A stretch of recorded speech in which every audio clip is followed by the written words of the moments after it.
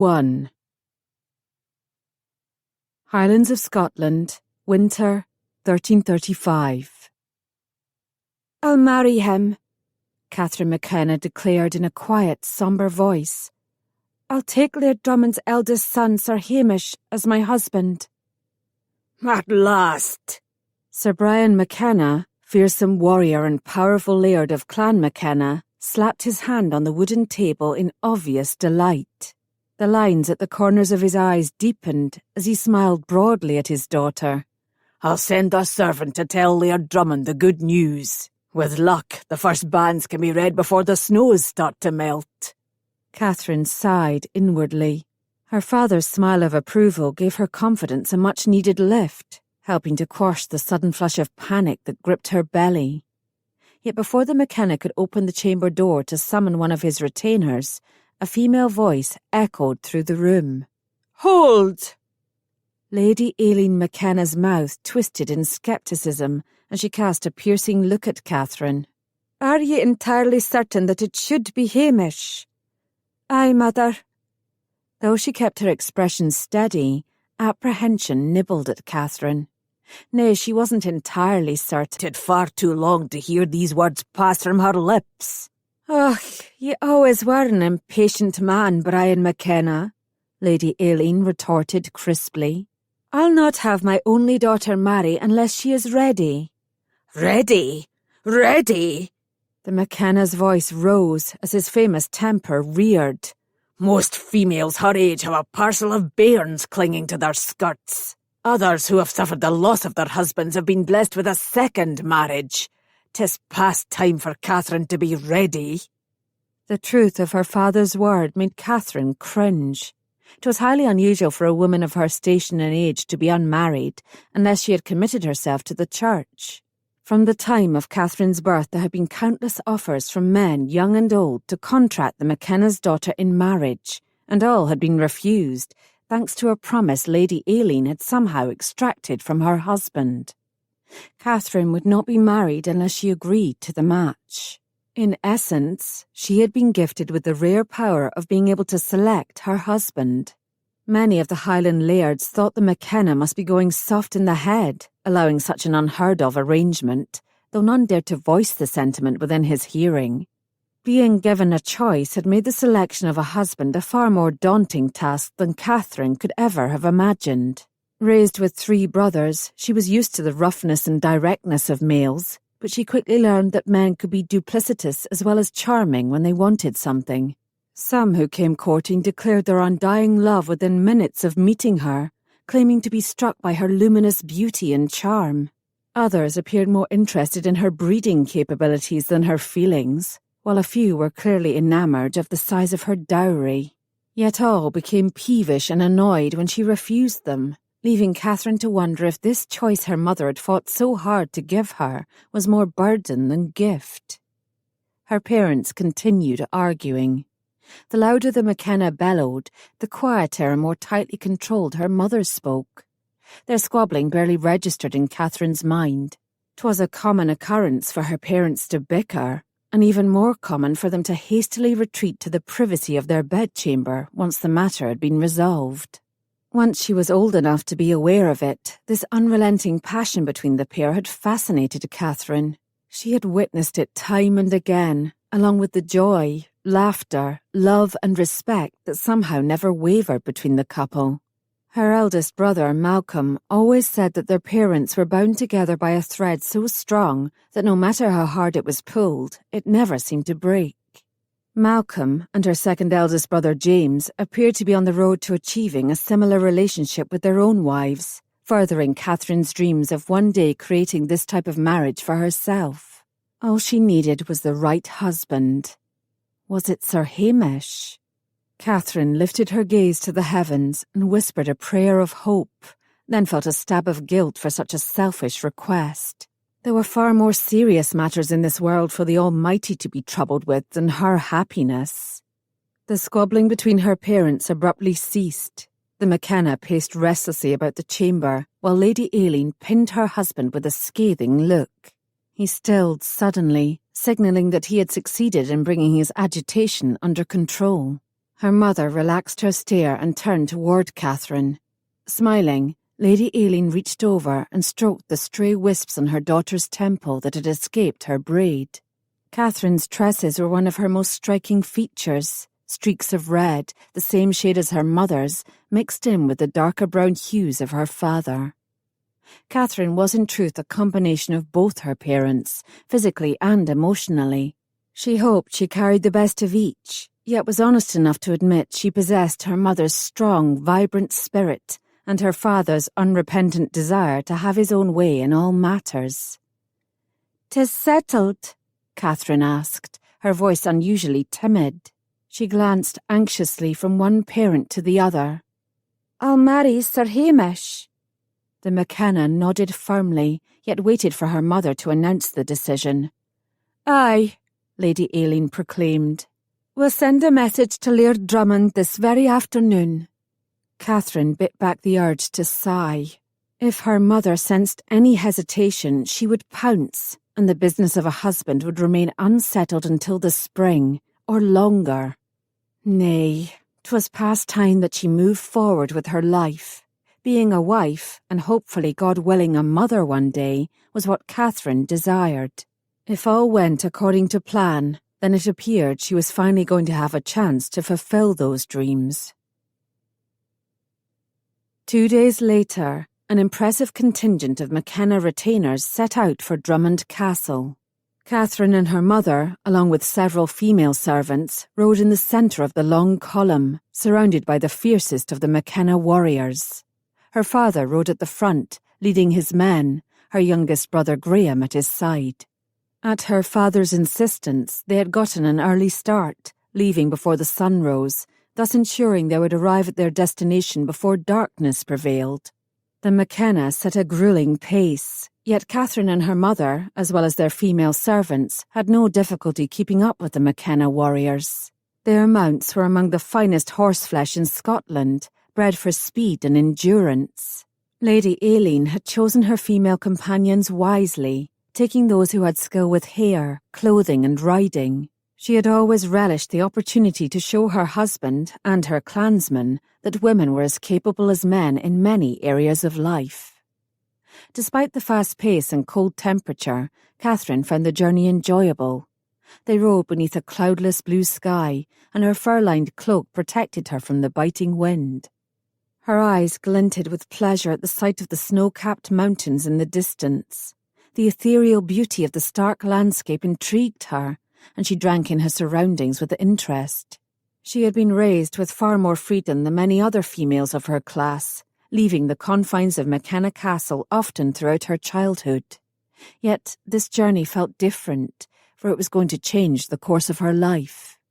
Once the marriage contracts were negotiated and signed, Catherine would return home to prepare for her wedding. Her mother had hoped to wait until the spring, but her father had already declared that the best way to break the confines and boredom of winter was to have a celebration. While hardly the ideal season to host a large feast, Lady Aileen had concurred that the fall harvest had been bountiful, and there was enough food and drink in the storerooms to provide a proper meal for their guests. Catherine knew that meant in all likelihood she would be married by the end of the month. They stopped only twice during the journey, to water the horses, hastily eat some brown bread, oatcakes, cheese and dried fruit, drink some ale, and attend to personal needs. Just as the sun began its descent, Drummond Castle came into view. Catherine's heart skipped as she gazed ahead. My future home. Strategically set on the edge of a bluff, the 4-story stone fortress blocked the view of anything beyond it. Though not as large as McKenna Castle, 'twas an impressive structure, boasting a tall, square watchtower surrounded by a thick curtain wall. Even from a distance, Catherine could clearly see both soldiers and archers atop the parapets, pacing to and fro, alert to any potential threats. The drawbridge was open, yet well guarded, with several heavily armed men positioned around it. As they descended into the valley, the clang of a warning bell rang throughout the land. "Raise our clan banner higher," the McKenna shouted. "I want to make certain these archers know who we are, or else we'll be starting a feud instead of negotiating a marriage contract." The circle of warriors around Catherine and her mother closed ranks. They rode for a few tense moments until they received several friendly waves from the guards on the wall. Catherine felt the stiffness in the men surrounding her ease. She smiled in relief, took a deep breath, and settled back in her saddle. Word of their arrival spread quickly through the village that was nestled at the base of the castle. Men, women, and children stood in the lane and peered at her with open curiosity. Catherine could feel even more sets of eyes fastening upon her as they crossed the drawbridge and entered the bailey. She offered a gracious smile to a gathering of women, a small wave to 2 children. They returned the gestures eagerly, and Catherine's nerves began to calm. Still, she felt a surprising jab of uncertainty when she spied Laird Drummond standing at the end of the bailey, surrounded by a gaggle of clansmen. There would be no turning back now. The Laird's eager smile made it clear he was very pleased to see them, and no doubt anxious to negotiate the terms of her marriage contract. Once signed, her fate would be sealed. Catherine's eyes searched the men who stood beside their Laird, looking for Sir Hamish. She had only met him 3 times, spending no more than an hour in his company on each occasion. She had found him to be a pleasant companion, with a biting wit and a charming manner. At last she spotted him in the crowd. There were 4 other clansmen between him and Laird Drummond, and she wondered why he wasn't standing beside his father. The men around Sir Hamish were talking to him, but he didn't appear to be listening. Nay, he was gazing up at her with a thoughtful expression on his face. The deep blue cloak he wore reflected the blue of his eyes and highlighted the golden streaks in his hair. His features were plain, nondescript, but his smile had the ability to transform his face, giving it an almost handsome countenance. He smiled often, a trait that Catherine found most appealing. His jovial temperament was what had drawn her to him initially, had given her cause to seriously consider his suit. Disappointingly, he was not smiling now. The McKenna party came to a halt and dismounted a few feet from the entrance to the great hall. Her parents greeted the widowed Laird Drummond, speaking for a few moments in quiet tones, their words undistinguishable. Catherine curtsied when Laird Drummond raised his head and glanced at her, his eyes bright with interest. "Welcome, welcome," Laird Drummond said with a beaming smile. "We thank you for your gracious invitation," Lady Aileen replied. "'Tis an honour. We are pleased to have you here to discuss such an important matter," Laird Drummond declared, rubbing his hands together vigorously. "Hamish, after you've greeted our guests, you must show Lady Catherine your mother's private garden." Sir Hamish weaved his way through the crowd. Frowning, he looked at his father. "There's naught to see. The plants and bushes are bare, and there's 3 inches of snow covering everything." Laird Drummond narrowed his brow in annoyance, glaring pointedly at his eldest son. "Lady Catherine has been in the saddle for hours. A walk in the garden will be a welcome relief to her cramped limbs." Catherine cleared her throat. Her limbs were not at all cramped. Truthfully, she could ride for several more hours.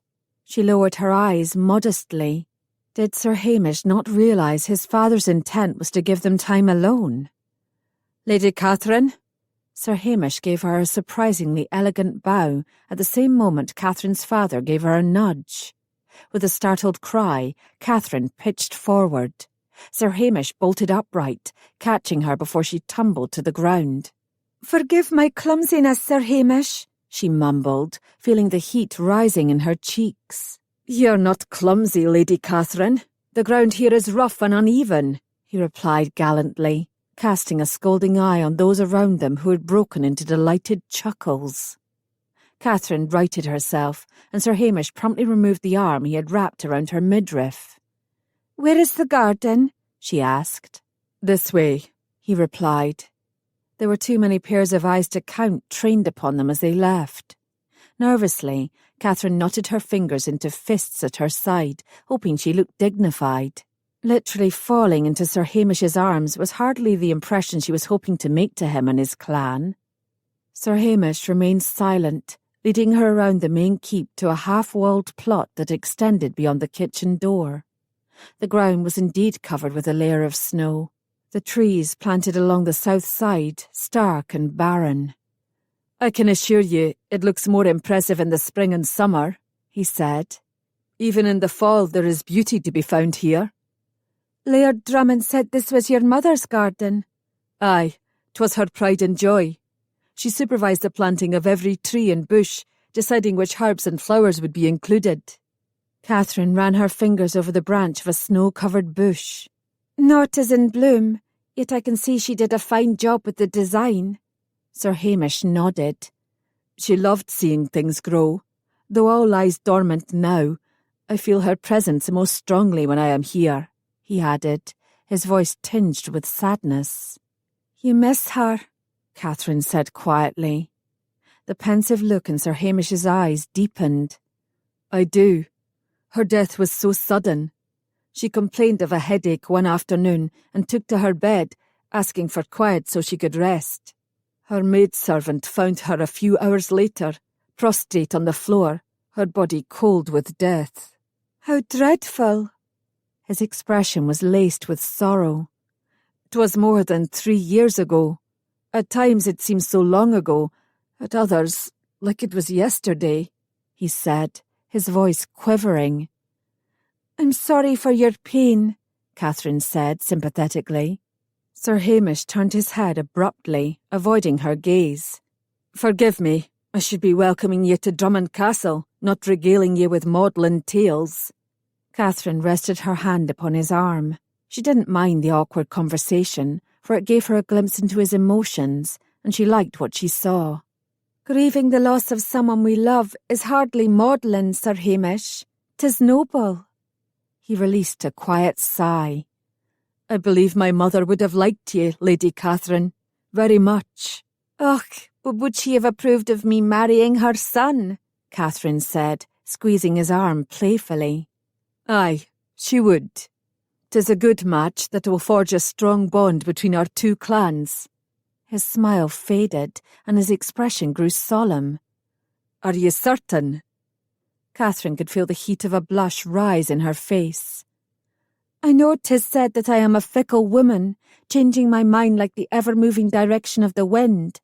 But once decided, I stand firm. And I have decided."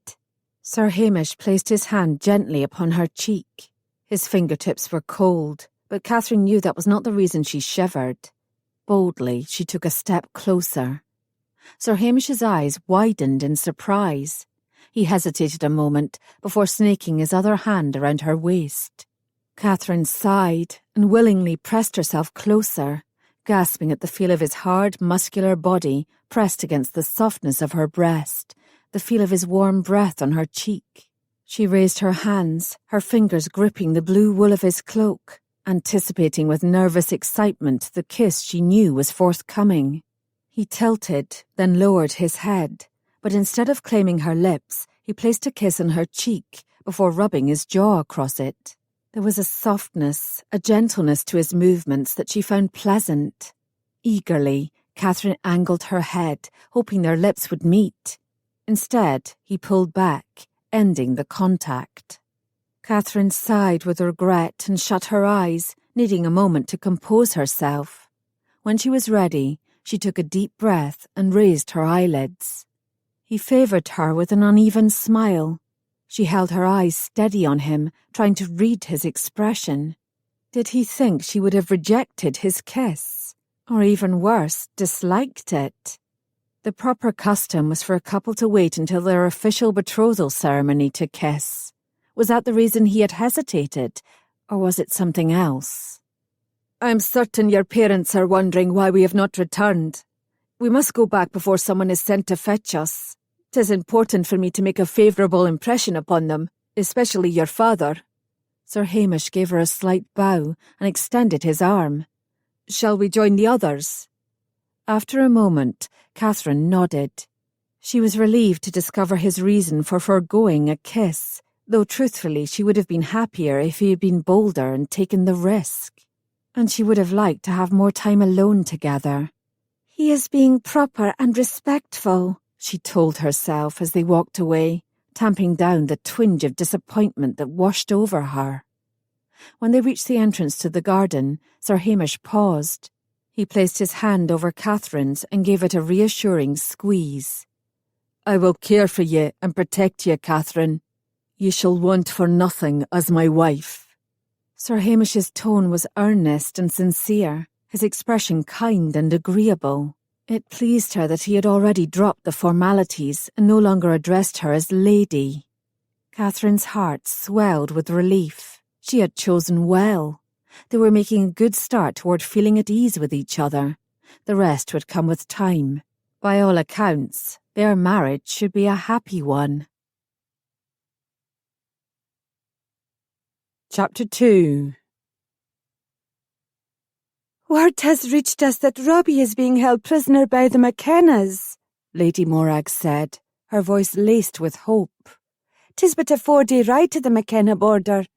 If you negotiate a ransom, he could be returned to us in a week's time." Laird Lachlan MacTavish straightened in his chair, glancing over at his stepmother. Lady Morag was an attractive woman, yet she appeared much older than her 42 years. Her dark hair was streaked with swaths of grey, her shoulders slightly stooped by weariness, her figure far too thin and fragile. She had worked tirelessly to aid Lachlan when he became Laird of the MacTavish clan at the death of her husband, Lachlan's father, a little more than a year ago. He was grateful for her support and well aware of all that he owed her. Last spring, Lachlan's half-brother Robbie had been lured south by the glittering prize money offered at the tournaments in the Lowlands. He was expected to return in a month, 2 at most. 'Twas now 9 months later, and each day Lady Morag's pain over the mysterious absence of her youngest son visibly grew. It brought Lachlan no small measure of grief to witness her decline, and tore at his heart to see her suffering. It further needled his pride, knowing he couldn't answer the wide, hopeful expression that now glowed in her eyes. How he wished there was something he could do to bring her the relief she so richly deserved. "Every few weeks there is another rumour about Robbie," Lachlan said gently. "Last month we heard that he had been taken by the English, and the month before that he was off to sea." "This time 'tis different," Lady Morag insisted. Hope dampened her eyes, and she grasped his arm tightly. "Old Angus heard it from his grandson's wife. She was an Armstrong before she got married and came here. She went to visit her kin and heard that our Robbie was a prisoner, sentenced to hard labour working in the McKenna quarry. Angus shared the information with me the moment he discovered it." Lachlan scrubbed his hand across his chin. "The Armstrongs and the McKennas do share blood ties," he conceded. "There's a possibility that this information could have merit."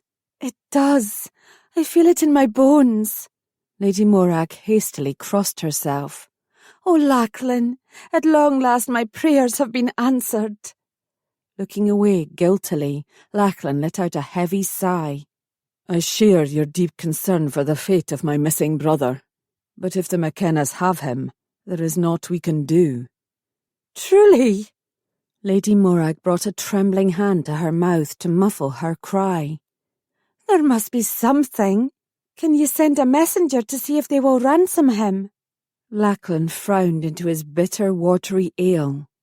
"We have nothing to offer in exchange. No coin or plate, no grain, no livestock, no fine goods." The words were a sour reminder of how far the MacTavish clan had fallen, how his father's efforts, and now Lachlan's, had failed to significantly improve their lives. Once a wealthy and powerful clan, generations ago they had chosen the wrong side in the Scottish War for independence, a conflict that had thrown the country into turmoil, breaking long-held alliances and dividing loyalties among the fierce Highland clans.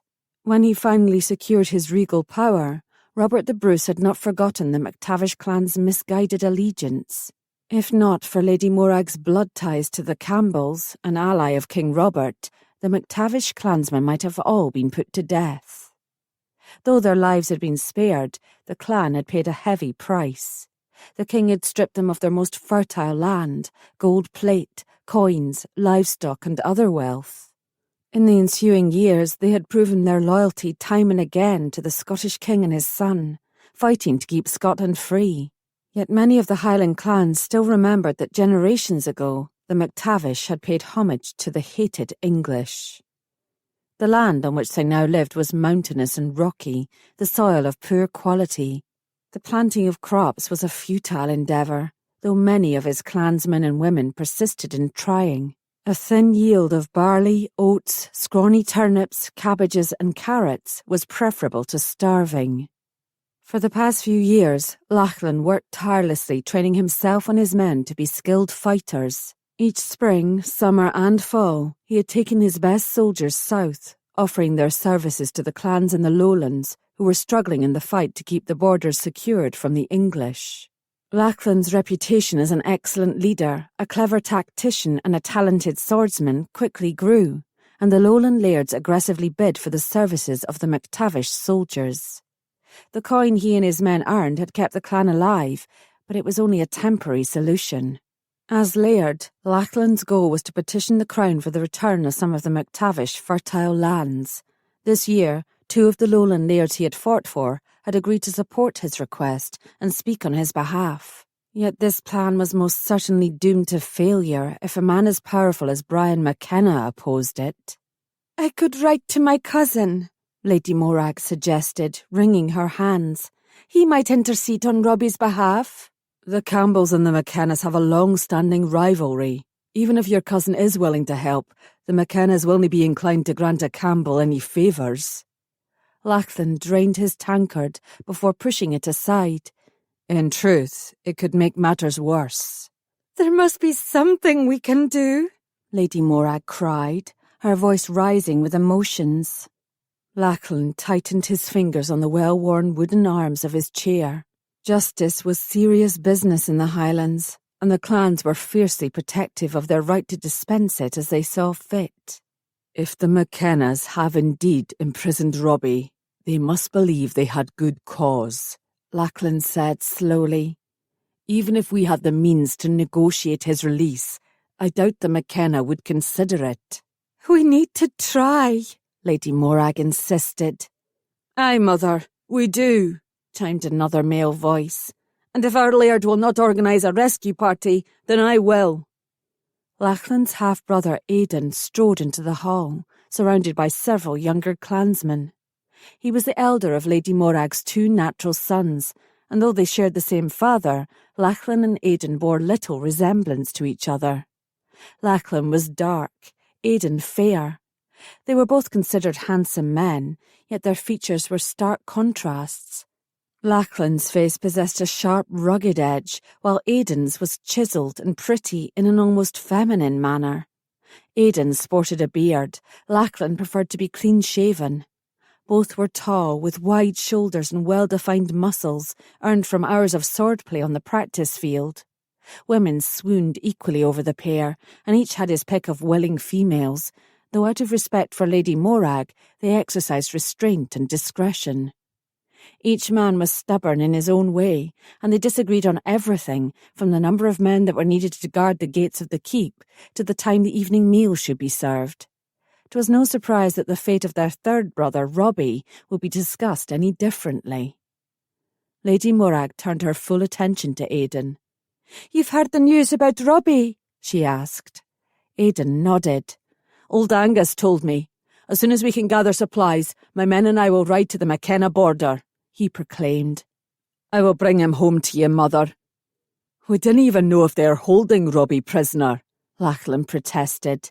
"I intend to find out." "Then what?" "I shall free my brother." Lachlan frowned in exasperation. "How? We've nothing of value to offer in exchange for his freedom." Aidan moved his hand to the hilt of his sword. "If necessary, we'll take him by force." Lachlan took hold of his brother's arm, forcing Aidan to face him. "I forbid it." A glint of anger invaded Aidan's eyes. "You've no right to give me such an order. I am your laird." Lachlan stood, tension knotting his limbs. Frustration coursed through his veins, but he tamped down his emotions. Getting angry would change nothing, though he suspected his stepmother would appreciate a show of outrage and indignation from him. "The McKennas are not known for their mercy," Lachlan continued. "If we dare to interfere in their clan business, none of us would walk away." "'Tis exactly why we must save Robbie," Aidan insisted, gritting his teeth. Lachlan slowly shook his head. If the information old Angus received is true, then the McKennas have spared Robbie's life. He will return to us once he has paid his debt to them for whatever crime he committed. Crime? Robbie is not a criminal, Lady Morag protested. The McKennas are not so heartless as to hold a man for no reason, Lachlan said, hoping a gentle tone would soften the blow. We must believe they have just cause. Truth be told, hearing of this circumstance was not a complete surprise. Robbie had a wild, impulsive streak that reminded Lachlan too much of the undisciplined, reckless Englishman he sometimes faced in combat. And what if Robbie does not survive his imprisonment, Lachlan? Aidan asked. Will you sleep well at night knowing you could have saved your brother, yet you chose the easier path?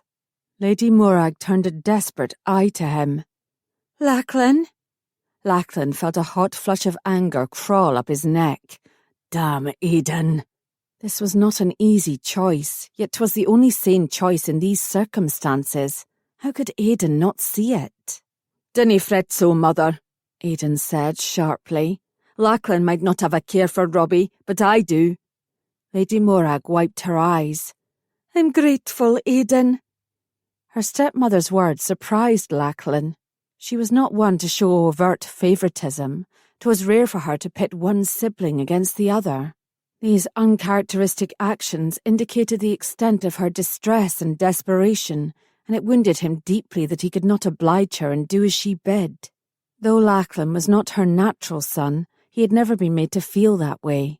His own mother had died in childbirth, and his father had married Lady Morag the following year, when times were still good, and the new Scottish king had not yet exacted his revenge on the clan. Lady Morag had lovingly cared for Lachlan, and that devotion never waned, even when she had given birth to 2 sons of her own. The heated discussion between Lachlan and Aidan had attracted an audience. Many eyes in the great hall were upon him. Lachlan knew he needed to tread carefully. Only his fighting soldiers knew him well. The rest of the clan were curious and cautious around him, uncertain of his mood, temperament, and motives. Lachlan knew the importance of being a respected, strong leader. This situation was a prime test of his will to put the needs of the clan above his personal desires, and he was determined not to waver in his decision or attitude. 'Twas the only path he deemed honourable to win the support he needed from his clansmen. He looked meaningfully at his brother. My order stands. A glint of defiance clouded Aidan's eyes. I will not let my brother suffer and die at the hands of the McKennas. Lachlan's stony expression yielded. Our best swordsmen are no match for the might and strength of the McKennas. You will quickly fall prey to slaughter. The MacTavish are Highlanders. We fight with skill and honour, Aidan declared proudly. You'll die with it too. Sighing, Lachlan rubbed his hand over his face. He understood Aidan's passion, hell, he shared it. But he had to be practical and act on what was best for the safety of the entire clan. As Laird, he didn't have the luxury of pursuing a personal vendetta, especially now. He had not told anyone of his plans to regain some of their property, fearing to raise hopes that could be dashed. And he dare not breathe a word of it to Aidan, for if it failed it would be held as a mark against Lachlan's leadership. Your wild talk is upsetting our Lady Mother. Lachlan placed his arm around Aidan's shoulders, bent his head, and whispered in his ear. We didn't even know if this information about Robbie is true. Aidan's mouth turned down in a mulish frown as he batted Lachlan's arm away. 'Tis the first solid lead we've had about Robbie's whereabouts for months. We owe it to him to bring him home. Lachlan held up his hand. Dinna be a fool. If it is true, then there is a chance that Robbie will be released once he has settled his debt with the McKennas. But if you persist in this madness, our mother will most assuredly be burying 2 sons. Aidan whirled and slammed his fist against the table. Aye, I'm a fool, he said bitterly. A fool to think ye would act with courage. Lachlan clamped his teeth together so hard his jaw began to ache. You go too far, Aidan. Do I? Aidan ran his gaze scornfully over his brother. Lachlan shifted on his feet, feeling the tension of his brother's bitterness. He was not surprised by Aidan's arrogance, but he was annoyed by it. Dissension in the clan was dangerous, and arguing would accomplish little except further upsetting his stepmother. He summoned control, revealing no expression. "We are all concerned about Robbie, but I can't afford to let my emotions rule my head," Lachlan said. "What happens if the McKennas decide to retaliate? What of our women and bairns? Who will protect them when the full wrath of the vengeful McKennas rains down upon us?" "That will nae happen," Aidan declared, though his voice had lost some of its conviction. "Lachlan is right." Lady Morag's shoulders sagged. "You cannae place Robbie's life above others." While Lachlan appreciated his stepmother's support and understanding, the victory felt hollow. The sadness in her eyes haunted him and prompted him to take some action. "To be fair, we should discover if this information about Robbie's whereabouts is indeed true. It will set our minds at ease," Lachlan decided. "Aidan, I give you leave to travel south and seek the truth, but you must not approach the McKenna nor any of his sons. Be stealthy and discreet and return quickly." His brother's nostrils flared. He hesitated, then bowed his head in what appeared to be reluctant acceptance, but his hands were clenched into tight fists. 3 of Aidan's loyal men stood in fierce resolve at his side. At Aidan's tense nod, they too bowed their heads respectfully before storming out of the great hall. Lady Morag broke into noisy sobs. Lachlan folded her into his arms, feeling helpless. The solace he offered her today was fleeting. No matter what Aidan discovered, he feared his stepmother was destined to shed many more tears. Chapter 3. Laughter rang out at the feast in the Drummond Great Hall, celebrating the upcoming nuptials of Katherine and Hamish. The newly betrothed couple sat side by side on the dais, smiling and graciously accepting the good wishes and bawdy comments of the crowd. Katherine was pleased that her father and Laird Drummond were also in good spirits, for they had each looked a tad sour earlier when the marriage contracts had been signed. Their attitudes had worried Katherine, but her mother assured her that a show of temperament was the result of a good negotiation. Each had gotten some of what he had wanted, while relinquishing something he would have preferred to hold. Katherine had made the most of her time while waiting for the settlement to be reached.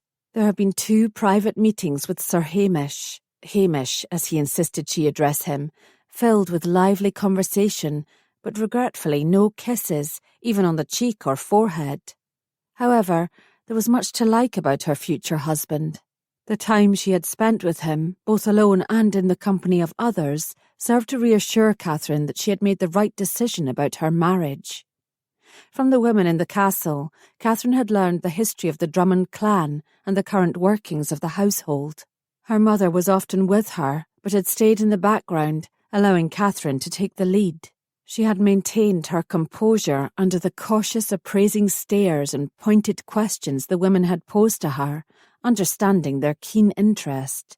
When she married Hamish, Katherine would become chatelaine of the castle and the highest-ranking woman in the clan. 'Twas natural that these women wished to learn more about her. "More venison stew, Katherine." Turning at the sound of the familiar voice, Katherine abandoned her thoughts and smiled at her betrothed. She was feeling more at ease with him each day. Hamish had been considerate, but not overbearing during the meal, ensuring the choicest bits of meat were on her side of the trencher they shared. He had introduced her to more clan members than she could name, and told her amusing stories about many of them. "Thank ye, Hamish, but I cannae swallow another morsel." He refilled her wine goblet, then stood. "Excuse me, I must, that is, I need to, Having seen how much ale Hamish consumed with the meal, Katherine knew exactly what he needed. Saving him further embarrassment, she nodded, and he gratefully departed. Sipping from her wine goblet, Katherine admired her surroundings. The great hall was smaller than the one at McKenna Castle, but was well appointed and comfortable. 2 large fireplaces gave off enough heat to warm the chamber, and the tapestries depicting the history of the clan that hung on the stone walls added colour and warmth. The rushes were fresh, the dried herbs scattered among them gave off a pleasant scent. The ale and wine served were of good quality, and so was the whisky, judging by how many times her father had refilled his goblet. Of course, there were improvements to be made. Catherine noted that many of the servants' garments were mended in places, and the food, though plentiful, lacked the proper seasoning. She had already decided that these would be among the first changes she would undertake when she became mistress. No doubt others would soon follow. The remains of the meal were cleared, and the tables pushed back to allow for entertainment and dancing. In the midst of the chaos and laughter, Catherine seized the moment to venture from the great hall. A few minutes' respite from the noise and intensity of the celebration would be welcome, as she was unused to being the centre of attention for such a long period of time. Hamish had not yet returned, making it easier for her to slip away unnoticed. Embroiled in the excitement of the feast, the energetic pages and giggling maidservants paid her no heed when she passed them. Catherine stood for a few minutes beneath an arrow-slit window, breathing in the fresh, crisp air, realising for the first time how stuffy it had become in the great hall, which had been nearly filled to the rafters with clanspeople. Intent on extending her solitude, Catherine started following one of the passages. Spirits high, she allowed her mind to wander as she made her way through a maze of winding corridors, eventually finding herself in a deserted hallway deep inside the castle. It was dark, with only a few lit torches fastened to the walls. They cast eerie shadows in front of her, giving off a sinister glow. Shaking off the sudden chill that ran down her spine, Catherine turned, intending to retrace her steps. But the corridors all looked the same, and she soon found herself back where she started. A sudden noise made her jump. Startled, she turned, but saw only dancing shadows in the distance. Heart thumping in an erratic rhythm, she waited, nearly crying out when she heard it a second time. Animal sounds, or human? 'Twas impossible to tell.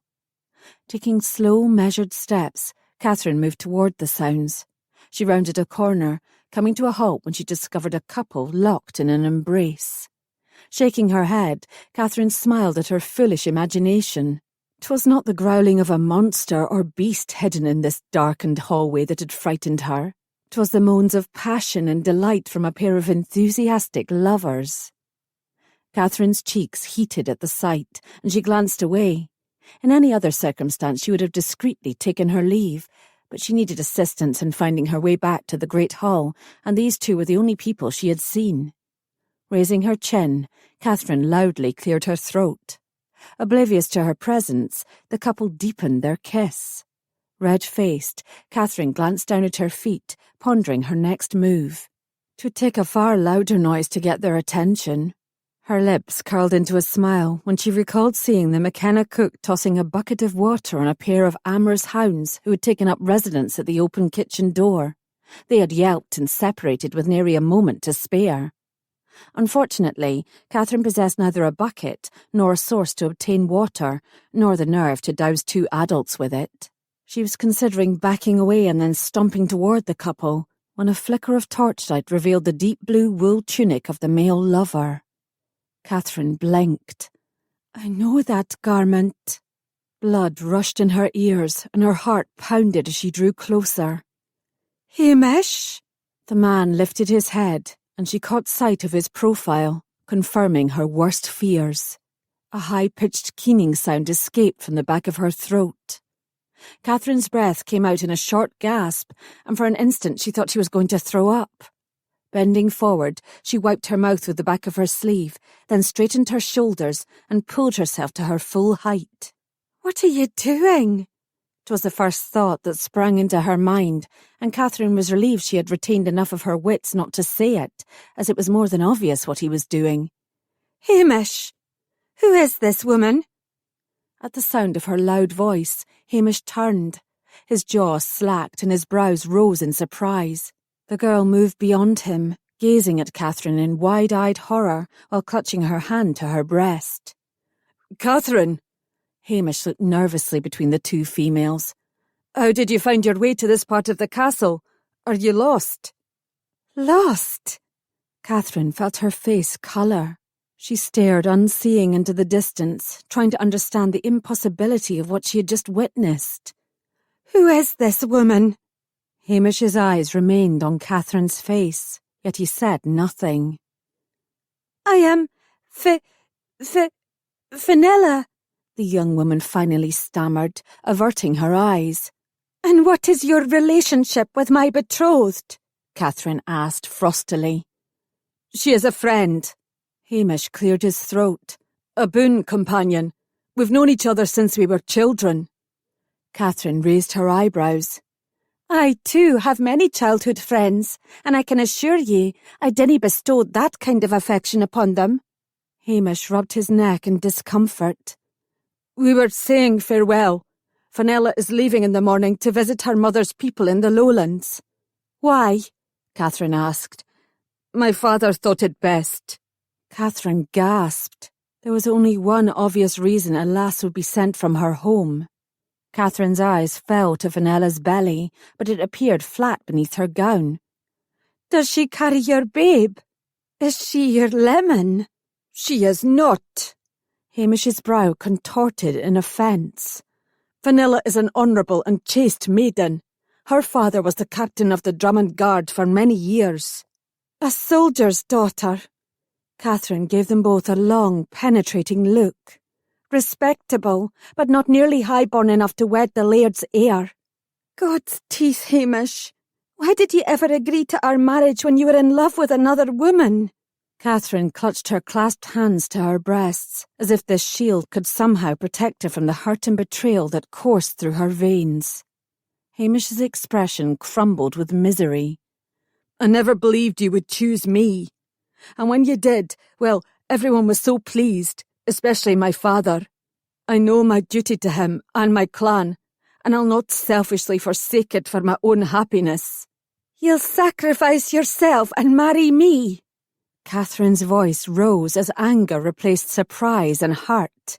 Aye, you are truly a noble Highlander. I deserve your contempt, and more. I've made a great mess of it all, Catherine. Forgive me. Hamish bowed his head, looking so guilty and remorseful, Catherine's anger began to ease. She had long been told that love was an unpredictable and uncontrollable feeling. 'Twas not entirely Hamish's fault that he felt such a strong emotion for Fenella, though Catherine could, and did, blame him for being deceitful about it. She rubbed her hand vigorously across her eyes, then took several deep breaths to compose herself.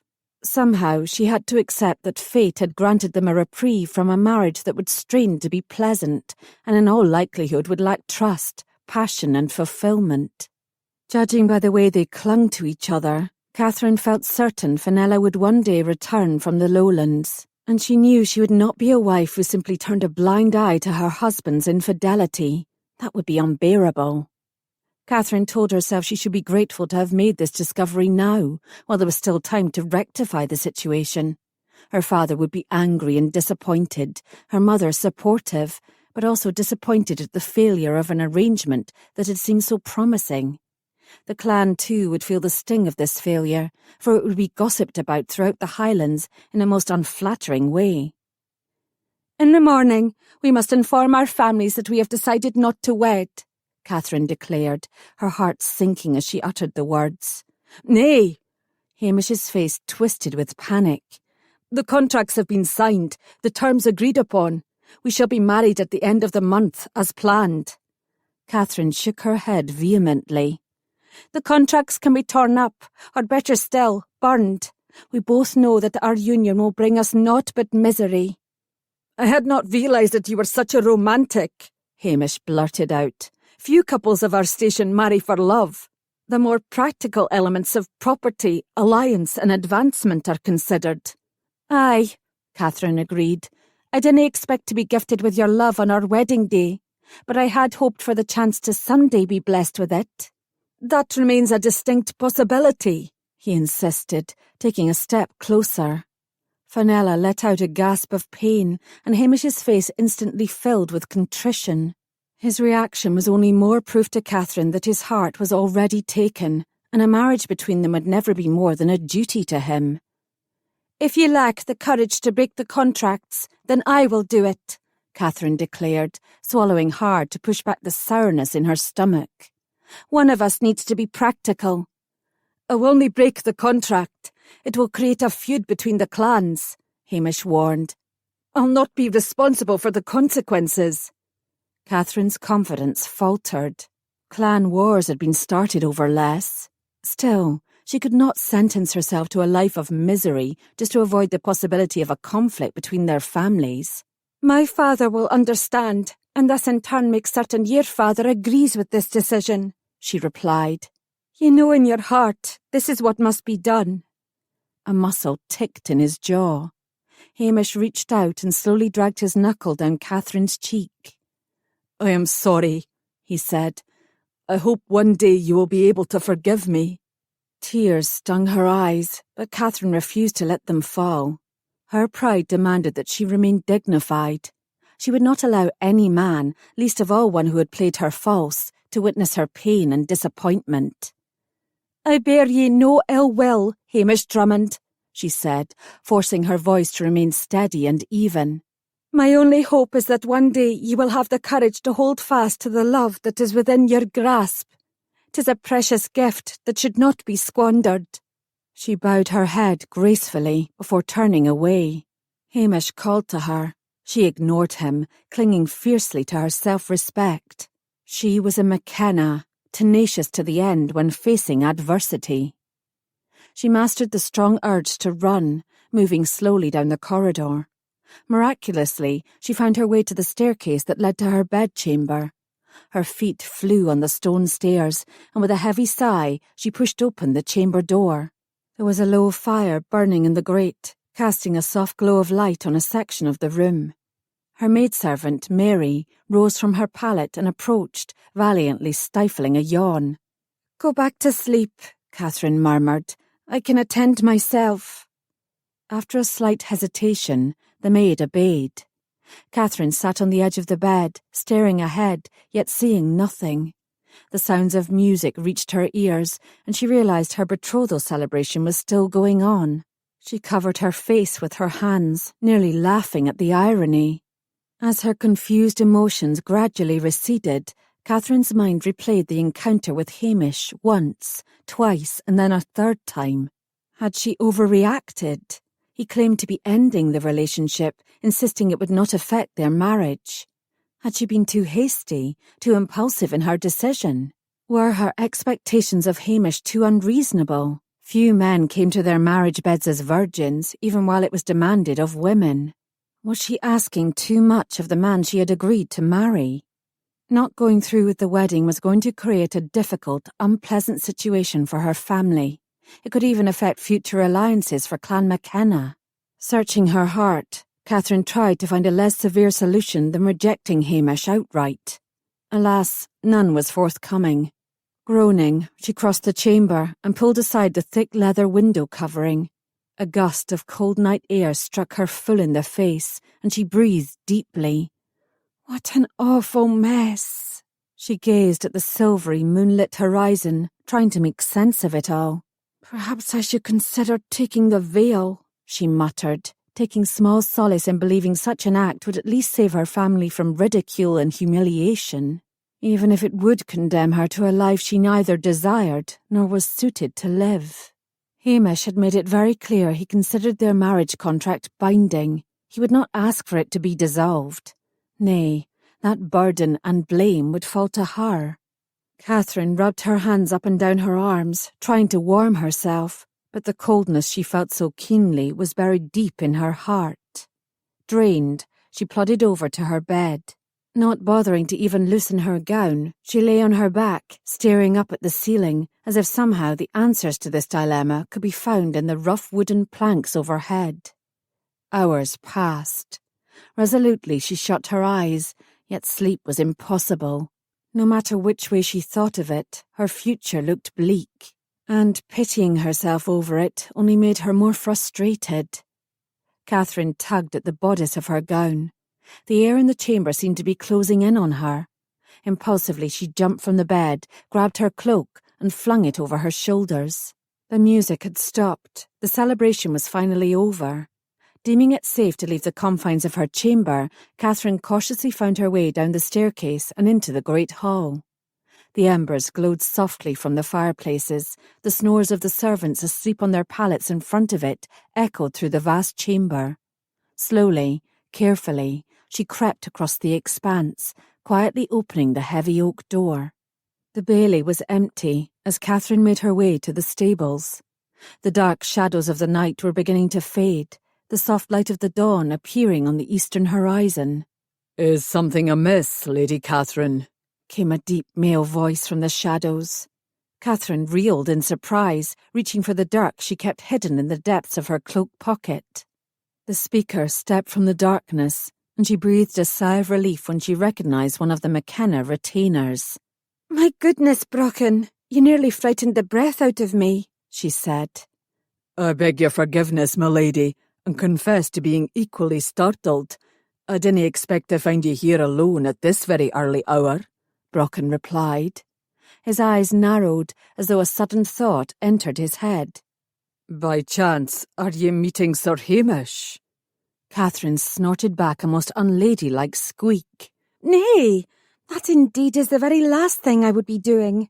I need some place to think and be alone." "There's a fine chapel on the other side of the bailey. I'd be honoured to escort you there if you wish." Catherine shook her head. "My mood and temper are not fit company for such a holy place."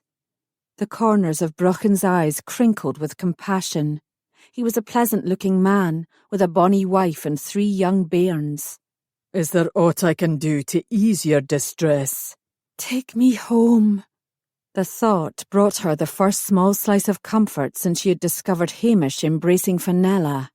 If she left now, right now, she could avoid facing the entire Drummond clan, avoid the scene she was convinced Hamish would enact when she insisted their marriage contract be broken.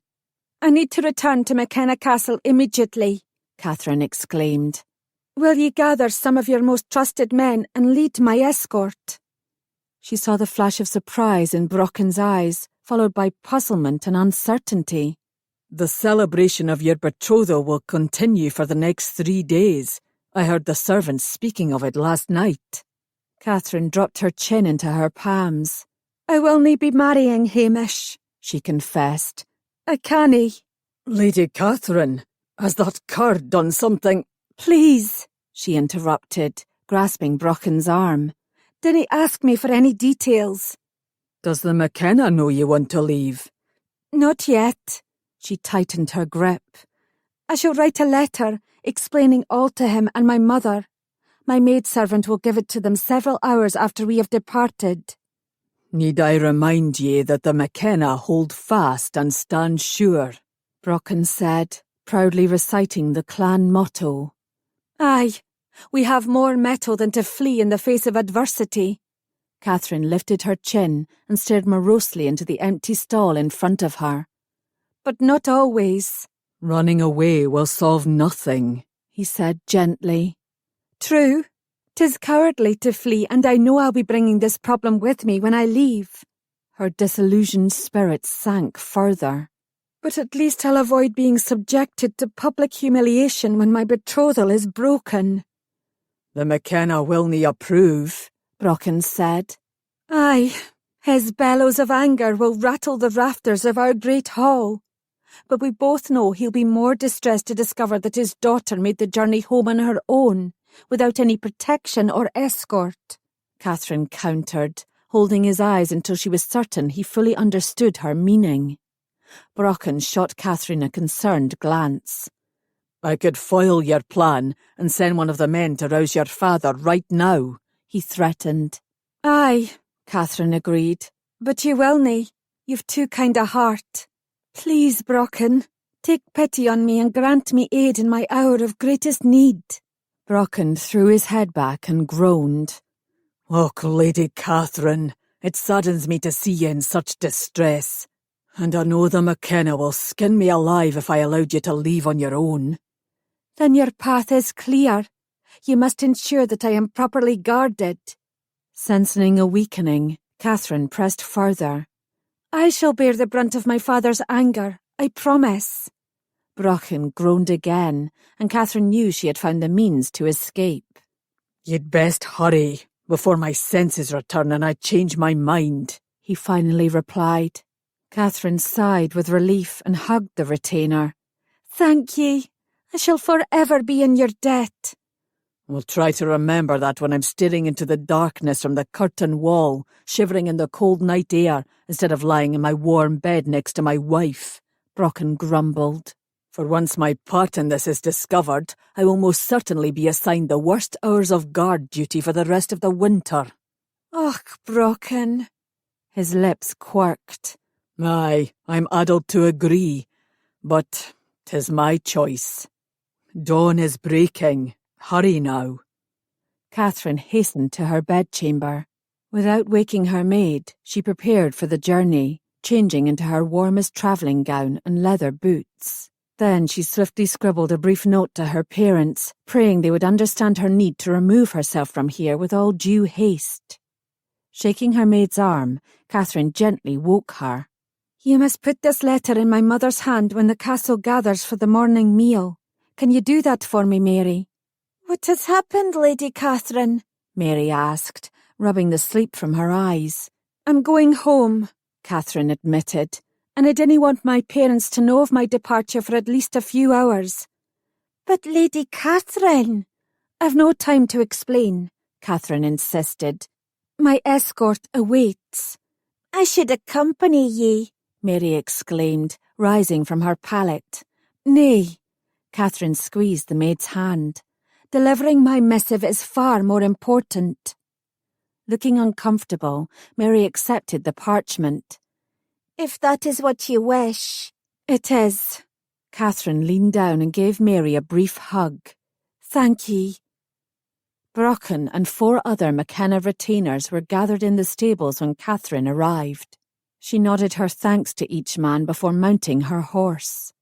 The Drummond soldiers milling around the bailey gave them only a cursory glance as they approached the front gate. "Open the portcullis for the McKenna guard," Brocken commanded.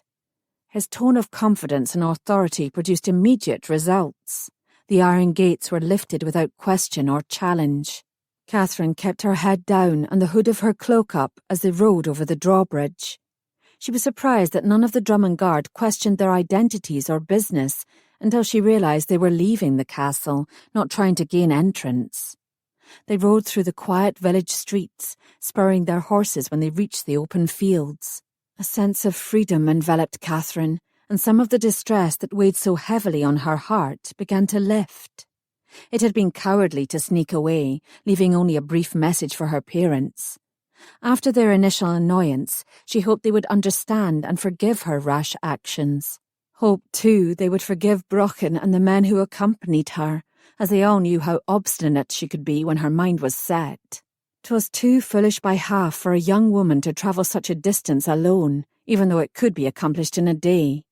Catherine was relieved she did not have to test her courage and undertake the journey on her own. She glanced at the men of her escort, grateful for their help. They were far younger than most of her father's retainers, but fierce, honourable, and loyal to a fault. She felt a sharp pang of guilt. Her father would be angry with them when he learned the truth. Yet her need to remove herself from Hamish and his clan was too strong to do anything else. McKenna Castle would afford her the privacy she so desperately needed to decide on her future. She sincerely hoped that, in time, her parents would understand and forgive her rash actions. Only then would she be fully able to find the strength to forget and put this unhappy nightmare behind her. Chapter 4.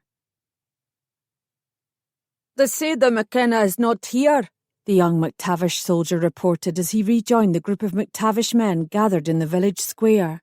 "And he will nae be returning for at least a week." Aidan let loose a string of curses. His horse pranced excitedly, and he had to pull hard on the reins to keep the animal from rearing. "What of his son, Malcolm?" Aidan asked. "Did you request an audience with him?" The soldier shook his head. "He's not there either, and they didn't tell me when he'll return." "Is there anyone in authority that I can speak with?" Aidan's voice was getting louder, but he couldn't control it. To have come this far to be denied was maddening. Nay, I asked 3 different men, and they each told me there's no one in the castle who is able to negotiate the release of any prisoners. Aidan's next string of curses was louder and more colourful than the first. This unexpected, unwanted news made him want to pound his fists in frustration. The rage pulsed through him, but when he noticed that his men were looking at him expectantly, he sought to control his temper. Both the Laird and his eldest son are away, one of the MacTavish men muttered. It could work to our advantage having such a plum property left unguarded. Aidan's arms swung wide and he cuffed the man on the head. Dinna be daft, Jamie. Look up at the ramparts and the curtain wall. There are nearly 60 men on patrol, and that's only those we can easily see. Jamie shot Aidan a resentful look as he rubbed his bruised scalp. I didn't mean the castle. I was speaking of the quarry where Robbie is being held. 'Tis equally well guarded, Aidan replied dryly. Rest assured, we will not be storming the quarry. Any attempt to free my brother would fail. The men's indistinguishable grumbling let Aidan know they were not in accord with his decision, but his opinion was not swayed. He had formulated a plan for his brother's release, a good plan, and he had no intention of deviating from it. If our business here is done, shall we start for home? One of the men asked, or wait until morning? Aidan gritted his teeth. He would brave the fiery pits of hell before returning to the MacTavish keep without Robbie. Nay, he had promised his mother, had an obligation to his imprisoned brother, and reasons of his own for sticking to this plan. Freeing his brother and pleasing his mother were only 2 of the benefits Aidan planned to achieve. The best reward of all would be the looks of awe and admiration on the faces of every clansman and woman when he entered the great hall with Robbie at his side. Their mother would weep tears of joy, and Lachlan, would be proved wrong. That alone made any risk Aidan took worth it. He would do whatever was needed to show everyone that he was the worthier brother, the man who should have been named Laird upon their father's death. Aidan was convinced that Lachlan had been chosen merely because he was the eldest son, a tradition that was not always upheld in the Highland clans. Younger sons had been named Laird ahead of their older siblings. 'Twas what Aidan had expected, since he was the better-known man among his people, and he'd been sorely disappointed when it did not come to pass. He was the one who had struggled and suffered alongside them, while Lachlan had spent the last few years in the Lowlands, a hired sword to any clan that could pay him and his men. True, the coin Lachlan and his men had earned had been used to keep the clan from starving during the long, bleak, cold winters. That, along with the legends of Lachlan's prowess as a fighter and unmatched skill with a sword, had influenced their clansmen enough to agree that Lachlan should be Laird. However, Aidan too was a fine swordsman, and he intended to use his talents to free Robbie and gain the position he had long coveted. The McKennas were a bloodthirsty lot. He fully expected when he issued his challenge to fight any McKenna warrior for Robbie's freedom, it would be accepted. "We are not leaving McKenna land until my brother rides at our side," Aidan announced, chafing at the delay in executing his plan. "If we're not to return home, what shall we do, Aidan?" Jamie asked. "We wait for the McKenna to return," Aidan replied, pushing his disappointment aside. "Here?" Jamie exclaimed, glancing around the square. "Nay," Aidan frowned.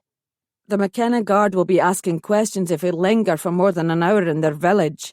We'll retreat into the woods and stay out of sight." Jamie squeezed the cloth pouch hanging from his saddle. "We didn't have enough food to last more than a day or 2. "Then we shall live off the land," Aidan proclaimed, swallowing the bitter taste in his mouth. "Or have you all gone soft on me?" Jamie scratched his head. "The McKennas will not like us hunting in their forest." "Aye, that's why we shall make certain we are not caught," Aidan replied with false cheer. "We'll retreat to the edges of their borders, where we are less likely to be found." Aidan waited while a few of his men grumbled amongst themselves, wondering if any would challenge his decision. He almost wished one of them would test his resolve, as the excuse to fight would alleviate some of his pent-up tension and anger. However, none were so rash. When they quieted, Aidan slowly turned his horse, and they obediently fell in line behind him. Catherine urged her mount forward as they galloped toward the McKenna-Drummond border. The air was dry and crisp with cold, the wind biting, the horses still fresh and primed for exercise. She wryly observed that when they rode this exact route a few days ago, she had thought the land rich with beauty and promise. Now, as she left, it seemed barren and stark, a reflection of her mood and future. Catherine drew in a breath and mentally shook herself. With considerable effort, she cleared her mind of the distressing events of last night, focusing instead on the safety and warmth awaiting her at McKenna Castle. She glanced over and found Brocken's gaze fixed upon her, his brow furrowed. "If we keep to this pace, we should arrive home well before darkness," he said. "I'll not slow us down," Catherine assured him. "I'm not questioning your horsemanship," he replied, "or your stamina. However, when nature calls—" Brocken's voice trailed off, revealing his discomfort. "I'll be sure to tell you when I need to take respite," Catherine answered, wondering if that was truly a blush she saw on his face or a result of the howling wind. Brocken was a good man, loyal, considerate and kind. The guilt Catherine harboured over the way she had all but blackmailed him into leading her escort rose to the surface. They both knew that no matter what she said to the McKenna to defend her actions, her father's anger would be fierce and spread among all those who aided her. It would not be easy to make amends to these gallant men who risked much for her, yet Catherine vowed that she would find a way. A distant rumbling drew her from her thoughts. Rain? Nay, the sky was cloudless and blue. Catherine turned to Brocken and immediately noticed his shoulders tensing as he stared intently at the horizon. Concerned, Catherine followed his gaze. The sight made the fine hairs on the back of her neck rise. Ahead were a dozen men on horseback, swords drawn, riding hard and fast, directly toward them. "How far are we from McKenna land?" Catherine asked. "Too far," Brocken muttered, "and much too far from the castle to cry out for help." "Should we take shelter in the forest?" she suggested. A taut line of worry settled between Brocken's brows. He shook his head. "They will be upon us before we reach the tree line. If we run, they can separate us. We've a better chance if we make a stand together, here in the open." Catherine's throat tightened. "Forgive me, Brocken," she whispered. "If I had not insisted on such a small escort, our chances would be much improved." "We are not defeated yet," Brocken replied heartily. "Stay close to your guard, my lady." Catherine nodded. The alarming sound of crashing hooves and panting beasts grew louder. The breaths of the charging men and their horses mingled together, creating a frosty, eerie mist surrounding them as they drew closer. "'Tis what it must look like in hell," she thought with a shudder, unable to tear her eyes away from the charging horde. "McKenna, to arms!" Brocken shouted. His deep roar vibrated through the air, followed closely by the ringing sound of steel being pulled from leather sheaths. The 5 men drew their swords and formed a tight circle around her. Catherine reached for the dirk she carried in her cloak. It looked puny and ineffective compared to the warriors' weapons, but it could inflict some damage to her enemies. Time seemed to hold still as they waited, and then suddenly the attack began. There was a brutal clash of swords as the two groups met. Outnumbered nearly 3-1, the McKenna warriors fought bravely, their brows thick with sweat, their breaths puffing clouds of steam into the cold air. Catherine saw 2 of the attackers fall from their horses, but the men soon rebounded, swords in hand. One of them reached for the bridle of her horse. She kicked at him, and he grabbed for her boot. Shrieking, Catherine pulled hard on her reins, jerking her horse away. Searching for a safe haven now that she was separated from her guard, she turned her mount toward the trees. She had gone but a few feet when thundering hooves behind her told Catherine that she was being chased.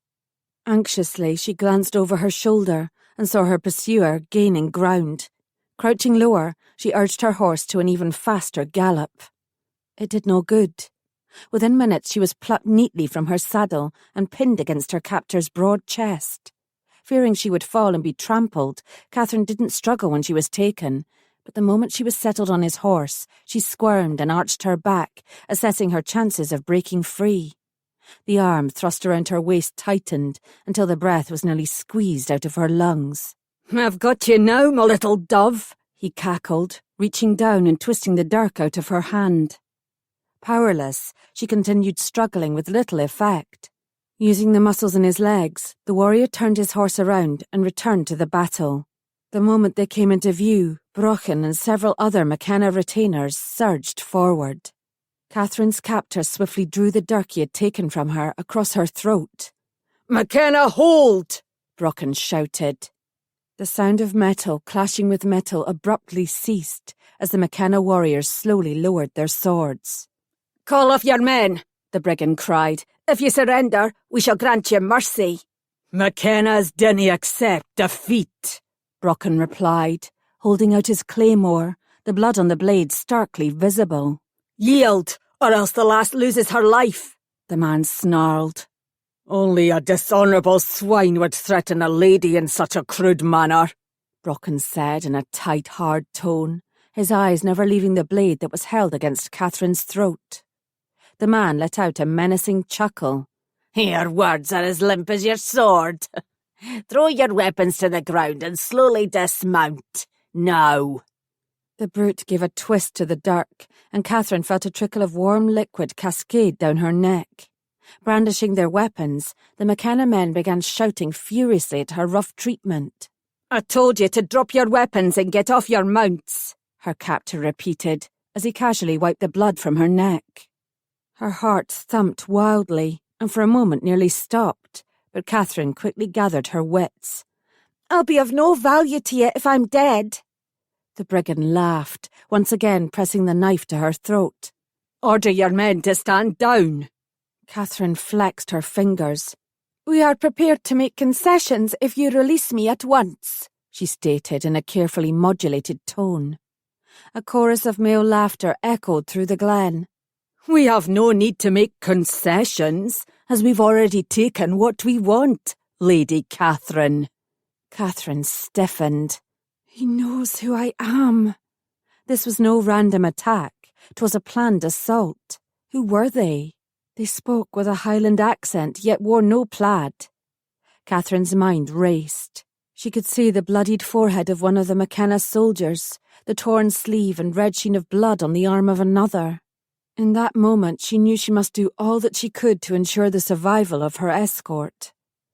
"You promised my men mercy," she said. "Will you keep your word?" "Aye, but the offer will nae stand forever." Catherine's eyes sought Brochen's, and the determination she saw in them gave her a jolt of angst. She had complete faith in the skill of her men, but they were outnumbered and at a distinct disadvantage. She looked at the brigands, noting the wild swirl of desperation in their eyes. These men would fight to the death if the McKennas did not yield. The result would be carnage on both sides, an unacceptable circumstance. Nay, 'twas obvious that she was the prize they wanted. Being taken by these men was a terrifying thought. Her stomach roiled at the vulnerability of her position as their hostage. Yet she would never forgive herself if any of her escort were maimed or killed, not when she had the chance to save them. "Who are ye?" she asked, trying to twist her body to an angle where she could see her captor. His arms tightened around her, preventing any movement. "I grow impatient, my lady," the brigand replied, ignoring her question. "'Tis best if you do as he asks, Brochen," Catherine finally said. "This brute may be lacking in honour and courtesy, but he appears intelligent enough to know that if I come to any harm, his days on this earth are numbered." Her captor chuckled. "Ye wound me, fair lady, with your low opinion of my character." "My father will do far more than wound you with words when he finds you," Catherine promised. She felt her captor stiffen, his fingers biting into her tender flesh like a hawk's talons. "Take their weapons and horses," he commanded. Biting back oaths, the McKenna retainers reluctantly surrendered their swords and dirks. After handing over his weapons, Brochen looked up at her captor. "You'll never be more sorry for anything you've ever done in your miserable life if you dare to mistreat her in any way." The brigand snorted. "Tell the McKenna I'll send word when I've decided exactly what I want for the return of his daughter." He turned his mount with a flourish and rode off. Catherine looked over her shoulder at the group of dejected McKenna men. and said a prayer for their safe deliverance, and her own. They rode for hours. Catherine's back was stiff and aching, for she refused to lean against the chest of her captor. Instead, she pulled herself forward, held her back straight, her shoulders high, her chin lifted. At one point, she thought they had crossed onto McKenna land, but there was little to distinguish one copse of trees from another. Though frightened, Catherine calmed herself, imagining her father reading the note she had left, bursting into a rage and storming after her. If that had occurred, he would soon discover the abandoned men of her escort, and once they were found, McKenna warriors would be combing the countryside, searching for her. It was only a matter of time until she was rescued.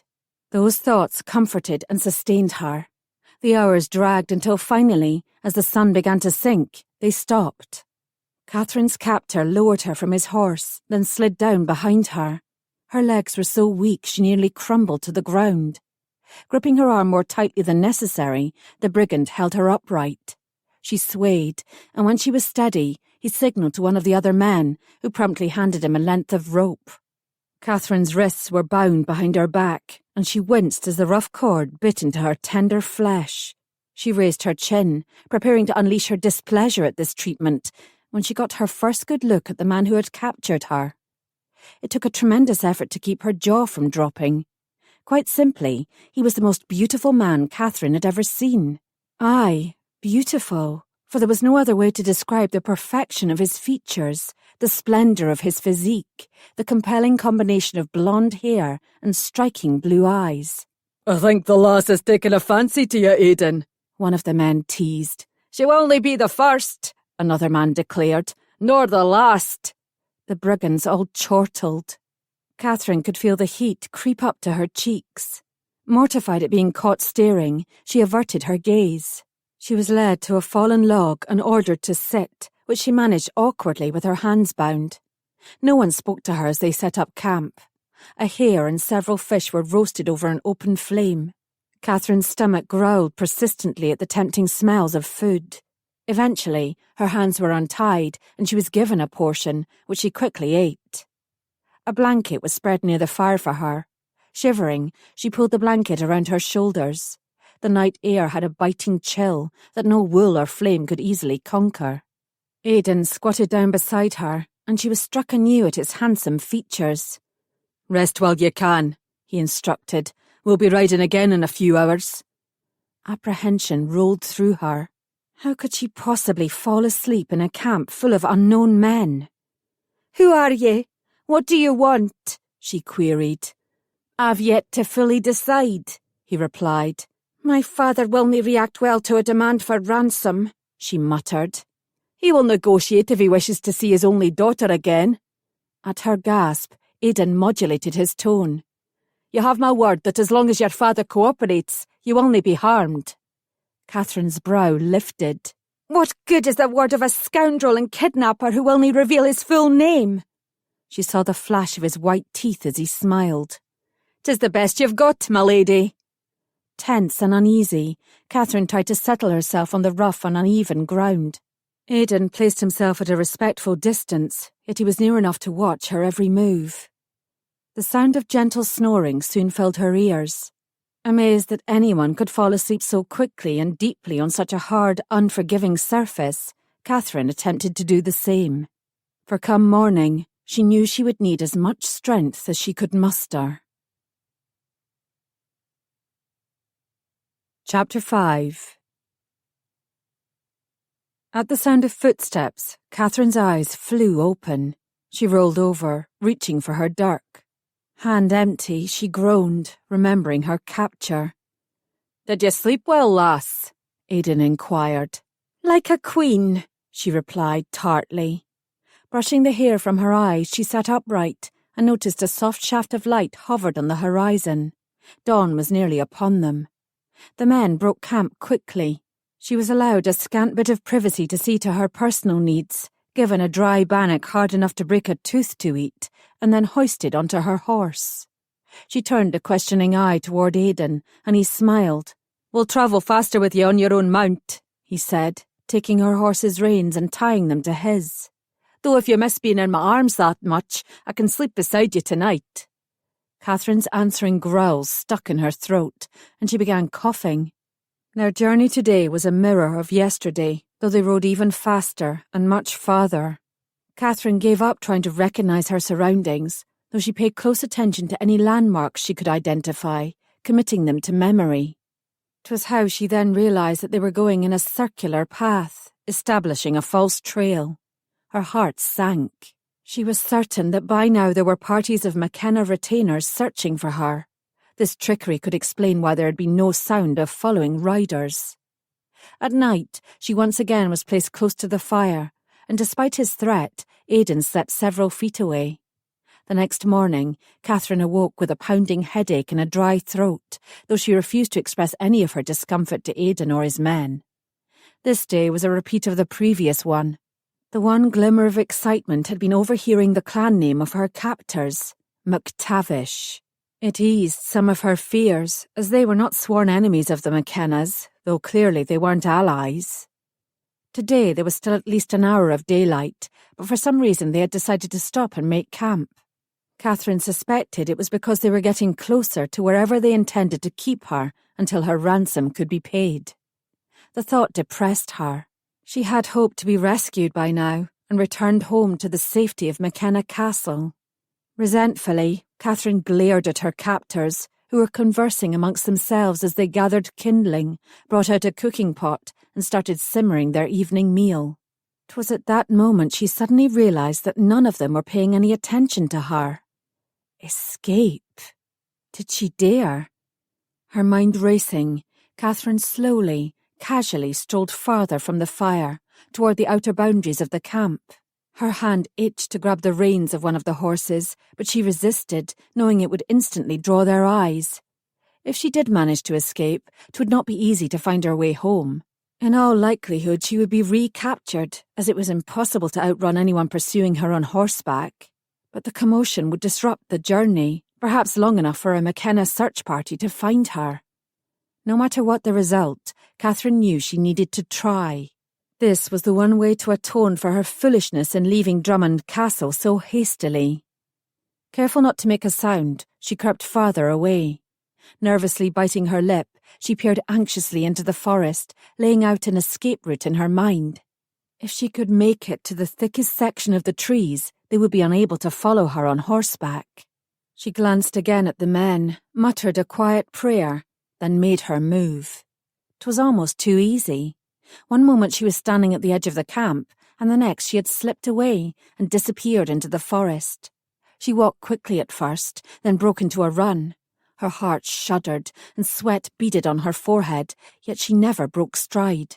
Faster and faster she ran, leaping over fallen branches, pushing her way beyond prickly brambles, moving into the thickest part of the forest. Her breath came in great panting gulps, her chest heaved from exhaustion, her heart felt near to bursting, yet she kept moving. Only one thought consumed her, drove her, pushed her: escape. This was her best chance, and Catherine intended to give it her full effort. Any second, she expected to hear shouts of alarm and the sound of pursuit. None came, but Catherine didn't slow her pace. Veering to the right, she tried to double back to the stream they had passed earlier in the day, since that was the direction she needed to travel. Suddenly, a deep male voice echoed through the trees. Catherine stopped dead in her tracks, for an instant ceasing to breathe. Had she imagined it? Nay, she heard it a second time, faint and distant. Knowing the third time would bring it closer, she lengthened her stride. Resolutely, Catherine wound her way deeper into the densest area of the forest. She could hear the heavy footsteps on the frozen ground behind her. Her heart sank, knowing that she couldn't outrun these men, but perhaps she could outwit them. Her eyes darted anxiously about her as she ran, searching for a place to hide, to conceal herself. She vaulted over a thick tree root, biting back a grunt of pain when the bottom of her boot scraped against the rough bark. Then, mercifully, she saw her best opportunity lay several yards to the left. Never breaking stride, Catherine changed direction, desperately heading toward possible salvation. Breathless, she squeezed herself under a fallen tree trunk. Lying on her back, she hastily pulled a pile of dead leaves to cover herself. Her nose twitched with the smell of damp earth and decaying vegetation as she burrowed farther into the soil. All went silent for a moment, and for an instant it felt like a strange, ethereal dream. Then suddenly, the sounds of gruff, guttural male voices drew nearer, and her chest tightened with fear. "Lady Katherine! Lady Katherine!" They shouted her name as they trumped through the forest, their lilting Highland accents a mockery to her ears. They called to her, promising no retribution if she surrendered, yet she dare not trust them. Panic and hysteria bubbled within her. The reality of her own vulnerability swept through her, and she began trembling. She had no weapon, no means to defend herself. If she were discovered... Catherine gave her head a shake, resolutely thrusting those thoughts aside, quelling her quivers of dread. The situation was dire. There was no need to allow her imagination to make it even worse. After what felt like an eternity, the voices faded, along with their footsteps. Catherine felt a surge of hope. Impatient to flee, she tamped down the urge, forcing herself to remain still. These men were clever and desperate. They could easily be lying in wait, hoping she would reveal herself. With Herculean effort, she stifled the cough that rose in her throat, her entire body shivering with the struggle. The tightness she had first felt when she had been captured had intensified each day. It was now raw and painful, but succumbing to the impulse would surely reveal her hiding place. Choking back the tickle, Catherine pressed her fist against her mouth, willing herself to remain quiet. Her head spun, and her body trembled, yet the small hope that she might escape enabled her to command her body to do her bidding. Minutes passed. Dare she move? Nay, she would wait longer, just to be certain they were gone. Her head began to ache, and she was thirsty, yet she remained in her hiding place. Her eyelids grew heavy, and she had difficulty keeping her eyes focused. She had barely slept since she had been taken. She was so tired. Rest. A short rest, and then I shall flee. If I am very lucky, I shall find someone to aid me. The promise of a handsome reward will make it easier. If not, I shall make my way on my own and seek sanctuary at the nearest nunnery. The Holy Sisters will send word to my family. Catherine had always been a woman of action, and having a plan drove away the darkness. The tension in her shoulders gradually eased, the tight bands of fear around her heart lessened, and her eyes closed. In moments, she was fast asleep. "What do you mean you lost her?" Lachlan said through gritted teeth. In the evening darkness of the MacTavish Great Hall, Aidan stood before his older brother, his cloak wet, his boots muddy, his face streaked with dirt. Aidan and his men had been gone from the keep for nearly a fortnight, giving Lachlan just cause for concern.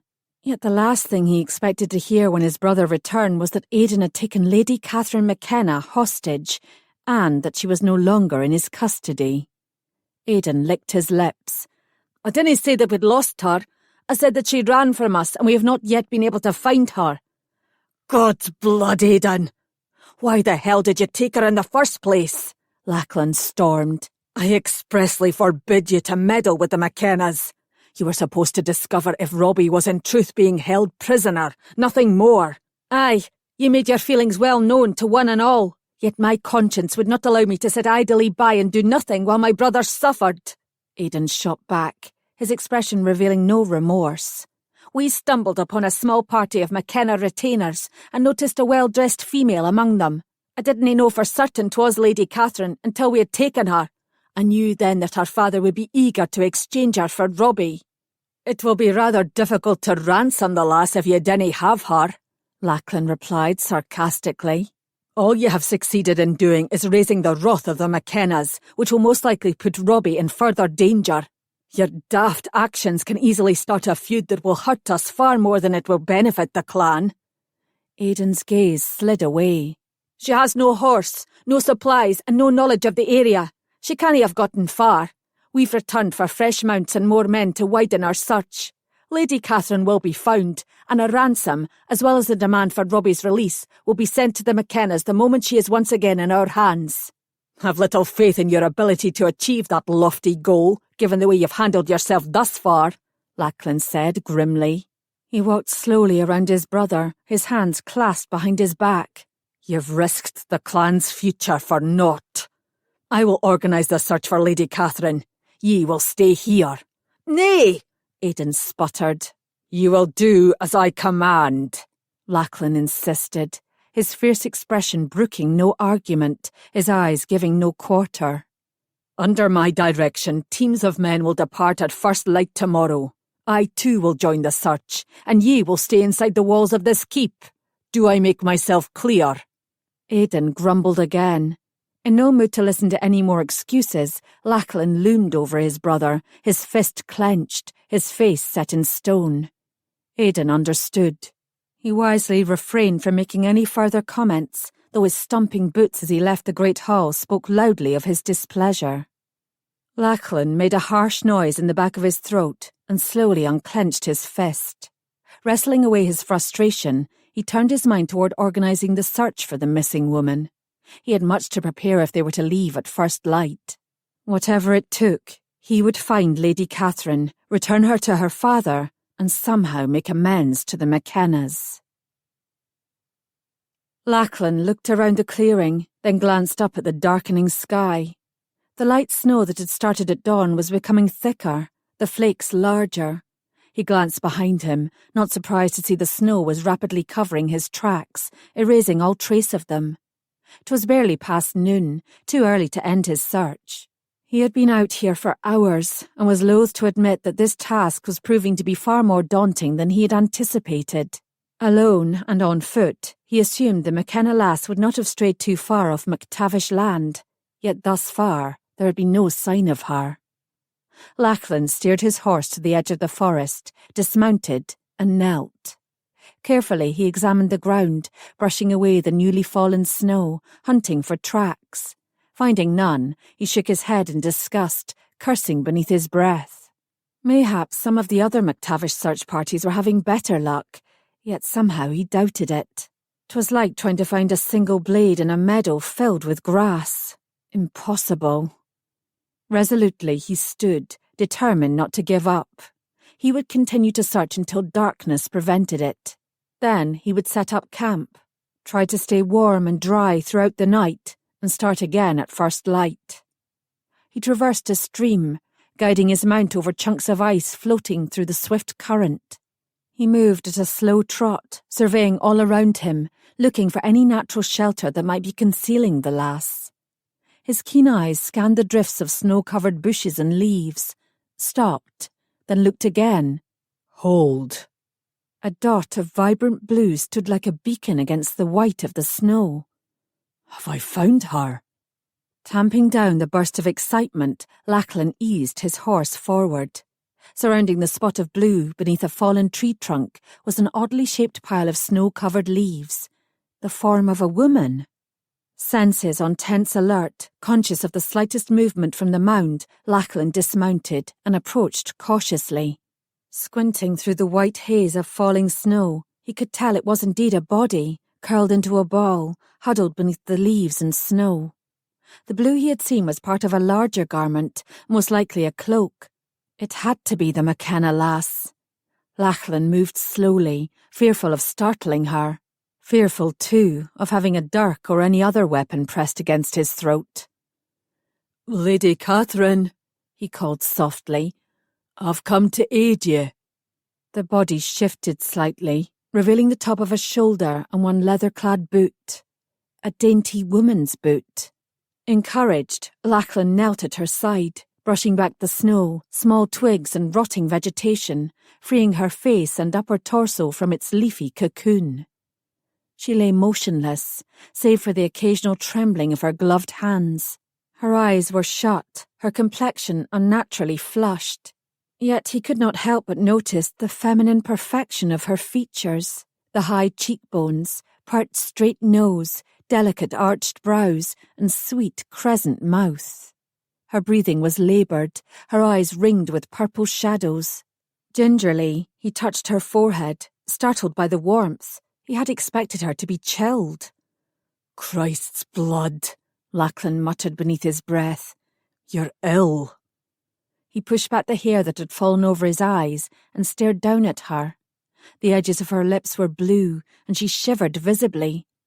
Almost as though sensing his presence, she suddenly bolted upright, her eyes flying open. Brilliant blue, they were bright with fever and confusion. "I must escape," she whispered hoarsely, before slumping back, limp and exhausted. Lachlan lifted her securely in his arms. She stirred again and instinctively pulled herself closer to his warmth. He felt an odd twist of emotion in his chest at her vulnerable, trusting gesture. "If you only knew who I am, lass." When he stood, the remainder of the leaves she had buried herself beneath fell off her like raindrops, showering them both. Her body hung lifeless in his arms, indicating that she was no longer conscious. "'Tis for the best," Lachlan decided. Given the tenacity of her actions, he suspected she would not have come quietly and could have been further injured if a struggle between them occurred. He hoisted her over his saddle, then vaulted up behind her. Steadying her upright in his arms, he wheeled his horse around, following the path that had led him into the forest. The snow continued falling, and occasionally a larger portion would tumble down from a heavily laden branch. He bent over Katherine, protecting her from the worst of it, and by the time they reached the clearing, Lachlan's head and shoulders were covered with snow. He scanned the terrain, trying to decide the best way to the convent of the Sacred Heart. The northern route would be the most direct, but the path was slick with ice in many spots and dotted with deep ruts. His mount was sure-footed and strong, but if he went that way, they would need to move at a snail's pace. He elected instead to sweep around to the south, hoping to find more hospitable road conditions. Holding her tightly in his arms to keep her warm, Lachlan fought the elements and plodded ahead. Their progress was far slower than he had hoped. He glanced down at the silent woman huddled in his arms. She had not made a sound for the last hour, not even a cough.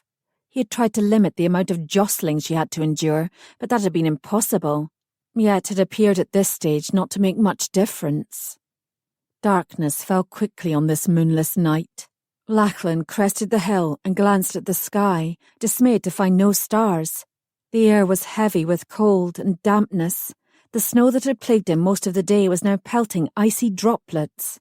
He had tried his best to keep the moisture off her, but he could smell the wet wool of her cloak.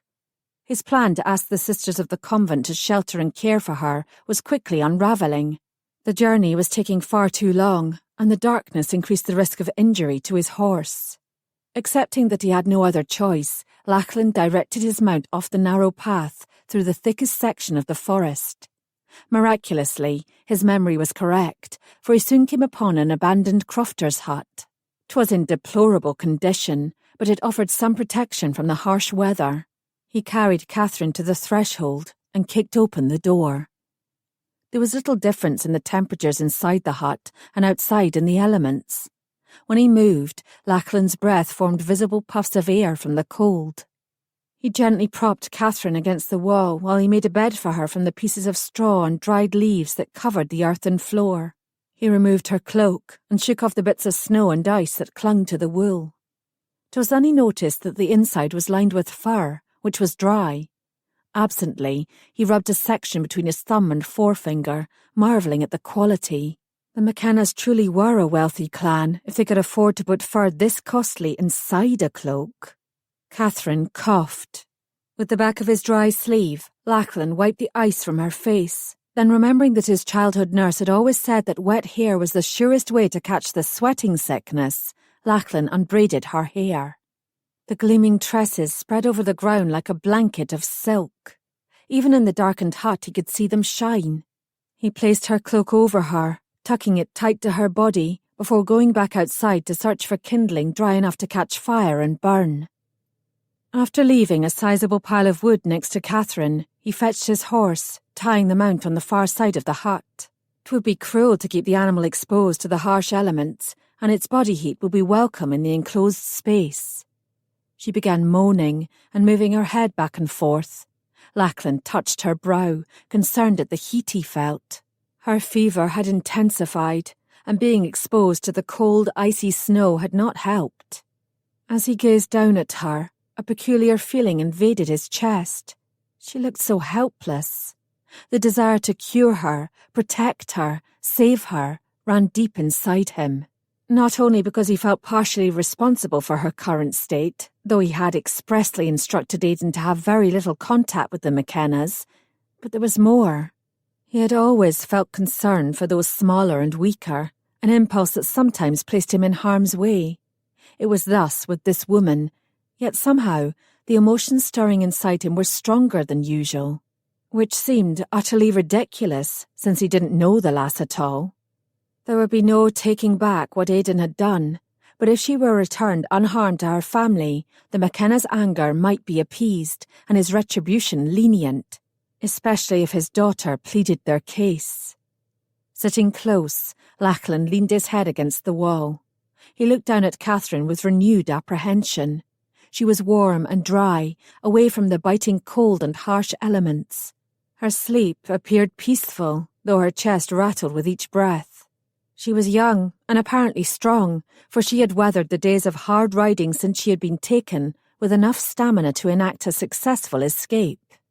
The best Lachlan could hope for now was that she had the strength to recover from this illness. If she did not, well, that was simply too dire to consider. Chapter 6. A male voice penetrated her mind, calling to her. Deep, smooth and kind, Catherine struggled to make sense of the words, but could not. Papa? Nay, Papa's voice would not have been so soothing. 'Twould be bellowing with anger. The thought made Catherine briefly smile. Her mirth soon brought on a fit of coughing. Her legs flayed involuntarily as she fought for breath. Her body shivered and shook. Hurts. Everything hurts. Her limbs ached. Her lips were dry and cracked, her throat scratchy and parched. She could feel herself being lifted and carried, and then a sudden blast of warmth. He must have placed me beside the fire. A strong hand elevated her head. A metal cup was raised to her lips. She tried to swallow, but her throat was too tight. The cup disappeared, and she moaned. Then miraculously droplets of water bathed her lips. Catherine thrust her tongue out to catch them, ignoring the pain they caused when she swallowed. Exhausted by the efforts, she collapsed, a wave of chills running through her. A damp tendril of hair was brushed from her eyes. Strong arms cradled her, wrapping her in comfort and security. A male spoke to her in a low, gentle voice. Who was this shadowy figure of a man who showed her such tenderness and consideration? A man of God, she thought, skilled in aiding those in need. He must have found her, rescued her. Bless ye, for delivering me from my fate. Ye are truly one of the good Lord's angels. She must thank him properly for his kindness. Catherine struggled to open her eyes, but they were weighed down with fever and would not do as she commanded. She could feel herself sinking, losing control. She drifted into a bleary fog, soothed by the warmth of the fire, the unfamiliar voice, and his gentle touch. Sleep. I must sleep. No longer resisting, Catherine blissfully sank into the darkness. An angel! Had she just called him an angel? Lachlan's face broke into a rare grin. He knew well that a strong fever could cause a person's mind to wander from reality. She must be very ill indeed to believe him to be an angel. He looked down at the woman lying so still on the pallet. A sheen of sweat glistened on her upper lip. Her cheeks and brow felt hot to the touch. Putting one hand under her shoulder blades, Lachlan again lifted her into a sitting position, cradling her against his chest. "Drink, my lady," he said coaxingly, holding another cup of fresh water to her lips.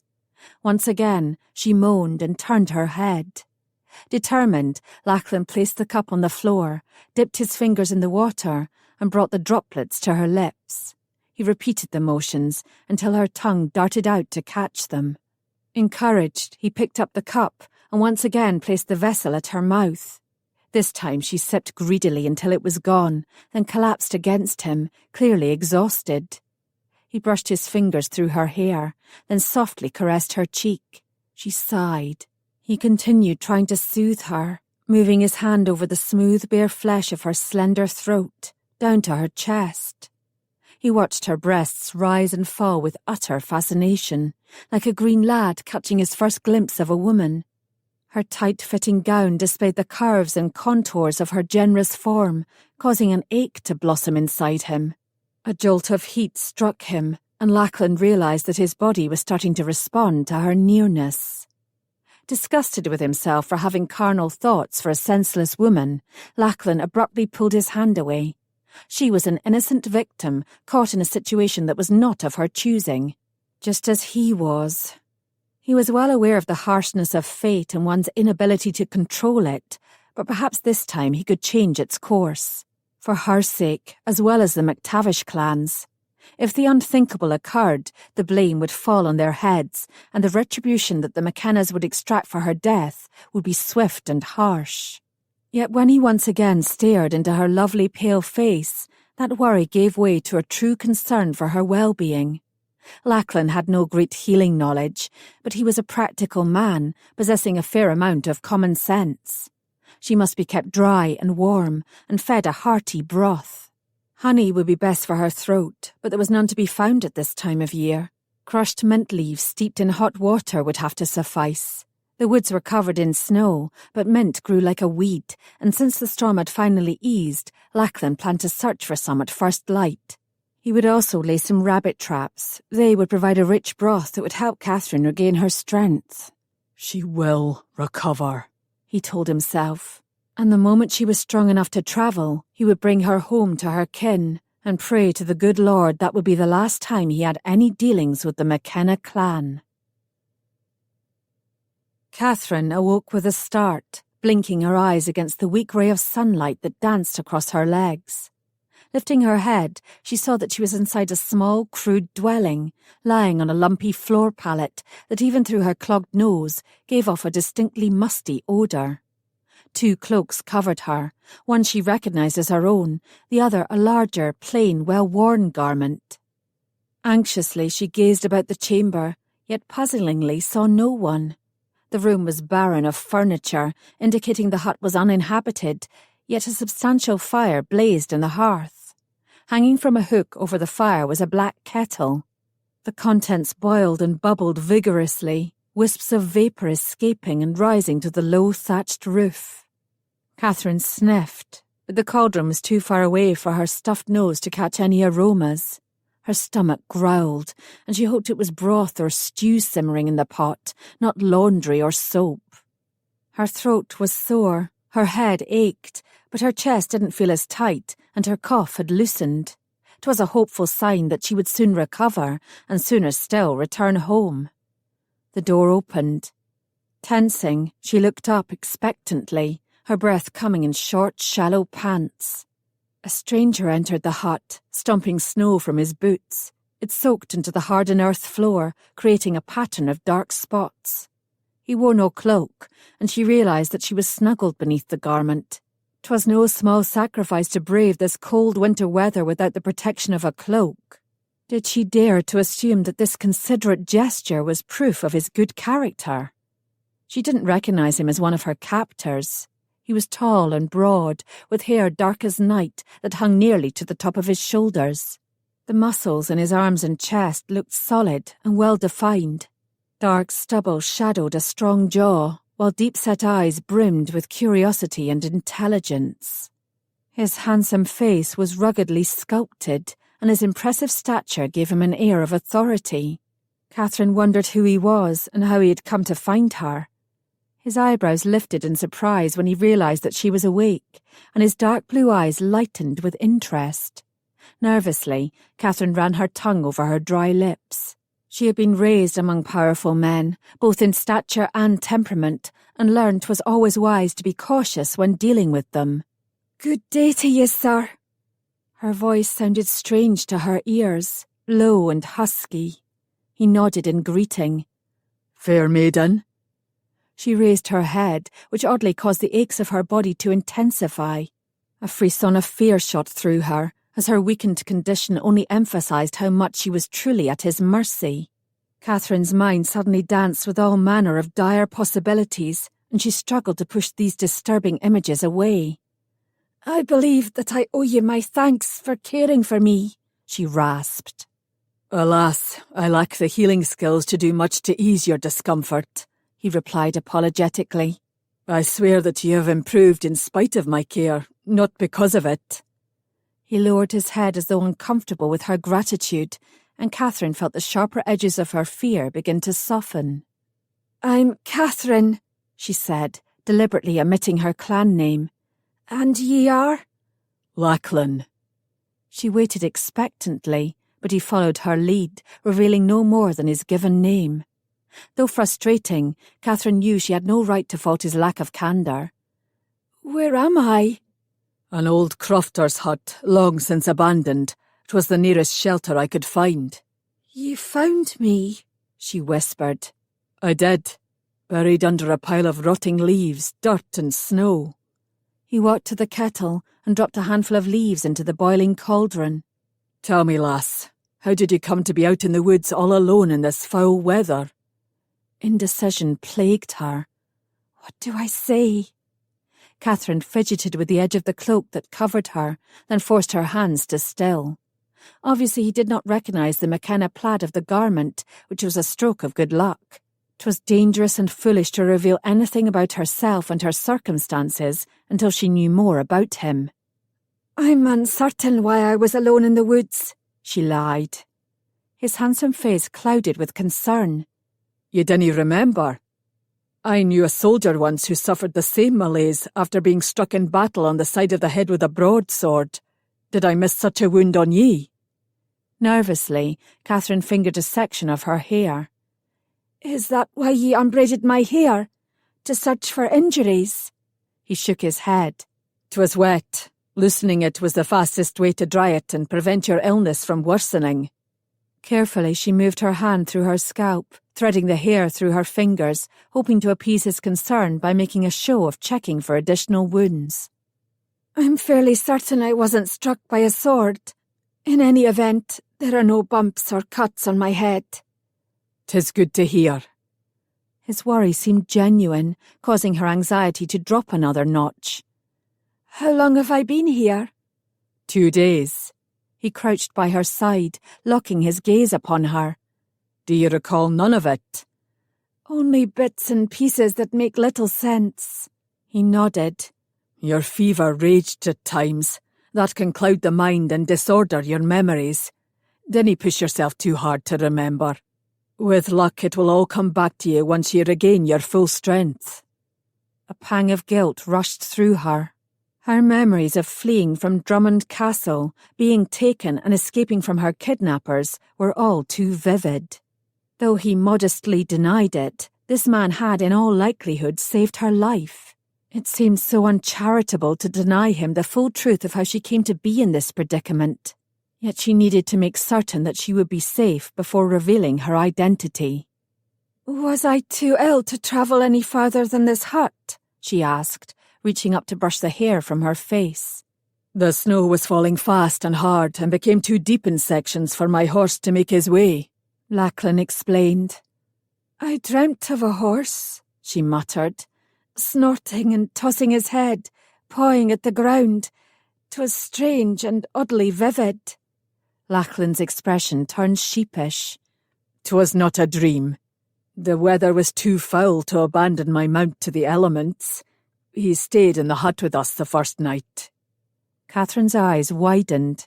'Twas common practice for peasants to sleep with their livestock during the coldest nights, a resourceful way to keep both man and beast warm. As a wealthy laird's daughter, she had never experienced the like. Wondering at his background, she studied Lachlan beneath lowered eyelids. He spoke well, without the thick accent of the lower classes. His clothes were well worn and simple, but the broadsword he carried was an expensive, finely crafted weapon. Was he a mercenary, a sword for hire? That could explain why he was travelling alone and had not immediately recognised the McKenna plaid of her cloak. "Where is your horse now?" she asked. "Outside, where he belongs." Lachlan tilted his head. The snow has ceased falling, and the sun shines. He is content, and will be well rested when we start our journey. Will we have far to travel to bring you home? Nerves of warning fluttered in her chest. Catherine turned her eyes away, willing herself to remain calm. The question was posed casually, but she refused to be so easily fooled into revealing her identity. She was not especially adept at lying, and in her weakened condition it was a true struggle to keep her answers from divulging too much. Distraction always worked well with her young niece, Lilas. It seemed a logical course to try now. May I please have a drink? My throat is parched and aching. She held her breath and waited, sighing with relief when she heard him rise to comply with her request. To show her gratitude, Catherine attempted a timid smile when he returned. She reached for the metal cup he held out to her, noticing it was dented on one side. Their fingers touched. His was large and cold, with long calloused fingers, yet the contact sent a spark of heat through her. Startled, she eased herself back. His brows rose. "Are you afraid of me, Catherine?" Should I be, Lachlan? Depends on what you fear, lass. Catherine took a big gulp of the hot water, then rolled her back against the wall to get a wider view of him. Dinny panic. He had the right to question her, she told herself, just as she had the right to refuse to answer. She drained the rest of the minty liquid to give herself more time to compose a diplomatic response. I fear being at the mercy of a stranger, she said, staring at his broad shoulders and thick, muscular arms. Lachlan hunched forward, bracing his forearms on his thighs. "Why would I go through the bother of saving you if I meant you harm, lass?" Why, indeed. His nearness caused her breath to catch. He was too close. His male strength surrounded her, consumed her. Though she was seated, her knees felt weak, her hands unsteady. "You've no cause to be suspicious of a simple act of kindness and hospitality," he countered. Ugh, so this is your home? You live a very simple life, Lachlan, she replied, glancing pointedly around the empty hut. He grinned, and they shared a quiet laugh. Then his expression turned thoughtful. "You were buried under leaves and snow when I found you. Who were you hiding from, Catherine? An angry husband, a thwarted lover, a tyrannical father?" I have no husband or lover. She nearly smiled. My father is a tyrant, though he can be reasonable, at times. What were you doing riding out in such brutal weather? Hunting. For me? For fresh meat. Winters are harsh this far north, and hunger more sharply felt. Both his expression and tone seemed sincere. Tiring of the cat-and-mouse game, Catherine reasoned 'twas safe to reveal a small part of the truth. I ran from men who thought to profit from my capture, she said, keeping her voice firm and calm. And you fear that I shall do the same? You might. Yet even as she spoke the words, Catherine admitted she did not entirely believe them. Lachlan had cared for her, nursing her through her illness, relinquishing his cloak, and enduring the cold so that she would stay warm. Her weariness lessened as she reminded herself of all he had done, gaining him another small measure of her trust. The men who took me were from the MacTavish clan. Do you know them? Aye. Their holdings are north of here. Do you count them as friend or foe? His head lifted, and he met her eyes steadily. If they are your enemy, then so shall they be mine. Catherine allowed herself a brief smile. His voice was proud and powerful. His words rang true. Can I rely upon your honour to aid me and bring me unharmed back to my clan? You can, good lady. As soon as you are well enough to sit upon my horse, we shall depart. There was a slight pause. Though you'll need to tell me the name of your kin. The bands of tightness around her chest eased, and Catherine felt a sense of calm.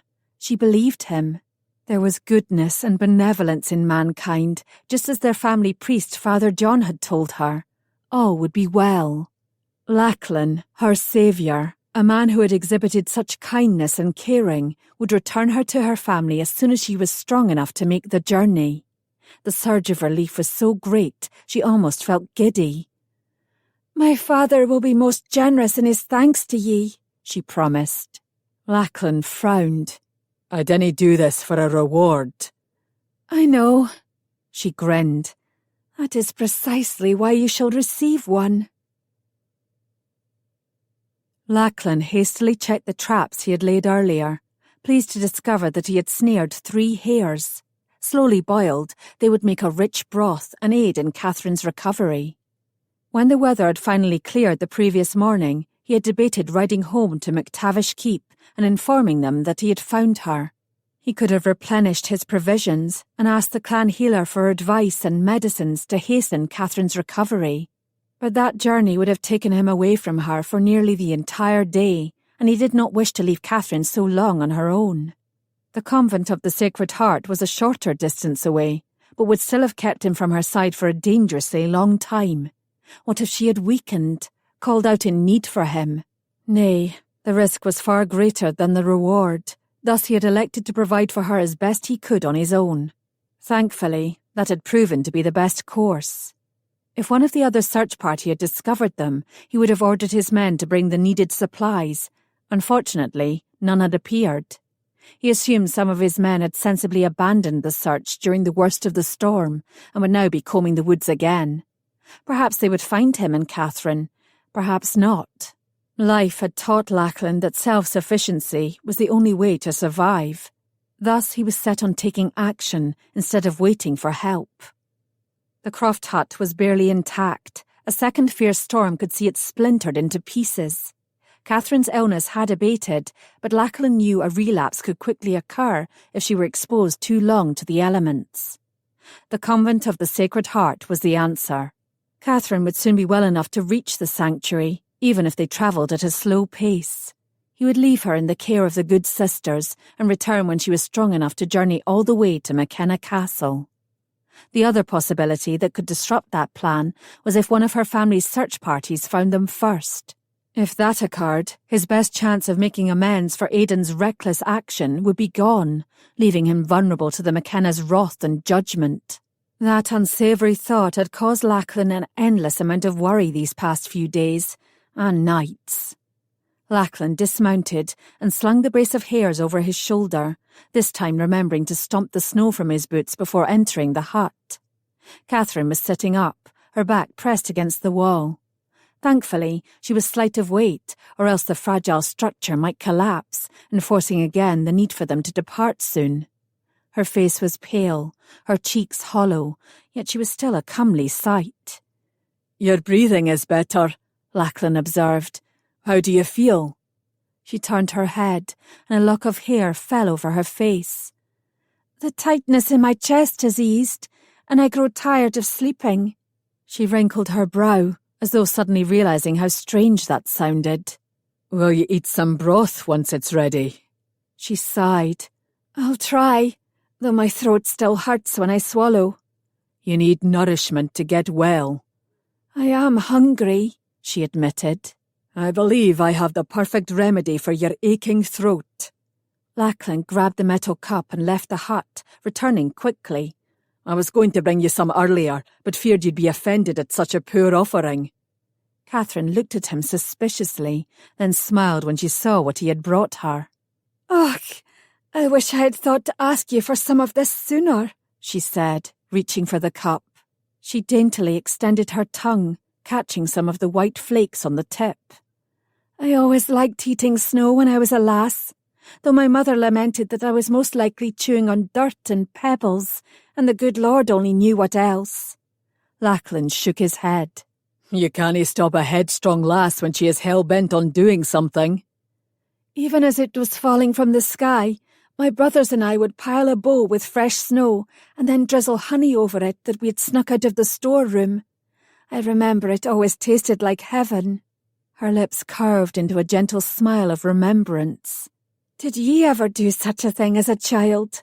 "Nay, there was never any honey to pinch when I was a lad," he replied offhandedly, "though we too enjoyed eating snow. Sometimes there was rocks and dirt in it, yet we were wise enough to avoid any that was yellow in colour." Catherine's laughter pealed through the dreariness of the dank hut, and Lachlan found himself joining her. Despite the fact that she was no young maiden, there was a fresh innocence about her demeanour that managed to melt something inside him as quickly as the snow in her cup. His gaze moved to her lips, and his body tensed. More than anything, he wanted to steal a kiss. The feeling surprised and alarmed him. She was a bonny lass, but he had no right to have any feelings toward this woman. She had been wronged by his clan, and he needed to tread carefully so he could fix the situation before it escalated into something far more serious. There would be no kisses. Feeling the muscles in his shoulders tighten, Lachlan abruptly turned away. Chapter 7. "Yellow snow," she repeated. Catherine's second round of laughter brought on a coughing fit that abruptly ended her mirth. She rose to her feet, hunched her shoulders, and braced her hand against the wall. Lachlan came closer, rubbing her back vigorously, speaking in a gentle, reassuring tone. His touch was calm, soothing. The fit soon ended, leaving Catherine with the ridiculous impulse to press her head against the solid expanse of his chest. Her stomach filled with fluttering butterflies. She was alone with a strong, virile man, but it was not fear churning in her stomach, nor the remnant of her illness. It was an attraction that seemed to hold a power over her usual common sense. He was near enough that his strength and warmth surrounded her. The exhilaration of being so close made her feel every inch a woman, an engaging, desirable woman.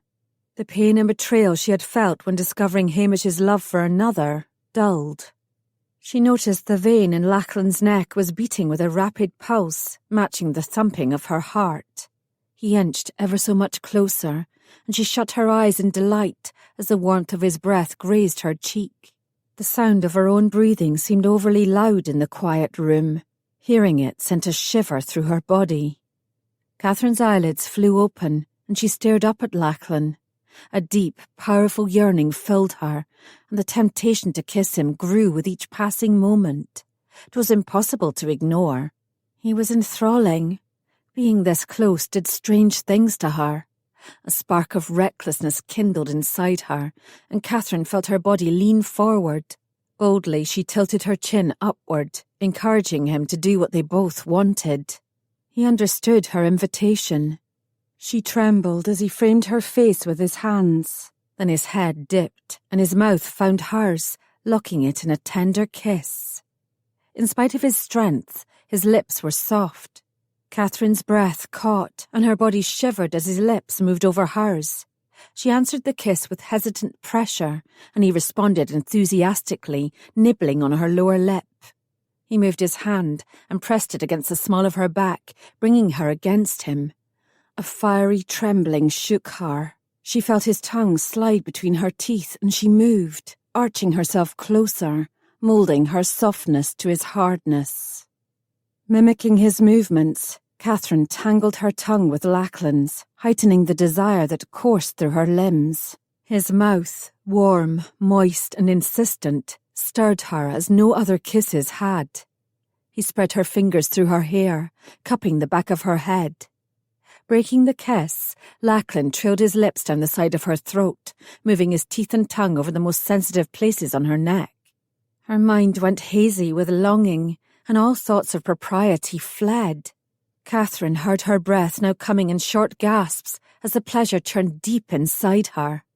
Clutching her arms around his broad shoulders, she nuzzled her face down toward his, whimpering with the need to feel his lips again. She boldly sought his mouth, urging him to kiss her harder, longer, deeper. Low sounds of pleasure escaped from her throat. She was shivering with a hunger she couldn't identify, didn't know how to assuage, yet instinctively she knew that Lachlan would. He kissed her once more, then turned away.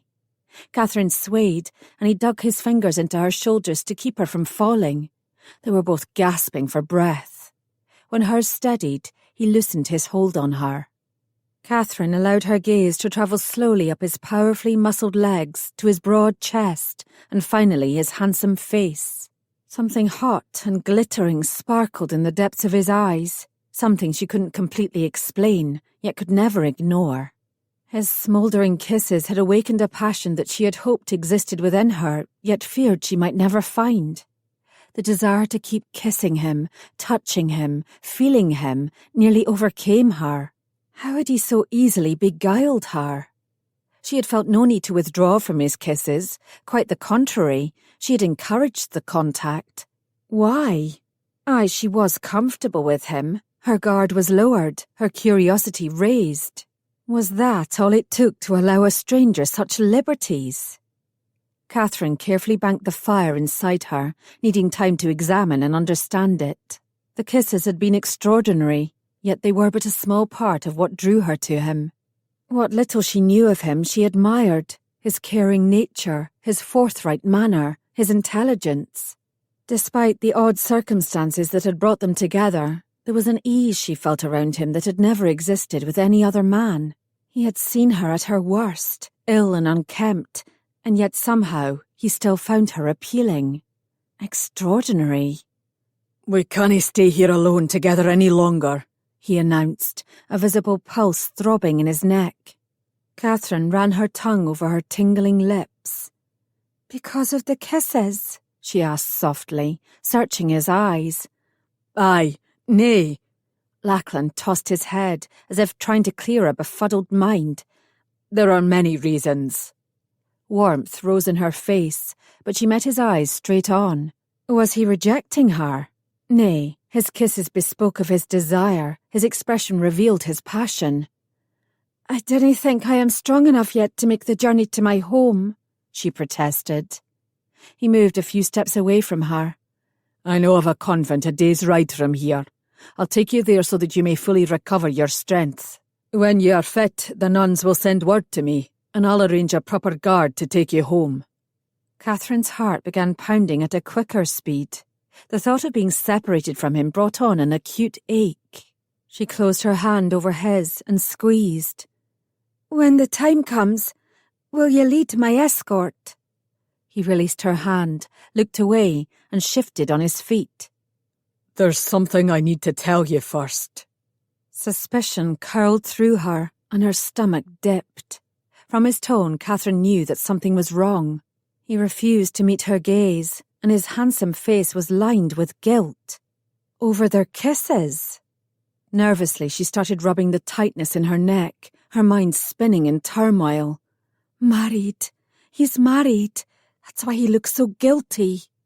"Tell me," she whispered, exhaling slowly to hide her trepidation. He compressed his lips into a tight line, his expression grim. She continued to stare at him, until finally he blurted, "My full name is Lachlan Alexander James MacTavish. I'm Laird of the MacTavish clan." Catherine shook her head rapidly, her eyes filling with great confusion. "Truly?" "Aye." Lachlan stepped forward, worried that her knees might give way and she would tumble to the ground. His instinct was to reach for her and prevent it, yet he dare not touch her until she revealed her full reaction to his confession. A wave of guilt needled Lachlan's conscience. Deceit was difficult for him. Concealing his true identity from Catherine had made the situation easier for him, but he worried now if it had been the wisest course.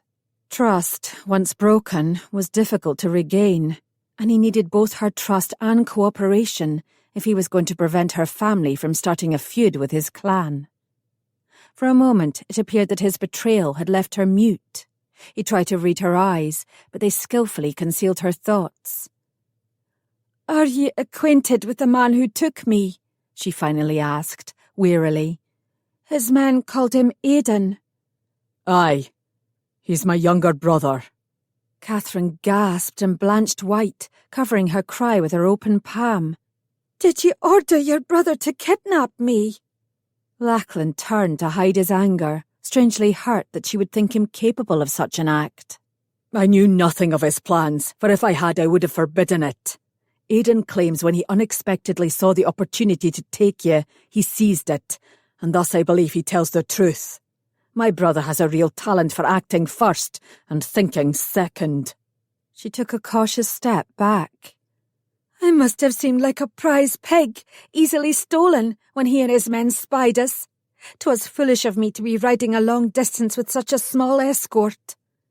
"You are many things, Lady Katherine, but a swine is not one of them." He had hoped to elicit a small smile on her lovely face. When none appeared, he felt a strange tug in his chest and an almost overpowering urge to cradle her again in his arms and banish her fear and uncertainty. "You know all, then? Who I am? "Aye." "Will you ransom me?" "Nay, I have no quarrel with the McKenna clan, and no wish to make an enemy of them." She shivered.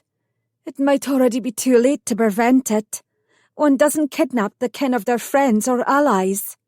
"All is not lost," he insisted. "You shall be returned unhurt. Will that not appease your family?" "Some of them, perhaps. However, my father will not be forgiving when he learns what your brother has done. It will be even worse when others hear of it. His fearsome reputation will suffer, his pride will be wounded, and retribution for that will fall directly on the MacTavish." Catherine's throat constricted as she swallowed. "Directly on ye." "I shall convince him that no harm was intended and will pay whatever reparation he believes fair," Lachlan said, the confidence of his tone belying his inner doubts. "However, in order to do that, I'll need your help." Her brow rose in suspicion, and he could not fault her mistrust. "My father will want to know my fate since my capture, and I shall tell him all. Even to keep the peace, I will nae lie to my family," she insisted. "I would never ask that of ye," he replied. "All that I require is the opportunity to plead my case. I believe that if you ask your father to listen to me, I'll get that chance." Catherine sighed and anxiously bit her lower lip. "The joy of my safe return will quickly be replaced by anger at my foolish behaviour. I cannae guarantee that my father will be inclined to do anything that I ask of him, including listening to ye." Lachlan's gut roiled. 'Twas an impossible situation, yet at all costs a feud between the clans had to be averted. Ironically, if Laird McKenna consented to hear Lachlan's explanation, there was little he could offer the wealthy and powerful McKennas in payment for Catherine's kidnapping. Still, Lachlan remained determined to somehow find a way to settle things peacefully. "Will you try?" he asked. Catherine closed her eyes, as though deep in prayer, and he was struck anew at her beauty. 'Twas so easy to fall prey to her charms, and he cursed his lack of restraint, admitting that he was hardly indifferent to her. No man with sight would be able to resist her unaffected allure. Yet he couldn't allow her feminine splendour to cloud his senses, to impede his judgment. He knew that he could not let this attraction interfere with what he needed to do, return her to her kin as quickly as possible. As much as he had relished them, Lachlan was forced to admit the kisses had been a mistake. He had no right to kiss her with such passion and longing, yet her sweet, open manner had tempted him beyond reason. He had always prided himself on his ability to exercise restraint with women, but the ability to control his desires had vanished when he began kissing Catherine. The feel of her in his arms, the passionate, honest response to his kisses, had nearly driven him over the edge. Was it the appeal of something that he knew was forbidden to him? She was the daughter of a rich and powerful man. He was the laird of a poor and disgraced clan. She was destined to belong to a man with considerable more coin, property and power than Lachlan could ever hope to possess. That realisation left a bitter taste on his tongue, but facing the truth was something he had trained himself to accept years ago. Catherine's eyelids slowly raised, and he clearly saw the indecision in her eyes. God's teeth! What then if she refused to help him? She certainly had the right. They looked at each other for a long while. Lachlan held his breath, trying not to reveal the anxiety he felt. "If you keep your word and return me safely to my clan, I'll do all that I can to aid you in explaining the truth of my capture to my father," she finally said. "'Tis a bargain," he replied solemnly. Catherine cast a glance at the doorway. When do we leave for the convent? Lachlan breathed a small sigh of relief. Now. It took but a few minutes to gather anything of value from the hut and pack it on Lachlan's horse. As Catherine readied herself for the journey, questions mingling with seeds of doubt plagued her. Had she escaped the clutches of one brother only to land in the lap of another? Was it true that Aidan's rash nature was responsible for this predicament? She desperately wanted to believe that Lachlan had no part in her abduction, yet she knew all too well the folly of trusting the wrong man. He told her that he was the Laird. In her experience, few Highlanders possessed the audacity to defy their leader, even if they were of the same blood. Still, he had insisted he had not ordered her kidnapping in a sincere and truthful voice, and there was no denying that he had shown her kindness and compassion during her illness. Was she judging him too harshly? Ready to leave? Lachlan's simple question startled Catherine away from her inner thoughts. Though her mind and emotions were still in a hazy turmoil, she knew her choices were few. She could hardly stay in the hut alone. Mercy, even if she refused to leave, he could easily remove her by force. I'm ready.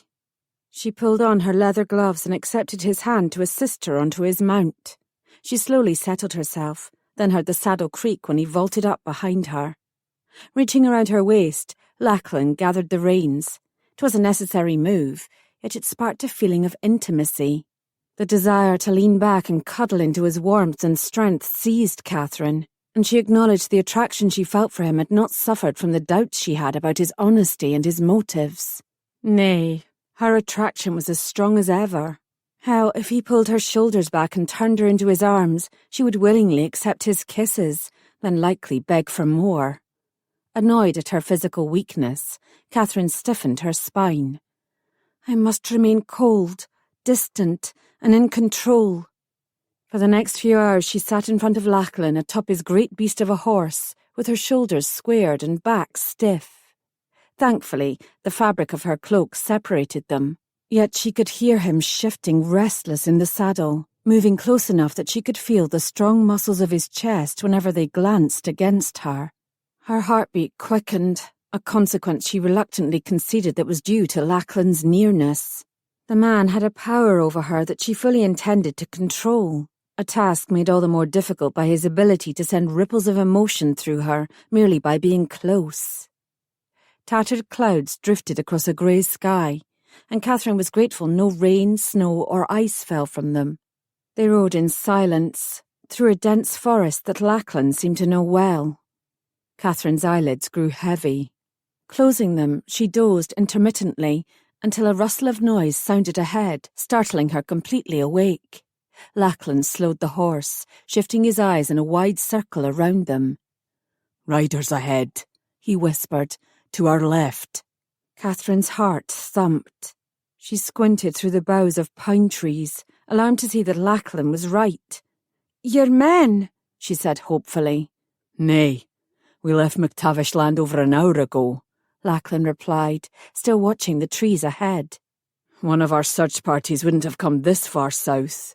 The pines soon gave way to stark branches of oak, giving them a clearer view. 8 mounted Highlanders approached. 2 carried bows, arrows notched and ready to fly. A third man balanced a spear expertly across his saddle. Are they hunting? She whispered. Aye. Lachlan mumbled an oath.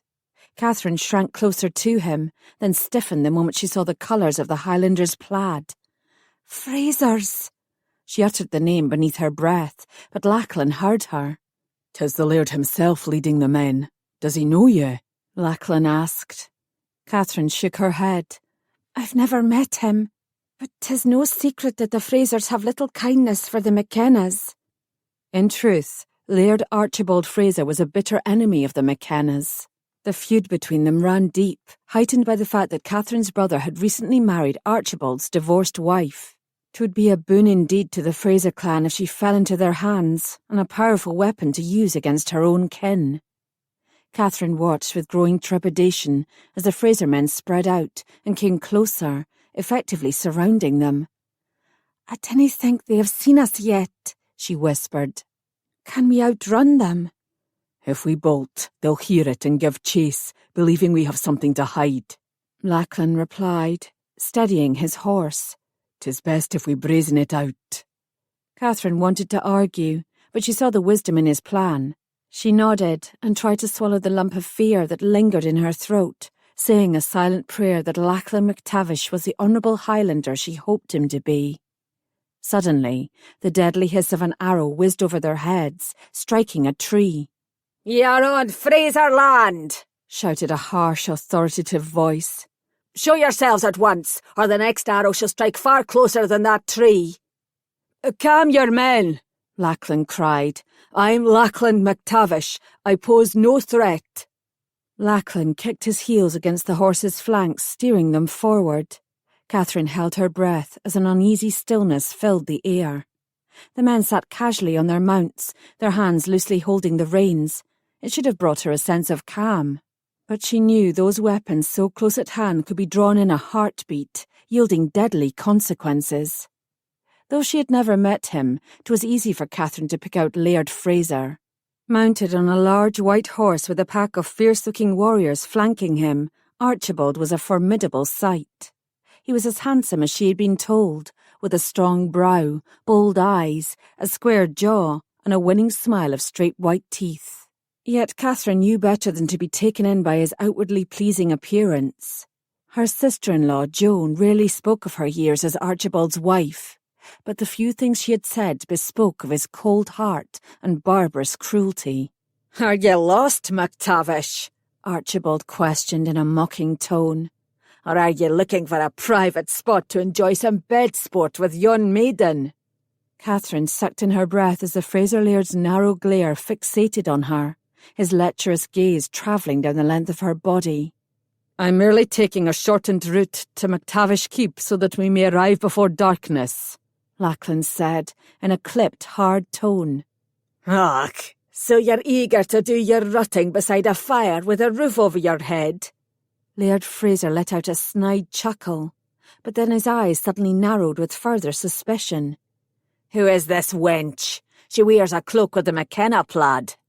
Catherine tried not to flinch as Archibald's heavy stare bore into her. The gaze unnerved her, far beyond the fear that he might discover her true identity. There was something feral and cruel lurking in the depths of Archibald's eyes. "Your thirst for revenge against the McKennas is well known," Lachlan said casually. "But I didn't think you'd find a former serving girl of much interest." "A servant?" Archibald quirked a brow. "The quality of the cloak wrapped around her says otherwise." Lachlan rubbed his jaw. "The garment was a parting gift from her former mistress." "McKenna shrew of a wife, or his spoiled daughter?" Archibald cast them both a jaundiced eye. "'Tis unlikely that either of them would relinquish such a fine garment to a mere servant." Lachlan levelled his gaze at Archibald. "I didn't say that the McKenna lass gave it to her, now did I?" There was a chorus of laughter from the men surrounding their laird. Catherine experienced a twinge of indignity at the insults levelled against her and her mother, then silently chastised herself for being so foolish. The opinion of these men mattered not a whit.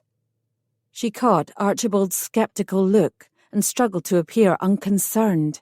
Did he believe Lachlan's tale? The Fraser Laird had eyes that seemed to peer directly into her soul. A feeling of foreboding took hold, and she shivered. God help her if he somehow discovered that she was the McKenna's daughter. "What's your name, lass?"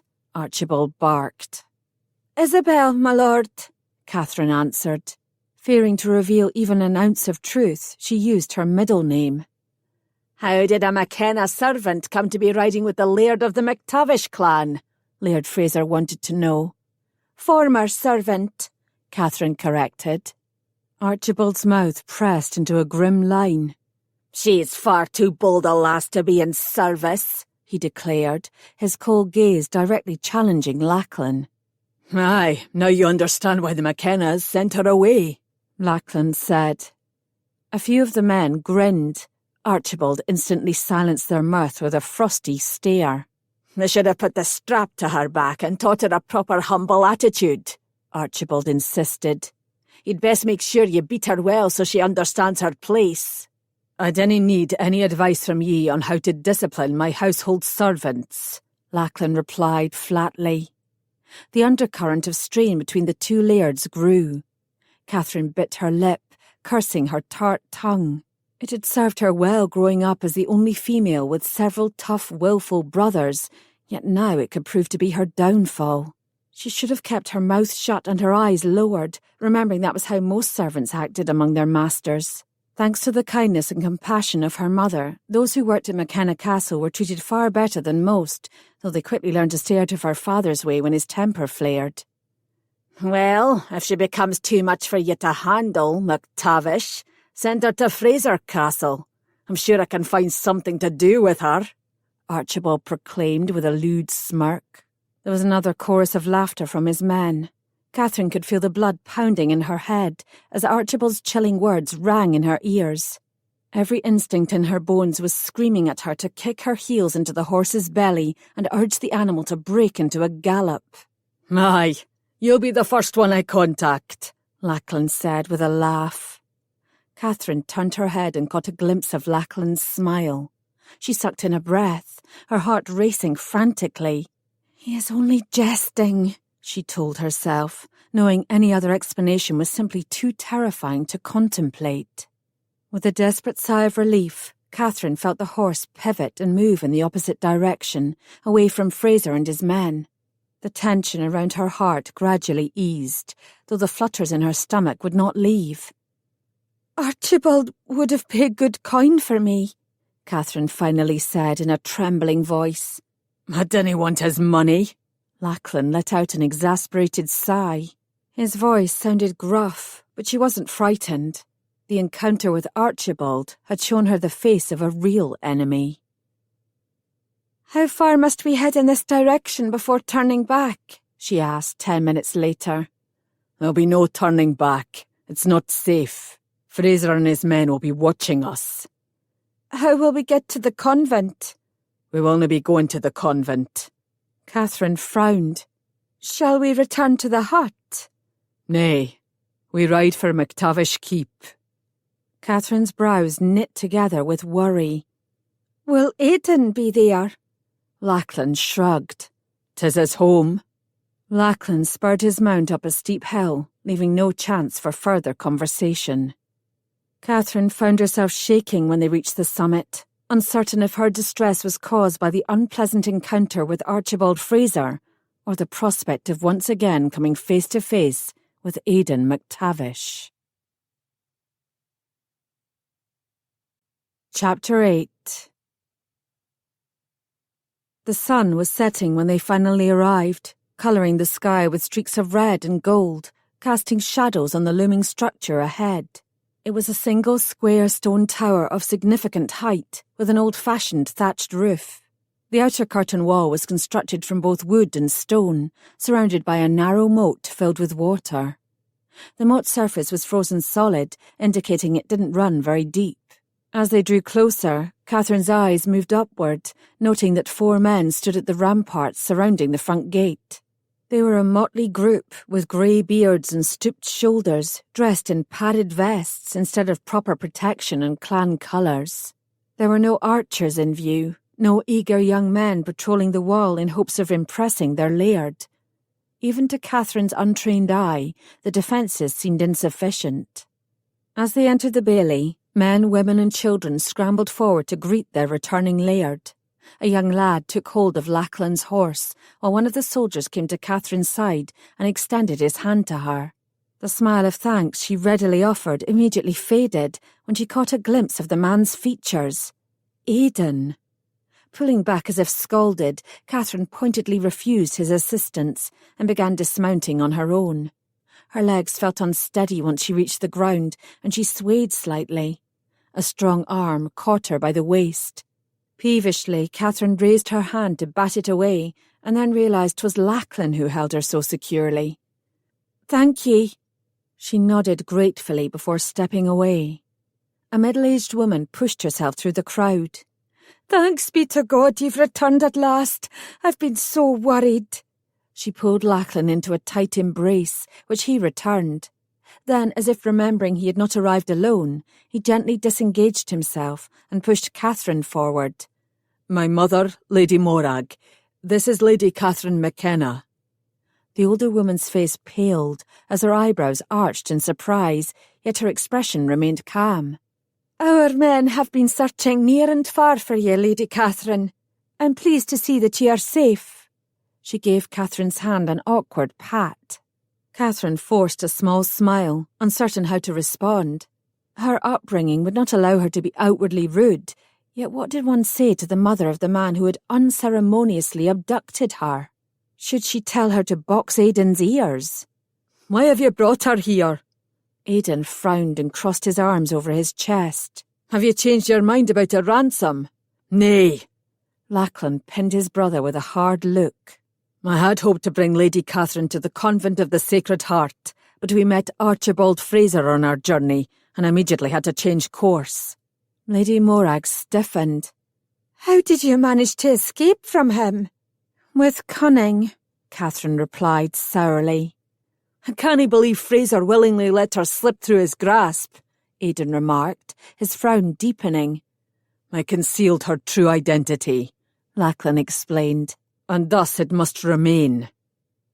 Heart pounding, Catherine wiped her damp hands down the sides of her cloak, her fear renewed at hearing Lachlan's words. Archibald Fraser posed a true threat to her, and the defences of MacTavish Keep did not appear to offer the protection she needed from such a brutal enemy.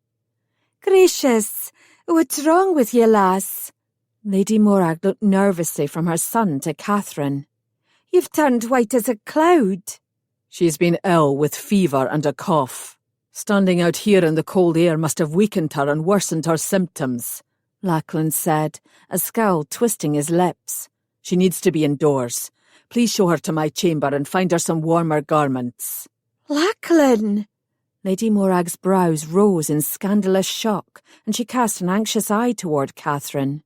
Those individuals close enough to hear his request also started muttering amongst themselves. 'Tis most unsuitable for Lady Catherine to share your bedchamber. Lachlan's brows drew together, and he gave his mother a disgruntled look. You misunderstand. I'll sleep elsewhere. She'll be staying there alone. 'Tis not necessary for you to relinquish your chamber, Catherine protested. I didn't wish to be a nuisance. You need to fully recover from your illness before you can make the journey home, Lachlan reminded her. Aidan snorted. If you hadn't run off, Lady Catherine, we wouldn't have to be making all these complicated arrangements, he said in a surly tone. Catherine's back stiffened. How dare he blame her for all that had occurred when 'twas his decision to kidnap her that started this long line of unfortunate events? Shut up, Aidan, Lachlan growled. 'Twas ye who put us on this road with your foolish, impulsive actions. While she appreciated Lachlan's defence, she was surprised at his harsh tone and the undercurrent of aggression that existed between the two brothers. Her own brothers often had disagreements with each other, but seemed to be able to resolve them without undue anger or open hostility. Catherine searched Aidan's handsome features for a hint of remorse for her abduction, yet found none. Clearly he had few regrets. Her mind started spinning. With Lachlan at her side, she was in no immediate danger. However, 'twas an important reminder that she needed to be on her guard whenever Aidan was near. Lady Morag hesitated, then clasped Catherine's arm.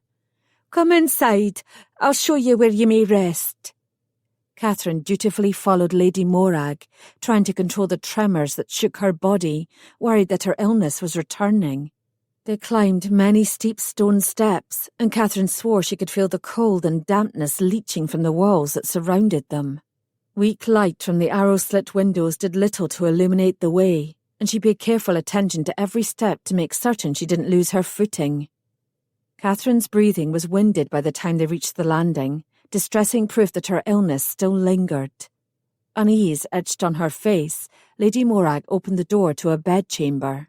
Curious to learn more about Lachlan, Catherine stepped inside and quickly realised that she would find no clues about him here. The furnishings were simple, almost crude and well worn. 'Twas easy to spot the many sections that were mended on the bed curtains, The floor lacked rugs, and the walls were devoid of tapestries that could have provided decoration and warmth. 'Twas difficult to believe this was the Laird's chamber, supposedly the best in the keep. With a bit of shock, Catherine realised that there were household servants at McKenna Castle living in greater luxury. "I'm sure it's not as grand as your chambers at home," the older woman said apologetically. "The room is most inviting and comfortable," Catherine replied. She could feel Lady Morag watching her anxiously, and she chose her words carefully, not wanting to cause any embarrassment. "'Twas kind of Lachlan to allow me the use of it." 2 servants entered the chamber. They filled the fireplace with peat and a few small pieces of wood, then struggled to start a fire. "I could see about arranging a bath," Lady Morag said, tapping her finger nervously against her chin. "Though, with your recent illness, 'tis probably best not to get wet." Catherine would have dearly loved the chance to soak in a hot tub and wash the grit and grime of the last few days from her body. However, she felt certain it would cause a great disruption to the household to have one prepared. "A basin of hot water, some soap and a clean cloth are all that I need, Lady Morag," Catherine said graciously. The older woman's face relaxed. "We can manage that easily," she said. "Och, Beth, stand aside. You're never going to get wood that damp to catch." Beth obediently moved away. The second servant, a tall, thin lad, took her place. He too struggled, but between the pair a meagre fire was finally started. Catherine hoped when it burned brighter it would take some of the chill and dampness from the chamber. "I pray that you're not overly distressed over this misunderstanding with my son Aidan," Lady Morag said. "I fear your kin will misjudge his actions, but you must believe that he meant you no harm." Misunderstanding? Catherine opened her mouth to issue a sharp rebuke of that false assessment, but held her tongue when she glimpsed Lady Morag's uneasy eyes. "Mayhap that is true, yet I cannae say how my father will react when he learns what Aidan did." A shadow crossed Lady Morag's features. "The reputation of the McKennas is fierce." "Only toward our enemies," Catherine replied. "We aren't your enemy," Lady Morag whispered, wringing her hands. "We wish you no harm." "We can only hope that my father will see it that way," Catherine replied, realising that she meant it. The blame rested squarely with Aidan and his men. The others were innocent, and she felt uncomfortable at the notion that her father's wrath could fall upon them. Upon Lachlan. "There's something else I'd like to ask you." Lady Morag's anxious eyes met hers. "We've heard that my youngest son, Robbie, is being held prisoner by the McKennas. 'Tis said that he toils in the quarry. Can you tell me anything of his fate?" The question stunned Catherine. For a few moments she could only stare at the older woman in disbelief, and then the pieces suddenly began falling into place. Aye, when the opportunity had presented itself, Aidan had snatched her, but he had done so with a specific plan in mind. Her mind spun as the possible reasons for her abduction took on new meaning. Was it revenge that Aidan sought, a fine payment of ransom? Or had he taken her believing the McKenna would be forced to free Robbie in order to gain her freedom? She racked her brain, trying to remember if she had ever heard of any MacTavish men being taken prisoner by her family. However, none came to mind. "I know naught of such things," Catherine finally answered, as kindly as possible. "Prisoners are men's business." The sadness in Lady Morag's eyes intensified, and Catherine felt a twinge of pity for her. 'Twas clear that she loved her son, and understandable that she worried about him. "Forgive me for asking." Lady Morag wet her lips nervously. "I should not have troubled you with such a question, especially when you are unwell. You must rest now. When it's time for the evening meal, I'll have one of the maids bring you clean garments so that you can change and stay warm." And before Catherine could think of anything else to say, Lady Morag was gone. All eyes were upon Catherine when she entered the great hall. She felt awkward dressed in garments that were not her own. The soft wool gown stretched tightly across her breast, and the hem exposed her ankles. It clung to her narrow waist and hips in an almost provocative manner. In all likelihood, it was one of the older woman's best gowns, and Catherine felt strange wearing it. But the garment was indeed clean and warm, and she would not insult Lady Morag by refusing her generosity. Lachlan motioned to her, and Catherine came to the dais and took the seat at his side, trying to ignore the whispers that followed her. Lady Morag flanked Lachlan on the other side, and next to her sat Aidan. Catherine was pleased to have some distance from her kidnapper, as his presence made her uneasy. Each time he glanced at her, Catherine's flesh prickled uncomfortably with awareness. Platters of food were placed in front of them. Lachlan courteously served her first. Eagerly, Catherine selected several large pieces of what she assumed was either beef or venison, and placed them on the trencher they shared. Using the sharp eating knife Lachlan offered, she stabbed a morsel and popped it into her mouth. The outside was charred to perfection, the inside tender and juicy. Savouring the taste, she reached for another, then sipped from her goblet. Her face twisted in a grimace. Instead of wine, 'twas filled with a watery ale that had an unpleasant, bitter aftertaste.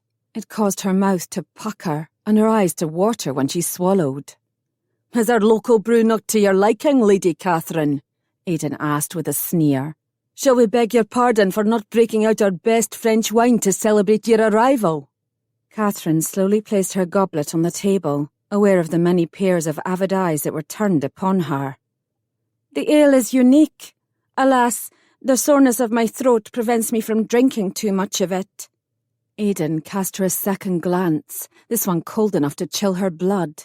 Catherine tossed her head as though she had not a care in the world, and she flickered her eyes over the people gathered in the hall. 'Twas oddly quiet. Used to the loud merriment and camaraderie of the McKenna Great Hall, she was startled to discover that conversations were few. Indeed, most had their attention on the food that was rapidly disappearing. Striving to be polite, Catherine left the remaining pieces of meat on the trencher for Lachlan. She looked with hungry interest at the other bowls and platters on the table, dismayed at the sparsity of the offerings. There were some boiled turnips and cabbage, stewed onions that gave off a pungent odour, a few small pieces of fish, and slices of thick, hard brown bread. There was no roasted fowl, no thick stews, no cheese or dried fruit, no confections of any kind. Stomach rumbling, Catherine ate another piece of the meat, then forced down a boiled turnip. She looked hopefully toward the servants standing near the entrance to the great hall, but disappointingly, no additional platters of food appeared. A serving lad approached the dais, and Catherine's chin lifted with interest. Alas, he held only a pitcher, which she assumed contained more of the bitter-tasting ale. With a kind smile, Catherine refused a refill, then watched the lad carefully fill Lachlan's tankard. The laird nodded his thanks, then leaned back in his chair. "I find that I am unable to eat another bite," he said, slowly pushing the trencher toward the child. Catherine nearly reached out to snatch another piece of meat, hesitating only when she took a close look at the lad. He had a gaunt appearance, his arms and legs visibly thin beneath the fraying tunic he wore. Her heart twisted with pity. "Father Joseph says 'tis a sin to waste food," the lad said wistfully. "Then ye best eat some of it, so we dinna offend him, or the good Lord," Lachlan said gently. There was no mistaking the excitement in the lad's eyes as he reached for the food and began eating. His eyes closed in bliss as he chewed. The moment he was gone, a second child took his place. This time 'twas a lass of no more than 4 or 5 years. At Lachlan's bidding, she took the remaining pieces of meat and stuffed them into her mouth so quickly, Catherine feared she might choke. A third child appeared and was given the meat-soaked trencher of bread. He held it in his hands as though it was the most precious gift in the world. Catherine bowed her head in silent thanks, realising she had never truly appreciated the comfortable life with which she had been blessed. Due to their wealth, no man, woman or child ever suffered from severe hunger in her clan. "Why is there so little fresh meat tonight?" Lachlan asked Aidan, his voice tight. "The hunting has been slim with so many of the men out searching for Lady Katherine," Aidan said defensively. "We'll hunt in 2 groups tomorrow," Lachlan replied. "I'll lead one and ye the other." Lachlan took a swig of ale. He turned toward her, and she noted that the expression in his eyes seemed far older than his years. 'Twas clear the poverty and want of his people weighed heavily upon him, so much so that he willingly gave them the food from his own table. 'Twas a depth of caring and sacrifice that touched her heart. More than anything, she wanted to reach out and take his hand, to offer him silent comfort and understanding. But she lacked the nerve, uncertain how he would interpret the gesture. Instead, she waited for the music and storytelling to begin, hoping that would lighten the mood. Finally, the trestle tables were pushed to the edges of the great hall. Catherine wiggled in her chair, debating if she should offer a song. At home, many praised her lyrical voice, and she was often asked to sing. Perhaps the familiar verses of a ballad would help ease the feelings of loneliness that gripped her. However, after all the tables had been moved from the centre of the hall, everyone began to leave. Confused, Catherine sagged in her chair, clamping down her disappointment. "Do you need an escort to your chamber?" Lachlan asked. "One of the maids can light the way." Catherine nodded. Her stomach rumbled and her head began to ache. She was hardly tired after the nap she had taken, but there was no reason to stay. She bid the family good night and followed the maid from the great hall. "'Tis best if I go to bed," she told herself as she climbed the winding stairs. It had been a long, tiring, eventful day. Things were bound to look better come morning. "Now that she has been found, Aidan and I were hoping you'd tell us your plans for Lady Katherine," Lady Morag said. She placed a half-empty bottle of spirits in front of Lachlan, then nodded dismissively at the few servants lingering in the great hall. Lachlan sighed, knowing she wanted privacy so they could speak freely.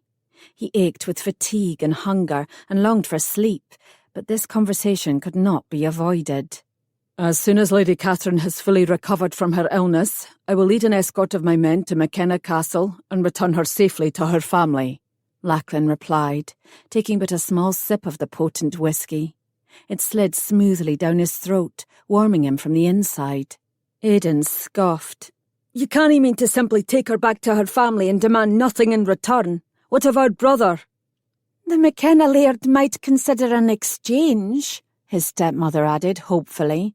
"'Twould be a benefit to us all." Lachlan bit back a snort. "If I demanded anything from the McKennas, 'twould be sacks of grain and a few cattle to feed us through the rest of the winter," he replied, disgusted with himself for even considering the notion of accepting payment. "Lady Catherine is a great prize. You hold her so easily in your grasp, and yet you'd ask for grain." Aidan scowled at Lachlan, his disgust evident. "The McKenna would gladly give up Robbie for his daughter, along with a hefty pile of coins." Lachlan shook his head. "I cannae risk further angering the man. Robbie's fate is foremost in my mind, but it will nae rule my actions. Laird McKenna respects the Highland honour. I will return his daughter unharmed and apologise for her abduction. 'Tis our best chance, dare I say our only chance, of preventing him from riding to our gates with a band of his fiercest warriors and burning us out," Lachlan said wryly. "Have you no pride? There are no circumstances on earth that would have me grovel and cringe before any man, no matter how powerful." Aidan pushed himself away from the table and began pacing, his angry strides crushing the rushes beneath his feet. "You're throwing away our best chance, nay, our only chance of rescuing our brother." Lady Morag gave Lachlan a silent, frenzied look. He turned his head away, tired of having to justify his decisions, wishing he could simply give her and Aidan what they wanted. Yet as much as he would like to please his stepmother, his first consideration must be the welfare of the entire clan. Suddenly, Aidan ceased his pacing. "We wouldn't be so vulnerable to the McKennas if we had a strong ally. I can think of no sane laird who would side with us against the McKenna," Lachlan replied, taking a final sip of his drink. Lady Morag lifted the bottle, but he slid his hand over the rim of his goblet, refusing another portion. "Archibald Fraser might," she whispered. Aidan flashed a triumphant grin, and Lachlan had to admit, under different circumstances, the suggestion might be something to consider. "Fraser lacks honour," Lachlan stated bluntly. "We could never trust him." "All the more reason not to make an enemy of him," Aidan insisted. Lachlan shrugged. "He's never bothered with us in the past." "Catherine McKenna has never before slept beneath our roof," Aidan countered. "She will be gone before week's end," Lachlan replied. He kept his voice calm, his manner relaxed, but Aidan's point had rattled him. Fraser was a complication he had not anticipated and could swiftly turn into a problem. He presented a real danger to Catherine, and in turn to all of Clan MacTavish. Lady Catherine's presence in our home places every one of us in jeopardy, Aidan said. What if Fraser discovers that you've lied to him about her? He'll be furious, bent on avenging the insult. We've all heard the terrible stories about him. Lady Morag's face looked stricken. Could we withstand a feud with the Fraser Laird and his clan? If Archibald learns the truth, he'll most likely be angry, perhaps even vengeful. But we have nothing of value to pillage or plunder, Lachlan said in a tightly controlled voice. 'Tis one of the few benefits of being so poor. Katherine McKenna is a prize above all others in Fraser's eyes, Aidan said. He would be in our debt if we gave her to him. Never. A shudder coursed through Lachlan at the thought of Catherine in Fraser's clutches. Men like Fraser kill for the joy of it. Lachlan scrubbed a hand wearily across his brow. And ye are proposing an alliance with him. Aidan turned his gaze to Lady Morag, then back to Lachlan. I'm trying to do what is best for the clan. Lachlan made a derisive noise deep in his throat. You're trying to justify your poor judgment. That's a lie. God's bones, Lady Morag gasped and clutched her hand over her heart. It distresses me to no end to witness my sons acting like combatants. If ye dinna work together, how will we ever survive this upheaval? Lachlan reached out and put his hand on her shoulder. To his surprise, Aidan did the same. We are too much alike, my brother and I, Lachlan observed. We both want to be in command and have others do our bidding without question or protest. Lachlan is our laird, Lady Morag said, determination filling her expression. The final decision rests with him. Aye, mother, you need not remind me. Aidan muttered an oath and stepped away, his footsteps echoing through the chamber. An awkward silence settled between Lachlan and his stepmother. Aidan is passionate because he cares so deeply, she said quietly. I hope that you understand it. Lachlan sighed. I do. Understand it. Aye. Continue to tolerate it. Not much longer. Chapter 9. Catherine slowly drifted awake. She opened her eyes, pleased to discover her head was no longer throbbing. She swallowed, relieved to feel only a trace of soreness in her throat. Apparently, a thorough rest in a proper bed did have the power to heal. Catherine stretched her arms above her head and rotated her shoulders. Most of the stiffness was gone from her limbs, and she felt more refreshed than she had in days. Spirits lifted, Catherine glanced around the chamber. It appeared even more plain and sparse in the morning light. The linens she had slept upon were threadbare, though clean and infused with the fresh scent of lavender. The mattress stuffed with straw was firm, the pillows soft and feather-filled. The wooden floor was swept free of dirt, and there was no sign of vermin. A chest was placed at the foot of the bed. Resisting the temptation to investigate, Catherine assumed it contained Lachlan's clothing. There was a table with a single chair, and another smaller wooden stand with a pitcher and basin for washing. The tiny flame in the fireplace gave off the only light in the room, as the iron sconces in the walls were either empty or held candle knobs so small they would not hold a flame. Judging by the smell, they were made of tallow and not beeswax. There were no personal items to be seen that revealed the character of the occupant. No armour or weaponry, no maps or a chessboard and finely carved pieces. It appeared that all Lachlan did in this chamber was sleep.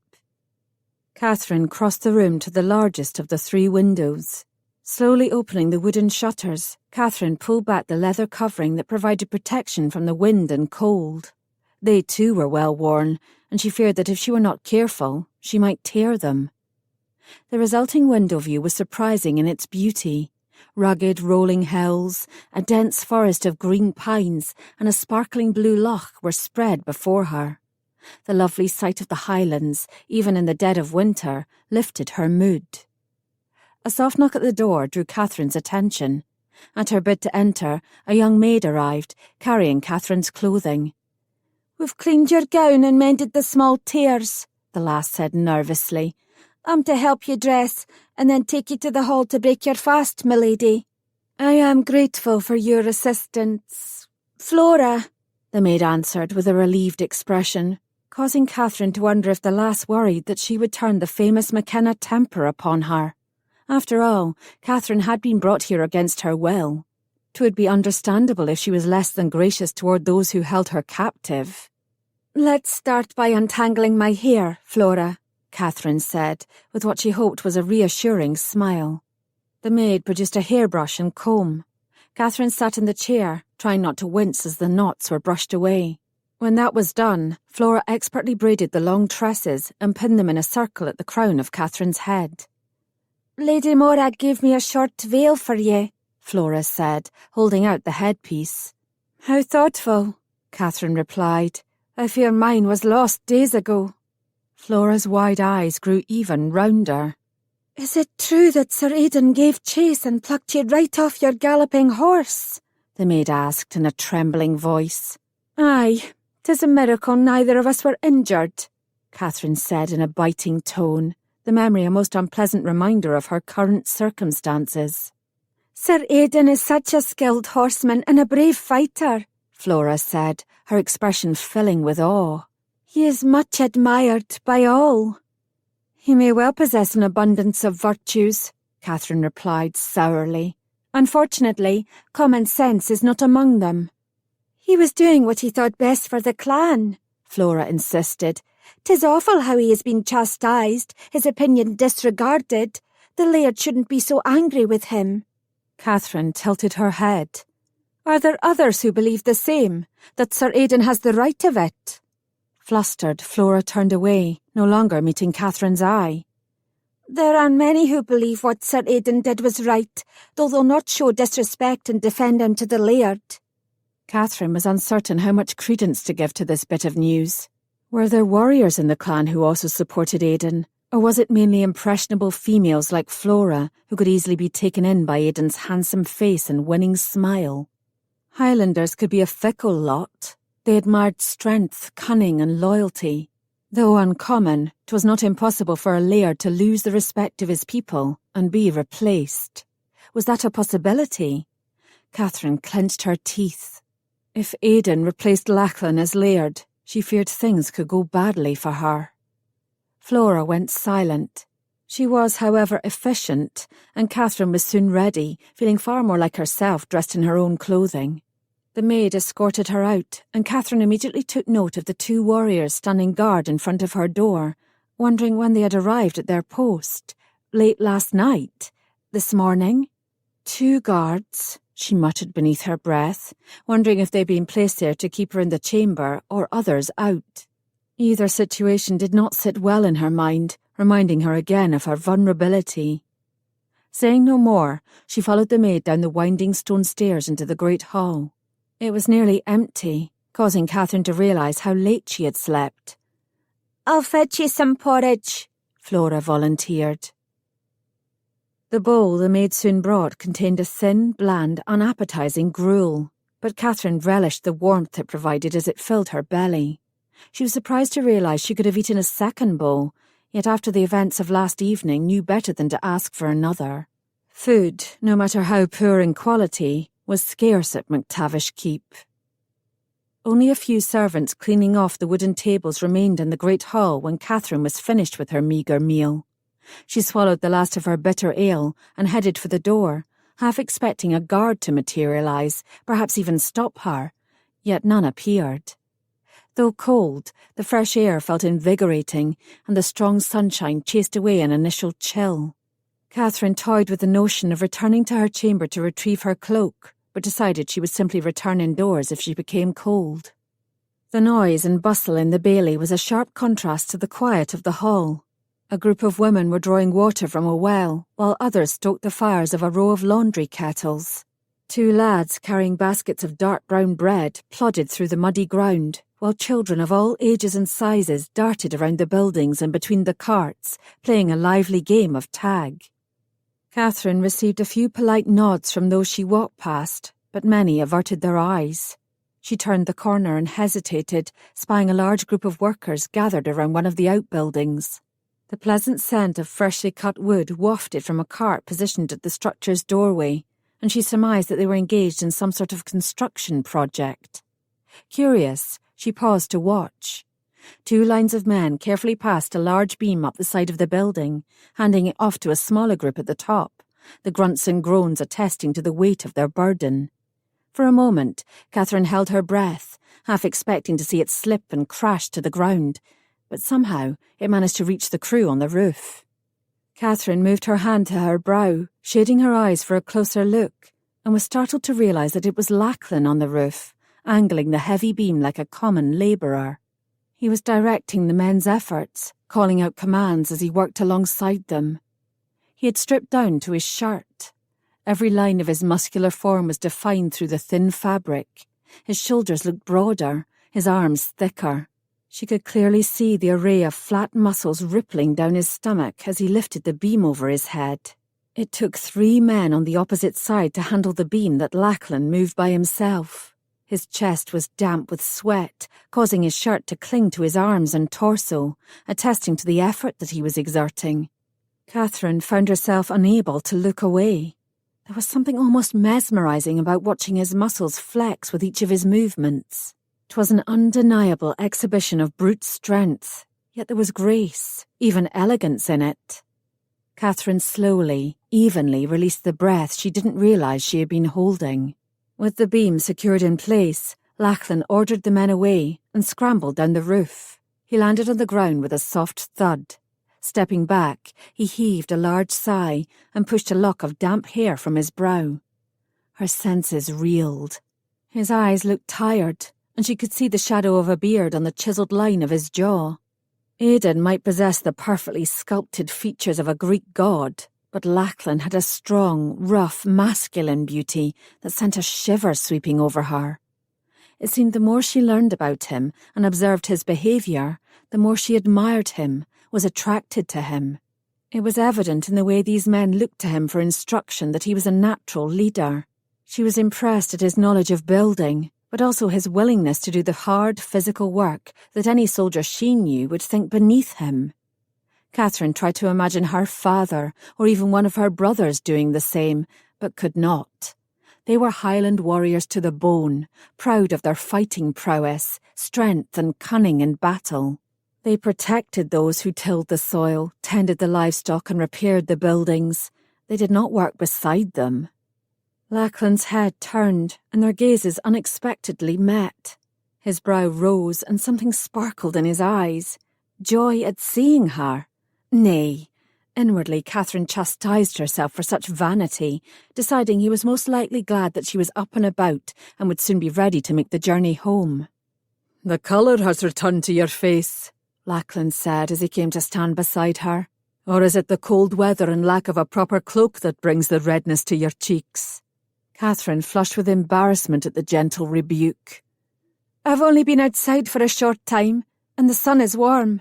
"You can see your breath in the air," Lachlan admonished, wrapping his own cloak around her shoulders. "'Tis foolish to tempt fate. If you catch a chill, your sickness will return." Catherine drew the garment closer, enjoying its warmth. The masculine smell of wood and soap rose to tickle her nose and seize her senses. Lachlan's scent. With effort, she resisted the temptation to smother her entire face into the wool, knowing Lachlan would think she had lost her wits. "I was surprised to see you in the bailey," she said. "I thought you'd be out hunting with your men." "We've already gone and returned with but a small result." Lachlan kicked a stone out of his path. "One of the men saw boar droppings. 'Tis best to hunt those beasts at dusk, so we shall try again later this afternoon. We could eat well for days if we kill one." "'Twould be a good reason to celebrate." She studied him from under her lashes. "Once the hunt is completed, will you make plans to bring me home?" "You appear fit enough for the journey." "I believe that I am, but do you have the men to spare?" She shifted and kicked the same stone, reminding herself of the game she played as a child with her brothers. I've learned the errors of my ways. I'll not travel again without a goodly number of swords surrounding me. I'll be taking my best, most experienced warriors as your escort, Lachlan assured her. To avoid trouble, we'll need to slip away before Archibald Fraser becomes a threat. Aye, I shall never again take my safety for granted, Catherine admitted with a shudder. Falling into MacTavish's hands had been trying. Being captured by the Fraser Laird was unthinkable. 'Twas purely my fault that Aidan was able to kidnap me. Lachlan lowered the corners of his mouth into a puzzled frown. Aidan insists that when he saw you, you weren't on McKenna land. I'm surprised that your father allowed you to travel so far with so few men protecting you. He didn't know. Catherine blushed. I was running away. From your father? From my betrothal celebration to Hamish Drummond, eldest son of Laird Drummond. 'Twas being held at their castle. I was trying to get home when Aidan and his men saw us. Lachlan tilted his head. Fie, I knew that it had to be an exaggerated rumour that you were going to choose the man you would wed. Catherine clenched her teeth. Why did nearly every man she encountered think this was such a daft notion? Did they truly regard all females as such pea-brained creatures? "'Tis true," she said. "My mother fought hard to ensure that I would have the right to refuse any man I didn't wish to wed." Then why did you have to flee from Drummond? Did your father go back on his word and force the match upon you? "The McKenna never breaks his word," Catherine replied hotly. "'Twas one of the reasons I had to get away, to give myself time to consider how I could dissolve the marriage contract without compromising my father's and our clan's honour." A puzzled look crossed Lachlan's face. If you had the right to refuse the marriage before the contracts were signed, then why did you agree to it? Catherine bit her lower lip. "I realised too late that I had made a mistake. A dreadful mistake." Lachlan's puzzled expression deepened. What could possibly have happened to make you change your mind about wedding Drummond? Catherine hesitated. She had struggled to push the incident from her mind and was hardly eager to remember the details. Yet she took responsibility for her actions and saw no reason to withhold the truth from Lachlan. "I discovered that Hamish was in love with another woman. 'Twas obvious he had no intention of abandoning that relationship after we were wed, so I told him that I wouldn't be his wife. He refused to accept it, so I fled." Catherine lowered her chin. The unsettling feelings of disappointment and her own female inadequacy returned to plague her. "That's it? That's why you ran from him?" Catherine's head shot up. "Didn't I have the right to escape a marriage of misery?" Lachlan lifted his brow. "Misery? 'Tis a rather dramatic statement. Women and men of your rank marry for many reasons. Love is seldom one of them." "I know that. I even accept it. Yet I could not allow myself to become an obligation to be endured by my husband, to vie with another woman for his attention and regard, to always be wondering and hoping that some day he might feel true affection for me. Surely you must understand." Catherine heard herself babbling and abruptly stopped. This was humiliating. A kind smile touched Lachlan's lips. "Many men have a lusty appetite and an eye for beauty. It doesn't disappear once they are wed." Catherine rubbed her fingers against her temples. "You may believe that faithful husbands are a rarity, but I know of several. I will accept no less from the man that I marry. I want a man who is capable of love, who has the capacity for kindness and affection." "Didn't Drummond possess any of those qualities?" "I believed that he did when I agreed to the match, but had no inkling that he had already bestowed his love upon another." Lachlan crossed his arms over his chest. "Are you saying that a man can only love one woman in his lifetime?" "One woman at a time," she clarified. "Preferably the one that is his wife. I had no wish to walk a long and tortuous road tied to a man who could never truly love me. I firmly believe that over time that disappointment would eventually turn to heartbreak." He shot her a reproachful look. "How do you know? Did you give him a chance?" Inwardly, Catherine cringed. Had she been too hasty in her decision to reject Hamish? She understood how her reasoning might seem trite and foolish to others, Yet she had trusted the intensity of the emotions she had felt at the time to propel her actions. Was she wrong? Nay. With a heavy sigh, Catherine shoved the lingering doubts away. Marrying Hamish Drummond would have been wrong. Though all had not turned out the way she could have ever anticipated, Catherine refused to abandon that decision. "Have ye ever been in love?" she inquired, her heart suddenly pounding as she awaited his answer. Love? Nay. He paused, then smiled. Though I'll confess to being infatuated a time or two when I was younger. "I am speaking of something beyond a young man's curious fascination." Her heart lurched. "Love involves sacrifice and selflessness. Hamish claimed that he loved this other woman, yet he would not fight to have her, to keep their love whole and pure. A man must be the greatest protector and defender of the woman he loves. Hamish most definitely was not. Instead, he was being deceitful to her and to me, and that I could not tolerate." Catherine sucked in a sharp breath. "Tell me, Lachlan, would ye have not seized the chance to avoid such a costly mistake and done the same as I did, no matter the consequences?" Lachlan felt her gaze burn into him, and he struggled to formulate a reply.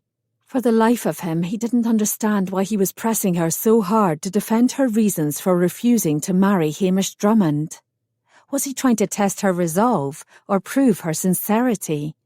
Or was it something else entirely? Some might think her spoiled, but Lachlan recognised that Catherine was a spirited woman with strong opinions, independent opinions, that she had been encouraged to express all her life. He could understand how no woman would appreciate being humiliated by her betrothed, and he was fascinated by the fact that Catherine saw no reason to hide her displeasure at the prospect. Many females would have unravelled under the strain of that discovery, fallen to their knees and prayed for deliverance, perhaps begun weeping at the unfairness of the situation. Instead, Catherine had exhibited an impressive display of strength and action, and had taken steps to remove herself from what she felt was an intolerable circumstance. Leaving with such a small escort had been most unwise, a critical lapse in judgment that had brought them all to this current predicament. Still, Lachlan felt he had no right to fault her decision. "I dinna know what I would have done had I been in your position," he answered. "I only know that you dinna always get what you wish for in this life. Few are granted the luxury of choosing their own path, and that holds true more for women than men. They seldom have a say in their fate." "Then it would have been foolish of me, indeed, to squander my chance to steer my life off of a rocky course," she concluded, her eyes sparkling with delight at proving her point. Lachlan grinned. Aye, Catherine McKenna would make the most of her life, defying any who would dare to stand in her way. And from all accounts, Drummond did not sound like a man who was deserving of a woman like Catherine, nor one who valued her unique qualities. "Perhaps you did make the right decision," Lachlan mused. "Many men dinna appreciate a woman with spirit. They want a wife who will be obedient and silent, who will never express an opinion or an original thought, and do exactly as they are commanded." "That sounds more like a well-trained horse." She notched her chin upward. "Is that the type of woman ye want to marry?" Lachlan's mind churned. Nay. A weak, timid wife was not an ideal matrimonial situation for him. He preferred a woman with a ready wit and smile, whose eyes would light up with pleasure when she saw him, who had courage and convictions, and could set his passion ablaze with a single sultry look. Sadly, none of that was relevant in his current circumstances. "I can't afford a wife," he answered truthfully. "You're a laird. You'll have to marry to produce an heir," she muttered. "Aye, then any woman would do, as long as she is young and healthy," he said, hoping that would get a rise out of her. He liked it when Catherine's eyes flashed with defiance, her chin raised in challenge, and an edge of belligerence crept into her voice. "You're teasing me, Lachlan MacTavish," she said with a saucy toss of her head, not taking the bait. "I dinna believe a word you said." Catherine lifted her skirt and stepped over a pile of mud and dung. Lachlan found himself staring at her slender ankles. Her lavender scent surrounded him, and he had difficulty concentrating. Long dormant desire sparked within him, followed swiftly by guilt. It felt wrong to hunger so strongly for a woman like Katherine, unless he could offer her the honour of being his wife. Shit. All this talk of marriage and husbands has put the most ridiculous thoughts into my head. I hope that one day you find what ye so desperately seek, Katherine, he said quietly. Thank you, Lachlan. He looked deep into her eyes and felt something pass between them. A connection of grave significance that he couldn't define, much less understand. It sent his heart thumping louder than ever in his chest. Bloody hell. Temptation rose to a poignant ache.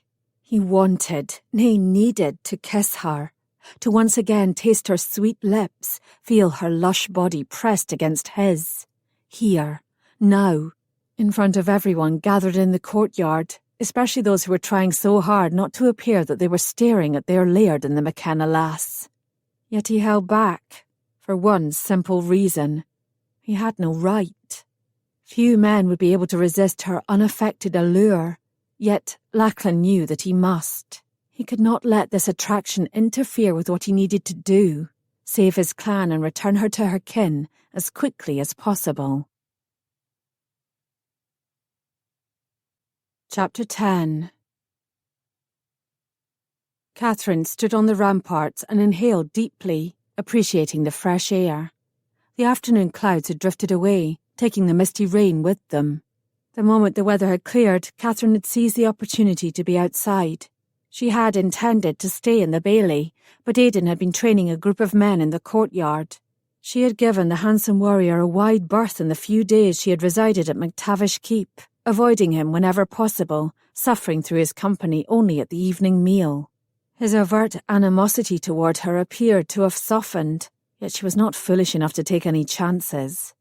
Sword training was a normal part of a soldier's day, and Aidan was not only supervising the men, he was also sparring with them.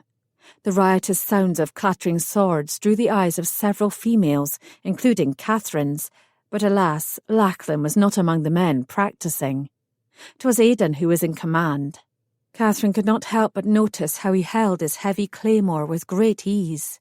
He faced a broader, more muscular warrior, but his superior skill was quickly evident. In just a few swift moves, Aidan was able to block a strong blow with his shield, sidestep another, and disarm his opponent with a single sword hit, sending the man's weapon skittering across the dirt. Some of the men broke into cheers, while others grumbled. Katherine had taken advantage of the distraction to slip unseen past the group and find a peaceful spot on the ramparts. Much to everyone's disappointment, the boar hunt had been unsuccessful yesterday, and the day before. She had heard that Lachlan and his men were preparing to try again today. Like everyone else, Katherine would be pleased to enjoy a hearty meal, but a consequence of a fruitful hunt would mean the warriors needed for her escort home would be available. Katherine felt a stub of reluctance each time she envisioned leaving. The strong emotion surprised her, yet she knew the cause. The time she had been spending with Lachlan had created an intimacy between them that she did not wish to lose. Each evening, when the meal had ended, they had fallen into easy conversation, sharing stories of their youth, discussing the politics of the day, even telling a joke or two. Beneath the strong, rough exterior, Katherine had been delighted to glimpse a playful lad, with a fine sense of humour and an honest interest in the welfare of others. They had played numerous games of chess with an equally matched competitive fervour, trading good-natured barbs in the hopes of creating a distraction that would gain them an advantage. Katherine smiled at the memory of Lachlan's astonished expression the first time she had beaten him at the game, remembering with delight her sense of accomplishment. With a wry laugh, he had congratulated her profusely, then proceeded to annihilate her in the next match. She had accepted her defeat as graciously as he had, determined to be victorious the following night. And when she succeeded, Katherine was unable to resist displaying just a hint of smug satisfaction, bringing them both to laughter. Aye, there was no mistake that her heart beat faster whenever she was in Lachlan's company. An attraction to a handsome man, she told herself, nothing more. But she knew that was not entirely true. No man affected her quite the way Lachlan did. There was something very different about him, something unique about the way he made her feel. Catherine sighed. It didn't matter. Once she returned home, she would never see him again. McTavish Keep was old, draughty, and lacking in many basic comforts. There wasn't enough good food for all, including the Laird's family and his soldiers. Yet Catherine felt comfortable here. Every man and woman and many of the children worked hard and complained little. They were good, honest, hard-working folk, and she admired their dedication to each other and the clan. I think I see a boar in the forest, Lady Catherine. Come and look. Catherine smiled at the gap-toothed lad who stood beside her. She had met young Cameron yesterday, and he had quickly become her shadow. His widowed mother was a household cook, too busy with her daily chores to pay much attention to a curious and energetic boy. The 6-year-old followed her around like an eager puppy, and in truth, Catherine was glad of the company. Things were never dull when Cameron was by her side. I fear 'tis the wind that causes the movement in the trees, not an animal, Catherine replied, as she playfully ruffled his hair, hoping to erase his disappointment. Are ye certain? Fairly. Look there on the opposite side. Can you see the dots of white among the brown grass? She asked, pointing to the distant horizon. Aye, but Lady Morag said 'twas getting too warm for snow, Cameron replied, scrunching his nose in puzzlement. If I'm not mistaken, the white you see isn't snow, but the first snowdrop flowers getting ready to bloom. Cameron's eyes lit with excitement. We have to pick them for Lady Morag. She loves flowers. 'Tis a fine idea, but the guards won't allow me to leave the keep, Catherine said, touched by the boy's considerate gesture. No doubt Lady Morag, and others, would appreciate having something pretty to decorate the hall. You can't leave. Are you a prisoner? Cameron asked, his eyes wide. Catherine suppressed the urge to laugh at the disapproving expression on the lad's face. Not exactly, but the moment they see me, they will stop me from venturing beyond the wall. A mysterious grin pulled at Cameron's lips. I know a way out that will hide you from their eyes. He took her hand and led her off the ramparts and through the bailey to a small door that was built into the outer curtain wall. Standing on the tips of his toes, Cameron struggled to reach the latch. His third try was met with success, and with a cry of delight the lad lifted the metal bar and slowly, cautiously, opened the door. I can see that you've done this before, Master Cameron, Catherine said, trying and failing to use a scolding tone. Cameron answered her with a giggle and an enthusiastic nod. Then before she could stop him, the lad disappeared through the opening. Catherine cried out and reached to stop him, but he slipped beyond her grasp. Anxiously, she looked about for a guard who might challenge her if she left, but there were no soldiers anywhere in the vicinity. Seized with the desire for a few minutes of freedom, Catherine hurried after the lad. For a child of his size, Cameron managed to cover a lot of ground in a short amount of time. Flowers! He cried, bending low to run his arms over the tight white buds. Och, well, as long as we are here, there's no harm in gathering a few before we return, Catherine decided. With a cry of delight, Cameron dropped to his knees and started yanking on the flower stems.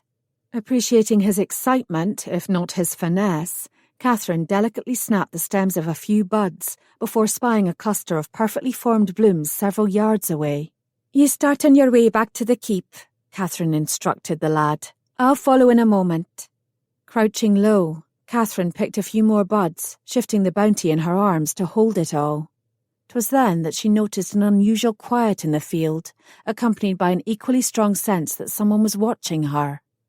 The hair on the back of her neck rose, and a tingle went up her spine.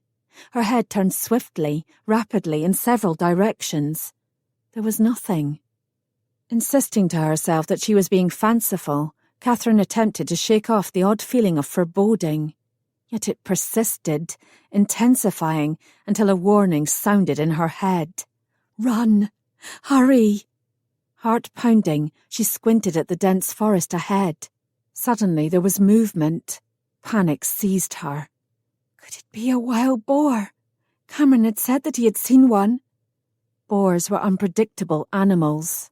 If one charged her, there would be no place to run for cover here in this open field. The boar's large tusks and sharp teeth would easily tear through her flesh, causing her considerable, possibly fatal, injury.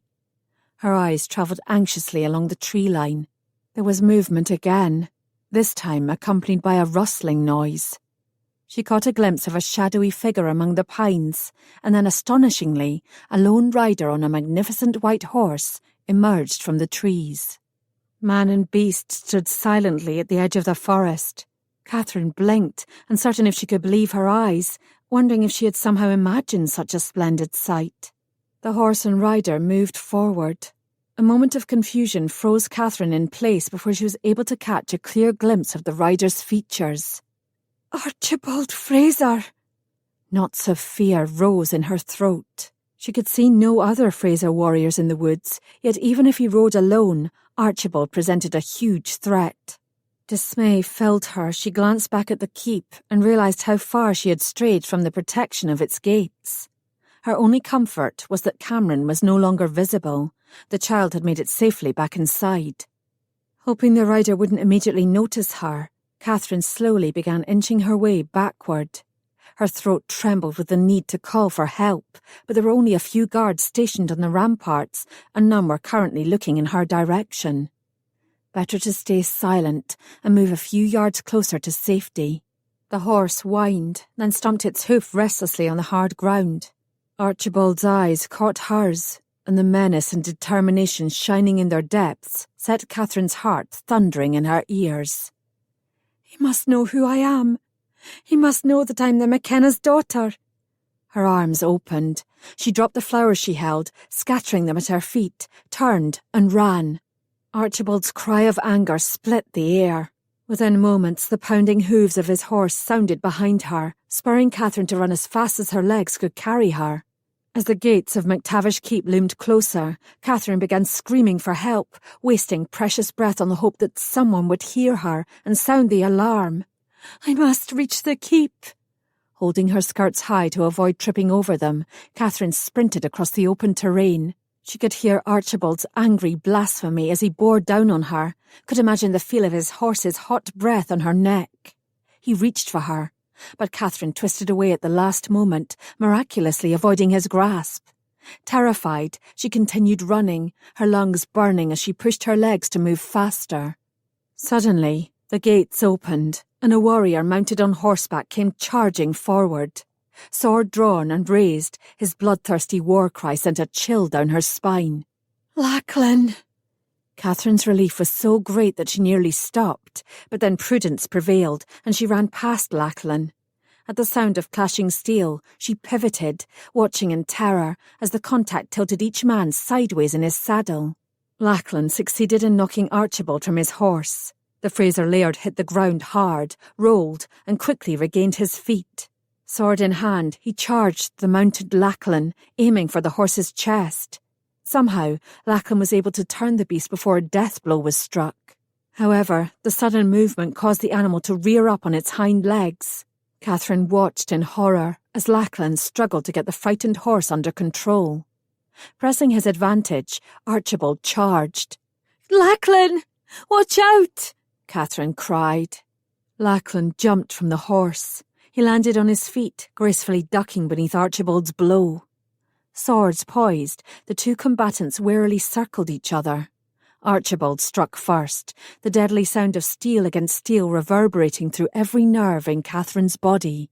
The pair were well matched, as every strike was met with a returning one. "You spun a pretty tale about the lass, but I know 'twas a lie. She's the McKenna's daughter, and I'll pay you well if you give her to me," Archibald proposed, his breath coming in rasping pants. "She's not for sale," Lachlan answered. "Now, get off my land." "I'm not leaving until I get what I came for," Archibald shouted. In a burst of strength, Archibald attacked with renewed vigour.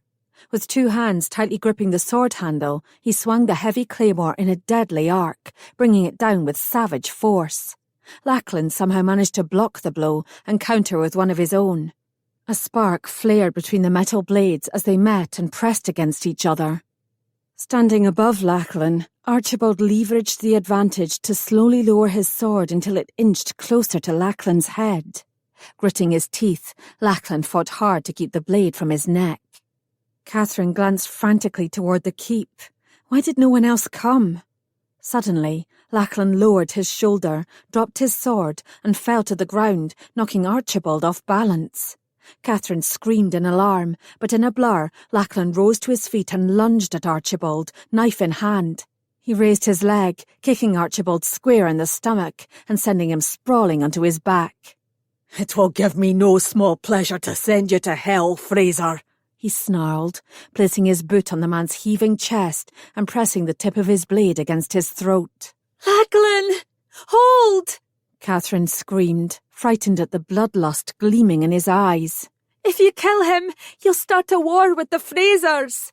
"He deserves to die," Lachlan insisted, digging the tip of his knife into Archibald's windpipe until a trickle of blood cascaded down the Fraser laird's neck.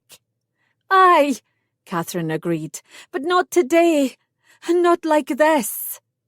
Lachlan shoved Archibald, hard. "You live only by the mercy of Lady Katherine," he grunted, reluctantly standing, his blade still pointed at his enemy. Placing a hand against his wounded neck, Archibald slowly gained his feet. He shook the dirt from his clothes, then lowered his hand and stared at the blood on his palm. "You'll rue this day, MacTavish," Archibald promised, glaring at him. "Aye," Lachlan agreed. "I'll regret not killing you. Go quickly, Fraser, before I change my mind." "Fool!" Archibald bent and reached for his sword, but Lachlan swiftly placed his foot on the blade. "Leave it." "That sword has been in my family for generations," Archibald protested. "My father carried it into battle at Bannockburn alongside the Bruce." Catherine gasped at the implied insult to Lachlan and his clan, as their family had unfortunately chosen to side against the king during that conflict. Lachlan spat on the ground. "The sword is now mine. Be grateful that I'm allowing you to take your horse." For a moment it appeared that Archibald would again challenge Lachlan, but the gates of the keep opened and a group of MacTavish warriors spilled out. Sniffing loudly, Archibald stormed toward his horse. Catherine could hear him groan as he swung himself into the saddle, a testament to the force of Lachlan's blows. With a final growl of anger, the Fraser laird turned his mount and rode away, leaving a cloud of dust in his wake. Sobbing with relief, Catherine threw herself into Lachlan's arms. His senses jolted, his pulse pounded, and he shockingly realised that his body was aching with pent-up desire. The heat of battle, so recently consuming him, had changed to a totally different sort of heat, one that was on the verge of exploding with a clawing need so strong it nearly overpowered his common sense. "You're injured," Catherine cried, pulling away.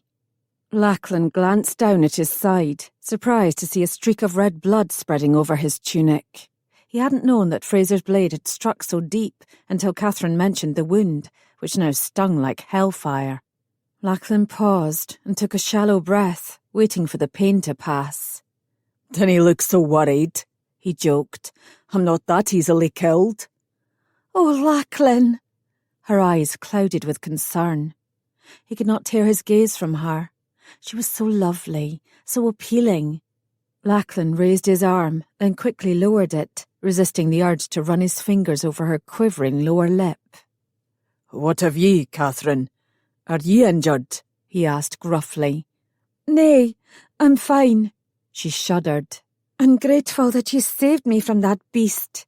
Swords drawn, Aidan and several other retainers arrived. 3 of the men pressed forward to the edge of the forest, but Archibald had wisely disappeared. "What happened?" Aidan asked. "The watchguard said that you crossed swords with another." "Aye." Lachlan pulled in a steadying breath. "Archibald Fraser. He tried to snatch Catherine. I ruined his plan." "How the hell did he breach our defences and take her away?" Aidan asked. "He didn't."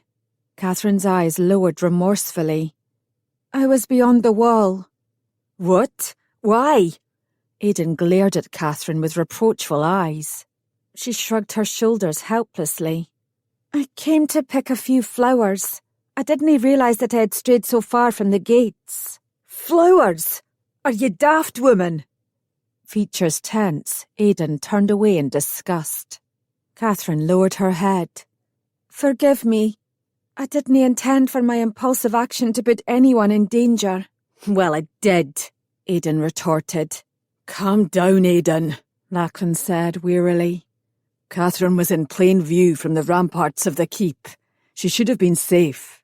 Did you give her permission to leave the bailey? Aidan asked, his gaze darting from Lachlan to Catherine. She's not a prisoner, Lachlan replied curtly. Catherine's cheeks bloomed with colour. Please, let's go inside. Lachlan's wound needs tending. Lachlan nodded. The pain in his side hadn't dulled. If anything, it had grown stronger. Several men and women rushed forward when they entered the bailey, wanting to assure themselves that the Laird was not seriously wounded. Knowing how important it was to appear invincible, Lachlan kept insisting it was merely a scratch. Yet by the time they finally entered the great hall, his entire body was shaking with the effort to stand straight, walk with an unaffected stride, and smile. With each step, he could feel the warm blood trickling down his side, and he was relieved that his dark tunic managed to hide most of the stain. As they entered the great hall, Catherine beckoned a servant, calling for hot water, clean cloths and a medicine basket. Dinna fuss, Lachlan insisted, cautiously lowering himself into his chair. I need to bind your wound before you start dripping blood onto the rushes, she replied. Lachlan flinched when she lifted his tunic and pressed a warm compress against the cut, sucking in a sharp breath between clenched teeth. Their gazes collided, and she murmured an apology before bending closer. Lifting his eyes to the rafters, Lachlan took another deep breath. Och, she is a bonny lass. He could feel the tension gripping his entire body and knew it wasn't from the stabbing, stinging pain in his side. Nay, it was caused by the throbbing in his loins, the direct result of Catherine's touch. Sitting across from him, Aidan was oblivious to Lachlan's discomfort. Indeed, his brother had lapsed into a sullen silence, scrutinising Catherine's every move. Will you sear or stitch it closed? Aidan asked. Stitch, she answered, her face paling.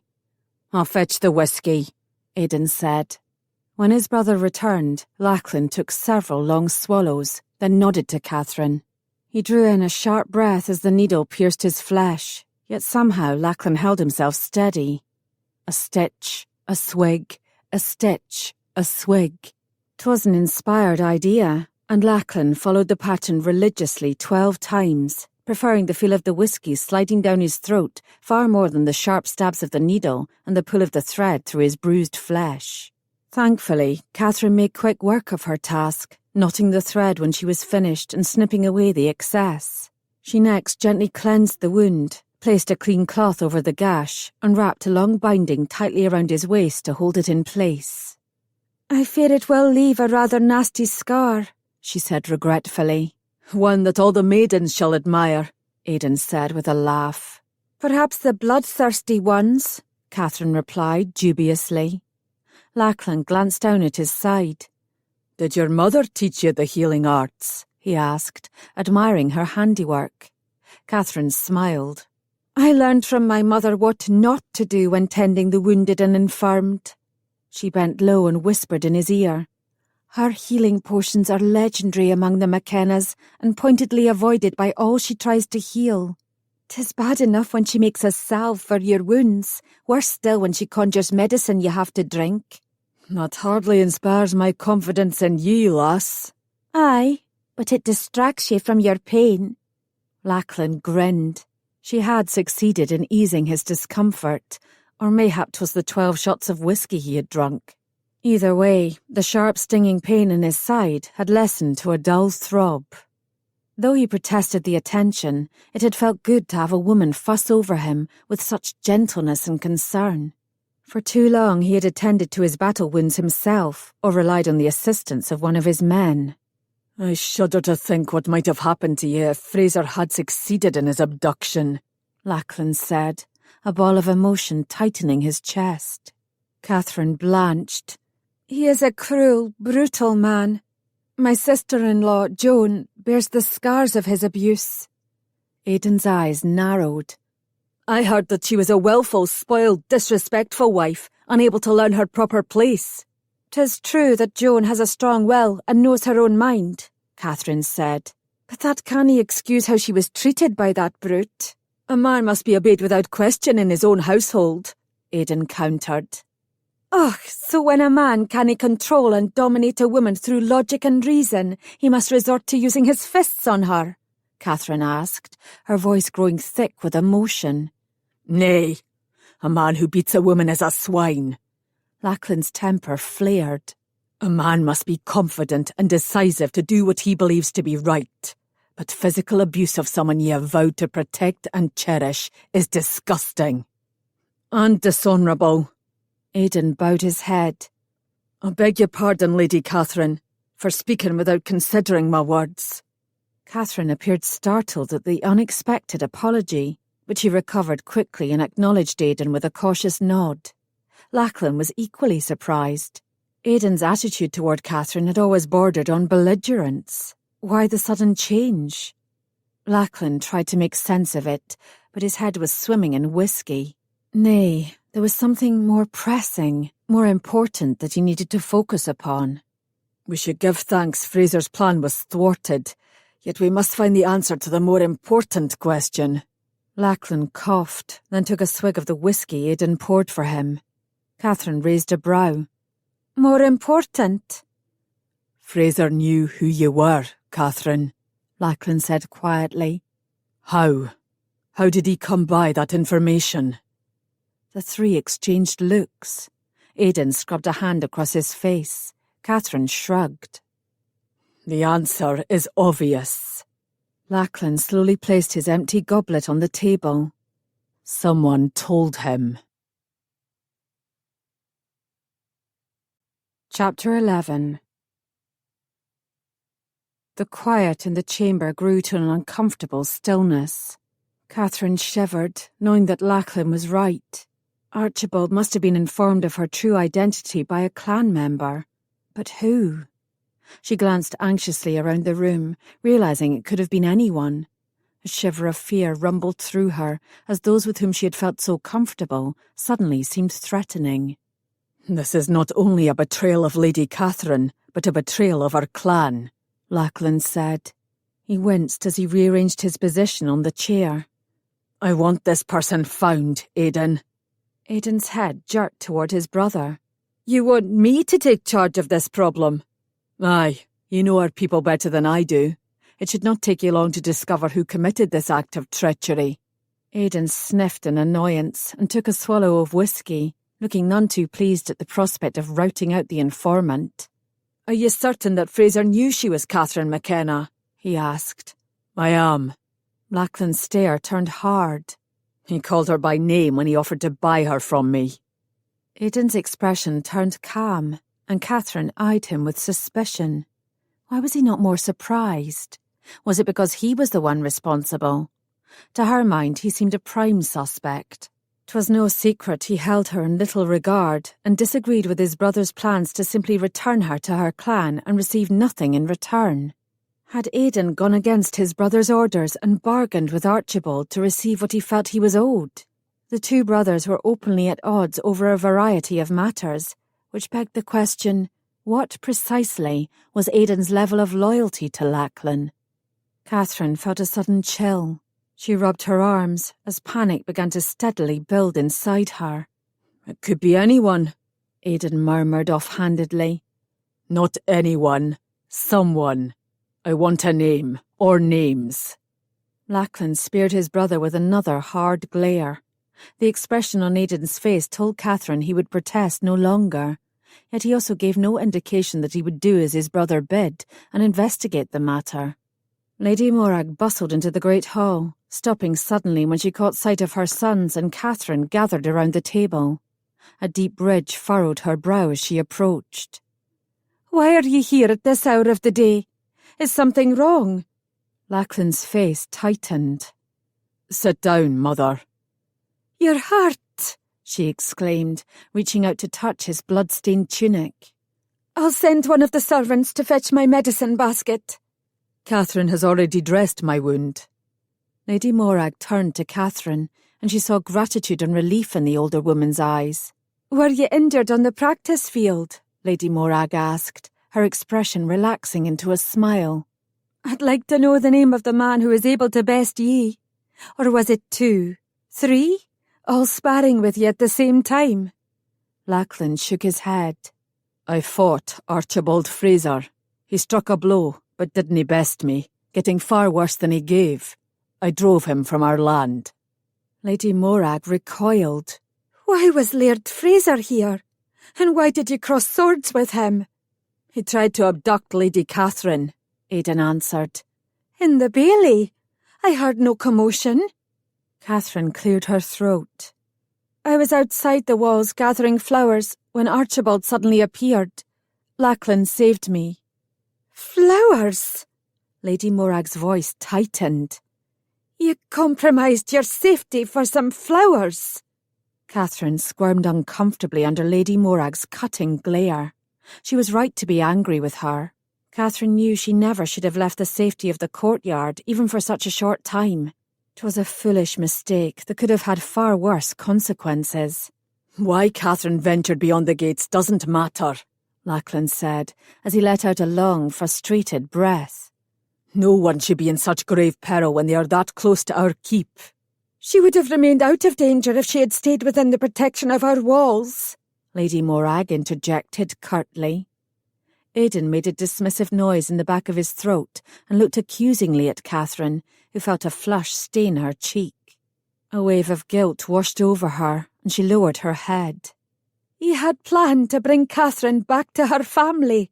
How can you do that now? The Frasers will be watching for you." Lady Morag wrung her hands together. "You'll not get much beyond the gates before you are assaulted. You both could be injured, or worse." Katherine gripped the edge of the table. Lady Morag was right. Given the events of the afternoon, it would be impossible to leave without being seen and possibly captured by the Frasers. "We must outwit Archibald," Lachlan said, his tone firm. "How? Fraser will be suspicious of any travellers in the area," Aidan said. "If he's angry enough, he might even place men in our forest to watch our gates and report on your movements." "Ugh, he's angry enough," Lachlan said with certainty. "I took his sword." Lachlan hoisted the weapon in the air. There were bits of grass and dirt on the blade, and a dark streak of dried blood. Lachlan's blood. Katherine shuddered at the memory of seeing him slashed during the fight. Thank God he had rebounded from the wound in time to save himself, and her. "Christ's bones, Lachlan, you've guaranteed Fraser's retribution by taking his sword," Aidan noted, sending a scowl at his brother. "The action shall serve as a warning and a show of our strength," Lachlan insisted. "Be that as it may, you've now made yourself a prisoner in this keep," Aidan said. "I didn't fear Archibald Fraser," Lachlan proclaimed. "You should," Katherine said softly.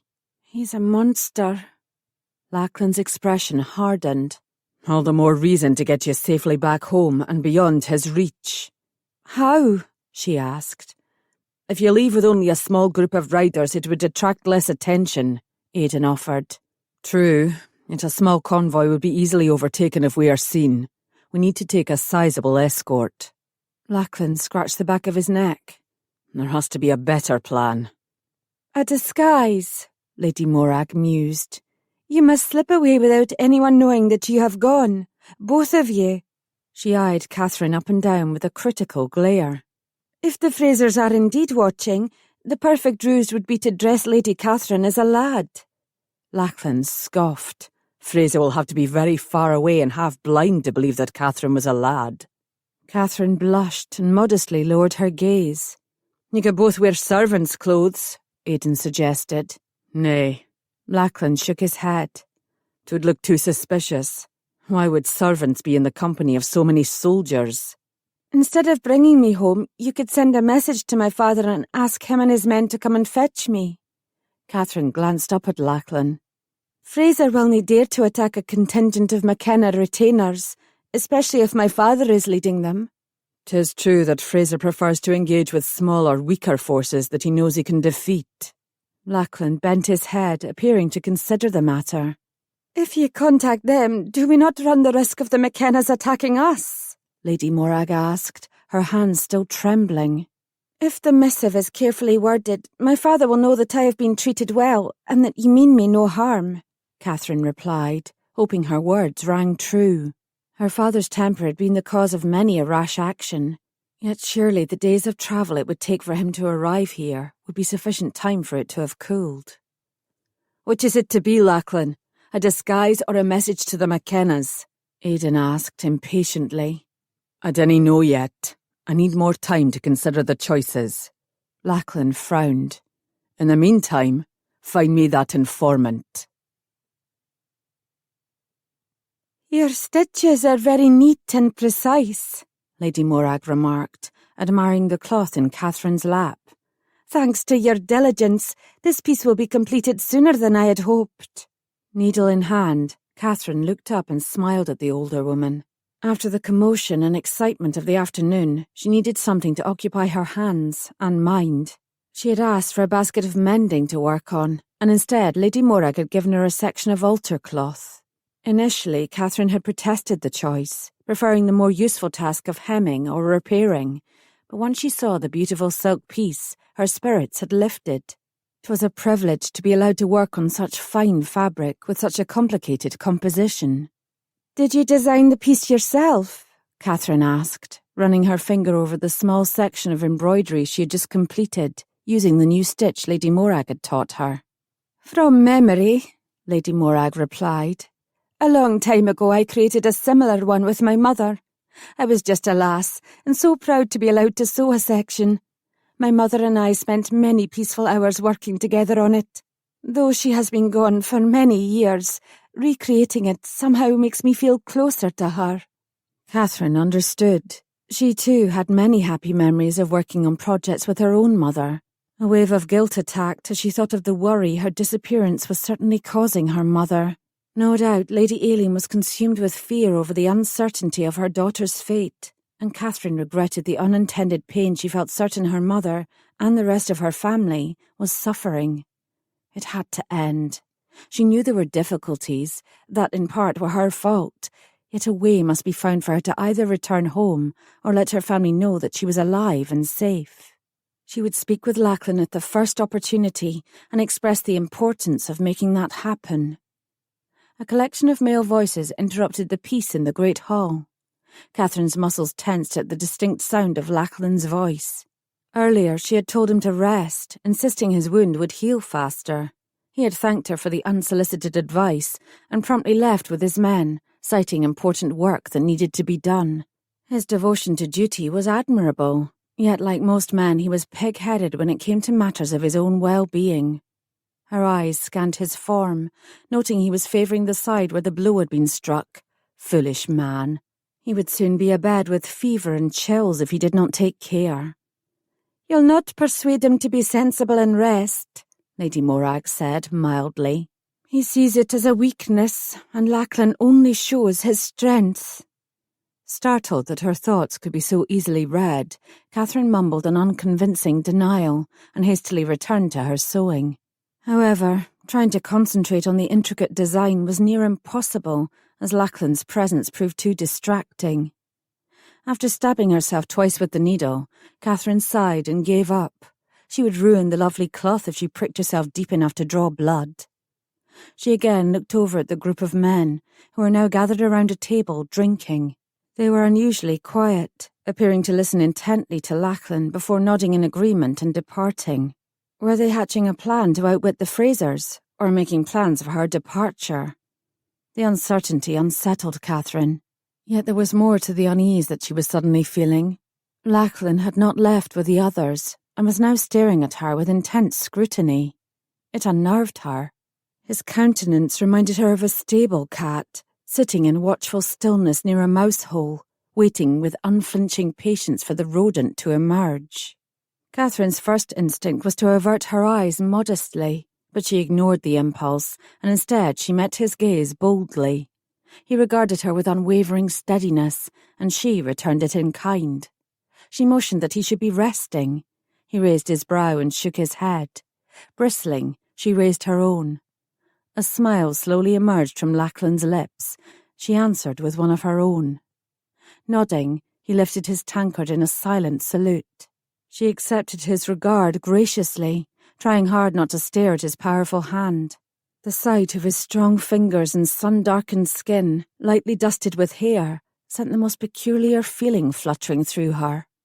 Colour heated and bloomed in her cheeks. Catherine lowered her gaze, needing a moment to compose herself. It took multiple deep breaths until she succeeded. However, when she looked up again, Lachlan was gone. Aidan entered the chapel alone, immediately spying his mother. She was kneeling at the altar, her hands clasped tightly together, her head piously bowed in prayer. Candlelight illuminated her profile, and even in the dim light he could see the fine lines radiating from the corners of her eyes, a stark reminder that she was no longer a young woman. "Mother?" he called softly to her, and she tensed. Aidan grimaced. 'Twas not a good sign. "Aidan, you startled me." She turned to meet his gaze, then quickly shifted it back to the altar, once again bowing her head. Aidan walked forward and stood beside her for several long, uncomfortable minutes. "'Tis odd to see you here at this time of the evening," he remarked. "Was there a specific reason you felt the need to come here tonight?" "These are very unsettled times," she answered. "Prayer brings me comfort." "You can speak with God anywhere. Why was it necessary to come to the chapel?" Lady Morag's face whitened. "I relish the quiet." Aidan gently placed a hand on his mother's shoulder, startled at how fragile it felt. "I spoke with your maid, Katrina, this evening." Lady Morag sighed deeply and sat back on her heels. "You know?" "Aye. 'Twas Katrina's husband who brought the news to Laird Fraser about Katherine McKenna, at your behest." Lady Morag's face fell. "Do you brand me a traitor?" she asked, slowly unclasping her praying hands. "Nay, but I need to understand why you did it." Her breath caught on a sob. "'Twas never my aim to put Catherine in any danger. How was I to know that she would venture beyond the walls, making herself an easy target, or that Lachlan would come to harm defending her?" His mother's voice cracked with emotion, and Aidan could hear the genuine anguish and remorse in her voice. "How could you not realise the possible consequences of your actions?" he asked. "Fraser is known to be a ruthless man." Lady Morag would not meet his eyes. "'Tis exactly why I did it. I feared Fraser's reaction when he discovered Lachlan had lied to him about the lass." "And what of the McKenna's wrath?" Aidan inquired. Lady Morag's eyes narrowed. "He kidnapped his daughter. His anger is already assured. I thought an alliance with the Frasers could aid in protecting us against the McKennas. 'Twas ye who first suggested it." "I did, and Lachlan rejected the notion in no uncertain terms." Aidan stroked his chin thoughtfully. "You've always shown great deference and loyalty to Lachlan's authority as Laird. Has that changed?" "Mayhap. I dinna know." Lady Morag sniffled and turned toward the altar. "The McKennas hold Robbie prisoner. If they learn of your role in Catherine's kidnapping, they might take ye next, and I believe that Lachlan would allow it." "I'll not allow it, Mother." Hearing his mother's doubts about Lachlan gave Aidan a brief sense of victory. She would support him, not Lachlan, if the choice were put to the clan. Yet the triumph felt oddly hollow. In truth, Aidan realised that he did not wish his brother harmed. Removed as Laird, aye. Brutally, savagely injured, nay. Seeing Lachlan battle with Fraser today had brought forth emotions inside Aidan that had surprised, even shocked him. He thought he would have eagerly embraced Lachlan's defeat at Fraser's hand, for it would have all but assured Aidan's place as the clan's new Laird. Instead, he had prayed for his brother's victory. Afterward, Aidan had wanted to deny that strong sense of protection and concern that had stirred inside him. Yet, it had remained. It puzzled him. He knew that he still wanted Lachlan gone so that he could become Laird. Yet when faced with the reality of his brother's death, Aidan's feelings had been deeply conflicted. "I've done something horrible, unforgivable, haven't I?" I'm so regretful and ashamed. Lady Morag's face clouded with uneasiness. Lachlan will be hurt, perhaps furious when he learns the truth. Must you tell Lachlan? Can you wait until the incident is not as new, as raw? She let the plea hang in the air. Aidan hesitated. The loyalty that he knew he owed Lachlan as Laird was not as easily ignored as he had hoped. But what of the loyalty he owed his mother?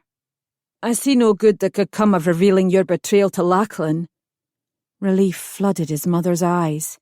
Aye, 'twould only cause him more grief. Grief. Aye, perhaps that was the key to ousting Lachlan as Laird and leading the clan himself one day. Betrayal could break a man, turn him bitter and resentful, mayhap even dishonourable. The MacTavish would never tolerate such a man as their Laird. They had little to cling to except their pride and honour, and they held tight and fast to both. Aidan decided he would say nothing to Lachlan. He would wait, remain watchful and vigilant, and fuel the fires of dissension as they emerged. My time will come, and when it does, I will be ready. Hands clasped behind his back, Lachlan walked through the bailey. The stitches in his side throbbed dully, a reminder of yesterday's encounter with Archibald Fraser. A reminder, too, of his need to get Katherine McKenna safely back to her family before Fraser could strike again. Lachlan drew in deep breaths of air while he walked, hoping the scent of fresh rain would help to calm his mind and spirit. The conversation he had just had with his stepmother had been illuminating and painful, and more than anything he wished he could forget it. Lady Morag had looked like a hare caught in a trap, her eyes wide, her face pale and streaked with tears when he confronted her with the proof of her betrayal. Lachlan shook his head vigorously, trying to erase the memory from his mind, to block out the sounds of her sobbing and pleas for forgiveness. Yet they lingered. Lachlan turned a corner. Some of the men were gathered outside the barracks, polishing their swords and armour. Others were gambling with dice, boisterously shouting and laughing. They nodded respectfully as he strode past them, and he silently returned the greeting. Someone emerged from the chapel. Frowning, Lachlan altered his course to intercept them. Confessing your sins, brother. Aidan stiffened, then favoured him with a teasing smirk. Praying for your soul. Lachlan bit back a retort.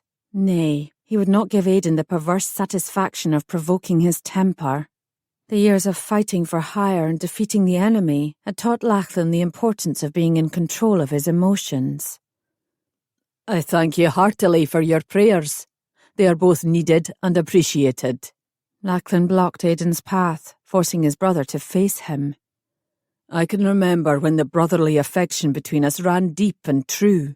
I would like for it to once again be that way. We were lads, Aidan countered. Much has changed. Lachlan could decipher nothing in Aidan's words or tone to let him know if that bothered his brother. We must stand together against our enemies, or most assuredly we shall be defeated, Lachlan insisted. I am loyal to the clan, Aidan insisted hotly. Aye, but not to your Laird, Lachlan said softly. Aidan lifted his chin sharply. Harsh words, brother. Harsh truths. Lachlan waited, hoping, yet not really expecting, a denial. Aidan's eyes narrowed. I'll not follow you blindly, if that's what you're asking of me. Aye, you've shown me proof of that. I specifically ordered you to stay away from the McKennas, and instead you brought me one. Aidan pulled in a mocking breath. You seem rather pleased with her. Lachlan nearly growled as his anger spiked. His brother had spoken aloud the truth that Lachlan had been trying so hard not to acknowledge.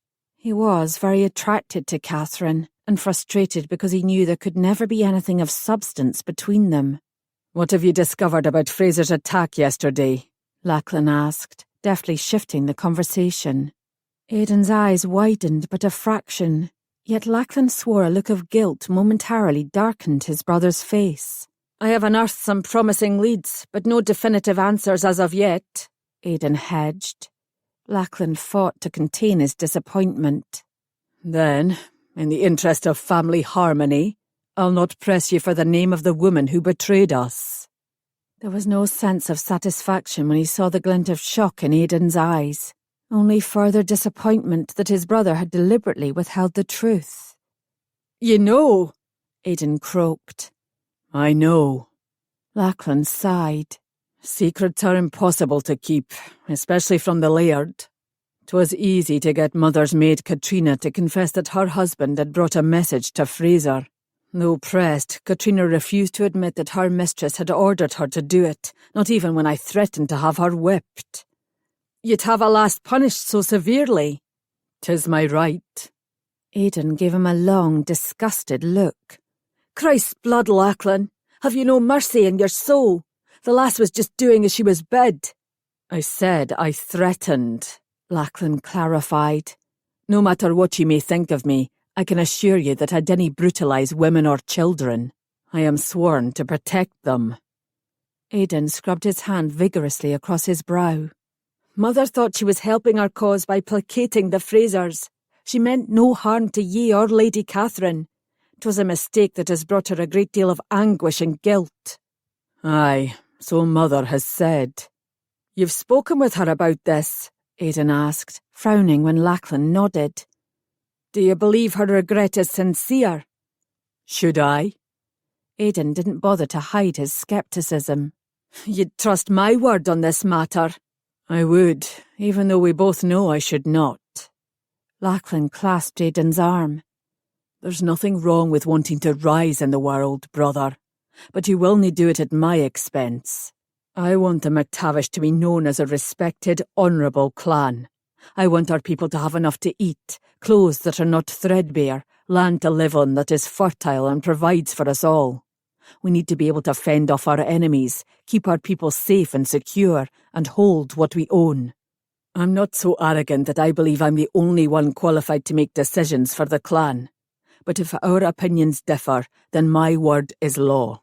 I will be obeyed. If you cannae respect that, if you cannae live with it, then you'd best take your leave. Lachlan spoke with force and command. If his brother did not yield to his authority and continued to openly defy him, Lachlan would have no choice but to banish him. Aidan remained silent, and the strain between them surged as neither man spoke nor looked away. You must do as you see fit, Aidan finally replied. And so must I. Then, with a curt nod, Aidan turned and walked away. Chapter 12. The alarm bell sounded soon after the great hall had been cleared from the morning meal.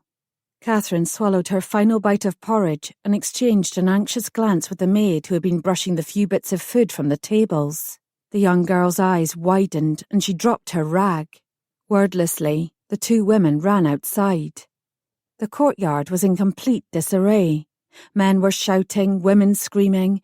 Everyone seemed to be running in a different direction. Catherine had never seen the like. McKenna Castle was a fortress, protected by great numbers of Highlanders known for their fighting skill. None had ever been so bold as to advance upon her father's holdings, not even the English. Catherine waited anxiously for the portcullis to drop and the gates to be shut, but instead they opened wider.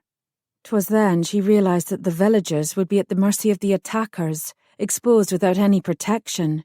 She had heard chilling tales of attacks where villages were burned and the innocent killed. Their best chance for survival lay within the walls of the keep, if they could reach it in time. Amidst all the chaos, Catherine spied Lachlan. He appeared calm, ordering the warriors who surrounded him with words and gestures.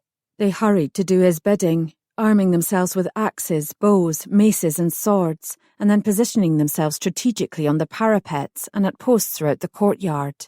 The villagers began pouring into the bailey, carrying children and herding livestock, packs of their belongings hastily thrown on their backs. She could see the frantic fear in their eyes as they huddled together, uncertainty punctuating their movements. One of the soldiers ordered them into the great hall. En masse, they moved. Catherine was swept up in the tide and found herself being propelled along with them. Yet, just as she reached the doorway, Catherine caught a glimpse of Lady Morag bursting through the crowd. The older woman grabbed a young soldier's arm to garner his attention. "Is it the Frasers?" Catherine heard her ask. They are too far away to see their colours, my lady. Our lookout spied a cloud of dust on the distant horizon. We know only that there are a fair number of men, riding hard. They will be upon us soon. Too many of our people are still outside the walls, Lady Morag exclaimed. We must see to them. I am ordered to prepare the archers, my lady, the soldier answered, lowering his gaze. I cannae help. Lady Morag nodded in understanding, and Catherine watched in astonishment as the older woman ran through the bailey and out the gates. Giving the matter little thought, Catherine charged after her. 'Twas clear that the other men were also too busy to help, thus the women must do their part. Catherine! She heard Lachlan shout her name, but she ignored him, suspecting he would forbid her to leave. She did not wish to openly defy him if he ordered her to the great hall with the others, yet she could not cower in safety when she was fully able to aid those in such desperate need. Following on Lady Morag's heels, Catherine ran through the gates into the winding lane, heading for the cottages at the farthest edge of the village. There she found a mother in tears as she struggled to carry her 4 young bairns. Bless ye, the woman sobbed when Catherine stopped. She scooped a toddler under one arm and accepted the babe who was gratefully thrust at her in the other. The poor mite was shrieking in her ear, but there was no time to try to soothe him. Together, the 2 women fled toward the keep, their breaths coming in rapid pants as they ran. Catherine handed her precious burdens off to a lad standing a few feet from the gate, then turned and ran back. She passed Lady Morag, who was holding the hands of 2 crying children, pulling them along so quickly their feet skipped off the ground. Behind them, a man carrying a goat and a woman balancing a large basket in her arms urged them to move faster, panic evident in their voices. Catherine noticed there were fewer people about as she sprinted through the lanes. She helped 5 more women and their children and one very pregnant lass to safety and returned once more to the nearly empty village. Suddenly, the alarm bell rang again, causing her heart to jump in fear. The riders must be getting closer. She was preparing to turn back when a noise drew her attention. She ran to the back of the cottage and discovered an elderly couple trying to coax a thin, sickly-looking cow from its pen. The animal's eyes were round with distress as it loudly protested their prodding. You must get to the keep, she cried. There's no time to waste. If they steal our cow, we'll have nothing, the old man argued, wincing as he tried unsuccessfully to move the beast. There's no time, Catherine protested. If we lose her, we'll starve, the old man insisted, his face flushed with his failed exertions. Go, she ordered, deciding it was useless to waste any more time arguing. I'll see to the animal. The old man's brow curled in objection, but his wife tugged urgently on his arm. Reluctantly, he handed Catherine the switch. His wife dipped a hasty curtsy, caught her husband's hand, and the 2 hurried away. For a moment, Catherine was flummoxed as she stared at the reluctant animal. She knew little about livestock, except for horses, but she knew the old man had spoken the truth. The couple would suffer mightily without this beast. She had to at least try to bring it to safety. Seeing that the couple's method of switching the cow from behind had failed, Catherine threw the stick away and reached for a length of rope. She hastily tied it around the cow's neck and attempted to lead it from the pen. The balking animal refused to budge. Catherine wound the rope tightly around her arm and pulled, leaning so far back her slippers dug into the hard dirt. But the cow planted its feet too, let out a mournful sound, and wouldn't move. Growling in frustration, Catherine tried again, achieving the same result. She considered abandoning the beast and somehow compensating the couple for the loss, yet knew that all possible sources of food would be needed if whoever was approaching laid siege to the keep. Renewing her efforts, Catherine looped the rope around her arm and began tugging with all her strength. She swayed off balance, leaning to the right, and nearly tumbled to the ground when, amazingly, the animal took a step. Only a single step, but it was progress. Aye, now you understand, she said. Encouraged, Catherine repeated the motion, this time leaning to the left, and the cow again took a step. She continued to alternate the lead until she managed to get the beast to move at a steady pace. Bless you, my lady, you've done it, the old man cried when Catherine reached the gate. With a relieved, exhausted smile, she handed off the rope and turned to go back into the village. 'Twas then she realised that she and the cow were the last ones to reach safety. Catherine! She lifted her head and met Lachlan's furious gaze. He was still on the ramparts with his men, preparing for their defence. Though she understood the reason for his anger, she felt a stab of disappointment over his lack of understanding. Did he believe her to be so unfeeling that she would sit idly in safety when she was fully able to help? A soldier approached him, and Lachlan turned away. Mouth tightening, Catherine took advantage of his distraction and followed the remaining villagers into the great hall. She accepted the tankard of ale thrust into her hand. Her thirst was so strong she drank it all at once, managing to ignore the constant burn of the bitter brew as she swallowed. Lady Katherine! She spun around, nearly choking on the last of her drink. Aidan stood before her, his expression grim. "What has happened?" she asked nervously, wiping her wet mouth with the back of her sleeve. My brother commands your presence on the ramparts. She tried to study his face, uncertain what to make of the request. However, Aidan turned away without waiting for her reply, clearly expecting her to follow. She watched his long, steady strides and for an instant felt shaken and afraid. Was it the Frasers coming to exact revenge, or coming for her? And what would Lachlan do? The warrior in him would want to fight, yet given the poor condition of the keep's defences and the relatively small number of soldiers at his side, the odds of victory would be against him. Lachlan's first duty was to his clan. Would he be forced to give her over in order to save his people? Catherine shuddered. He had demonstrated that he was the sort of man who would not surrender easily. Yet could he in truth put so many innocents in such grave danger for her? Catherine felt her cheeks burn as she climbed the steps. When she reached Lachlan's side, she followed his gaze and looked to the eastern horizon. Squinting, she lifted her hand to shield her eyes from the sun and scanned the long column of men riding hard toward them, counting at least 70. They fly the McKenna banner, Lachlan observed. "Aye," Catherine replied excitedly, her heart accelerating its rhythm as she recognised the confident warrior leading the men. "'Tis my younger brother Graham in the lead." Why does he come with so many soldiers? "I assume that he is searching for me and expects a battle to win my freedom." She could feel Lachlan's eyes upon her, watching her intently as though assessing her thoughts. "Fear not. Once he sees that I am unharmed, Graham will act reasonably." Lachlan grunted in reply. Catherine leaned forward, hoping to recognise some of the other riders. Lachlan placed a restraining hand on her arm. Be careful. The last thing we need is for you to go tumbling over the wall. She nodded, keeping her eyes on the column of men. She smiled when she saw 2 of her father's guardsmen, but her delight was short-lived when the features of another man became clear. "Nay, it cannae be." Lachlan somehow sensed her distress and moved protectively closer. Whatever you aren't saying is causing me great concern, Catherine, he said softly, his expression quizzical.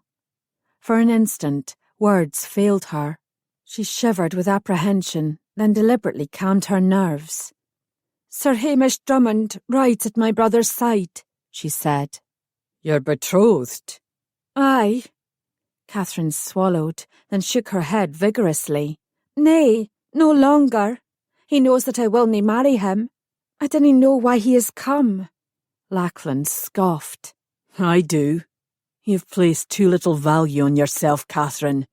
If you were my intended, I'd not let you get away from me so easily. He was close enough that his warm breath feathered her cheek, causing a fluttering of excitement in her breast. Tentatively, she looked up into his eyes. They shone like fire, and she felt her heart jump anew at his scrutiny. There was something strangely hypnotic about Lachlan's stare, for it seemed to be reaching inside her to a deep, secret, hidden place. A place that only he could find. The sound of hoofbeats broke the spell. Catherine turned away, once again looking beyond the wall. The McKenna contingent had arrived.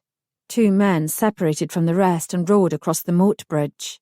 Catherine didn't have to squint to identify them. 'Twas her brother and Hamish. "I am Sir Graham McKenna. My sister Lady Katherine stands at your side," he shouted with a menacing scowl. "I demand that you release her at once." "I'm not a captive, Graham," Katherine called out. Her reply seemed to bewilder her brother. He looked hesitantly back at his men, most of whom still held their weapons aloft. "I am Lachlan MacTavish, Laird of my clan. There is much to tell, but I'll only open my gates for ye, Sir Graham," Lachlan yelled. Despite its volume, his voice was calm, authoritative, but Katherine sensed the tension in him. Graham's scowl deepened as he and Hamish exchanged a silent look of communication. The two men pointedly lowered their swords. Graham signalled one of his men to come forward. He and Hamish then made a great show of relinquishing their swords to the fellow. "As a sign of good faith, we too shall enter without our weapons," Graham conceded. The MacTavish retainers on the wall went silent as they awaited their laird's decision. After a moment of contemplation, Lachlan spoke. "Open the gate. Only these two men shall be allowed entrance." Katherine lifted her skirts and started scampering down the stone steps. Lachlan grasped her elbow and drew her back. "Nay, we'll wait until they have passed through the portcullis and dismounted before entering the bailey," Lachlan said. His firm expression told her it would be most unwise to question his command. In truth, she did not mind the delay. She knew she should be feeling joy and relief at the sight of her brother's familiar face, and instead her stomach was twisting in knots. It took a few minutes for the men to arrive in the courtyard. Once they were off their horses, Lachlan and Katherine went to join them. As they gained the courtyard, she forced a smile to her lips. Graham returned it with a hard stare, and she nearly stumbled when she felt the weight of his disapproval. Hamish's eyes locked with hers, and he began to make his way toward her. Panicked, Katherine veered away. "Stay beside me," Lachlan commanded. Katherine obeyed without hesitation, taking comfort from the calm power emanating from him. Hamish extended his arms as he drew closer. "Dearest Katherine, 'tis joyful to see that you are unharmed," Hamish gushed. Instinctively, Katherine pulled back, not allowing the embrace. Hamish's grin quickly vanished, and his brow narrowed with displeasure. Ignoring him, Katherine faced her brother with a broad smile. "I'm safe, Graham. The MacTavish have treated me well." He gave her a puzzled stare. "How did you come to be here? Did one of the MacTavish men rescue you from your kidnappers?" "Nay." Aidan stepped forward, planting himself in front of her brother. "We were the ones who took her." Katherine nearly groaned. Did the man have no sense? Provoking her brother would merely serve to escalate a situation that had the potential to be most dangerous to the MacTavish clan. "You dared to take my sister," Graham growled. "I'm fine," Katherine insisted. "'Tis not your place to defend your kidnappers," Graham snapped. "I'm offering you the facts, Graham, nothing more." She could feel the blush rising up from her neck and invading her face, yet Katherine's eyes blazed as she bristled under his chastisement. One would think her brother would express joy and relief at finding her safe and unharmed. Instead, he appeared angry with her. God's teeth! Hamish Drummond had demonstrated greater delight in laying eyes upon her than her own flesh and blood. A calculating look crossed Graham's face as he turned a hard stare upon Lachlan. "My father was very specific in his instructions. Once I found my sister, I was ordered to dispense justice to the men who kidnapped her." "What sort of justice?" Lachlan asked. "Whatever I deem appropriate." Graham's face tightened. "Knowing my father, that could easily mean having you gutted, then castrated, drawn, quartered and burned." Katherine flinched, her stomach turning at the gruesome image. "I've said time and again that I have not been harmed," she insisted, hardly believing such brutal words sprang from her brother's lips. Where had the sweet lad who used to follow her around and beg for cream cakes and buns gone? In his place was a stranger, a hard, shrewd warrior. "'Twas not Lachlan who took Lady Katherine," Aidan interjected. "I did, against his specific wishes." Graham turned suspiciously toward Aidan. You acted against your laird's orders, yet you appear to be suffering no discomfort for all the turmoil that you have caused. Aidan shrugged. "'Tis our business." Graham grimaced in disgust. "Why did you not send word and request a ransom? At least then we would have known she was alive." "It was never my intention to demand payment for Lady Katherine's return," Lachlan answered. "She was ill for a short time. I was waiting for her to fully recover before taking her home." She could see that Lachlan was making a great effort to be civil, a fact that appeared to make no impression upon her brother. "My father has no tolerance for action taken against our clan," Graham informed them. "Nor for those who defy his will, including his kin." The last comment was directed at her. Catherine could feel every muscle in her body seizing as she struggled to keep her expression impassive. "Graham, it appears that no real harm has been done," Hamish interjected. "I for one rejoice at being united with my betrothed, and now that she is found, I fully intend to keep her." Hamish braced his feet apart and crossed his arms. "I've thought and prayed upon the matter, and under these circumstances, the best way to preserve Lady Katherine's reputation is to find a priest to marry us before we return to McKenna Castle." Catherine fell silent, staring up at Hamish, trying to remain calm, while inside her mind tumbled with dread. His features were harsh, his determination evident. A sense of unease swept through her. She had not come this far, endured so much, to once again be facing a marriage that she knew she could not accept. "I've made my feelings about this matter well known to ye," she hissed at him. "I'll not wed ye, Hamish, ever." He uncrossed his arms and seized her hand, stroking her palm gently with his thumb. "You are too cruel, my lady." "Nay, too honest." Squirming, Catherine pulled her hand away and stepped back. Hamish's expression hardened as his eyes raked over her. "I will nae insult either of us by asking you to want me or care for me," he said. "The betrothal contracts have been signed. We've pledged our intentions in front of our families and our clans. We will marry." Tears threatened, but Catherine contained them. The situation was more intolerable than ever. Hamish's gaze was unnerving, filled with callous intent. Any kindness he might have felt toward her was clearly gone. "You cannae force me," she insisted, her voice wavering. "There will be retribution if you dinna honour the agreements," Hamish lashed out. "A Highlander doesn't tolerate betrayal." "How dare ye?" Catherine gasped. "I wasn't the one who professed a great love for another. Ye betrayed me, and thus the bargain between us dissolved." "Nay," Hamish retorted sharply. "It stands. Now stop acting like a spoiled brat." He started toward her, and she backed away, shaking her head. Catherine turned a nervous eye to her brother.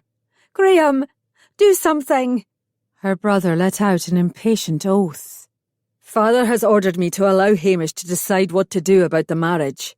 If he still wants you, then you must wed him." Catherine felt as though her heart had stopped. "I dinna believe it. What of my wishes?" "Father wanted to marry you by proxy to Hamish before the search began."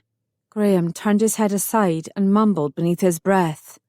"Mother wouldn't hear of it." Her father was willing to let the marriage take place, even after she had explained in her letter why she fled to avoid the union. A wave of misery engulfed Catherine. She took a deep breath, seeking to hide her hurt and desperation. She had badly miscalculated her father's reaction and would now suffer the consequences, but not without a fight. Shaking, Catherine pulled herself together. She still had her mother's support. All was not completely lost. "A swift marriage is best for all," Hamish declared. "In time ye shall thank me, Catherine." "Never." She compressed her lips in frustration. Even in her wildest imagination, Catherine could not conceive of such a thing. She opened her mouth to tell him, but held her tongue when she caught sight of the malicious cast to Hamish's eyes. Why had she never noticed it before? Knowing that she could not let him best her, Catherine found her voice. "Despite what my father might wish, I'll not be shackled to you by vows of marriage." "You act as though it will be a terrible hardship to have me for your husband," Hamish said, moving toward her again. Catherine returned his glare even as she scrambled away, then suddenly ran into something solid. Startled, she turned and found herself staring up into Lachlan's eyes. There was a sudden crack of thunder so loud it made Catherine's ears ring. In moments, large pellets of rain fell from the sky. Everyone scrambled in separate directions, seeking shelter. Catherine had taken only a few steps before someone grabbed her hand and pulled her toward the stables. Instinctively, she shied away from her captor, feeling only a slight sense of relief when she saw it was her brother who held her hand so possessively. At least it wasn't the loathsome Hamish.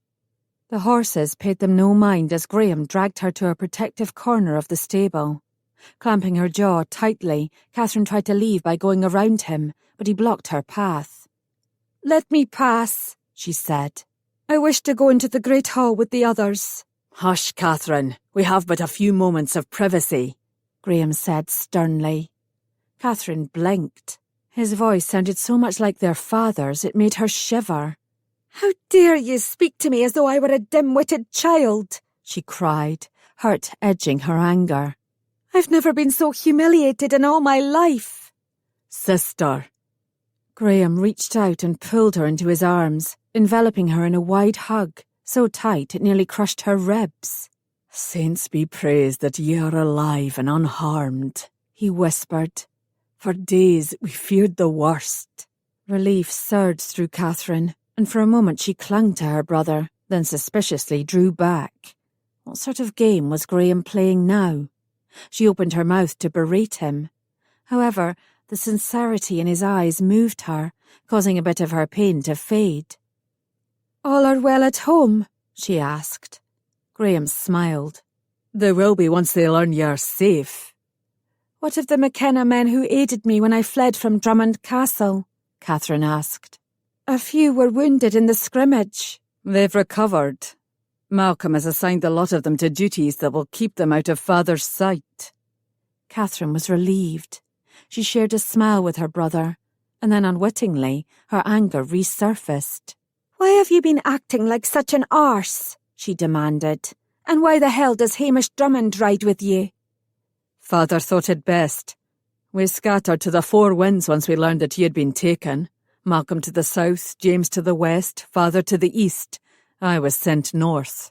Since it seemed least likely that you'd be found here, I was given the task of bringing Hamish with me. The Drummonds are vexed, and I was charged with making them believe that we agree they have been gravely wronged." Catherine caught the flicker of distaste in her brother's eyes when he mentioned Hamish. Perhaps her cause was not as dire as it first appeared. "Do you think I should wed him?" "My opinion has no bearing on your situation. If you want to break the betrothal, then you must convince Father." Graham's expression darkened. "And I warn ye, it willna be easy." "What about Mother?" Graham smiled. "She'll forever be your champion, but even her power has limits. Her hope was that you'd be found unharmed, and Drummond would decide that he no longer wanted you." "Oh, that hope is well and truly dashed." Catherine sighed bitterly. "Hamish appears more eager than ever, if for no other reason than to spite me." "Aye, that seems to be his way." Catherine stared back at the sympathy in her brother's eyes. "There has to be some way to escape from him." Graham slowly released his breath. "He might not want you if he thought you were unfit to be his wife." "Unfit?" Catherine scoffed. "Isn't running away from him reason enough?" "Hamish expects his bride to be pure. You were taken from us by a group of Highlanders and travelled with them without any female companionship for days. If something happened, 'twould not be your fault." Graham's face heated as he sent her a knowing look. Catherine's eyes widened as she caught her brother's meaning. "I'm still a maid, if that's what you're asking. Even Aidan, for all his arrogance, treated me with respect." Graham sighed. "Though it could have solved your dilemma with Drummond, I am relieved to hear it. I didn't fancy having to challenge the MacTavish Laird or his brother to atone for your dishonour." "There has been no dishonour," Catherine replied. "Oh, Graham, 'tis all such a quagmire. There has to be a way to escape from Hamish. Graham inhaled. Well, Mother did have one idea that she passed along to me, though it's far-fetched and nigh impossible to accomplish. Tell me. Graham reached out, took her hand, and looked directly into her eyes. Sir Hamish cannae marry ye if ye are another man's wife. Chapter 13. There was an air of tense anticipation in the great hall as the McKenna retainers joined the MacTavish clan for the evening meal. Concerned that normally there was barely enough food to adequately feed the usual number who attended, Catherine had instructed her brother to relinquish whatever food stores they could spare and promptly brought those items to the kitchen. Graham had raised a questioning brow at her odd request, but complied. Fortunately, his men had been successful in their hunt last night and earlier that morning. A grateful Lady Morag had overseen preparations of the fresh meat they provided, and the result was an ample amount of simple, well-prepared food for all. Catherine remained quiet throughout the meal, her mind consumed with thoughts of her future. 'Twas a relief to know that her brother and mother didn't expect her to be submissive and meekly comply with an unacceptable arrangement and marry Hamish Drummond. Unfortunately, her father had other ideas, and it appeared Catherine would not be afforded the necessary time she needed to change his mind. Instead, she would need her wits and cunning to escape that fate. Graham's remarks had firmly planted 2 seeds of ideas in her mind of how she could accomplish that task. The more she considered them, the faster they grew. Lose her virginity, or marry another before returning to McKenna Castle. Both were appalling in their own way, with challenges and consequence, yet each were surely a means to an end. There was little doubt Hamish would abandon her if either occurred. If she returned home no longer a maid, she could very well remain unmarried for the rest of her days. No self-respecting noble would eagerly take another's leavings, no matter how large her dowry. 'Twas the height of hypocrisy, of course, as men had the freedom to do whatever they wished with the opposite sex before and even after their marriages. Women, however, were judged differently. They were expected to remain pure until they married and faithful after they had spoken their vows. Nay, the more she thought about it, the more Catherine realised that surrendering her virginity merely for the sake of escaping Hamish was too high a price to pay. Personal repercussions aside, she could not inflict that dishonour upon her family, her clan, or herself. That left one other possibility.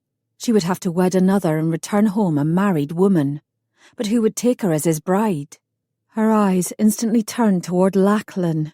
God's bones, he was magnificent.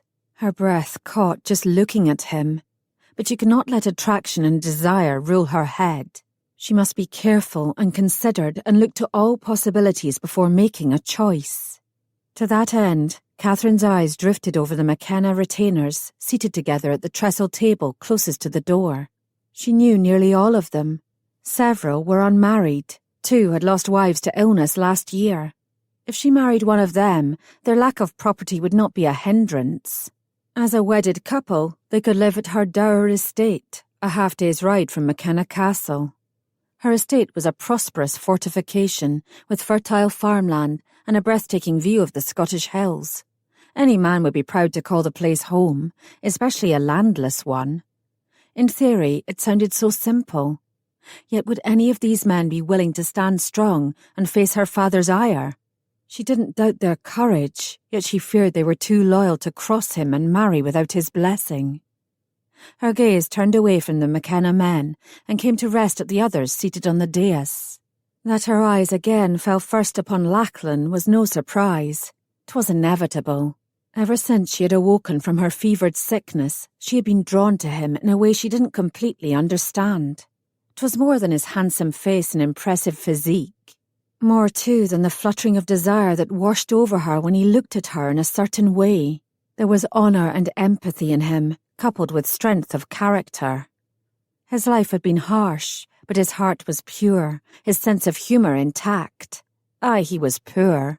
His clan had neither stature nor wealth, 2 things her father respected, 2 things her father would expect in any man who became her husband. But she was not her father. Catherine could not take her eyes off Lachlan as her mind started spinning. Most would regard it as a very bad bargain on her end, but this was hardly a conventional situation. The prospect of being his partner, sharing his life, his bed, and if God was merciful, one day mothering his children, filled her with restless excitement. This would be a good match for her. And him. With Lachlan as her husband, she would face whatever struggles they encountered with strength and hope. They could build a life together with meaning and laughter and love. It was possible. Her heart thumped, her breath quickened. Truly, all she need do was convince him. Sleep was impossible for Catherine that night, despite the comfort of the bed and the warmth of the chamber. Graham had declared that they would depart at first light, leaving tonight the only time to speak with Lachlan and put forth her proposal of marriage. By necessity, it had to be a private conversation, one she wanted no one to hear or witness. That meant waiting until the household slumbered and then sneaking into the chamber where Lachlan slept. Catherine sat on the edge of her bed and stared into the darkness, straining for sounds of the household. All was quiet, letting her know that everyone had taken to their beds and pallets. Graham and Hamish had left the keep and slept in tents with the rest of their men in the bailey, so thankfully she wouldn't have to worry about accidentally encountering either of them.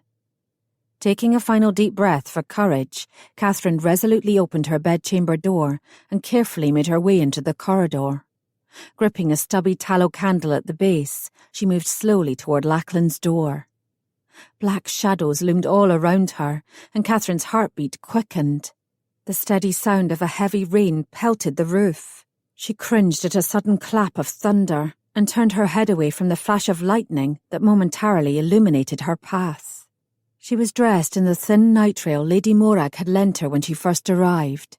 Due to the differences in their height, the garments swirled around her calves, leaving her ankles and feet bare and chilled.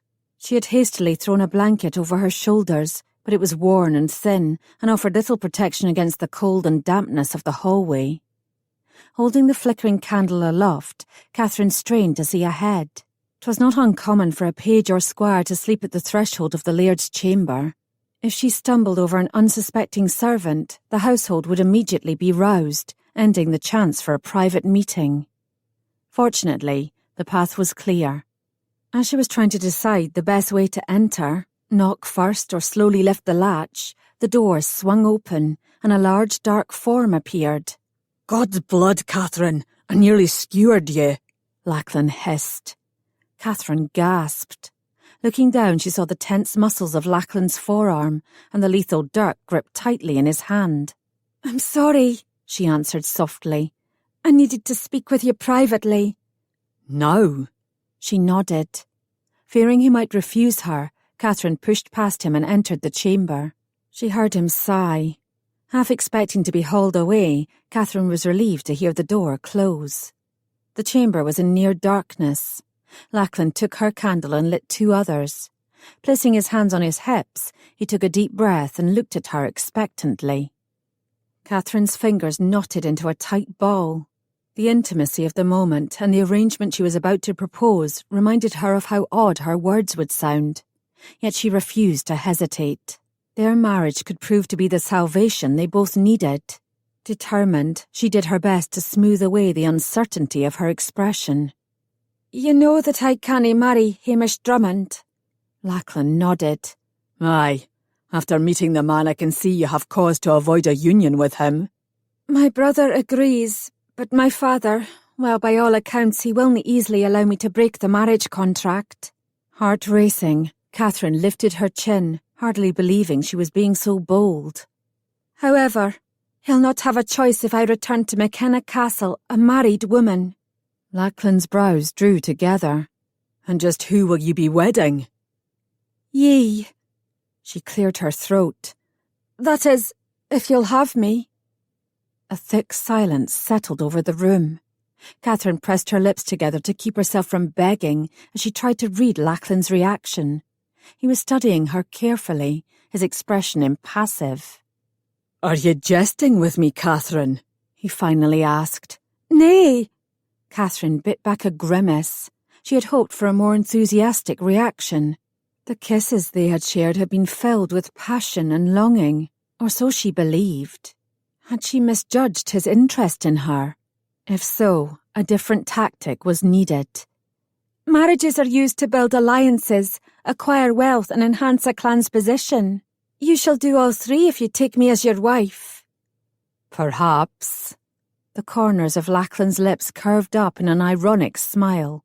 But I'll also be adding the Drummond clan to an ever-growing list of enemies. Of course, I'll have to battle the Frasers and the McKennas first for a piece of my hide. Catherine dipped her chin. My father will make peace with the Drummonds, and you'll be bound to the McKennas through marriage, an alliance that will hold strong. I can't imagine your father taking kindly to a man who married his daughter without his knowledge or permission. He's just as likely to run me through with his broadsword than offer his blessing of our union. Aye, it could be viewed as an act of defiance to marry you without my father's permission, Catherine acknowledged. However, my mother extracted a promise from him when I was a wee lass, granting me the right to choose my own husband. She cleared the dryness from her throat. I choose ye. Why me? Catherine felt the colour spread across her cheeks. 'Tis a bold move that requires a man equal to the task. Lachlan raised his brow. Flattery, Catherine. You think that all you need to do is flutter your eyelashes and point your breasts in my direction, and I'll come to heel like a well-trained hound? I think nothing of the sort. Lachlan raked his fingers through his hair. I can't help but wonder if you'd feel the same way if Hamish Drummond had not arrived, demanding that you honour the marriage contract. His words surprised her. She pondered their meaning, and her serious expression broke, bringing forth a mischievous smile. Have I hurt your pride because I didn't ask you sooner? Lachlan turned his head and grinned. Damn it, lass. That teasing smile will land you in a tub of hot water one day. Catherine's smile widened. Would it truly be so awful to marry me?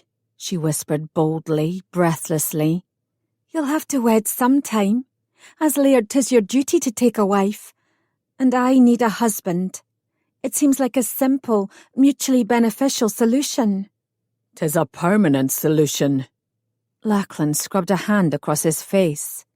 You see the condition of our keep. 'Tis old and in need of extensive repairs.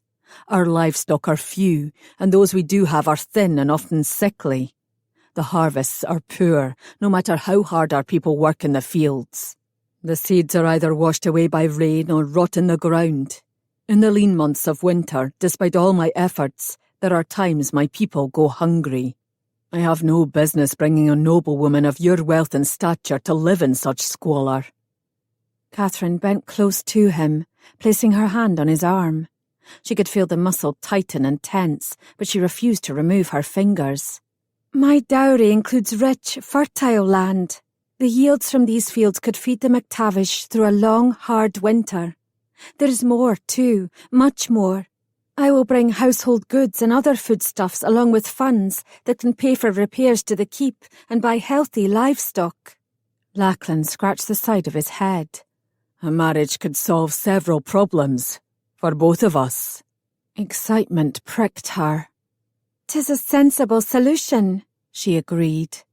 Yet uncertainty glimmered in Lachlan's eyes. You've put forth all the judicious reasons for our union, but what of love? You told me once how important it was to you. I'll admit to having feelings for you, strong ones, but I'll not lie to you. Lust is not love. Are you willing to pay such a steep price for this marriage? He asked, his voice laced with caution. Catherine regarded him with a composure she didn't feel. I must be practical. Therefore I hope for a man who will treat me with respect and dignity. Lachlan nodded. If we marry, that I can promise ye, lass. Catherine's heart started beating wildly. Her answer had only been partially true. She had not abandoned her quest to one day share a deep and abiding love with her husband, and she believed it could happen with Lachlan. An uncomfortable feeling of guilt settled in her stomach for not speaking of it to him, but she feared it might cause him to reject her. I understand your concerns about my father. and vow that my brothers and I will do all that we can to prevent a feud between our clans," she said. "I know that a conflict has the power to fuel itself, much like an unattended fire." Aye, and the blaze it ignites will consume us all in pain and grief. The furrow between Lachlan's brow eased. You've no cause to be so fearful. Though I imagine he will delight in stringing my innards from the McKenna castle battlements, I can hold my own with your father. Lachlan laid a comforting hand over hers. The sensation of his fingers on her flesh made Catherine shiver. He held her gaze, and she could feel the tension sizzling between them, enveloping her senses. It felt good to confirm that she had not imagined the desire she had previously seen in his eyes. If only he would kiss her. Then he would feel a different sort of need for her, one that might sway his decision. She tilted her chin and gazed at him provocatively. His eyes narrowed and darkened for a moment, but disappointingly, he made no move to accept her blatant invitation. "You've given me much to consider," Lachlan said slowly. "My actions have consequences for all the members of my clan. 'Tis my duty to provide for and protect them. Your dowry would be welcome, as long as I can wrestle it from your father. But our marriage will make enemies of the Drummonds and further deepen the tension with the Frasers, placing a greater burden on all my people." Catherine could feel a cold sweat break out on her brow. "I dinna wish to be a burden to anyone." His expression softened. "Any man would be proud and honoured to have you as his wife, but a decision this important should not be made in haste." The pain of disappointment struck hard. Catherine pressed her hand against her chest and took a deep breath, trying to ease the pounding of her heart.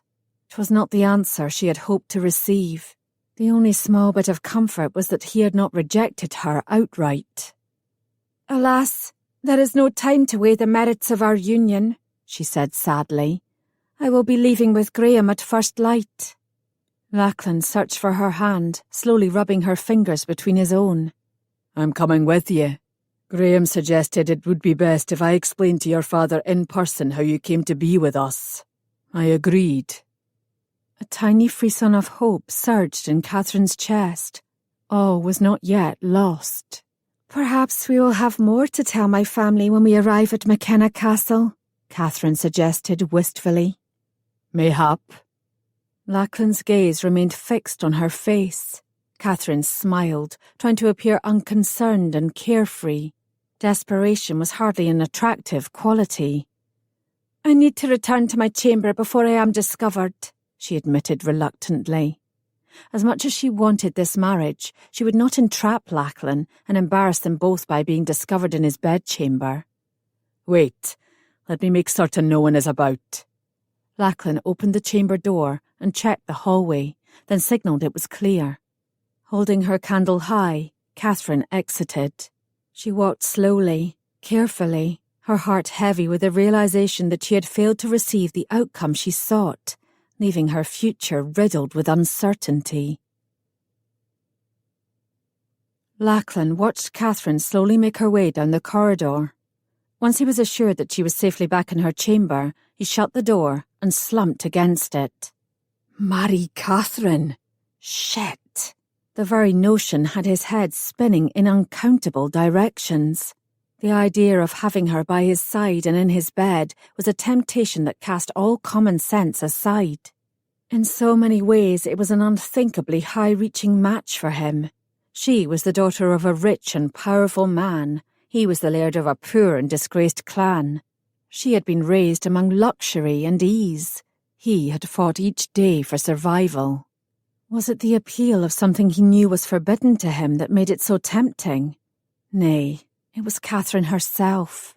Her teasing humour, her bravery and kindness, her gracious nobility, the friendship and regard that had begun to blossom between them. Ever since he had kissed her, he had been unable to forget the sweet taste of her lips, the feel of her luscious body against his own, the heat and passion she had stirred so effortlessly within him. She had the power to ignite a desire that burned hotter and fiercer than any he had ever known. But he was not a man who would allow himself to be ruled by passion or personal desire. He could not risk the future of his clan by allowing himself to be enraptured by a woman, even one as beguiling as Katherine. It had been torturous to deny her, to deny himself. The glimmer of hope in her eyes had nearly unmanned him, but he had to be measured and practical in this decision. Lachlan admitted 'twas harder after meeting her betrothed. Drummond was a poor choice for many reasons. His temperament was unsteady, his countenance immature. Worst of all, there was no warmth in his gaze when he looked at Katherine. 'Twas obvious he held no genuine affection for her. Drummond was merely intent on retrieving his wayward betrothed in order to impress his father and regain his pride. A situation that bespoke of an unhappy union if Katherine and Drummond married. Lachlan knew it was dangerous to concern himself with Katherine's broken betrothal. Still, the impulse to be chivalrous, to rescue her from a fate she didn't deserve, ran deep and strong within him, along with the selfish desire to make her his own. Yet as he returned to his bed and stretched out upon it, he vowed not to indulge either until he figured out a way to make certain it would bring no harm to his clan. At daybreak, they prepared to ride. Lady Morag and Aidan were among those who came to see them off. Lachlan spoke with his brother privately for several minutes, then embraced his stepmother. She whispered something in his ear. He nodded. Several members of the clan crowded around Katherine to bid her farewell, and she was surprised to feel a lump of emotion clog her throat. The couple whose cow she had rescued wished her well, as did the mother of the bairn she had helped. Young Cameron sniffled, threw his arms around her waist, and hugged her tightly.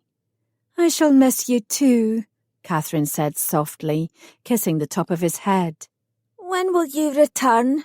Cameron asked, his voice muffled against her heavy cloak. "Fate will decide," she whispered in his ear before breaking away. "Godspeed, my lady," Cameron's mother said. The rest of the women surrounding her respectfully curtsied and bid her safe journey. During the exchange, Katherine could feel Lachlan's eyes upon her, yet he made no move to come to her side. 'Twas Graham who helped her mount her horse and secure the reins. "I hope your journey passes swiftly and uneventfully," Lady Morag called out to Katherine. The older woman looked decidedly uncomfortable, and Katherine could only imagine what she was thinking. No doubt she was pleased to see Katherine leave, and in all likelihood praying this was the last time she would ever set eyes on any of the McKenna clan. Aidan said nothing. His handsome features were taut, his shoulders visibly tense. He acknowledged her departure with a quick, short nod. Katherine gripped the reins tightly and answered his expression in kind. Graham led the group out of the bailey. He drove them hard throughout the day, stopping only when necessary to water the horses, see to personal needs, and eat sparingly of their food rations. Following her brother's dictates, Katherine rode in the middle of the train, grateful for the McKenna soldiers who surrounded her, for they kept Hamish away. He was sulking like a spoiled lad, casting her sidelong glances filled with annoyance, clenching his jaw so tightly she wondered if his teeth would break. To the consternation of the men protecting her, Drummond repeatedly tried to move close enough to engage her in conversation. Katherine ignored him. He was a distraction she had neither the time nor inclination to acknowledge. She had 3, possibly 4 nights to convince Lachlan to wed her, and she fully intended to concentrate her efforts on achieving that goal. As the light faded with the setting sun, the moon rose to illuminate their path through the forest. They finally halted in front of a sprawling inn, where they were expected. Ever the planner, Graham had instructed one of his men to ride ahead and make the arrangements. Katherine slowly dismounted, her legs wobbling when she reached the ground. One of the McKenna retainers gallantly offered her his arm, and she gratefully accepted his escort into the inn. It was a crude establishment, with a hard-packed dirt floor, long misshapen wooden tables and benches, and kegs of ale stacked in the corner of the common room, which was empty of other travellers. Katherine wondered if her brother had made those arrangements too. The chamber she was shown to was sparse and fitted with simple furnishings, but the rushes covering the wooden floor appeared fresh and free of vermin. At Katherine's request, a maid brought her hot water to wash, along with her dinner. After spending the entire day in the saddle, she felt almost too tired to chew. But Catherine's stomach rumbled when she caught a whiff of the delectable smells wafting from the tray. Surprised at the quality of the stew, Catherine finished the meal quickly, brushing away the last of the crumbs when she was done. Moving her chair closer to the fire, she let herself relax. The pleasing warmth, along with her full stomach, caused her eyelids to grow heavy. Drowsy and content, she soon drifted off to sleep. Roused by a sharp knock, Catherine was startled awake. "Lachlan?" She stumbled, nearly tripping in her haste to reach the door. Disappointment reigned when she saw the maid standing on the other side. "I've come to help you prepare for bed, my lady." The lass nervously chewed her bottom lip and waited. Fearing she must look like an ogress, Catherine smiled in a friendly manner and gestured for the maid to enter. The lass was quick and efficient, helping Catherine unlace and remove her clothing. Since she had no night rail, Catherine elected to sleep in her chemise. Rummaging in the pocket of her cloak, she gave the maid one of the silver pennies Graham had gifted her with this morning. Eyes shining bright with gratitude, the lass left. Catherine climbed into the bed, but her little nap had taken the edge off her exhaustion and left her mind far too alert. Had Lachlan decided yet about their possible marriage, she wondered? Would he come to her when the inn was quiet and tell her of his intention? Or should she venture outside and try to find him? Indecision gripped her, but in the end Catherine reasoned that no matter how difficult, the sensible choice was to wait. She drew the blanket off the bed and wrapped it around her shoulders. Then, turning the chair toward the door, she sat, silently willing it to open and have Lachlan appear on the other side. There were few private chambers in the inn. He would know where to find her. Resolved, Catherine stayed awake in that chair for half the night, her ears straining to hear the sound of a knock on her door. It never came. Chapter 14. By the start of the third day, Lachlan still had not given Catherine an answer, and with each mile they rode, her hopes dwindled. Just as darkness began falling on the evening of that third day, they rode into an abbey courtyard.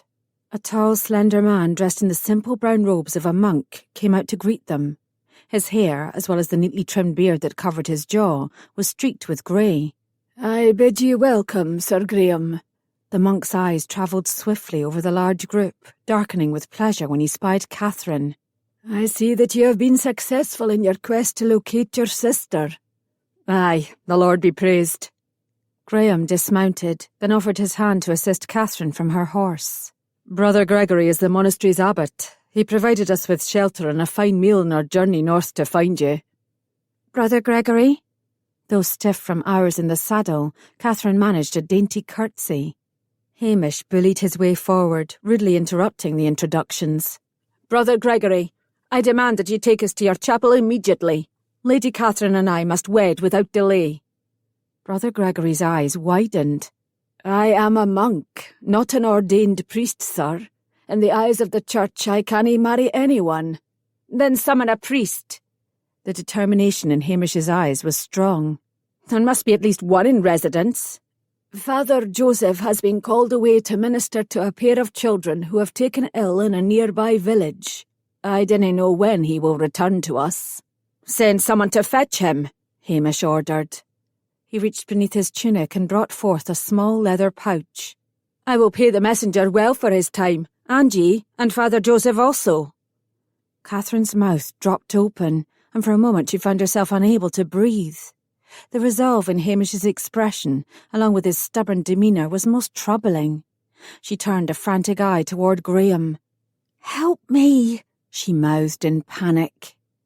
"I mean no offence, Sir Hamish, but I must refuse," Brother Gregory said in a dignified tone.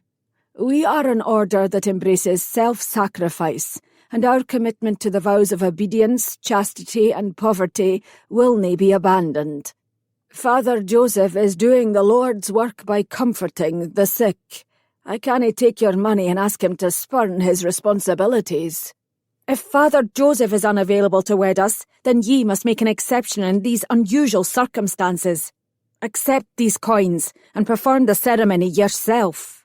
Hamish bristled, his brows drawing together in an irritated frown. Put that money away, Drummond, Graham commanded, his voice laced with warning. You're insulting the abbot by attempting to bribe him into forsaking his vows and embarrassing us all. I am merely extending charity to those less fortunate, as is my Christian duty, Hamish countered. The gesture is for achieving your own aims, Graham retorted. If you are so intent upon bestowing Christian charity, these coins are best served as alms for the poor and destitute. Fine. I shall gladly donate the funds wherever my bride decrees. I shall make it her bridal gift, Hamish said with a sly smirk. Once again you speak without thinking, Graham said sharply, regarding Hamish with undisguised scorn. There will be no marriage ceremony. Even if the priest returns before we depart, I'll not allow my only sister to be wed without my parents in attendance. Graham's curt refusal caught Hamish by surprise. For a few tense moments they stared at each other. She is my betrothed. 'Tis my right to marry her when and where I desire, as your father decreed, Hamish insisted. The coins jingled obscenely as he pounded the purse into the palm of his left hand.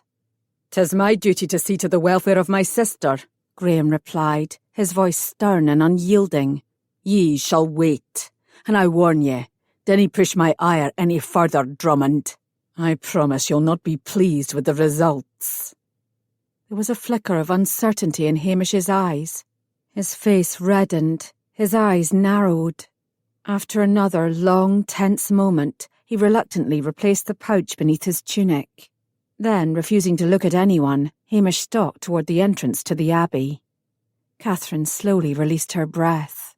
Graham stepped beside her and placed a reassuring hand on her shoulder. He smiled kindly, yet she swore she could feel her brother's consternation. Whoever would have imagined that Hamish Drummond could cause her so much aggravation in such a short span of days? The matter was dropped for the time being, but this was far from over. Catherine knew she was treading a thin line. Hamish was almost certain to demand they marry the moment they arrived at McKenna Castle. She would have little time to make her case for avoiding the marriage to her father. Yet she clung to the notion that no matter what he believed, the McKenna would not allow her to be forced into the union against her will. Of course, all of that could be avoided if she arrived home married, to Lachlan. She glanced over at the MacTavish laird. He had remained quiet during the exchange, yet curiously stood behind her brother as he argued with Hamish. A silent show of support and solidarity, or merely a coincidence? As the hour was late, the evening meal was immediately served to the weary travellers. Dinner was a quiet, awkward affair. The fare was simple, the portions generous. Most of the men, including Lachlan and Graham, ate heartily. Catherine was too distraught to do more than push her food from one side of her trencher to the other. She was also careful not to drink too much of the surprisingly good wine the abbot served them, knowing she needed to keep her mind clear and alert. Catherine sat as far away from Hamish as possible, wedging herself between her brother and one of the McKenna guard. The one time she did dare to glance in his direction, Hamish favoured her with a belligerent look. A most absurd impulse seized her, and she had difficulty resisting the urge to stick her tongue out at him. God's teeth! It had been a long, exhausting and tension-filled few days. By meal's end, Hamish was slumped forward in his chair. He drained his goblet of wine, then signalled for the postulant to refill it, scowling at the nervous lad as he did his bidding. Catherine wrinkled her nose in disgust, amazed that she had once thought he would make a suitable husband. When the meal ended, Brother Gregory escorted Catherine to her chamber. "You look a wee bit faint.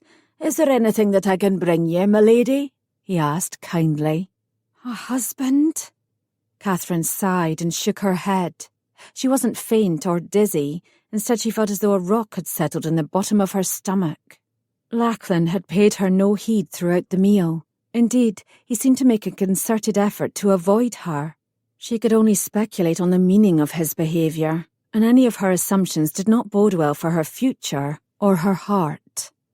"Damnation!" She bid Brother Gregory good night, shut the door, and allowed her eyes to adjust to the gloom of the small, simple cell, telling herself that the quiet and solitude would serve to help her absorb her disappointment. The silence, however, didn't last. Catherine heard the sound of heavy boots in the hallway. The iron latch lifted, and a cloaked figure slipped inside. Lachlan. "We need to talk," he said, closing the door firmly behind him. He gave her that pensive, intense look that always made her heart skip a beat. Was he here to deliver good news or bad? Catherine's stomach curled with apprehension. She laced her fingers together, feigning a serenity that she was far from feeling. "Have you made a decision about my proposal?" she inquired. "I've come to ask if you're still determined to follow through with your plan." Lachlan widened his stance and placed his hands on his hips. "To be sure, Drummond is an arse. However, do you truly believe your father will force you to wed him? 'Tis obvious to anyone with sight that the two of you are not at all suited." "I dinna want to believe that I'll be forced, but anything is possible," Catherine replied, wetting her suddenly dry lips. "I've given it considerable thought and have a strong inkling of how Hamish will approach the matter. He means to remind my father that the McKenna honour is at stake, and it shall be a great blight upon it if he allows the marriage contract to be broken. That might be enough." "'Tis a good plan, one that I might also employ in similar circumstances. No Highland laird wants to be known as a man who reneges on his word." Lachlan walked slowly around her, his gaze fixed upon her face. "Nor will the McKenna want you to form an alliance with few benefits. Your father will not approve of me. He'll determine that I am an ambitious man, out to further my fortunes through marriage." Catherine shrugged. "That is how many marriages are arranged." "But not for ye, Catherine. We both know that you want something different, something more." He looked so earnest, so sincere. Catherine felt a blast of guilt shiver down her spine. Lachlan had kept faith with her. He had found her when she was ill, saved her from Archibald Fraser, promised to return her home without a ransom. He had treated her with kindness, respect and dignity. Withholding the full truth about her hopes for their possible marriage made it feel like a betrayal of sorts. "I must be honest, Lachlan. 'Tis not only the need to make certain I dinna become Hamish Drummond's wife that prompted my proposal to ye." Catherine's heart started thumping in hard, irregular beats. "I've developed a strong attraction to ye that I dinna understand, that I canna fully explain. All I can do is feel it." He favoured her with a gentle smile. "'Tis bothersome, isn't it?" Mortified, Catherine turned her head and bit her lip. "Och, there's no need to mock me." "You misunderstand me, lass. Though I resisted, I feel it too." He took her hand and held it between his own. "My blood heats and my heart quickens whenever I glance at ye. I swear, at times the need to kiss ye is so strong, it weakens my knees." "Why do you resist?" she whispered. He raised his hand and lightly brushed her cheek with his knuckles. "I fear the spark I'm trying so hard to quell will ignite, and the flames will scorch us both." Catherine shivered. The sheer, solid strength of him nearly overwhelmed her. He was beautiful in a raw, rugged, masculine way that made her heart ache. There was no other man who could compare to him. Regardless of the circumstances, she was determined to have him, if not as a husband, at least as a lover. Catherine sidled near and trailed her fingertips sensually down his arm. "This attraction between us need not remain unfulfilled," she said, with a throaty voice. Catherine leaned against him, brushing her lips against his, softly, tentatively. Lachlan groaned. Encouraged, Catherine deepened the kiss, pushing her tongue inside the warmth of his mouth. He placed his arm around her waist, holding her tightly in place. Not that it was needed. Catherine doubted she could have moved away if the monastery suddenly caught on fire. Their kiss was filled with passion and honesty, and she strained with the need to prove to him that he was the man she wanted. She would choose no other, accept no other. The ardour of their kisses slowly grew, and Catherine's need for him heightened with each stroke of their tongues. Lachlan's hand moved slowly up her ribs, and she angled herself close to his heat. Her breath caught when he cupped her breast, brushing across the sensitive nipple with his thumb. A tingle of intense pleasure bolted through her. She rocked her body against his, longing for more. Lachlan's lips broke away from hers. His mouth glided down the curve of her neck, causing her body to shiver. Catherine's hands reached urgently for him, but he stopped their progress. "We must not." "Why?" she cried in frustration. "You know why." He nuzzled her temple, and Catherine struggled to clear her head. How could Lachlan be so practical, so level-headed in this moment? Did he not sense her yearning, hear the rapid pounding of her heart, see the excitement and desire in her eyes? "I've had 3 long, torturous days to consider our future," he said hoarsely. "I've had countless discussions with your brother and called upon my years of experience dealing with the powerful lowland lairds to aid me in devising a strategy that will allow me to take you as my wife and still protect my clan." Catherine's head reared. His wife? Did she hear him correctly? His words caused a riot of emotions within her, ranging from relief to excitement to concern. "Are you truly prepared to face my father?" Catherine asked breathlessly. "I warn you, there is no other like him. He is every inch the stubborn, proud Highland laird." "I'm counting upon it." Lachlan swallowed hard. "'Tis still a risk, but the odds are in my favour. Our favour. I've spoken with Graham and made all the arrangements with Brother Gregory and Father Joseph." "Arrangements?" "Aye. 'Twas important to me that at least one male member of your family gives us his blessing and attends this most solemn and important event." Lachlan went down on one knee. Catherine gasped. He raised his head, held out his hands, and took hold of hers. "Will you marry me, Catherine?" The chapel was small, with beautifully embroidered cloths adorning the altar and an intricately designed metal cross hanging above it. Someone had taken the time to add another touch of beauty by also placing a vase with a small bunch of snowdrops in the centre of the altar. Catherine smiled when she saw the delicate white flowers, an ironic reminder of the afternoon that she had left the safety of the MacTavish keep with young Cameron and nearly been taken by the Fraser laird. Lachlan had saved her that day, just as he was doing now. She noted that there were a number of McKenna retainers crowded into the small church, and Catherine was pleased that she would not be wed in secrecy. She nodded her thanks to them as she walked down the small aisle with Graham and accepted the hand Lachlan held out to her. Brother Gregory assisted Father Joseph with the ceremony.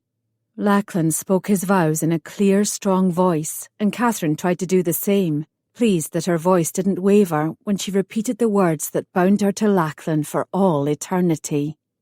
As they knelt for the priest's blessing, Catherine glanced at her brother. His expression was solemn, but he smiled and nodded his head. His approval warmed her heart. She was glad to have someone from her family attending her nuptials, demonstrating that no matter how her father reacted, she could count on her brother's support. After the priest finished his blessing, Brother Gregory presented Lachlan with a scroll.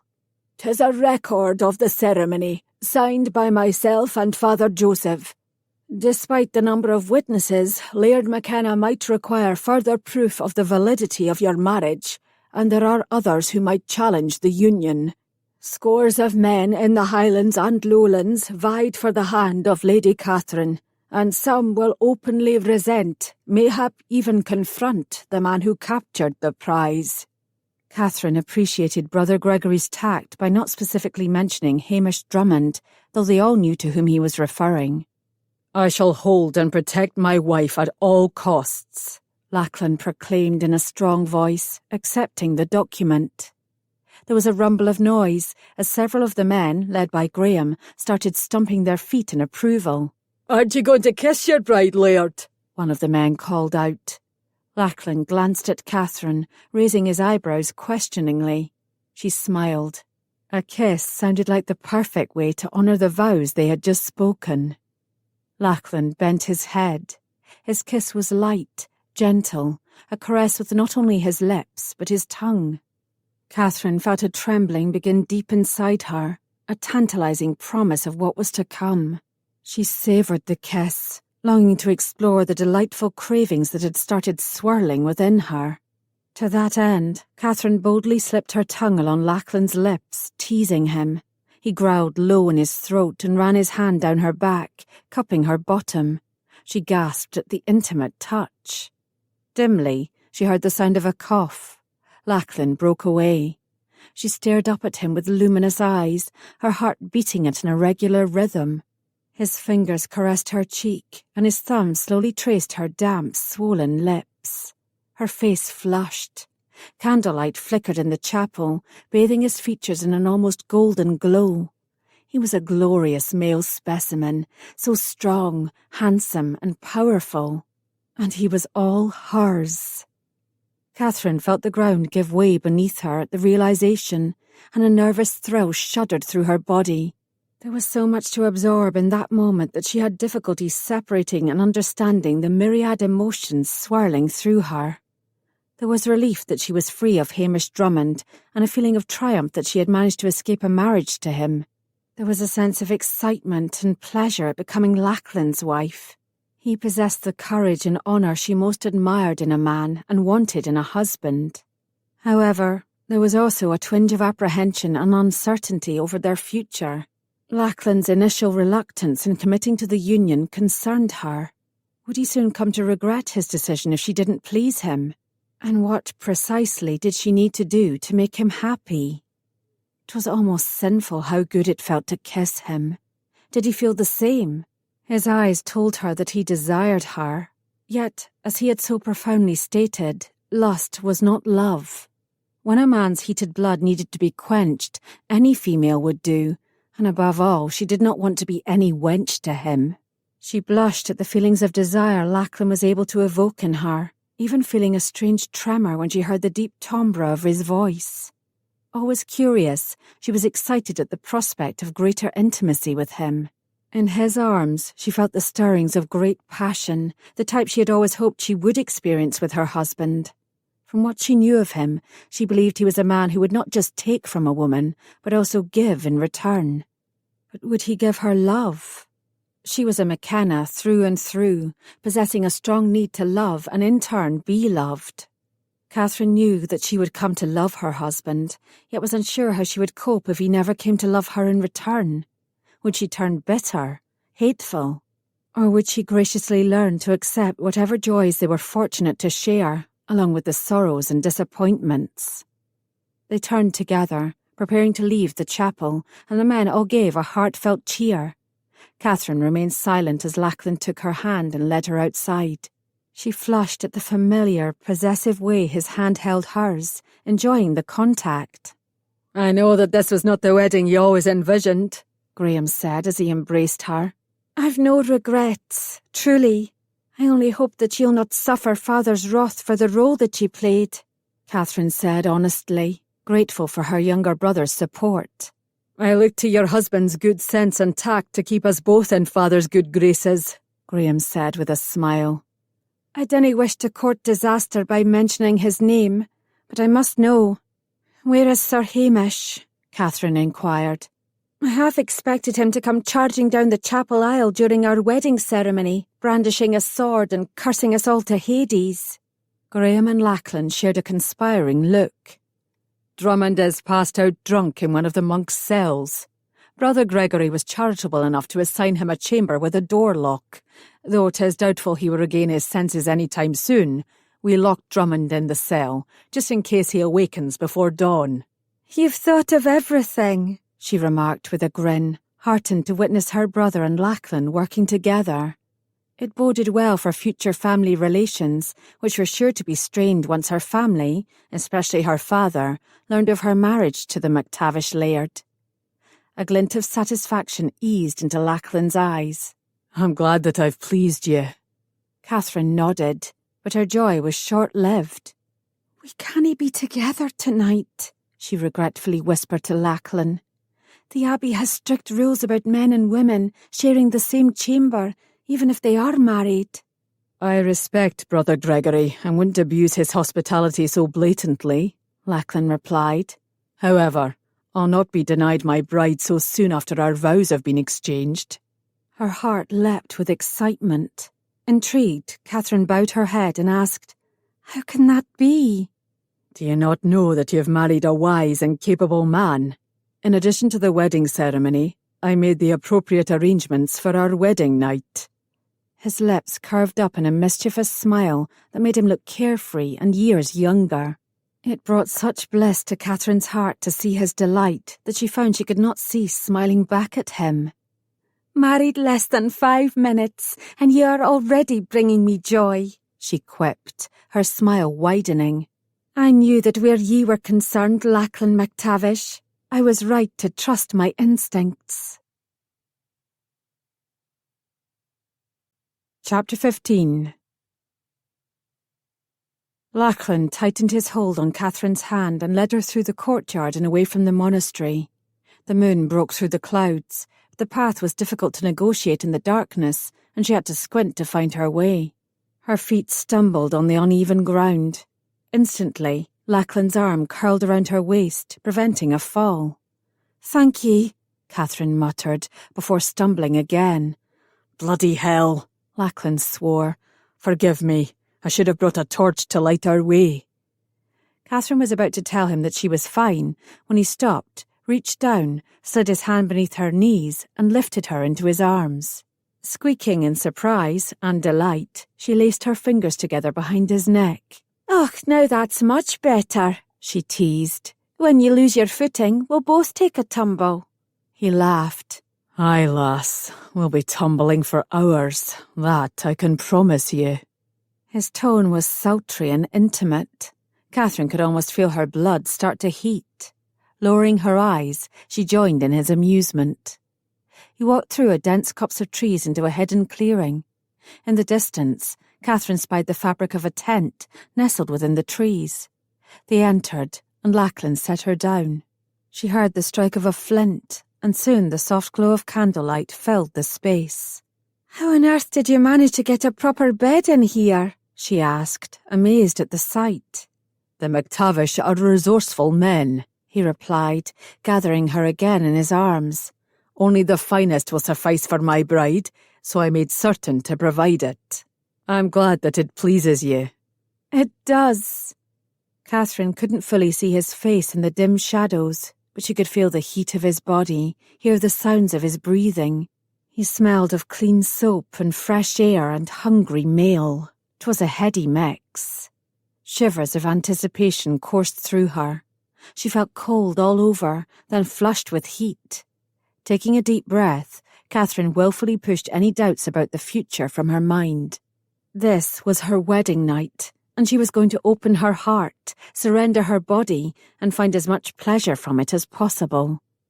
Lachlan cradled her face in his hands and kissed her, his mouth moving restlessly against her lips.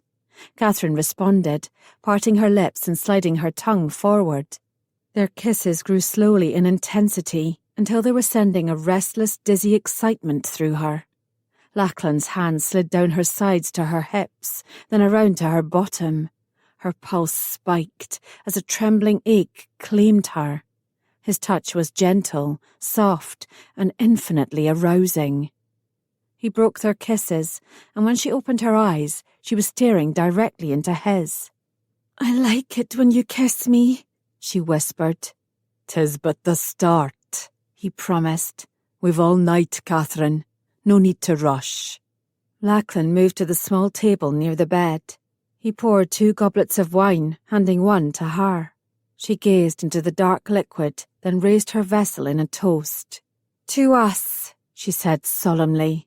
"Your happiness," he replied, raising his goblet higher. "Only mine. What of yours?" Trying not to read too much into his words, Catherine took a small sip.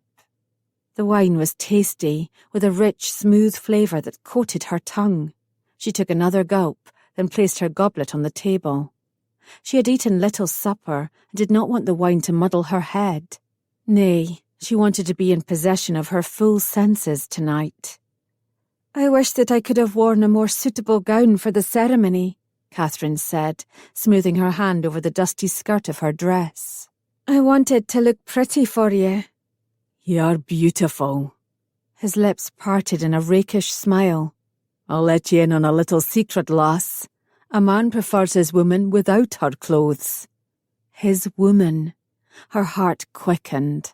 She liked the way that sounded, very much. "Do you need my help?" Lachlan asked. Catherine stared stupidly at him for a moment, then realised he meant removing her garments. "Aye. Would you unlace the section down the centre of my back?" She turned, showing him what she meant.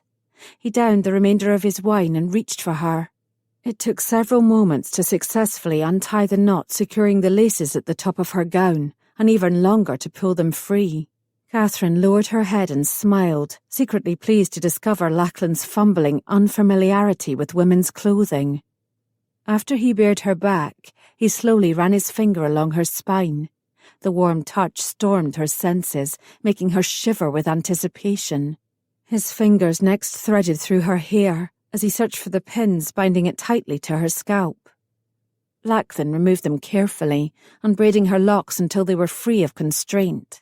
Unbound, Catherine's hair tumbled beyond her shoulders to her waist in a thick, glorious shower. She could feel his fingers gliding through the silken strands. The sweet caress made her catch her breath, and a bloom of warmth spread through her lower body. Eagerly, she tugged down her sleeves and chemise, baring her upper torso. Lachlan released a low exclamation of pleasure.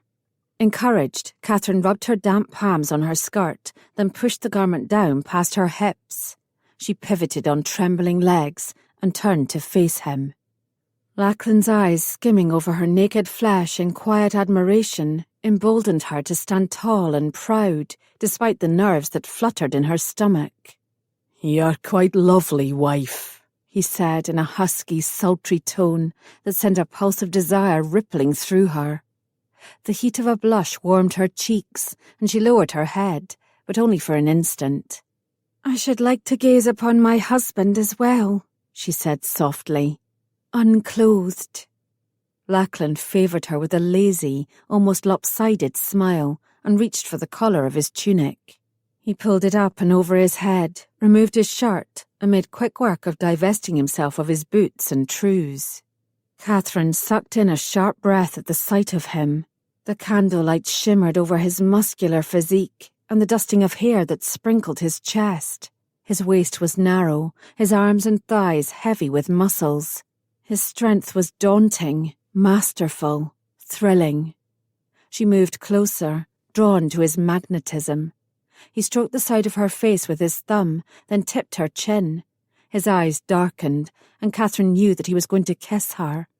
She circled her arms around his neck, raised herself up on her toes, and leaned closer, moulding her body to his. With a low growl of impatience, Lachlan's lips found hers. She gloried in the kiss, the sensual feeling of his soft lips moving over hers, the stroke of his tongue, the pleasing scent of fresh soap and sunshine. He tasted as wonderful as she remembered, and she pressed forward, eager for more. He held her in a tight, possessive embrace, and she clung to him with equal fervour, raw emotion seeping out of every pore. She could feel the furious hammering of his heart against her own, delighted to discover his passion for her was equally consuming. Their kisses grew deeper, stronger, almost frenzied. Catherine felt her control spiralling and slipping as she gave herself over to the bold, swirling feelings Lachlan so easily evoked inside her. The ropes of the bed groaned beneath them. He rolled her onto her back, his heated weight pressing her into the straw mattress. She gazed into his eyes and felt her heart start to throb with a sweet, tender ache. They were married, bound together for the rest of their days. The wonder of it all was almost too impossible to believe. "I want you to find pleasure in our joining," he said softly, "though I've heard the first time can be painful for a maiden." "I'll not break," Catherine promised, moving her legs restlessly. Lachlan smiled. His muscles were taut, his eyes glazed with desire. Without warning, he pressed his open mouth to her throat, and she was so startled by the caress that she cried out. He seemed to enjoy her response, nipping playfully at her collarbone before moving across her chest. His mouth travelled temptingly over her breast, and then suddenly he pulled her nipple into his mouth. Catherine moaned, arching toward the pleasure he created as he suckled enthusiastically. Her hands reached for him, threading through his hair, holding him close. She could hear her rapid and uneven breathing, could feel the flush of desire rise from her chest. Lachlan overwhelmed her senses, and she responded instinctively, allowing the passion between them to break free. His hands and mouth seemed to be everywhere. He feathered kisses lower, down her ribs, across her stomach, coming to rest at the top of the curls between her thighs. Catherine lay utterly still, her breathing halted. "Nay, he couldn't mean to—" she cried out as she felt his tongue glide over the slick, aching bud of her womanhood. Good Lord, how could he know to do this to her? 'Twas indecent, immoral, depraved, and utterly glorious. Her body seemed to come alive, the sensitive heat pulsing between her legs. It felt so wicked to have his mouth against her flesh. She was shocked and slightly embarrassed, but any protests of modesty died on her lips as the pleasure kept rolling over her, through her. He cupped her bottom and lifted her to his lips. Stroke after stroke, his tongue curled against her in the most intimate, provocative kiss. Every nerve ending tingled and danced with excitement. She felt mindless in her need for him, in her cravings for the satisfaction his questing hands and tongue promised her. She moved her hips closer to his teasing tongue, pressing against his mouth, desperately searching for a release from the exquisite torture. With each new caress, she could feel herself starting to lose control. Suddenly, Catherine shoved her fist in her mouth, stifling her screams of ecstasy as her body crested the peak. When it ended, she felt boneless, contented, and completely spent. Slowly, she looked up, having only the strength to half open her eyelids. Lachlan loomed above her, his body tight, his breathing laboured. She could feel the evidence of his desire, thick, stiff, and heavy against her belly. His knees slipped between her thighs, nudging them apart, pressing his arousal against her still throbbing womanhood. She reached out to him, hardly believing they could find even greater pleasure together. "The pain might be sharp, but hopefully swift," he promised. Their bodies merged. Shocked, Catherine bucked, barely managing to smother her cry of pain. Lachlan immediately stilled. He held her close, nuzzling her cheek with his forehead, pressing his lips against her hair. Wrapped in the circle of his arms, Catherine gradually felt her body start to relax. "Is it over?"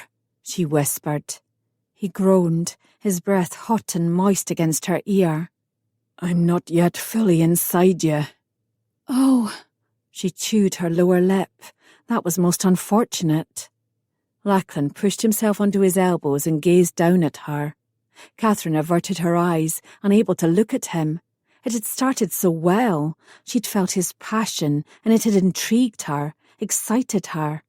He had done wicked things to her body, kissing her in the most intimate places, and she had revelled in it. Their joining was the culmination of a carnal promise that began with their very first kiss. And instead of being the fulfillment she had so eagerly anticipated, it had cooled her ardour faster than a bucket of ice water. "It takes time for a couple to learn the best rhythm," he said gently, brushing a damp strand of hair off her brow. "We need not rush. We have all night. We have a lifetime."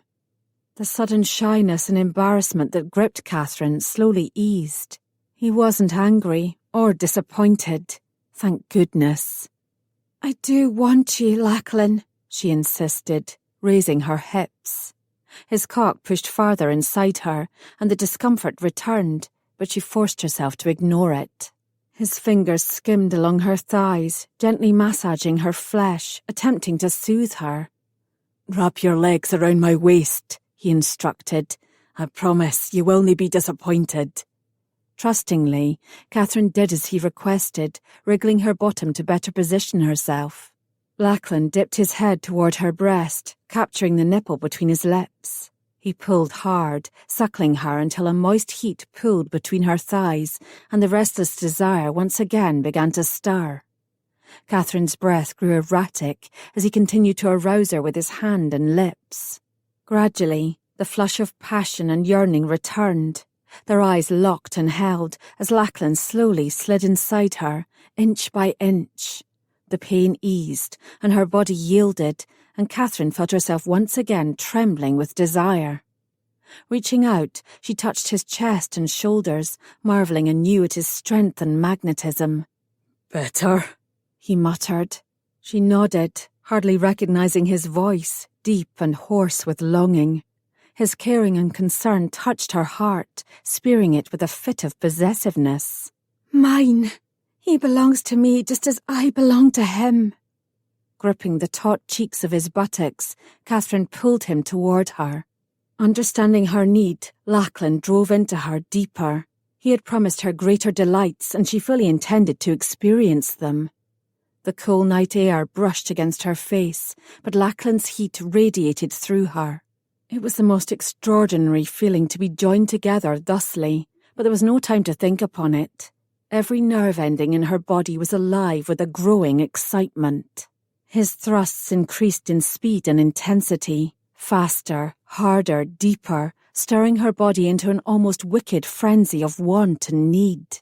She could feel the raw strength and power of his flesh pounding against her, reminding her that in this act they were equal participants, equal partners. They were no longer two, but one, joined together in mutual need, desire, and passion. Lachlan wedged his hand between their bodies, placing his fingers at the juncture of her thighs. Pressing against her most sensitive spot, he rubbed the delicate nub, and Katherine felt herself quickening again. Her hand gripped the blanket, balling it between her fisting hands. The sweet spasm of another climax took her unexpectedly, and this time she allowed herself to cry out her pleasure. This time she held nothing back as her body exploded. Lachlan quickly joined her. She could feel his cock pulse and jerk within her as every muscle in his body strained and then went still. The warm rush of his seed bathed her womb. He fell forward, landing heavily atop her, his breath coming in short, loud pants. Katherine's arms rose to cradle and embrace him. She kissed his neck and nuzzled against the scruff of whiskers along his jaw. Emotions she never imagined flowed through her, bringing tears to her eyes. The connection, the feeling of belonging together, of being important and valued by her husband, was humbling. She had hoped consummating their marriage would be pleasant, and it had been, but she was surprised by the depths of joy that she felt. Not wanting to break the physical contact, Katherine rested her head on Lachlan's shoulder, her cheek pressed against the strong bone. It was covered in a fine sheen of sweat, and she breathed in the tangy scent of sex and intimacy, revelling in the moment. He finally lifted his head, then took her fingers and brought them to his lips. "Are you well?" "Aye. Wonderful, glorious, odd, sated and sticky," she said with a giddy laugh. "Me too." Lachlan sat up and slipped out of the bed, returning with a basin filled with water and a small cloth. "For ye, my lady." "Thank ye." Grateful and slightly embarrassed by Lachlan's forethought, Katherine stood, dipped the linen into the water, wrung it out, then turned her back and washed herself. When she was finished, Katherine handed the cloth to Lachlan. She watched beneath lowered lids as he swirled the cloth over his chest, arms, and finally between his legs. "I'm sorry the water is so cold," he said when he was finished. "'Twas soothing," Katherine admitted, flashing him a sheepish grin. "Wait." Lachlan held up his hand to stop her from climbing back into the bed. "Our bodies are not the only thing that needs to be washed. I asked Brother Gregory to give me another sheet so that we may slumber in comfort." 'Twas then Katherine noticed the specks of red marring the white linen, her virgin's blood. Working together, they removed the stained linen and replaced it with the fresh one. "We need to keep it," Katherine declared, folding the soiled linen and holding it close to her heart. "'Tis proof that we have consummated our marriage, proof that we have an unbreakable union." Lachlan shook his head. "Sheets streaked with blood prove not. On a wedding night, they are easily fabricated using a cut on the body in a place not seen, or a vial of animal blood." Lachlan gently removed the linen from Katherine's hands. "Your family will believe we are in truth married, and I shall attest to your purity if Drummond or any of his kin dares to question our word." I want nothing to challenge the validity of our marriage, Katherine said. Lachlan tilted her face to his. One look at your glowing, contented face and everyone will know exactly what has passed between us. Katherine worried her bottom lip between her teeth. Will it be enough? I confess to being pleased there were none here to conduct a bedding ceremony, but one would have provided the required proof that the marriage has been consummated. The few bedding ceremonies I have witnessed were torturous for the couple, especially the bride, but they made certain the marriage could not be challenged. Lachlan shrugged and climbed onto the newly made bed. A bedding ceremony is mild compared to the English practice of consummating the marriage while others stay within the chamber so they can testify the act has been completed. Nay, Katherine exclaimed in horror. What couple would allow such an embarrassing thing? And what sort of person would want to witness such an intimate, private act? You're jesting. 'Tis the God's honest truth, Lachlan insisted. The bed curtains are closed during the consummation, so the witnesses can't gawk. Och, but they can hear. Katherine shuddered. Far more than one wants. You attended one of these? She asked, her voice hitching in shock. Aye, not by choice. The bride was English, the groom a Scotsman. And the English have the nerve to call the Scots barbarians, Katherine remarked with a cluck of her tongue. Lachlan rose to his knees and extended his hand. From this day forward, I vow that none shall be allowed to gawk at your lovely naked form or listen to your cries of passion except me. With a smile, Katherine accepted his hand and climbed in beside him. And none shall gaze upon your splendid physique or hear your groans and grunts of ecstasy except me. Groans and grunts of ecstasy, Lachlan repeated, lifting a brow. Katherine fought off a giggle. Aye, they are most inspiring, husband. Minx. He swatted playfully at her rump, but she dodged his hand and instead landed a blow on his backside. With a mocking growl, he captured her in his arms and pulled her beneath the covers. Katherine shrieked with laughter and struggled against his hold. His arms were like iron. She pushed against them with all her strength, yet was unable to free herself. Tiring from her efforts, she surrendered to the inevitable and snuggled against his chest. It felt heavenly to be in his arms, safe, protected, cherished. The candlelight flickered against the fabric of the tent. The air was cool, but it was warm and cosy beneath the covers with their mingled body heat. Taking a deep breath, Katherine allowed her mind to rest and soon found herself falling into the safe, peaceful darkness of sleep. Lachlan pressed his back against the rough headboard and pulled Katherine against him so that her head rested on his naked chest, over his heart. She draped herself over him like a luscious blanket, her right leg thrown carelessly over his thigh. Bathed in the soft glow of candlelight, her expression was one of pure contentedness and utter relaxation, and her deep, even breaths filled the tent. Alas, an equally peaceful slumber eluded Lachlan. He curled his arm around her waist and attempted to shift her to his side. She moaned in protest and burrowed closer, tickling the chair in his chest with her nose. From this angle, he could see the soft round side of her delicious plump breast peeking through the rough linen sheet, the nipple pink and tight. Though so recently and thoroughly sated, Lachlan could feel his body stirring again with desire at the sight.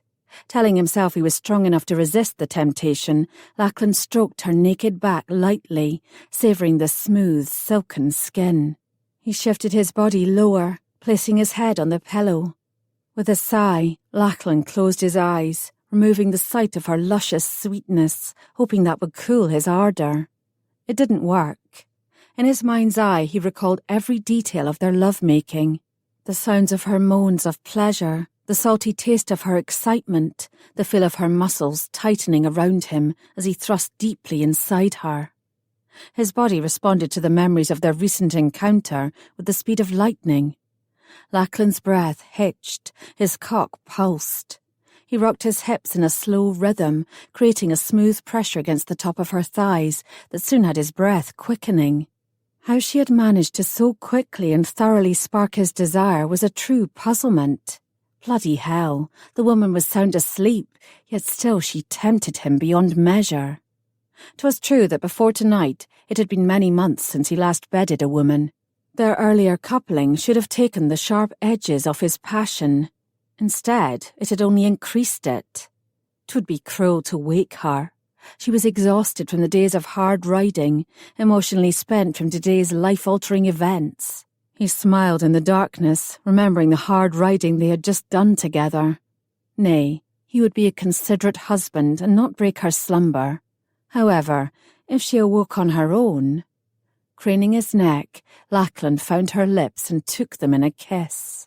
Soft, gentle, unrushed. Catherine moaned, the lovely sound coming from deep inside her throat and vibrating against his lips. Encouraged, Lachlan trailed his fingers over her breasts, grazing the nipple. Catherine's breath hissed into his mouth, and she deepened their kiss, thrusting her lower body enthusiastically toward him. His already stiff penis grew harder, and the ache in his balls made him squeeze his eyes shut. He'd worried that she might need coaxing to make love again, but her eagerness quickly dispensed that thought and heightened his craving. Impatience thundering in his blood, Lachlan rolled Catherine onto her back. Her legs parted in invitation, and her hips rocked back and forth against his groin. Nuzzling her neck, he slipped one finger inside her, pleased to find her passage slick and ready. Catching her hips between his hands, he lifted her.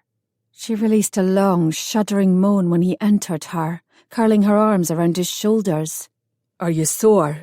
Does it hurt?" he inquired in a concerned voice, wondering where he would find the strength to withdraw if she asked. "Not as before. I'm a bit tender. Nay, dinna stop."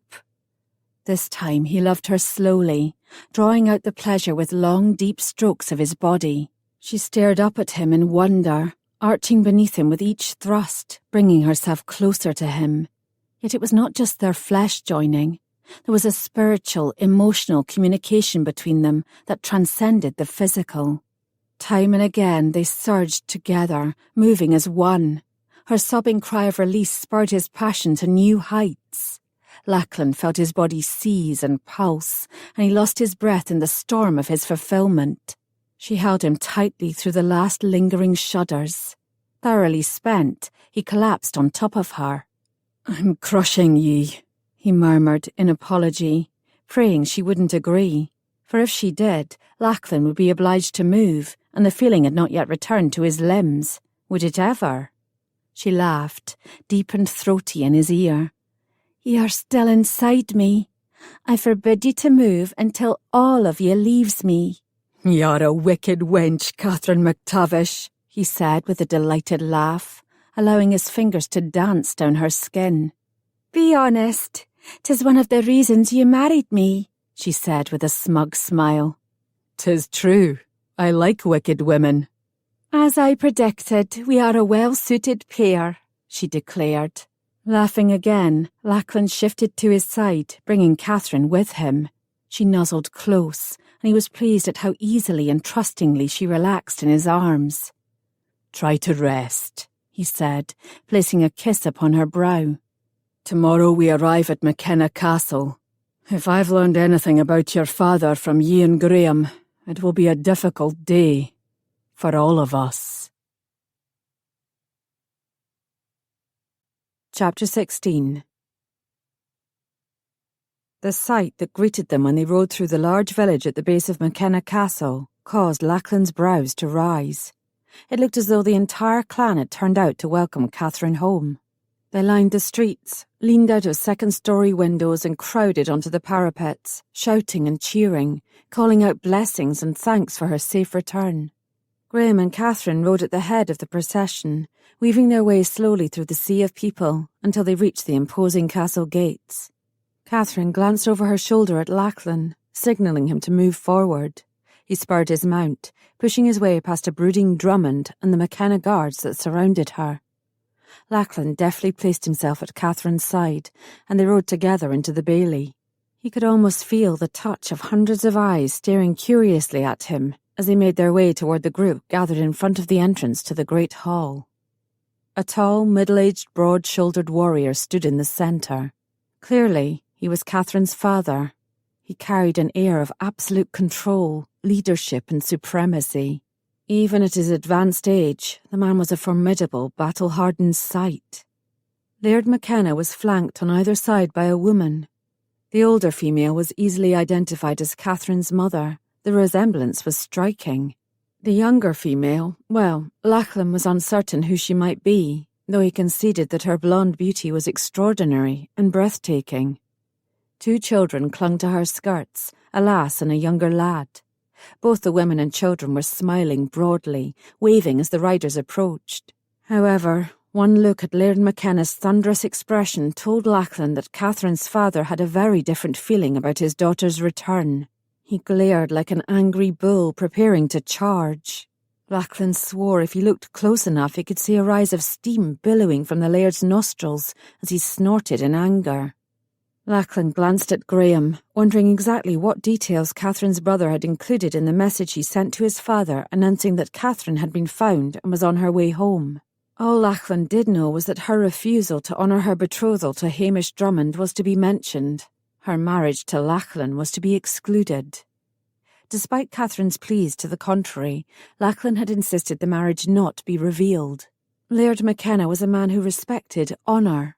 Marrying his daughter without his permission was hardly an honourable act, and Lachlan felt the best course was to reveal the news in person. However, when Laird McKenna crossed his arms over his broad chest and pointedly glared at him, Lachlan wondered if somehow Catherine's father knew the truth. Knew, and was far from pleased about it. The cheers grew louder when the group on horseback reached the family welcoming party. Lachlan dismounted quickly and turned to Catherine. Her fingers lingered on his chest when he assisted her down from her horse, a tactile reminder of the intimacy they had shared, the bond that now existed between them. It boosted his courage. As they had agreed, Lachlan draped a shawl of MacTavish plaid that he carried over Catherine's shoulders before she turned to face her sire. The McKenna's eyebrows rose when he spied the garment, his expression narrowing. "Why are ye wearing that plaid, daughter?" he demanded. "Catherine is my wife," Lachlan answered, loud enough so that those around them could hear. "I am Laird Lachlan MacTavish, and I am proud and honoured to have her wear our clan colours." Lachlan felt the McKenna's critical stare sweep over him. "Your wife?" "Aye." Lachlan nodded his head twice for emphasis, boldly meeting the challenge of the McKenna's gaze. Catherine also nodded, sliding her arm through Lachlan's and looking up at him with an expression of pride. The McKenna shifted his eyes to his daughter for a brief moment, then glared back at Lachlan. "Daughter!" Lady Aileen caught Catherine's hand, leaned in, kissed each cheek and then tightly hugged her. "Finally ye are home. Many feared the worst, but I refuse to accept that anything dire would befall ye." A look of contrition bloomed on Catherine's face. "I'm deeply sorry for causing you worry. 'Tis forgiven," Lady Aileen said with a sniffle and another hug. "Father?" Catherine looked over at the McKenna. His mouth twitched, yet he remained unapproachable. Catherine sighed and lowered her gaze repentantly to the ground. "We are all so relieved that ye are safely returned to us at last." Breaking the awkward tension, the stunning blonde woman came forward and embraced Catherine. As she lifted her arms, the material of her gown stretched over her figure, and Lachlan could see the distinct telltale bulge of pregnancy. "Thank ye, Joan," Catherine replied. "I am pleased to be here with my new husband." Lachlan smiled at the dazzling woman, who was introduced to him as Malcolm McKenna's wife. He had heard tales of the tart-tongued beauty who had captured the heart of Catherine's eldest brother, and was surprised to discover the stories had not been an exaggeration. Lady Joan truly was breathtaking. The children scampered excitedly toward Catherine. She knelt, threw her arms wide, and enfolded them both in a hug. They giggled and squirmed, showering her with kisses. Soon, the laughter of the many others witnessing the reunion surrounded them. Except the McKennas. He neither laughed, nor smiled, nor made any move to embrace his daughter and welcome her home. Looking as though he might explode, Hamish Drummond pushed his way forward. "What's this I hear? Ye are married? 'Tis all a lie. Catherine cannae be married to MacTavish. She is betrothed to me." Was betrothed. Lachlan reached inside his cloak and pulled out a scroll of parchment. We were married at Clayton Abbey last evening, as this document will attest. 'Tis signed by both the priest who married us and Brother Gregory, the monastery's abbot. Graham stood as one of our witnesses. "Impossible!" Drummond shouted. "Brother Gregory refused my request to arrange a marriage, and Graham insisted that he wouldn't allow Catherine to be wed without her parents in attendance." When I proposed myself as the groom, Graham wisely altered his opinion on the matter, Lachlan revealed. There were gasps of shock and surprise, along with a few chuckles of amusement, as the revelation rippled through the crowd like a wave. Lachlan swore he could feel the bodies surging closer, as everyone tried to overhear more of the titillating conversation. Seeing the parchment agitated Drummond further, a malicious intent sparked in his eyes. As Lachlan read the threat, his right hand moved to the handle of the sword slung over his back. "This is an outrage, an insult!" Drummond shouted. "Ye are a thief, MacTavish. Ye have stolen my betrothed." "I chose Lachlan to be my husband, as was my right," Catherine declared, throwing back her shoulders and raising her chin. "Ye picked me first," Drummond bellowed, the pulse at the base of his neck ticking furiously. "Your father and mine signed a binding contract of betrothal less than a fortnight ago." Aye, we did, the McKenna agreed with a disparaging look at Lachlan and Catherine. "A legal document." Catherine's brows drew together in a distressed frown. Lachlan gently squeezed her hand encouragingly. I'm not a scholar, versed in the finer legal points of marriage, Laird McKenna. Yet 'tis clear that vows exchanged in front of a priest have more validity than a betrothal contract. "Hogwash!" Drummond exclaimed. "This marriage must be set aside so the union agreed upon between myself and Lady Katherine can take place." "Never!" Catherine declared passionately. Drummond made a strangled noise in the back of his throat and reached out to touch Catherine's arm. She stiffened and moved away, pressing herself closer to Lachlan. I bear ye no grudge, Drummond, but that will quickly change if you persist in upsetting my wife, Lachlan stated firmly, pinning his advisory with a warning glare. Catherine broke the betrothal and fled. She refused to take ye as her husband and is now married to me. I've had her, and I intend to hold and keep her. It took but a moment for Hamish to grasp Lachlan's meaning that the union had been consummated. Drummond growled, his expression turning bitter. He took a menacing step toward them. Lachlan pushed Catherine from his side and pulled the sword off his back. "Hold!" the McKenna bellowed. Lachlan froze, yet kept his weapon at the ready. You will cease accosting my wife, Drummond, Lachlan said in a deathly calm voice. Is that clear? Graham also stepped forward. He stood in front of Hamish, his hands centred on the man's chest. "How dare you treat me in such a disrespectful manner?" Drummond cried, shaking his fist. "My father will be furious when he hears of these insults." He shouldn't be, Lachlan answered. A true Highland laird respects a man's right to guard and protect his woman. "Lady Katherine is mine," Drummond protested, beating his chest with his closed fist. "Ye stole her from me, and I demand justice. You must stand trial for thievery." Then he spat in the dirt and began to pace like a caged beast. Lady Aileen let out an indignant huff. "Catherine is not your chattel.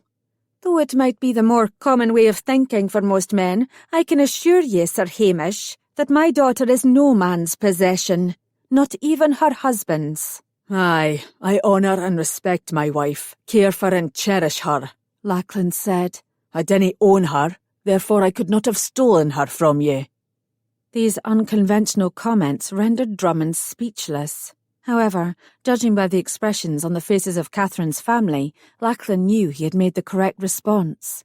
Even Laird McKenna managed to soften his glare, a wee bit.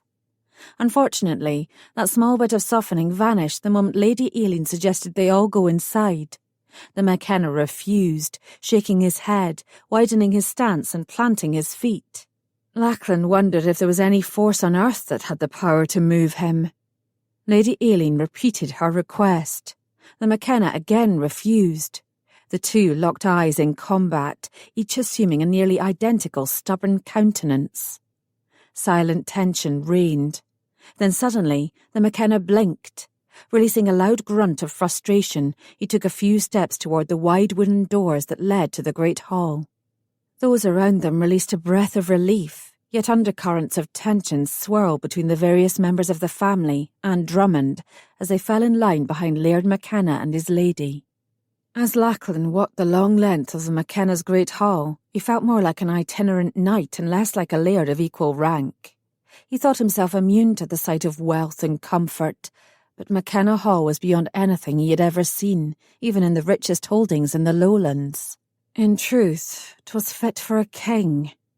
Massive tapestries embroidered with silk and gold threads hung along the grey stone walls. There was clear glass in the narrow windows and coloured panes in others. The rushes under his feet were fresh and sweet-smelling, the wooden trestle tables polished to a high shine. There were a half-dozen multi-tiered wrought-iron chandeliers strategically hung from the high rafters throughout the massive chamber. The costly beeswax candles positioned in them gave off a warm glow and a pleasant odour. The servants scurrying to and fro looked well fed. Their garments were clean and tidy, their faces shining with good humour and health. Even the hounds sleeping in front of the hearth appeared content and well behaved. "I have much to share with ye," Catherine announced to her family as they gathered around the table set upon the dais. "We are anxious to hear everything," Lady Aileen answered. "It must be a fascinating tale." Lady Joan motioned to one of the servants, and within moments platters of cold meat, cheese, meat pies, dried fruit and brown bread were set on the table, along with pitchers of wine and ale. Broodingly, Drummond poured himself a tankard of ale and began noisily drinking. No one else touched any of the offerings. "Mistress Innes, please take Lelis and Callum upstairs," Lady Joan instructed, casting a wary eye toward Drummond, who had already downed a second tankard and was starting on a third. "I want to stay," the lass whined. "I want to hear Aunt Catherine's story. Callum does too." "Hush, Lelis, and do as you're bid," Lady Joan replied in a firm voice. "Aunt Catherine will speak with you later in your chamber." When will she come to see us?" Lelis asked, her voice rising anxiously. "If she waits too long, Callum will fall asleep. We'll have to wake him, and he'll be cross. Aunt Catherine wouldn't want that to happen." "If Callum is asleep when she arrives, she will leave him be and speak only with ye. After all, ye are the older sister, and therefore entitled to a special privilege." "But, Mama—" "Enough. If you continue to argue, you will only see your aunt until tomorrow." Lachlan smiled at the uncanny resemblance between the lass's whining and Hamish Drummond's complaints. 'Twas remarkable, really, to note how much the man sounded like a spoiled, petulant babe when he protested the loss of his betrothed. Lelis's mouth turned down in a mulish frown. She crossed her arms and huffed, but a stern glare from Lady Joan silenced any forthcoming protests. After a second, louder sigh, the lass nudged her younger brother with her elbow. "Mama says we must go." Lelis suddenly brightened. "Prince will come with us and keep us company, so we will only be lonely while we wait." One of the hounds lounging in front of the fire lifted its head. Lachlan assumed the mangy dog was the aforementioned Prince.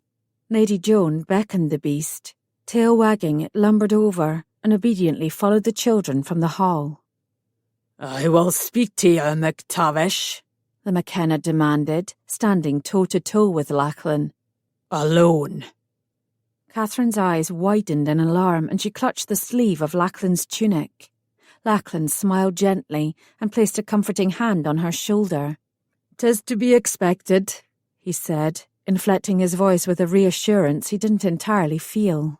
Head high, Lachlan followed Catherine's father from the great hall, girding himself for whatever objections, disapproval and veiled threats he fully expected the McKenna to spew at him. Yet no matter what was said or threatened, Lachlan would not yield. Catherine would remain his wife. They entered a chamber with several large windows. There was a desk, another table piled with scrolls, and a thick woven rug covering the stone floor. 2 finely carved high-backed chairs were set by the fire blazing in the hearth. The McKenna settled himself in one, then indicated Lachlan should sit in the other. Did he dare take it as a good sign that he was at least offered a seat? I need to decide what's to be done with ye, the McKenna said without preamble.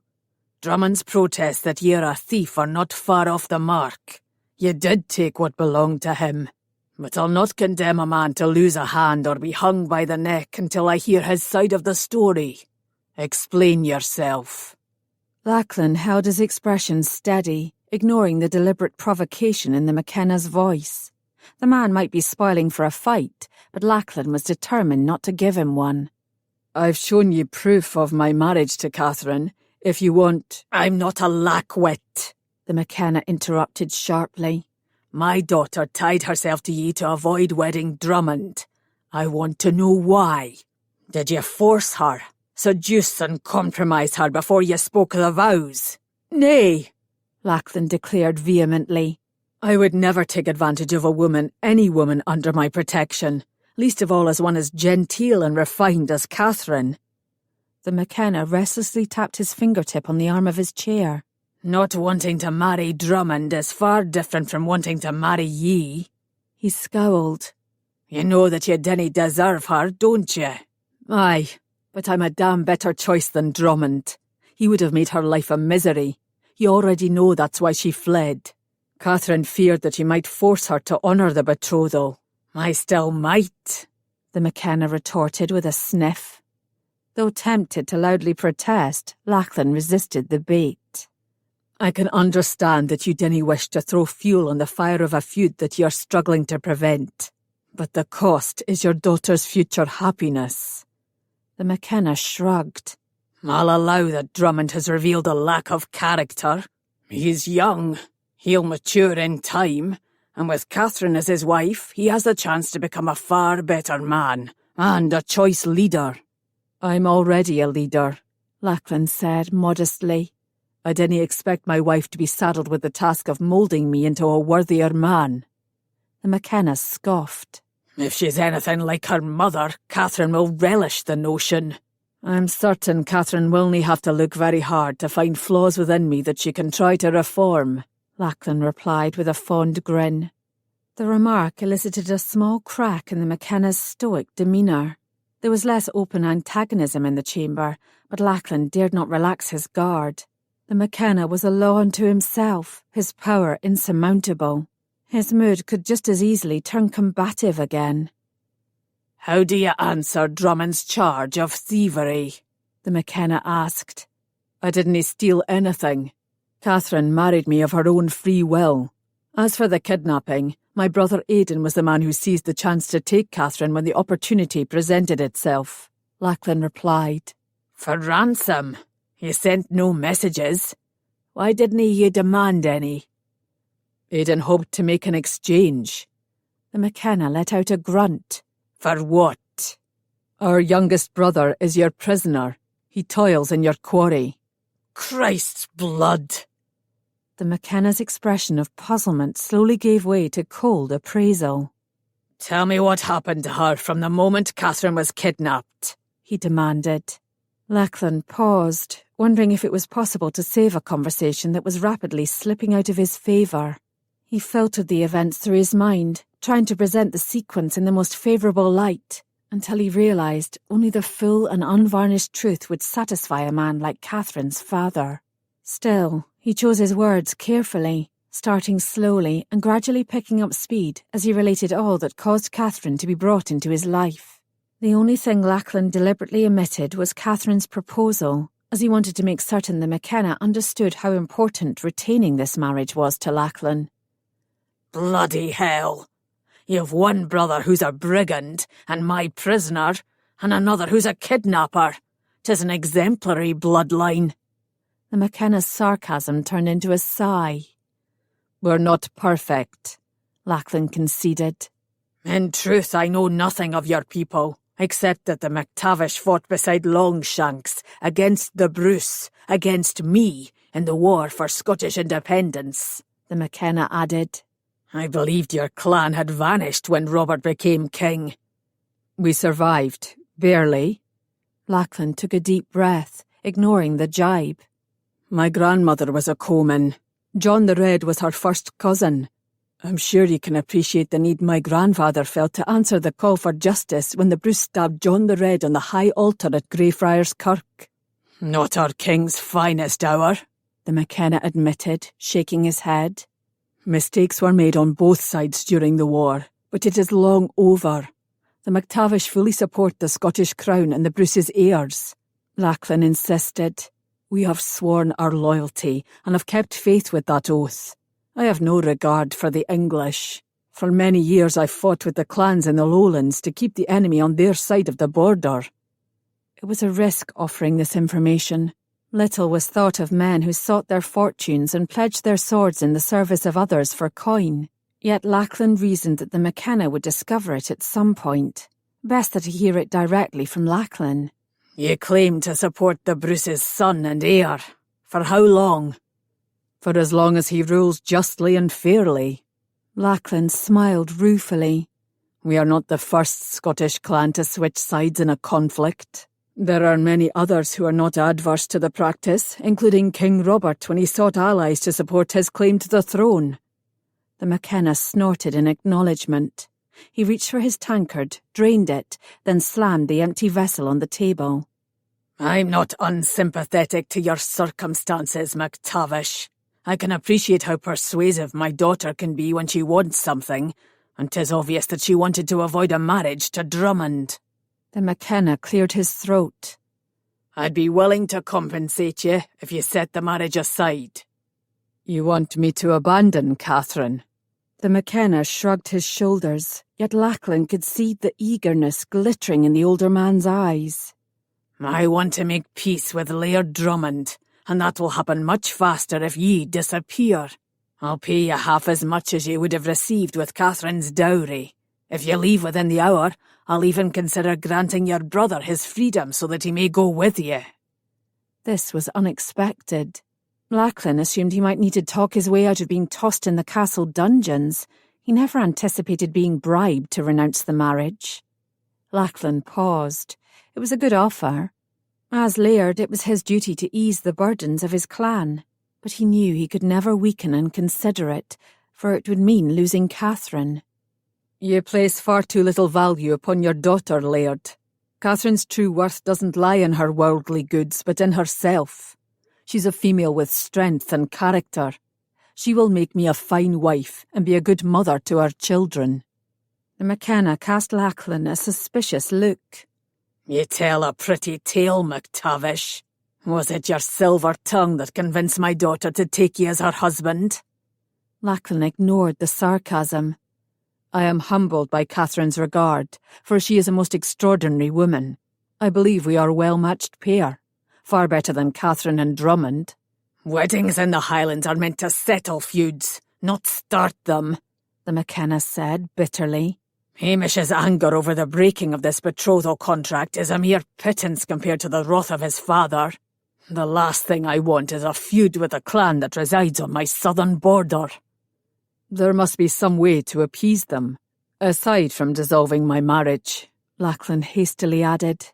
The McKenna's gaze held steady. I'm not inclined to search for another solution. If you insist on holding fast to the marriage, you'll have to take Catherine with the clothes on her back and nothing more. I refuse to relinquish her dowry to you. The McKenna's expression was most serious. Lachlan struggled to read the motives behind the words. Was this a test? A way for him to prove that he did indeed care for Catherine? "'Tis your decision," Lachlan said cautiously. "I'll not lie and say it doesn't matter, for my people are in need of much, including food stores to get us through the rest of the winter. But I'll not renounce Catherine over a bit of coin and goods. Though I warn ye that I will only be pleased to have my wife pained over the slight of not bringing her rightful dowry to her marriage. She is a proud woman." Where exactly do you think she came by that pride? The McKenna scoffed. I also have concerns about the clan on my southern borders, Lachlan answered honestly. Archibald Fraser was most displeased when he learned that I had concealed Catherine's true identity from him. Fortunately, I was able to thwart his attempt to take her from me. You could have bartered her freedom to Fraser and earned some coin for yourself. Lachlan nodded. He was certainly interested, but for years I've heard enough rumours of his cruelty to believe them. I could never consign an innocent woman to such a fate. Graham tells me that you fought Fraser to save her. Lachlan nodded. I took his sword. Lachlan stood and reached beneath his cloak, bringing forth the weapon. Catherine told me of the bad blood between Fraser and your eldest son, Malcolm. I thought he would appreciate having it in his possession. The McKenna accepted the weapon with obvious reluctance, his face puffing with indignation. A sword for my only daughter. That hardly makes us even. 'Tis a start. I am willing to compromise on almost anything, except my marriage. Catherine is my wife, and will remain so until God calls one of us to his side. Perhaps 'tis my duty to make my daughter a widow. Lachlan felt his determination tighten. You can try, he answered softly. I'll not raise my sword first against my wife's kin, for she loves ye all, but I will defend myself if provoked. The McKenna gave him the slightest of smiles. Yet the glimmer of respect Lachlan thought he saw in the other man's eyes must have been a delusion, as Catherine's father then made his position very clear. You've given me much to consider. However, I've not yet decided if I'll allow the marriage to stand. In the meantime, you shall enjoy the hospitality of my dungeons. Chapter 17. Being reunited with her mother momentarily eclipsed Catherine's worry over the conversation her father was having with Lachlan. Graham had somehow managed to remove Hamish from the great hall, affording Catherine, her mother and her sister-in-law some much-needed privacy. Yet once she had relayed some of her adventures after fleeing Drummond Castle, Catherine's thoughts again returned to her husband. The McKennas' anger usually flared quick and hot, and burned out as rapidly. But today had been different. His wrath had been deep and quiet, so much so that he had not welcomed her home nor embraced her. She had been greatly disturbed by the air of hostility emanating from him, and felt uncertain how to combat it. Still, Catherine stubbornly refused to believe the father who loved her so dearly would hold this anger toward her for too long. A day? Mayhap 2? More troubling to her was the gaze he had cast upon Lachlan. The McKenna had stared at her husband as though he carried the plague. Catherine knew her father showed little mercy to those who thwarted him, and she feared his vengeance could fall on Lachlan. A challenge would be issued, in all likelihood a contest of swords. The McKenna would probably appoint a champion to fight. However, if his anger remained this strong, he might decide to enter the fray and wield the sword himself. If anything happened to either of them, Catherine clasped her hand over her heart. She'd never be able to live with herself. Catherine stood abruptly, her chair scraping noisily through the rushes. Father and Lachlan have been alone together too long, she declared, her voice unnaturally high. What can they possibly be discussing? I need to go in and make certain they aren't about to do anything foolish. Sit down, Catherine, and divest yourself of those dire imaginings, Lady Aileen said calmly. 'Tis difficult, Catherine admitted, struggling to contain her trepidation. Father is furious with me, and I fear he will unleash that fury upon my husband. Your father has long treated you as though you walk upon water, Joan said with a smile.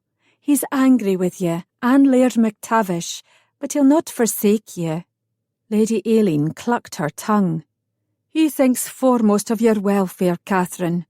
Never forget your father holds fast to the ideal that he must protect his women, no matter what they have done. Aye, you've caused a great deal of turmoil, but the current distance you feel from him will ease. Your father will forgive you in time. 'Tis not me that I am most worried about, Mother, Catherine replied pointedly. Lady Aileen reached out and pulled Catherine into the chair.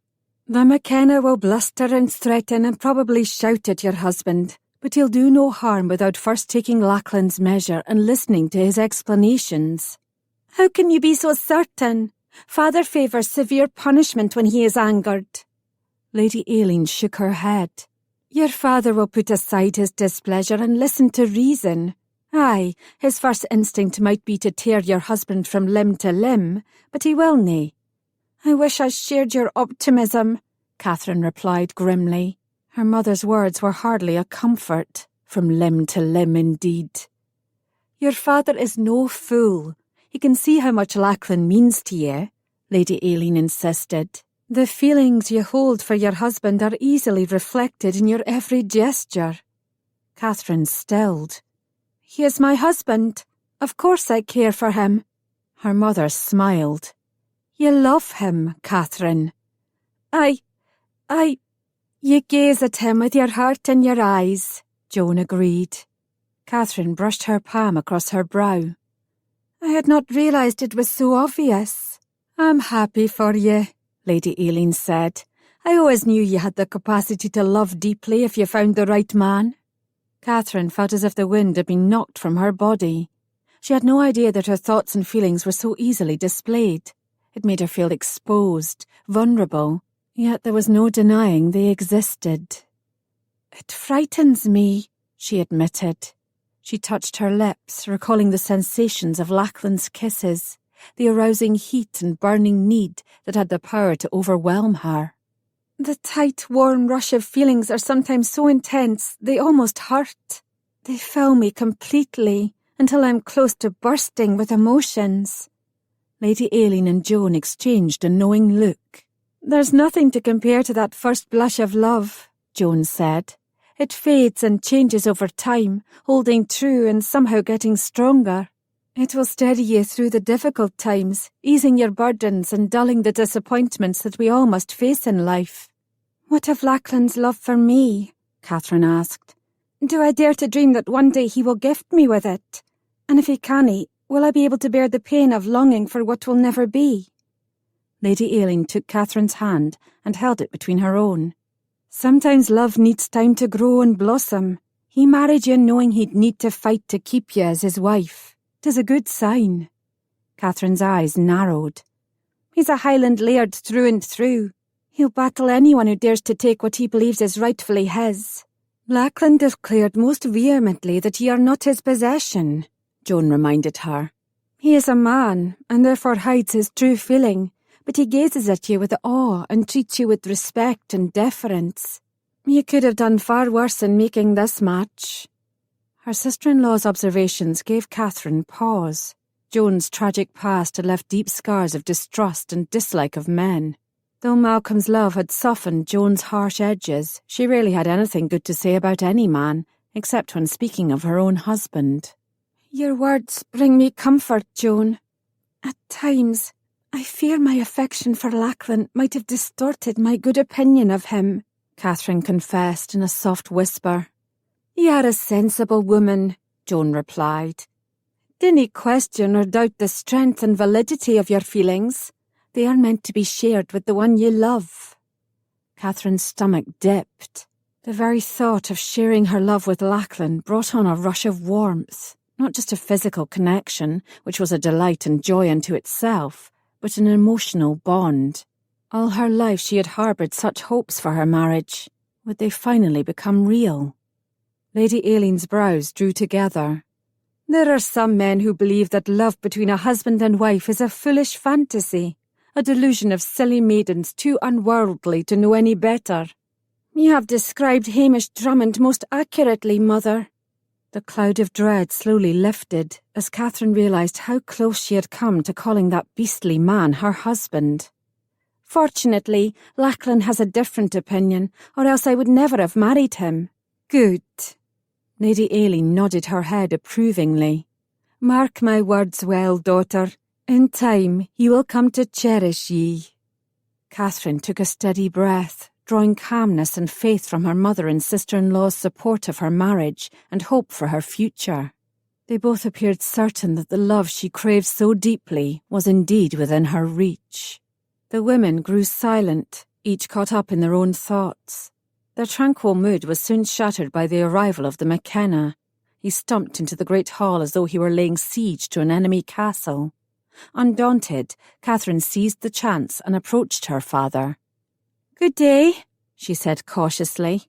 Good, The McKenna scowled. I think not. Instead of his usual smile for her, the McKenna snarled. It hurt. Tears gathered but didn't fall. She needed to be strong if she was going to convince her father to see her side of things. "You're still angry with me," she said, her voice low and mournful. I have the right, The McKenna stated. A willful, disobedient, reckless daughter is a disappointment for any father. "'Tis obvious that I have fallen out of your favour, yet I make no apologies for my actions. So please, let loose your ire and chastise me as you will. I'll not cower and hide. I'll face you with my head held high." Catherine threw back her shoulders. Her father still glowered, taut lines pulling grimly on his mouth, yet she sensed a small change. Was it her imagination, or did he truly eye her with some respect? I hear no regret in your voice for the havoc you've caused, the mistakes you've made, The McKenna challenged. "I regret that I worried ye and mother," Catherine answered promptly. "I regret that some of the loyal McKenna men who sought to protect me when I had to flee were injured when I was captured, and others suffered your displeasure. I regret that I have placed you in a difficult position with Laird Drummond. But you give me little choice, father." A muscle in the McKenna's cheek jumped. You dare to make me the villain, the tyrant. "Nay, I was frightened, upset, and I acted upon those strong emotions. I am not too witless to understand the enormity of my misdeeds, and I take responsibility for my foolish actions. But I would do the same again." Did you not trust me, Catherine? Did you truly believe that I would force the marriage with Hamish and allow you to be so miserable? The hurt in her father's voice rattled her. The anguish on his face struck her like a slap. "I only knew that I needed to save myself," she confessed lamely. You've no idea how frantic I felt when Brocken told me that you'd been taken. The weight that pressed down upon my chest made it hard to breathe. There was no ransom demand, no clue to where you might be. My blood ran cold as I imagined your possible fate. I felt powerless for the first time in my life, and it nearly unmanned me. The McKenna's breath left his lungs in a low, tormented hiss. Catherine's eyes filled with tears. "I am deeply sorry for that pain." Swallowing hard, she asked humbly, "Forgive me?" Gradually, the accusations in the McKenna's expression eased. He scowled, yet held out a hand toward her. With a cry, Catherine threw her arms around his neck and buried her face into his shoulder. The McKenna placed his palm on her head and patted it awkwardly. Enough tears. Your mother will nae cease scolding me if she sees that I've made you cry. Catherine sniffled and burrowed her head deeper into her father's strength. "These are tears of happiness. I cannae bear to have such animosity between us." The McKenna cleared his throat loudly. All is not so easily settled between us, daughter. What of this sudden marriage to MacTavish? Were you so desperate to avoid Drummond that you made a hasty, poor decision without considering fully what it means? Blushing, Catherine withdrew from her father's embrace. "The need to arrive home already married did exist, yet I made no compromise in my selection. Lachlan was my choice, the right choice." That remains to be seen, her father said grudgingly. Catherine grinned. The father she had always known had returned. Powerful and in command, his emotions masked and hidden so as not to let any hint of weakness emerge. "Speaking of Lachlan, where is my husband?" Catherine asked, casting her gaze around the great hall. Her father's conciliatory mood diminished. He raised his chin and looked at her with eyes filled with strength and determination. There is much more that I need to learn about him before I will sanction this marriage. Lachlan MacTavish awaits his fate in the most appropriate location I could think of. The dungeon. Catherine felt her heart accelerate and knew it was not only due to the speed at which she ran through the great hall. The fear that was attacking her mind went beyond the dire imaginings her mother had so glibly told her to ignore. Lachlan in chains, beaten and bloody, perhaps even unconscious. Her chest constricted, and she struggled to breathe. Hoisting her skirts so she could run unimpeded, Catherine raced down the stone stairway, taking the steps two at a time. Darkness shrouded her way as she descended into the bowels of the castle, her heart thumping in such a sharp, frantic rhythm her entire body shook. In her grandfather's time, prisoners were kept in the tower, since it was the strongest part of the castle and the area that could be best defended if they tried to escape. But when her father made changes and strengthened the dwelling's defences, he decided to use the least desirable section of their home to imprison those who offended him, and built a dank, dark vault in the cellar. The stench hit her like a wall when she reached the middle of the staircase. Damp earth, putrid air, and stale urine assaulted her nostrils, but she never broke stride. Darkness enveloped her. The cold draught was all that told her she had reached the bottom of the stairs, but the fear pulsing through her urged her feet forward. Lachlan! Lachlan! Where are ye? Dear God, can you hear me? Are you injured? I'm fine, Catherine. Lachlan's voice came booming out of the darkness. Catherine lunged, then swore as her forward progress was halted by a wall of iron bars. Frustrated, she pushed her arm through, pressing in as far as the barrier would allow. Where are ye? In here? Lachlan? Damnation, I can't see a damn thing. I need a torch. Cursing loudly, she stomped back to the stairway, climbed to the top, and using both hands and a considerable amount of strength, yanked a heavy lit torch from its holder. Swinging it wide, she managed to spread a sparse, eerie light that illuminated her way back down the stairs and through the narrow passage to her husband. Lachlan stood against the far wall of the small cell, feet spread, arms crossed. She saw defiance in his stance and the way he held his head high. The only sign of any agitation was the tightening of his fingers and the slight shifts of muscles along his jaw where his teeth were clenched. The sight brought her the briefest moment of relief, quickly replaced with shame and a heavy dose of guilt. This was all her fault.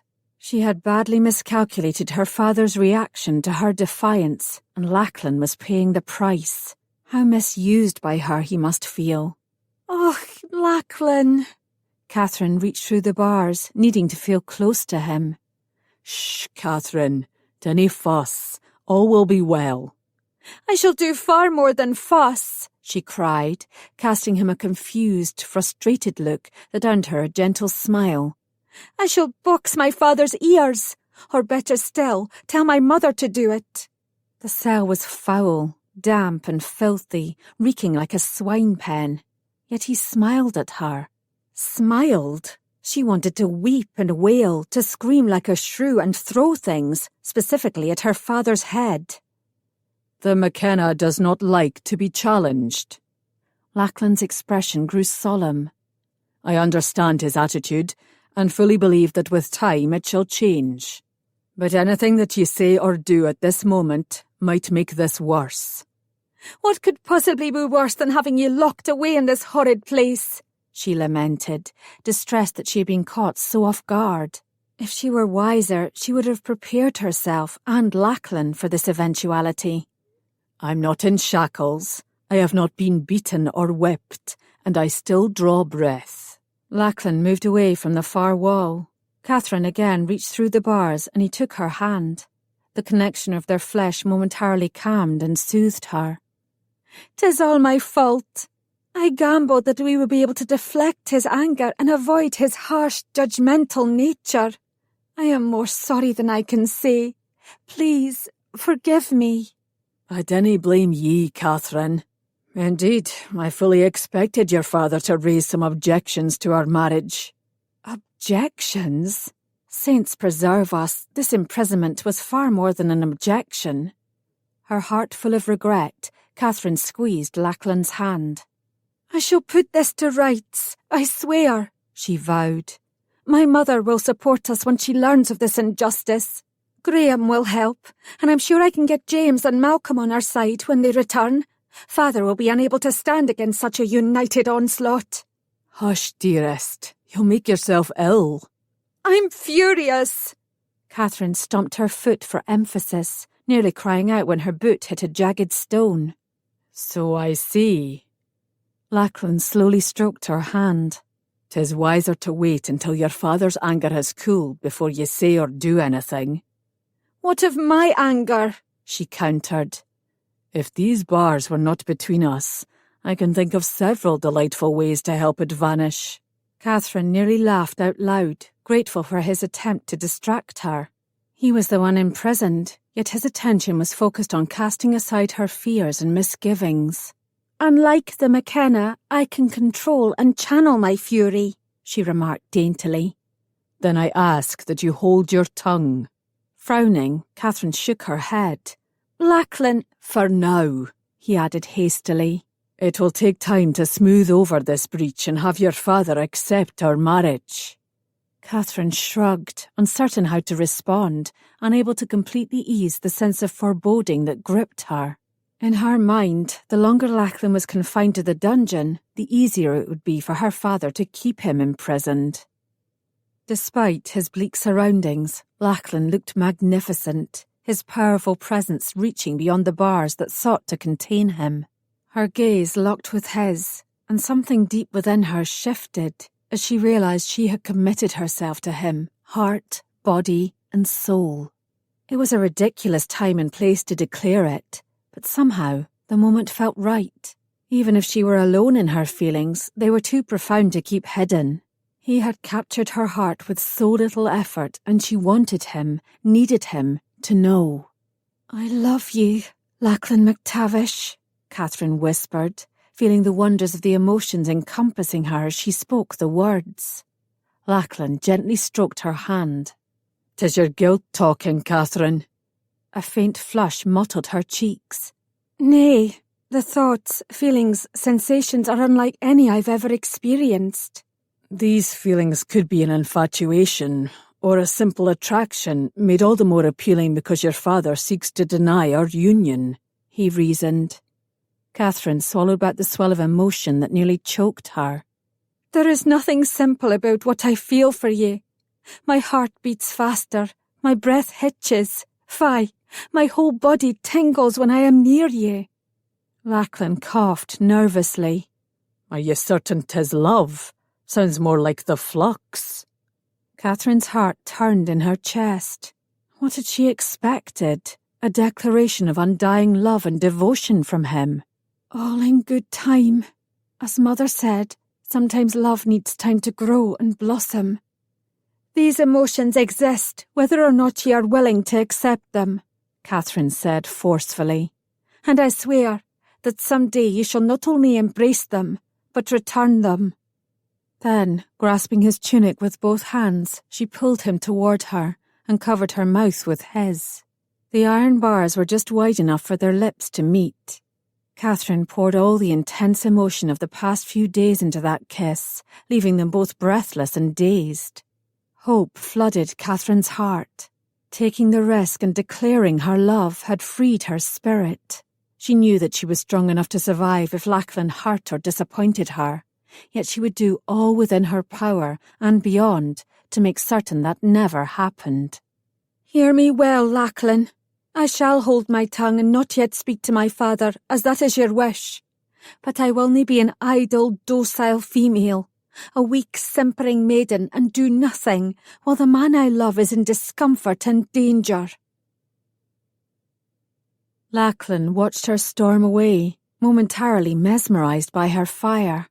His chest swelled with pride, knowing this brazen, passionate woman loved him. Her declaration had been a shock, though not an unpleasant one. 'Twas an honour to be loved by Katherine McKenna, an honour he hoped he would do proud.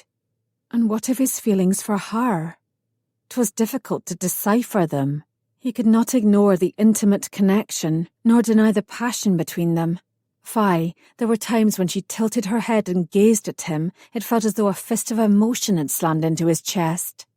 She stirred a storm inside him that at times made him feel restless and insatiable. She made him laugh, made him think, made him consider his actions before he took them. His good opinion of her had continued to increase every time he learned something new about her. He wanted to protect her from the evils and hardships of the world, yet he was astute enough to see that she didn't always need it. Katherine McKenna, nay MacTavish now, had the spirit and courage to defend herself. Was that love? The kind that she wanted? The kind that she deserved? Perhaps. She had a generous nature and good heart. She was witty, intelligent, caring and considerate of others. She had both strength of character and strength of conviction. She was the most determined woman he had ever known, the kind of woman he wanted to have by his side. Hell, she was the only woman he wanted by his side. Many would say he had gotten far more than he deserved. 'Twas certainly how Catherine's father viewed the marriage. And there was a part of Lachlan that feared he would fail her, especially after seeing the comfort and luxury of the castle where she had been raised. He could not offer her even half as fine a life, though if his petition to the crown was granted, some of his clan's financial burdens would be eased. He wanted to please her, to make her happy. He looked forward to spending every day with her, even the days when there were struggles and challenges to overcome. Bloody hell. The realization hit him like a physical blow. Aye, that was love. He sprung to his feet, fidgeting restlessly. The need to see Katherine, to hold her in his arms, coursed through him. But he resisted the pull. He would not reveal his heart to her while he was a helpless prisoner. Nay, he would wait until he was freed from this filthy dungeon. Pray God that would be soon. Lachlan's stomach rumbled, and he wished he had partaken of some of the food and drink offered when they first arrived. He had been confined to this filthy cell for hours, and there was no telling how much longer he would remain. Days? Weeks? His mouth turned bitter at the thought. With a sigh, he looked for a section of the cell free from vermin droppings and sat, leaning his back against the wall. Eyes closed, his mind drifted, searching for the peace that was just beyond his reach. A bustling noise broke through the quiet. Katherine had left the torch, and he was able to clearly see his wife marching toward him. 3 servants trailed dutifully behind her, their arms laden with all manner of goods. "Are you well?" she asked, her brow furrowing with concern. "You've only been gone a few hours." "I worry the dampness will give you a chill." It was on the tip of his tongue to tell her that he had slept in far worse places, under more trying conditions than this, but Lachlan shifted the conversation. "Did you speak with your father?" "Nay, I heeded your command and said nothing to him. But I did tell my mother what he's done. She had some rather choice words to share with him, yet he refused to relent. Mother said he'll likely stew in his anger all night. I swear his head is as thick as the stone walls that surround the castle." "Give him some time," Lachlan replied with a slight smile. "So this is how it feels to have a champion." She nearly snorted at him, and his smile widened. Lord, she was magnificent. Katherine turned and spoke to those who stood behind her. "Where is Dougal?"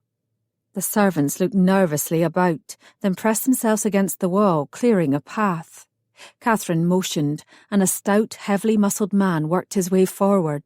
She pinned him with an icy stare and demanded that he open the cell. The man shuffled his feet, looking uneasy. "The Laird didn't give me permission to open it, Lady Katherine." "Even a lowly prisoner deserves to be fed," Katherine replied. "What do you propose that I do? Push the meal through these bars?"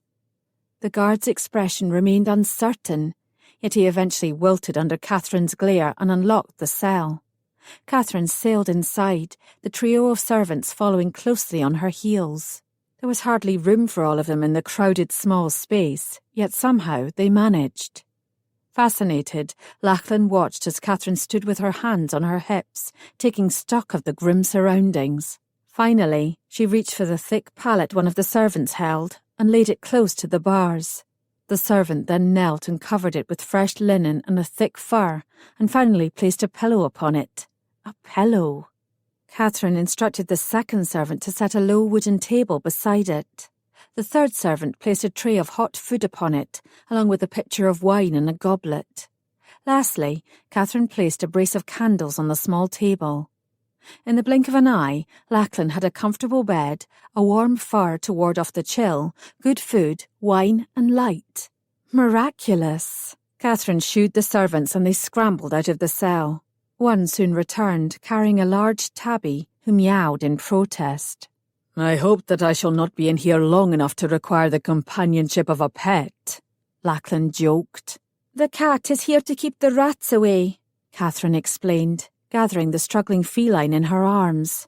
The stable master assures me that she is a master hunter. The cat continued squirming until she succeeded in releasing herself from Catherine's arms. Once on the ground, the animal sauntered over to Lachlan's pallet, sniffed it, and switched her tail. Then, after turning in a circle several times, the tabby settled herself comfortably in the centre of his pillow. He raised a brow and smiled at Catherine. I guess she needs time to settle in before beginning her duties as a rat catcher. Catherine looked at the cat dubiously, and Lachlan's smile broadened. He half expected his wife to begin lecturing the animal on her duties, but then Dougal stepped forward.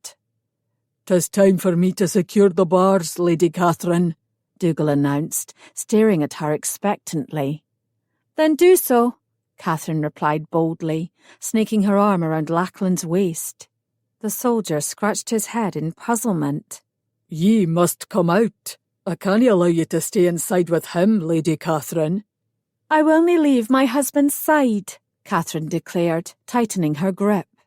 "If my father sees fit to imprison him, then he shall imprison me also." "If you dinna come quietly, I'll have to remove you by force," Dougal threatened. "You can try." Catherine's lethal look of anger was so intense, Lachlan almost felt sorry for the man. 'Twas obvious he didn't want to manhandle the Laird's daughter, yet she clearly had no intention of cooperating. "I think it best if you do as Dougal asks," Lachlan interjected. "I feel certain that one of your father's aims of putting me in here is to keep us separated." "I'm only following the Laird's orders, my lady," the guard replied with a pleading look. There was a long, tense moment. Then, with her brow furrowing, Catherine stomped out of the cell. "Bring another pallet," she ordered one of the servants. "Catherine, no," Lachlan protested, realising it was for her. "I'll not condone having my wife sleeping in such filth." "My place is at your side," she insisted. "For better or for worse, remember? And as long as ye are confined to this hellhole, I shall stay with ye." She nodded her head for emphasis, and he knew it would be useless to argue. Emotion gripped Lachlan's chest, and he smiled. Aye, he did indeed love her. Very much. Chapter 18. The sounds of the household awakening to begin a new day pulled Catherine from a restless slumber. The torches and candles in Lachlan's cell had burnt out hours ago, and the darkness of their confined space made it difficult to discern night from day. Yet the familiar sounds were unmistakable. It tugged at her memory and heart. Who would have ever believed that her first night back home would be spent in the bowels of the castle? She heard the cat pounce, then hiss and meow with pleasure, and was grateful that the lack of light hid the prize that it no doubt held in its mouth. At least the feline had not failed her. Catherine sighed. Her sleep had been fitful and filled with pressing fears over Lachlan's fate. How long would it take until her father saw reason and released her husband? A day? 2? Longer? Try as she might, Catherine could not understand what her father hoped to accomplish with this action, beyond exerting his power and authority. Perhaps that would be enough. Perhaps he would quickly grow tired of punishing them both. Aye, perhaps pigs would fly too. She heard another noise, this time from the top of the stairwell. Footsteps approached, and then a dim circle of light appeared. Lachlan stirred. She reached through the bars and grasped his hand. "So, 'tis true that you spent the night down here," Graham muttered, his voice tinged with awe. "I thought Mother might have said it merely to anger Father." Catherine lifted her chin. My place is with my husband. Try as I might, I could not persuade her to leave, Lachlan said with a shrug. We need food, Graham. Hot water and clean towels too. Catherine stretched, then rubbed her arms vigorously. And tell the servants to bring wood for a fire. 'Tis cold as ice down here. Lachlan threaded his fingers through his hair and frowned at her. There's no place to build a fire. Catherine, please, go above stairs so that you may have a proper bath and partake of a nourishing meal. As lovely as that sounded, Catherine shook her head. Nay, my father has proved himself to be unpredictable and unreasonable. I must stay to make certain no further harm befalls ye. Your father might be angry, but he'll not act rashly and do something drastic. I'm a laird. If he demands justice for our marriage, he'll allow me to fight with my sword, Lachlan reasoned. Do you not agree, Graham? Aye. Her brother nodded. Catherine shuddered. If your aim is to steady my nerves, you have both failed miserably. Lachlan looked at Graham and shook his head. Catherine, please go with your brother. You can return once you've eaten and changed your clothing. It'll bring me no small measure of delight to see you dressed in your best finery.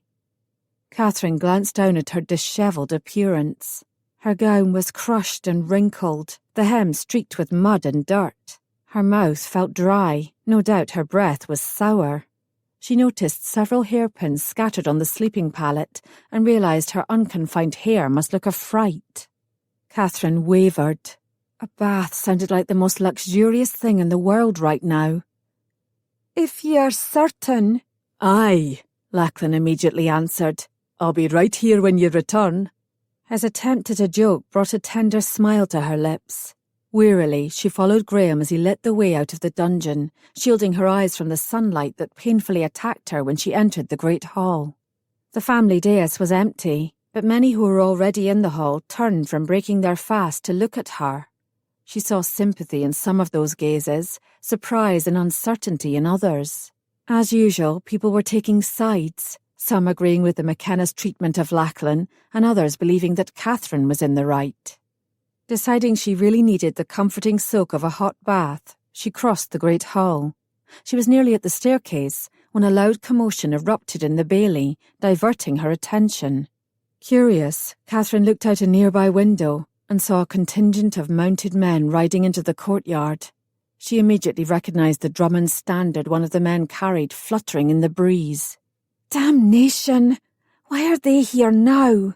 Though she assumed they would appear at some point, Catherine had hoped to have her marriage to Lachlan acknowledged and accepted by her father when she next faced her former betrothed and his sire. Laird Drummond was gesturing wildly at the lad who was trying to grab the bridle of his horse. The animal reared in protest, its lethal hooves pawing at the air, nearly striking the lad. Fortunately, one of the soldiers was close at hand. He was able to control the mount before the child, or anyone else, was injured. Grimacing, Catherine watched the men dismount. Slithering like a snake through the tall grass, Hamish moved to his father's side.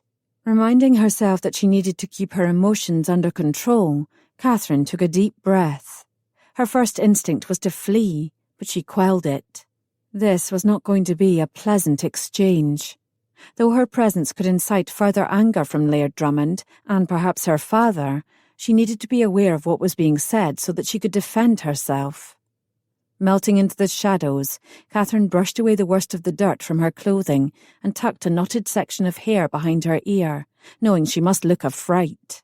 Oh well, 'twas too late to do anything about her dirty and dishevelled appearance. What mattered now was that she kept her wits about her.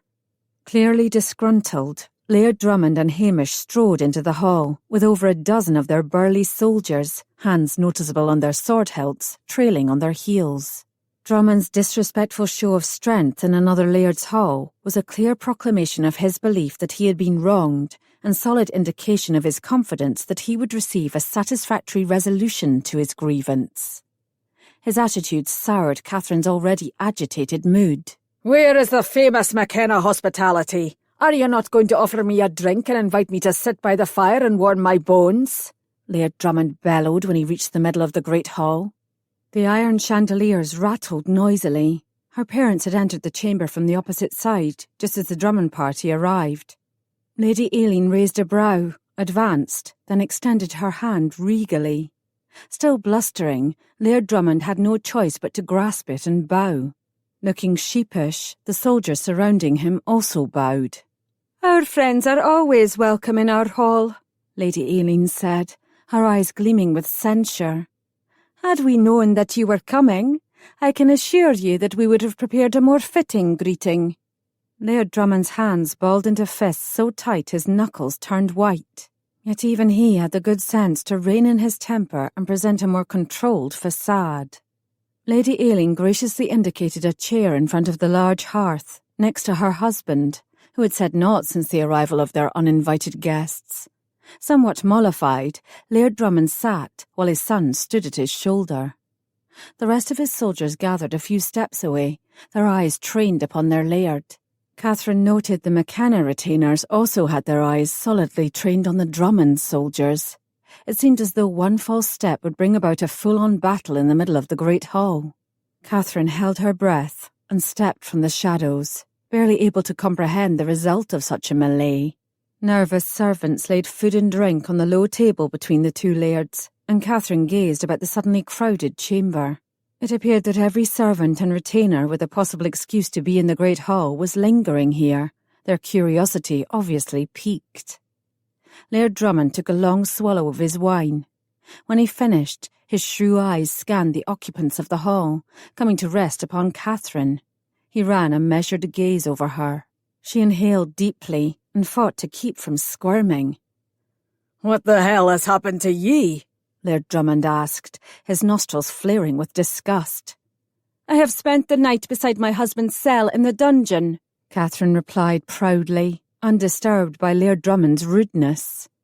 The older man's animosity visibly cooled as he shifted in his chair, turning to the McKenna. "Does this mean you'll only allow the marriage to stand?" The McKenna shrugged. "I've yet to decide what I'm going to do with the upstart MacTavish Laird." "I have several suggestions," Hamish retorted tartly. There was a ripple of laughter from the Drummond soldiers. Fists on her hips, Catherine glared at the men, and they soon quieted. Logic told her 'twas folly to try to reason with Laird Drummond, and mayhap her own father, yet Catherine would have her say. "Hamish knows full well why I made the decision to end our betrothal," Catherine said, barely restraining her annoyance. "I would hope that you also see the merit of my decision, and would respect my honesty in this important matter. Barring that, I expect you to abide by it. I am married to Lachlan MacTavish, and shall remain his wife through this life and the next." It felt good to stand up for herself, to show strength and purpose, and address him as an equal. Unfortunately, Laird Drummond did not appear to appreciate either her words or her position. His face was molten red, his eyes wide and bulging. He tried to respond, yet succeeded only in sputtering a string of incoherent phrases. Though her father looked none too pleased at her outburst, he refrained from comment, sitting silent and pensive. As for her former betrothed, well, Hamish favoured her with a smirk that was clearly a threat. "You dare to unbraid me with your wicked tongue!" Laird Drummond bellowed when he finally found his voice. "I understand the high-strung nature of some females, but I'll not sanction it and allow one to make a fool of me and my son." Catherine's mind spun quickly. Trying to keep her simmering temper under control, she stepped forward. "Your son hardly appears heartbroken over the incident. And if he were, surely there are females eager and available to comfort him. Is Mistress Fenella no longer residing at Drummond Castle?" Hamish actually snarled, while his father, looking stunned, sputtered again in outrage. "I will not be ruled by the dictates of a headstrong, foolish lass," Laird Drummond shouted. "Ye have broken an alliance between our clans and created a divide that establishes us as enemies. I remind ye, Drummond, 'tis customary to show respect and deference when sitting in another laird's hall." The McKenna spoke calmly, yet there was no mistaking that he was poised to inflict bodily harm if further provoked. Laird Drummond looked none too pleased at the rebuke. Holding her breath, Catherine exchanged a worried look with her mother. Lady Aileen appeared perfectly serene and unconcerned at her husband's blunt retort. However, both women were very aware that this was the best opportunity to peacefully resolve this issue, if somehow the McKenna and Laird Drummond could manage to subvert their pride and hold on to their tempers. Graham marched forward. "Forgive me, Laird Drummond, but ye are being too hasty with your declaration of animosity between us. The union between our clans is a sensible and desirable alliance, yet it need not be made between Catherine and Hamish." There was a flash of ire in the older man's eyes. "Hamish is my only unmarried son."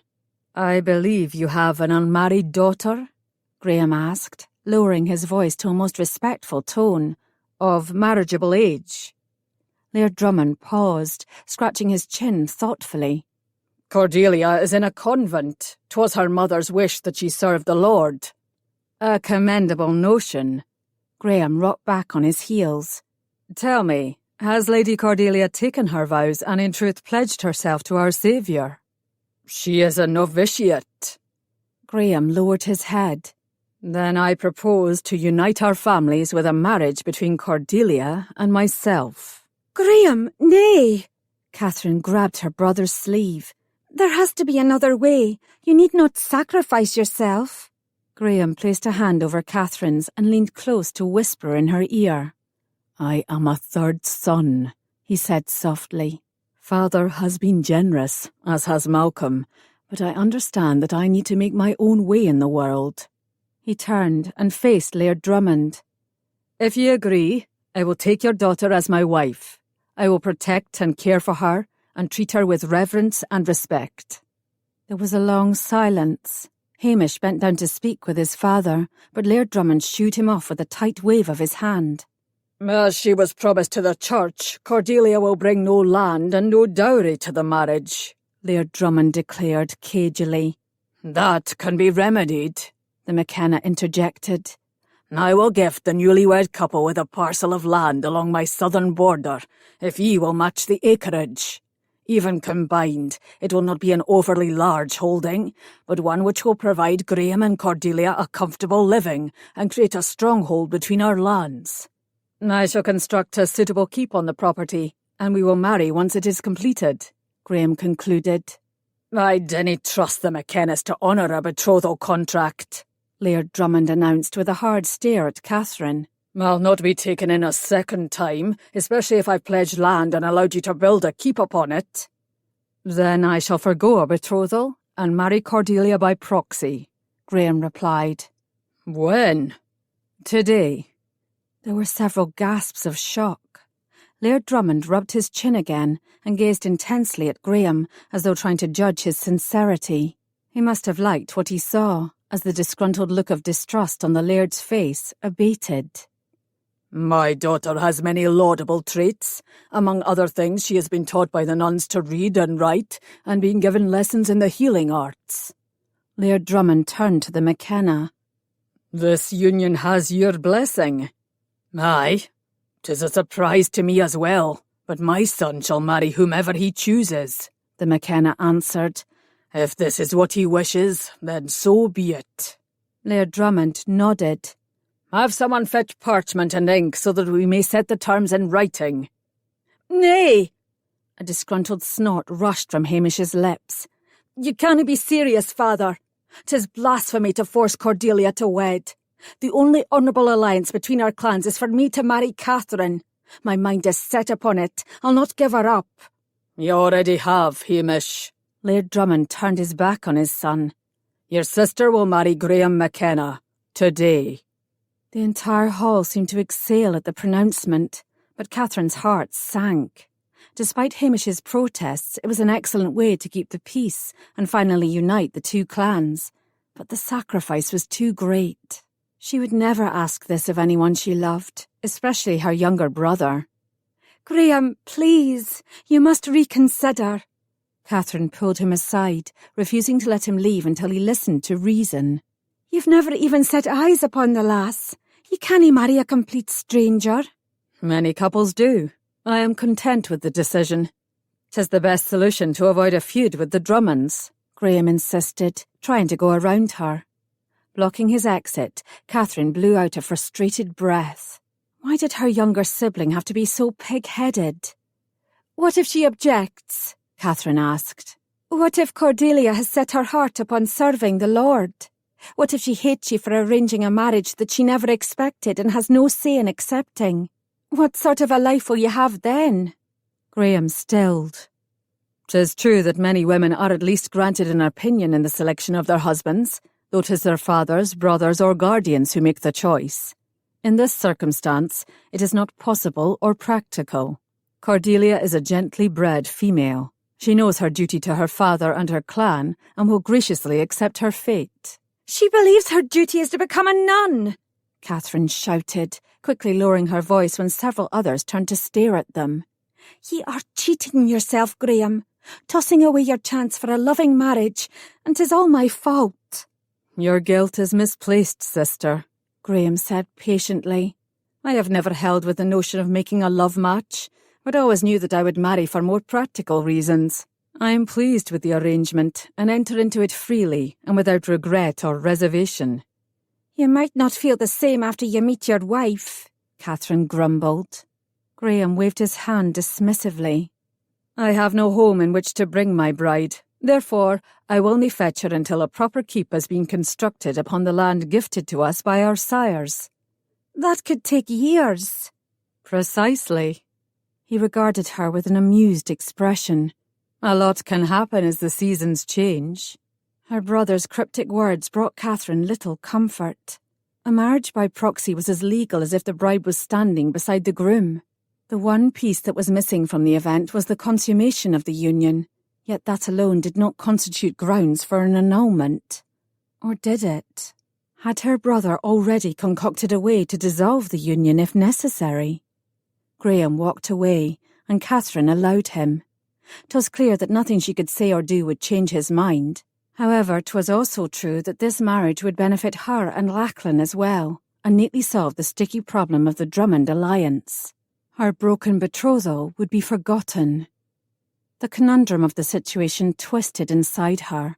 Catherine's worry over the wisdom of such a hastily arranged and considered marriage increased tenfold when the priest was summoned. Events were moving at lightning speed. She looked to her mother for a voice of reason and calm, hoping she would stop things before it was too late. Lady Aileen was engaged in earnest conversation with Graham. When it ended, she hugged him tightly, then kissed his cheek, apparently giving him her blessing. Biting her lip, Catherine ran her hand back and forth across her brow, trying to rub away the pain that was throbbing behind her eyes. She had to do something to stop this travesty. But what? "Leave it be," a soft feminine voice commanded. "He has made his decision without prejudice or coercion." Catherine cast her sister-in-law an incredulous look.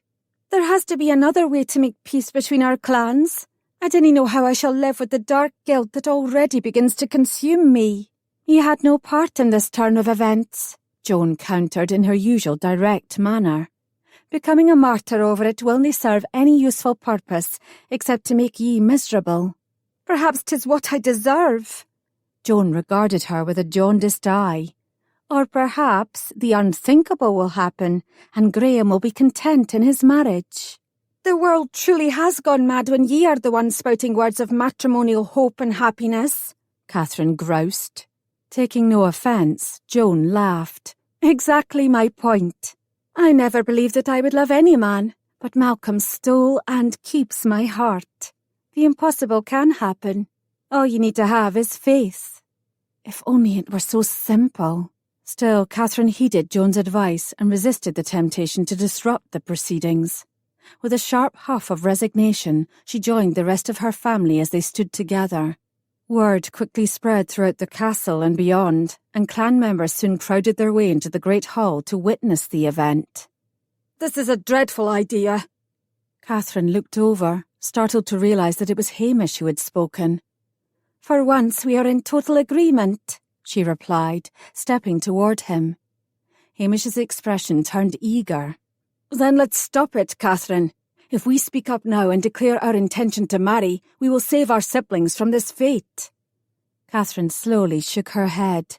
He was like a dog with a bone, nay, worse, for he seemed incapable of letting it drop. Why, Hamish? Why is the notion of our marriage such an obsession for ye? Hamish's shoulders slumped. 'Tis the most important task my father and my clan ever asked of me, and I failed them. Not intentionally. Your heart had other plans, as did mine. Catherine laid her fingertips gently on his arm. What of Fenella? His eyes grew dim. She is gone. Father sent her away. I know not where. Then find her. Prove your love for her, and she will gladly be your wife. Hamish grimaced. 'Tis not as simple as you make it sound, Catherine. Not everyone has the courage to defy their father and forsake their duty. Fie! No one can fault you in how persistently you try to fulfill our betrothal, she remarked dryly. I swear you would have followed me to the ends of the earth to have your way. Aye, and you would have run even farther to avoid me. Catherine's lips curled in an ironic grin at the truth of his words. Search for Fenella, she urged. 'Tis not too late to find the happiness you seek. Hamish's expression contorted with doubt. I could have made you happy, Catherine. Nay, my destiny lay with Lachlan. He is the man that I was meant to marry, just as Fenella is meant for ye. She lowered her chin. You dwell too much in the past, Hamish.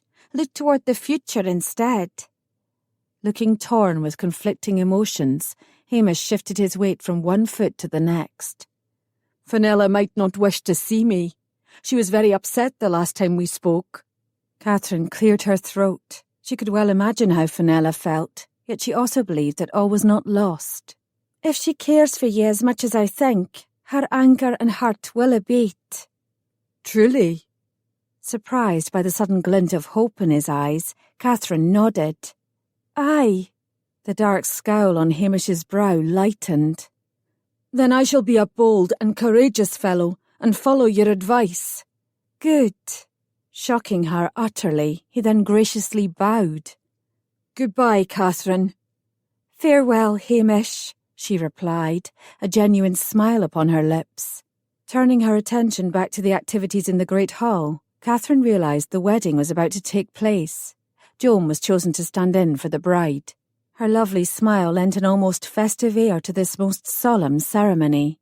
Graham remained relaxed, sounding very pleased with himself as he spoke his vows. Catherine was still struggling to grasp the enormity of it all when Father John gave his final blessing. A hearty cheer went up from those in attendance, no doubt in anticipation of the celebratory meal that would be served later that night, which would include free-flowing ale and whiskey.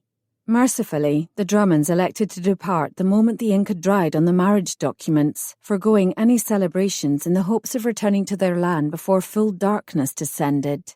Graham dutifully escorted them outside, along with the McKenna, Lady Aileen and Joan. Still struggling to comprehend and accept all that had happened, Catherine stayed behind.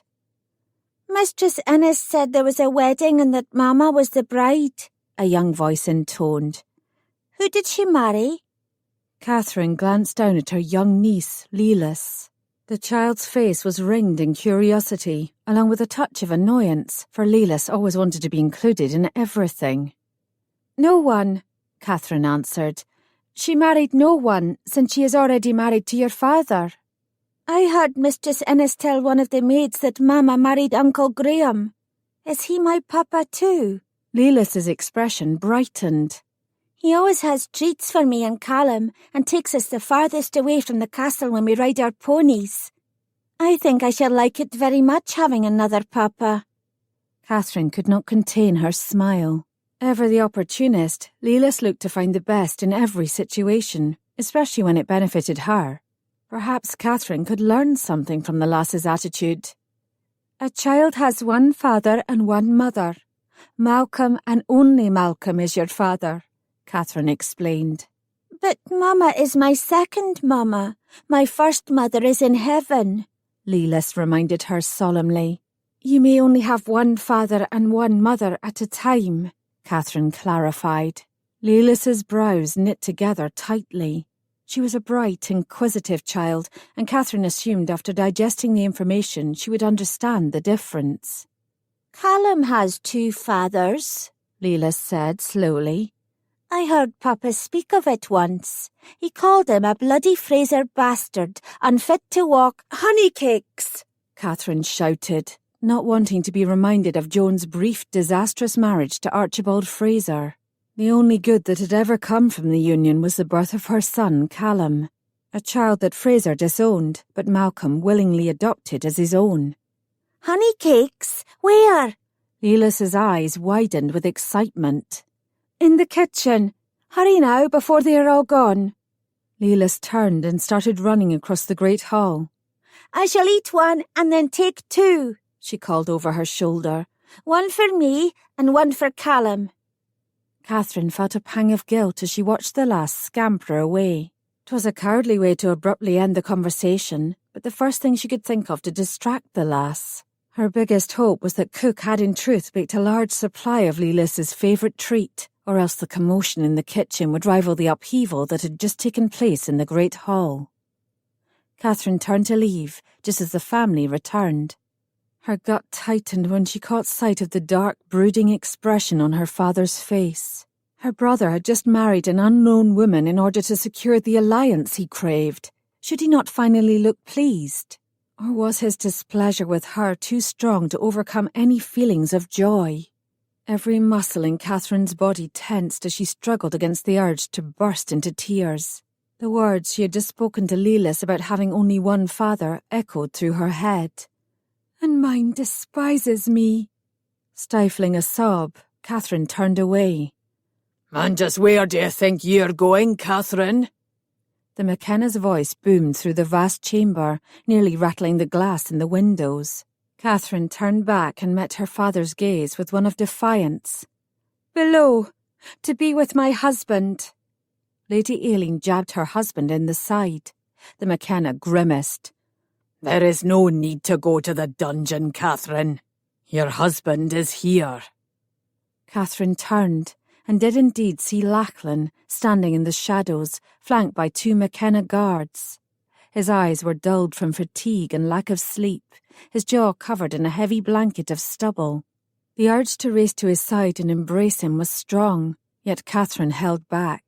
Instead, she cast a suspicious eye toward her father. Is he still your prisoner? She asked. Nay. Good. Catherine pressed her lips into a thin, flat line. We shall retire to my chamber to bathe, rest, and eat our meals. Kindly send word when my dowry is ready to be transported. We shall then gladly take our leave of you. The McKenna stiffened, clearly labouring to control his temper. Catherine glared at him. She intended to make a point, and it appeared to have boldly hit the mark. You must excuse Catherine's passionate ramblings, Laird McKenna. My wife is tired and distressed. We shall gladly join you for the evening meal, if you so desire. Catherine turned an astonished gaze upon her husband. He now stood at her side. She had been so unsettled she hadn't even realised it. It would please Lady Aileen to have you both at our table, the McKenna replied, somewhat mollified. Excellent. Until this evening. Lachlan slid an arm around Catherine's waist and steered her toward the staircase. She opened her mouth to protest, but his pointed glare silenced her. I know that ye are angry and hurt, Catherine, but I'll not be the cause of an estrangement between ye and your father, Lachlan insisted. We will stay here until the breach is mended. Och, well, unless the McKenna undergoes an epiphany and makes amends, then you'd best be prepared for a long siege, Catherine retorted. Chapter 19. We've won, Catherine, Lachlan said as he shut her bedchamber door. You must now be gracious in victory and allow your father to retain his pride. If I live beyond 100 years, I will never completely understand how honour and vengeance can mean so much to a man, Catherine remarked bitterly. 'Tis a somewhat rigid, consuming emotion that often overrides good sense, Lachlan replied. Yet I cannae fault your father's actions. We are not blameless. A pang of guilt needled Catherine. Her marriage to Lachlan had far greater repercussions than she had ever anticipated, for everyone. Yet even knowing the consequences, she would do the same again. Would Lachlan? The weariness around his eyes told her he hadn't slept any more than she had last night. Though she had done all within her power to make his cell comfortable, 'twas no surprise that he was unable to rest easy while in captivity. "I am truly sorry for all the grief that I've caused ye," she said. His gaze narrowed. "Like most men, I have regrets over things I've done in my life." His arms slid around her waist. "But marrying ye isn't one of them." She stared into his piercing blue eyes, and her breath caught in her throat. He regarded her with raw hunger, an all-consuming intensity that made her tingle with need.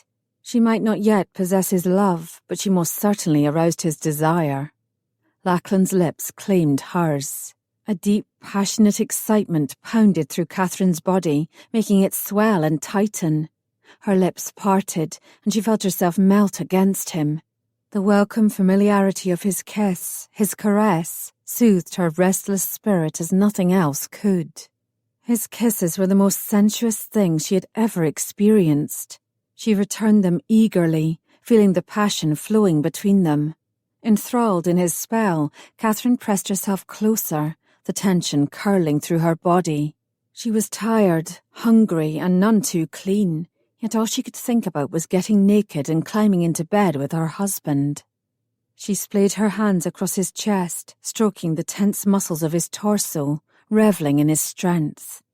"I want you so badly it hurts," Lachlan whispered roughly. She could feel his penis, hard and urgent, jutting against her thigh, proof that he spoke the truth. "'Tis but a few steps to yon bed," she muttered, smiling when she heard the rumble of his laughter. A series of loud knocks, rapid and persistent, shattered the mood. "Lady Catherine, 'tis David. May I enter?" "David?" Lachlan asked. "The castle steward," Catherine explained, slumping forward. "I've brought food and drink," David called from the other side of the closed door. "And your lady mother has ordered baths prepared for ye and Laird MacTavish." Catherine heard Lachlan sigh deeply and felt him press his lips to her forehead. "As much as I would enjoy the delectable sight of you in the bath, the pink tips of your nipples lifted high enough through the water to grant me a most pleasing view, I have a far more pressing need. For God's sake, send the man away." Needing a moment to gather herself, Catherine cleared her throat. She stepped out of Lachlan's arms and crossed the chamber. Opening the door ever so slightly, she schooled her features into a calm expression and peered through the crack. "We have no need of anything at the moment," she said breathlessly. "Thank you, David." "But Lady Catherine," the servant sputtered, looking indignant over her refusal. Catherine shut the door, firmly, then barred it for good measure before turning to face her husband. Lachlan had wisely used the time she was dispatching the steward to remove his clothing. He was now stretched out on her bed, naked, his arms raised and propped behind his head, his eyes half-lidded and provocative. The sight disarmed her. Catherine felt her entire body dampen as desire spread between her legs. Pulling and tugging at her clothing, she freed herself of their constraints. She lay down on the bed beside him, close enough to feel the warmth of his body, yet not touching. She expected him to grab her and roll her onto her back the moment she settled at his side, but instead he remained still. Was he waiting for her to take the lead? The very thought delighted her, and she decided to take full advantage of the opportunity. With a sultry smile, Catherine slowly ran her hand from Lachlan's chest to his hip. "Ye are the most beautiful man that I have ever seen, ever touched," she whispered in his ear. He tilted his head toward her. "I should hope that I am the only man that you have ever seen and touched so intimately, Catherine." She laughed. "Jealous, Lachlan?" He held her gaze. "Absolutely." "Good." Catherine wiggled close. She dipped her head and blew on his nipple. Then her lips followed, blazing a hot, tantalizing trail down the flat plane of his belly. She could hear his breath hitch as his hips thrust upward, feel the tremors in his thighs. He slipped his hand around her neck, encouraging her explorations as she moved lower. She willingly obliged him, dipping her tongue into his navel, then lifted her head so she could see his expression while she dragged her hand caressingly up and down the inside of his thigh. His breathing grew sharper as Katherine moved her fingertips in slow, tantalizing circles, drawing ever nearer to her prize. When she cupped his balls, he startled. Then she curled her fingers over his shaft, rolling her thumb over the thick head. His eyes closed and his jaw tightened. Empowered and emboldened, Katherine dipped her chin and licked him from base to tip in one long, wet stroke, then took his hot, hard penis into her mouth. Lachlan cried out and nearly leapt from the bed, his hands fisted in her hair. Katherine grabbed his buttocks to pull him closer. She licked and sucked with total abandon, relishing the taste and hardness of him. His chest was rising and falling in deep, shallow breaths, and knowing the pleasure she was giving him made her feel closer, more connected to him. The surge of power she felt being in control was intoxicating. Every sensation was heightened, every movement more sensual and exciting than the last. She felt bold and wicked as she touched him with her mouth, lips and tongue. A warm feeling ran through her, and she continued to tease and arouse him until her body cried out with the insatiable need to connect with his. She lifted herself, threw one leg over his hips and straddled him. With a roar, Lachlan thrust upward at the same moment Katherine plunged down. Their bodies met and joined in a rising tide of desire that quickly pulled them both under. She felt a pure, primal thrill at the way her womanhood gripped his penis so fiercely. She started slowly with a steady pace, pulling herself in and out in a sensuous rhythm that soon grew frantic. Lachlan held her hips as she moved up and down, his sharp cries of release coming much faster than Katherine expected.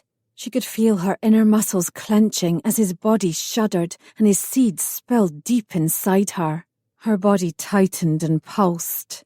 Katherine arched her back and rocked against him, creating the friction she needed to push her own release. She moaned as her body moved of its own accord, gritting her teeth to prolong the pleasure that swirled and grew. "Come for me, lass." The sound of his voice, so deep and intimate, broke her, and she shattered like glass fracturing into 1,000 pieces. She collapsed on top of him. Tears gathered in the corners of her eyes and she blinked. The intensity of her feelings rattled her. Her heart was so full. Lachlan completed her in a way that no other man could. She knew with certainty that she could not live without him. "Katherine?" Keeping her eyes closed, she shifted to his side and gently rubbed her finger across his sweat-covered chest. "I love ye." His words were a strained whisper, plain, simple, direct, so like the man himself. Katherine's eyes flew open. Her heart leapt as her throat closed with emotion. It felt as though she had waited a lifetime to hear those words. "Truly?" "With all my heart." Swallowing hard, she felt a fresh trickle of tears slide down her cheeks. "'Tis glorious to hear you say it." "I've waited too long to tell you," he replied roughly. "But 'tis true. You've the ability to touch my heart, and it brings me such joy at times I feel as though I could burst." "Aye." Sniffling, Katherine snuggled closer. "I love you too, Lachlan MacTavish. Now and always." Lachlan rose up on his elbow to look at her. His gaze was tender yet possessive, and it thrilled her. Relief, joy, and wonder rushed through her. "'Tis an odd thing, these feelings of love," he admitted. "I've waited my whole life for something that I never knew I was missing.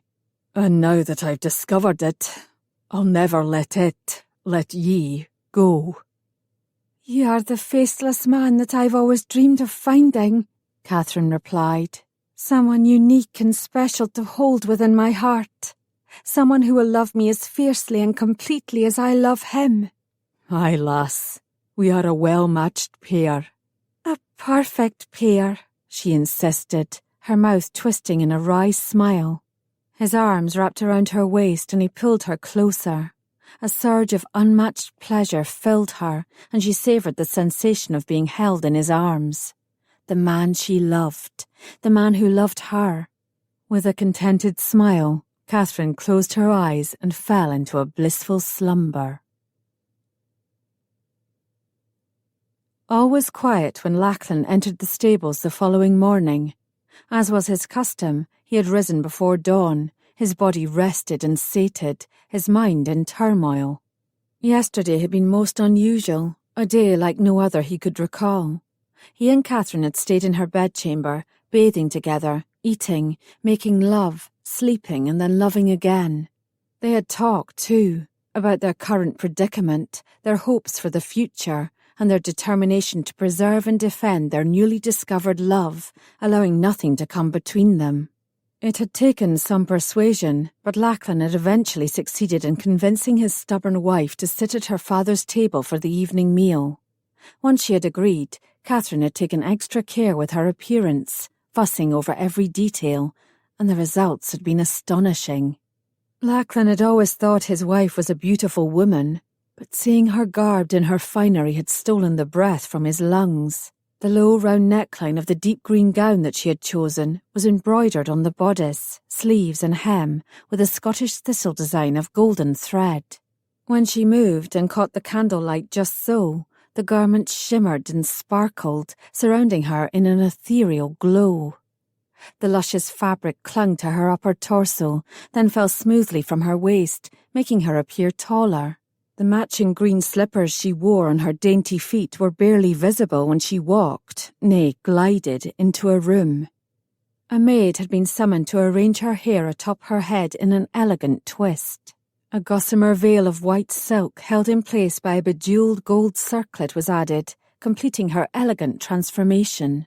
At the first sight of her, Lachlan had been struck dumb. Bathed in wealth and dignity, she looked every inch a royal princess. "I am only doing this because ye have asked me," she had stated, holding out her hand to him. The gems in the rings on her fingers winked at him. He had held himself awkwardly for a moment, feeling unworthy of claiming such an elegant, angelic female as his own. But then she had pulled her lower lip between her teeth, a sure sign of nerves and uncertainty. The vulnerable gesture had jarred him from his trance. She needed him, depended upon him. He would not fail her. A hush had fallen over the great hall when they had entered. She had started trembling, and Lachlan had pressed his hand to Catherine's waist, offering comfort and support. Her parents were already at the table, and Lachlan had intentionally moved his chair closer to Catherine's once they were seated on the dais. Conversation had initially been stilted and awkward, but it appeared that both Catherine and her father were making an effort not to deliberately provoke each other. Lady Aileen, Graham and Lachlan had all worked hard to ensure the discussions remained light-hearted and cordial, and they had managed to survive the evening without a single disagreement between Catherine and her father. Though far from ideal, it was a beginning that Lachlan sincerely hoped would not suffer a setback today when he asked the McKenna for permission to see his brother Robbie. 'Twas hardly a conversation that Lachlan was keen to have, knowing a reminder of his brother's crimes against the clan would only serve to confirm the McKenna's already low opinion of his daughter's husband. Ah well, after that, there was naught to do but rise, Lachlan reasoned. Fortunately, Catherine's opinion of him was far different. She loved him. 'Twas humbling knowing that she had given her heart to him, disbelieving too that such fortune had found him. He had never thought of himself as a particularly lucky fellow. Until now. Lachlan smiled, remembering the intensity of their coupling yesterday, last night and this morning. He had turned to Catherine in the pre-dawn hours before the sun prepared to rise, and she had welcomed him openly, eagerly. Their joining had been slower and less frenzied, but no less intense. He had never before experienced the like. Much more than physical pleasure and contentment, there was a poignancy, a feeling of pure and utter completeness that touched the deepest part of him when he was with Catherine. It baffled him. Aye, and even scared him a bit. Yet he wouldn't change it for the world. Lachlan was lost in these thoughts when a rustling sound at the entrance to the stable captured his attention. Instinctively he drew his blade, swivelling to face the intruder. In all likelihood it was only a stable lad coming to feed the horses, but Lachlan's warrior instincts bade him to remain cautious and prepared in every circumstance. 2 children, hand in hand, carefully crept into the stables. He recognised the pair as Lady Joan's bairns. He had heard their names, yet couldn't recall them. Lily? Colin? Nay, that didn't sound right. He searched his memory. Lelas, that was it, and the lad was Callum. Lachlan looked over their shoulders for a nursemaid, yet saw none. Though he knew little of young children, it seemed odd that they were allowed to roam unsupervised at this early hour of the morning. He stepped from the shadows, and they froze, staring at him wide-eyed. Who are ye? Lelas challenged, her eyes fixed on the knife in his hand. Lachlan sheathed his blade and closed the gap between them in a few long strides. I'm Lachlan MacTavish. The lass tilted her head and narrowed her expression. MacTavish. Och, now I know ye. Ye arrived the other day. You're the dishonourable, cowardly, faithless cur who stole my Aunt Catherine. Cur, Callum repeated. Lachlan grinned. Apparently the lass had a talent for overhearing conversations and recalling them with biting accuracy. "'Twas actually my brother who stole her," Lachlan replied casually. "I'm the one who brought her home." grandfather doesn't like ye, Leela said solemnly. I heard him talking about ye to Uncle Graham, mother and grandmother. He was shouting and stomping his feet. Then he started banging his fist on the table. Lachlan bit back a smile. It sounds as though he was angry. Aye, he kept shouting, but Mother covered my ears with her hand so I didn't hear the rest. Then she started yelling at Grandfather. Grandmother yelled at him too. The lass sighed dramatically. Very loud, Callum echoed, placing his hands over his ears. It sounds most unpleasant, Lachlan said sympathetically. Leela shrugged. We McKennas like to shout, a lot. Well, except for Papa. When he's mad, his voice gets quiet and controlled, and that's when you know that you're in big, big trouble. Be extra careful when that happens. I thank you for the warning. Lachlan smiled. She was certainly a font of information. He shifted his gaze to the lad, who was sucking his thumb. Shouldn't the two of you be in your beds asleep, instead of in the stables alone?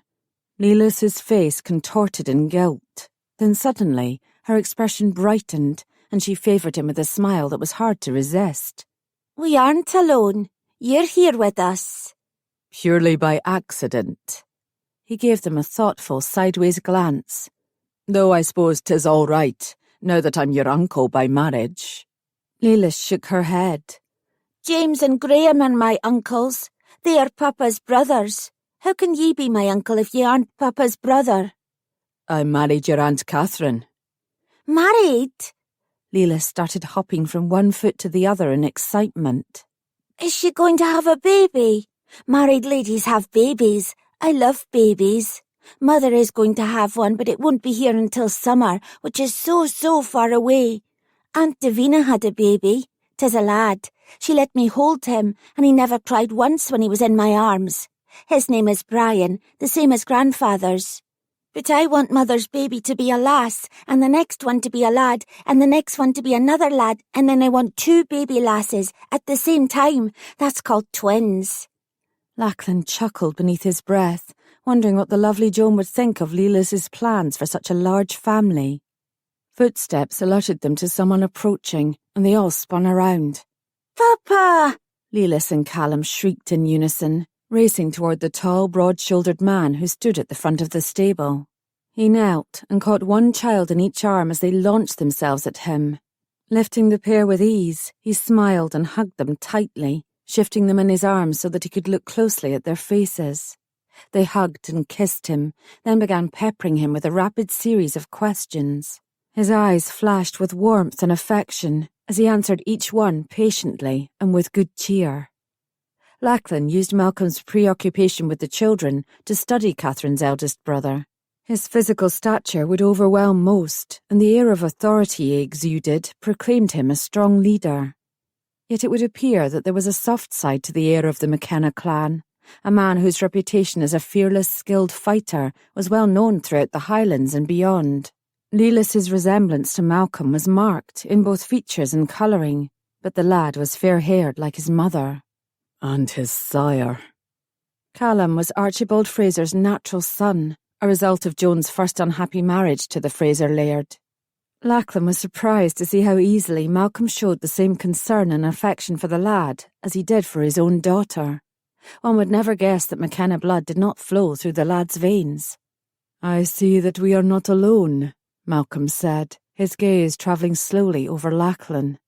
Aye, Papa. Callum and I know that we are not allowed to come to the stables on our own, Lelas promptly replied.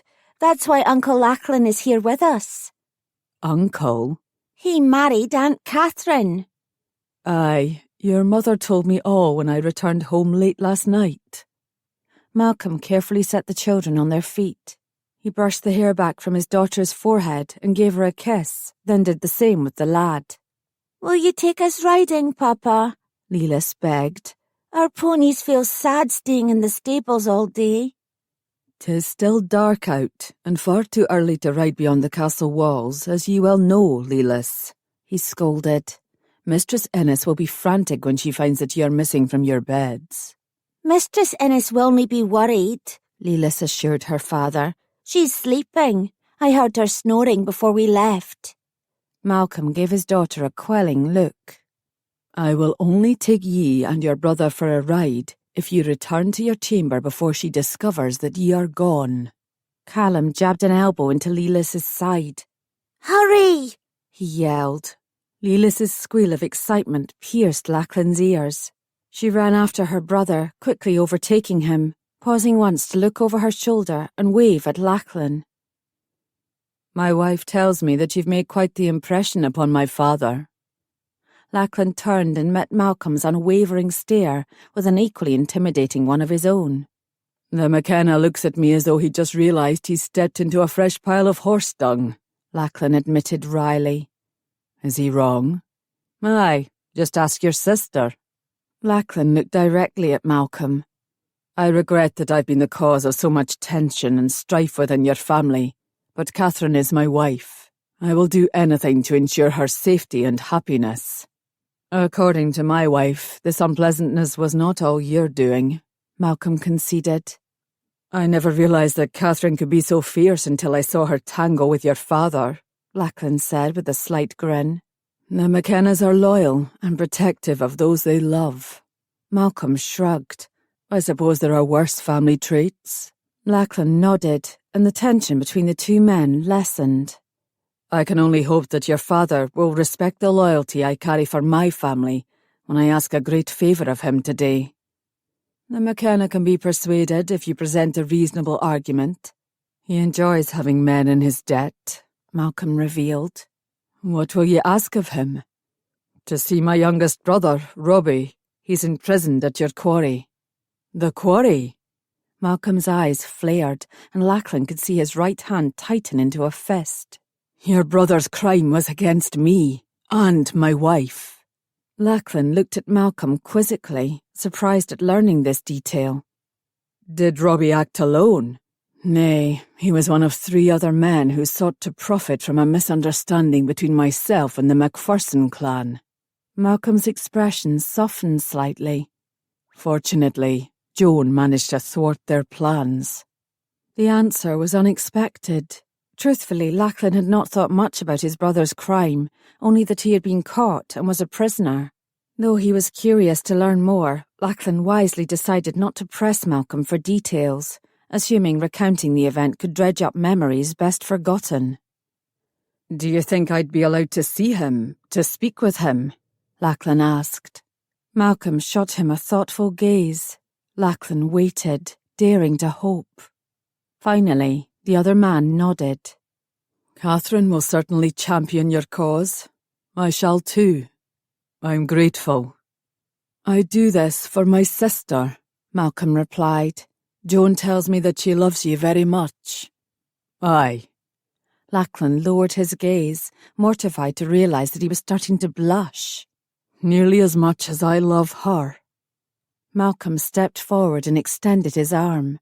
Startled by the gesture, Lachlan hesitated only a moment before clasping it. "'Tis good to find another warrior like myself, and my brother, who sees the value in allowing himself to follow his heart," Malcolm said with a grin. "Welcome to the family." Chapter 20. Dawn was barely breaking when Lachlan returned to the bedchamber. He approached the bed just as Catherine was stirring from her slumber. Her eyes were half-lidded and inviting, her lips moist and parted with languid drowsiness. Lachlan reached for a lock of her tawny hair and slid it slowly through his fingers. It was smooth and silky, just like the rest of her.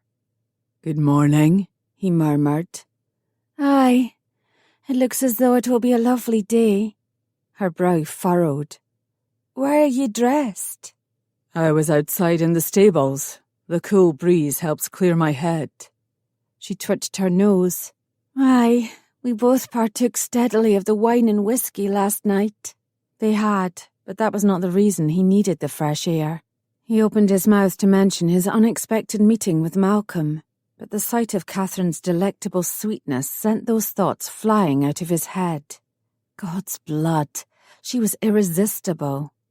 As he held her gaze, Lachlan could feel the sizzling power of sexual tension stirring between them. For an instant it left him witless, robbed of any thought except fulfilling the driving need to sweep her into his arms and kiss her until they were both senseless. How was she able to do this to him?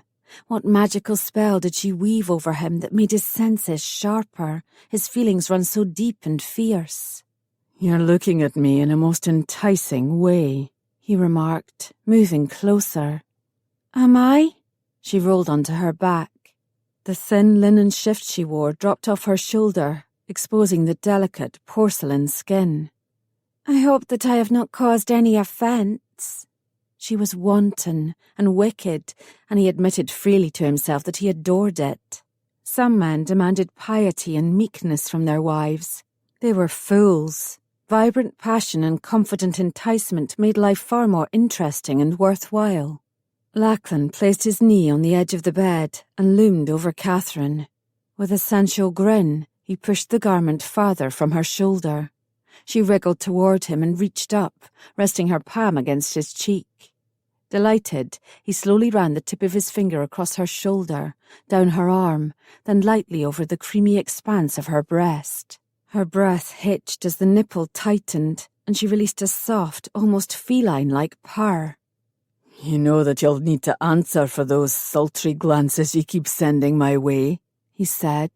She caught his caressing hand and pulled it toward her face. Her pink tongue darted out and she ran it slowly over the pulse at his wrist. Desire shot straight to his groin, and Lachlan felt his cock harden. His breathing slowed as he tried to regain a measure of control, but she threw her arms around his neck, digging her fingers deep into his shoulder, and Lachlan's need overcame him. He cupped her buttocks and pulled her against his erection, the heat and passion driving them both to near madness. She began rubbing her thigh up and down against him, and Lachlan swore he could feel the thundering of his heart. He felt on fire for her, with a desire so strong it made him shudder. He pulled her hair back and began kissing her neck. Why are you wearing so many clothes? She asked with a breathless voice. "The barrier of cloth is all that keeps me from ravishing you like a wild beast," he admitted, feeling almost dizzy from the strength of the yearning tearing through him. A sensual feminine smile carved up the corners of Catherine's sweet mouth. That sounds most intriguing. Pray, remove your tunic and trews and show me exactly what you mean. "Are you certain?" he asked, not truly knowing how he would contain himself if she needed him to hold back. No doubt her body was sore and tender from their previous couplings, and the last thing he wanted was to cause her pain. Come to me, Catherine rasped, arching her back and pressing herself closer. Pleasure me. His heart hammering in his chest, Lachlan somehow pulled off his clothing. Then, with a strangled groan, he grasped Catherine's hips, lifted her off the mattress, and plunged inside her. Her cry of excitement caused him to nearly spill his seed the moment the warm wetness clenched around his throbbing penis, but he was hell-bent on bringing her to her release before achieving his own. He pushed his hand between their sweat-soaked bodies until he reached the juncture of her thighs and pressed down with the tips of his finger on her mons. Catherine arched, whimpering low in her throat. "I love ye, Catherine," he whispered before claiming her mouth. He delighted in the heat and excitement he tasted. Ablaze with hunger, he rocked against her, their bodies straining and twisting together. Harder, faster, deeper, until he felt the tremors inside her beginning. "You're mine," she said, holding his face between her hands.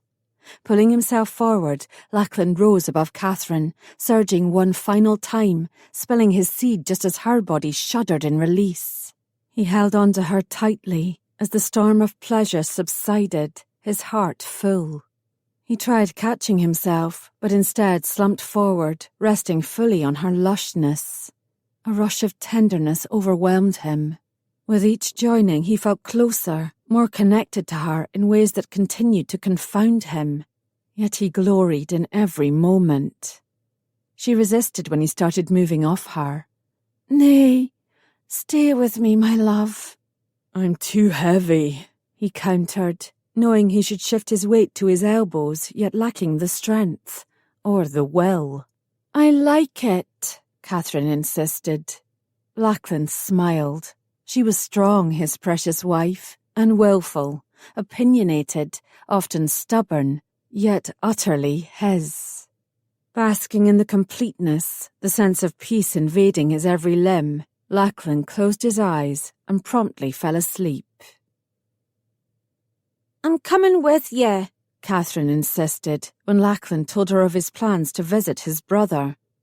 "I dinna know what I'll discover," Lachlan replied cautiously. "It could be very disturbing." Catherine's eyes glimmered with concern and determination. "All the more reason why I should be with ye." Lachlan hesitated. He recognised that look in Catherine's eyes. Protesting and arguing with his fiery wife could prove to be a waste of time. 'Twas far wiser to save his breath for negotiating with the McKenna if Robbie was desperate to be released. They departed as soon as they had broken their fast. Once they cleared the castle gates, Catherine spurred her mount to a gallop and then a run. Lachlan and the half-dozen soldiers who accompanied them had no choice but to follow suit and join the race. Shouts and laughter filled the air when Catherine pulled ahead of the pack, successfully beating them all.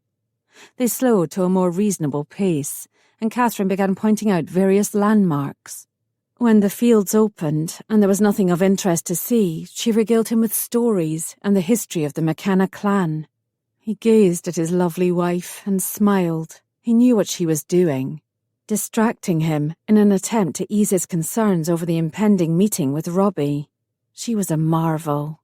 Lachlan inhaled deeply, wondering how fate had been so kind as to gift him with such an extraordinary woman. When they entered a small village of thatched cottages, a tall man of substantial girth, with thick muscled arms and a crooked nose that had surely been broken more than once, greeted them. Recognizing Catherine, the man bowed his head respectfully and listened intently to her instructions. Having Malcolm's permission and the Laird's daughter at his side made everything far easier. No one questioned or protested the unusual request to see a prisoner, and one of the workers was promptly sent to fetch Robbie. Lachlan's mouth grew dry as he waited, wondering if his brother would be shackled, hoping if that were the case, he would be able to remain calm and stoic. 'Twas also possible that Robbie would be sickly, pale and drawn, and near complete exhaustion from being underfed and overworked. Lachlan was therefore astonished to see a strapping man walking out of the quarry gate, unencumbered, conversing with the McKenna clansmen at his side as though they were friends. Robbie stood straight and proud. He appeared taller than Lachlan remembered, his chest broader, his arms more muscular. Days of swinging a heavy mallet and lifting man-sized stones into carts had made his brother lean, fit and muscular. The men marched their way. Catherine gave his hand a reassuring squeeze, and Lachlan moved forward in greeting. "Good day, brother." A muscle above Robbie's eye started twitching, and he flushed red. "Lachlan? Is it truly ye?" "Aye." Lachlan grasped his brother's shoulders and hugged him. Instead of the stench of an unwashed body and torn, ragged clothes, Robbie was dressed in a clean, thick woolen tunic, wool hose, and padded leather half-shoes. "You seem fit," Lachlan said, glancing at the solid muscles on Robbie's forearms. "We are well fed so that we can work hard. I break and carry the stone, yet sometimes work in the forge with the blacksmith, keeping the chisels sharp and making metal wedges for the quarrymen," Robbie explained. He reached out and touched Lachlan's sleeve, almost as though he were confirming that Lachlan was indeed real. "How were you able to find me?" "I have my ways." Lachlan's lips curled in a crafty smile. "And my wife's connections." Robbie's eyes darted around, coming to rest upon Catherine. "Lady Katherine?" He bowed respectfully. Catherine met his inquisitive stare with a sweet smile. "Hello, Robbie. I am pleased to meet you, though I prefer that it were under different circumstances." "I heard the rumour that a MacTavish had married the Laird's daughter. Then it's true?" Robbie asked, studying her with wide eyes. "Aye." Lachlan nodded, pride filling his chest. "I've been blessed with a most exceptional wife." "I'm pleased to discover that some good has finally come to our family." Robbie lowered his chin. "I've brought dishonour upon our clan, brother. I pray that you can forgive me." Lachlan couldn't miss the sincere remorse in Robbie's voice.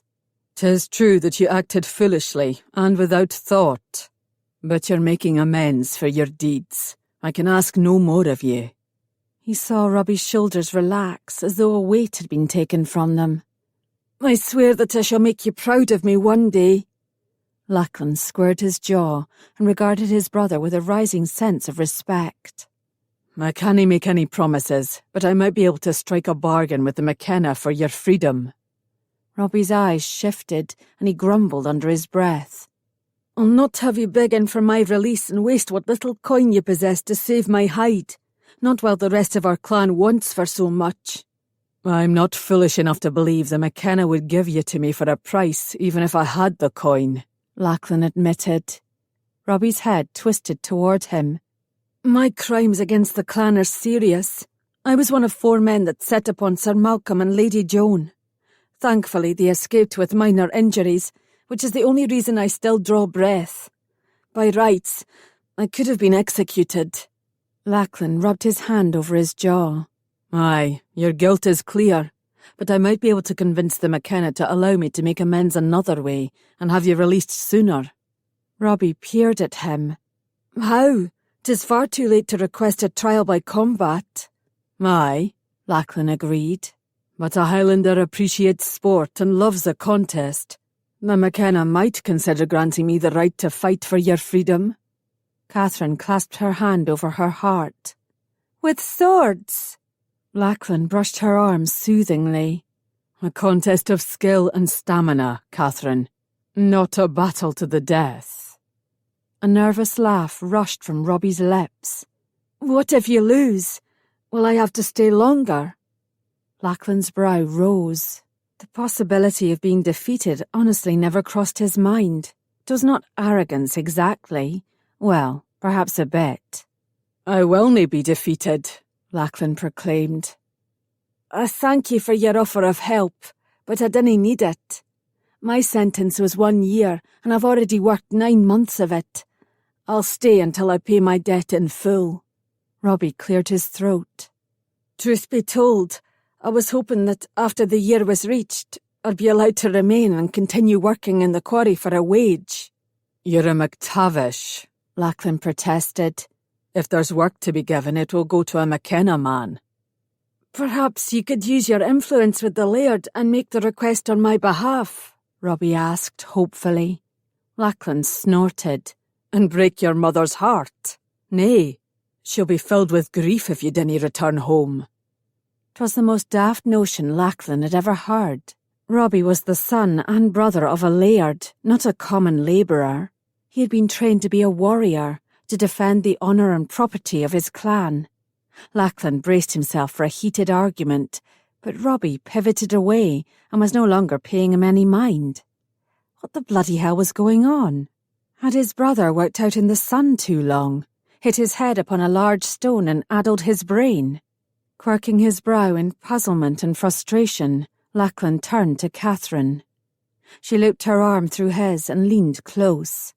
"Look yonder, and you'll see what, or rather who, is distracting Robbie so completely." Scratching his head, Lachlan first looked at his brother. Robbie was standing slack-jawed, his eyes fixed upon a lass who was walking near. She was a pretty creature, with long dark hair and clear, milky skin. Though fine-boned, she managed to carry a large wicker basket in her arms with ease. "Who's that lass you're searing with your gaze?" Lachlan asked. "Her name is Glennis," Robbie replied, in a voice tinged with awe. "She helps cook, make and serve our meals." "She's a comely lass," Lachlan observed. "She's beautiful, an angel in both looks and temperament," Robbie replied. "All the men stop working to watch her whenever she comes to the quarry." "Including ye," Lachlan remarked dryly. "Especially me," Robbie sighed. "A short, simple conversation between us leaves me joyful for days." "Och, so she's a natural flirt, then," Lachlan countered. "Nay, you're wrong," Robbie insisted vehemently. "See how she keeps her gaze modestly lowered. She is a paragon, with a gentle voice, a quick wit, and a kind heart. There is no finer woman in all the land." "Fie, he has it bad," Katherine whispered beneath her breath. Damn, Katherine was right. His brother was clearly a lovesick fool.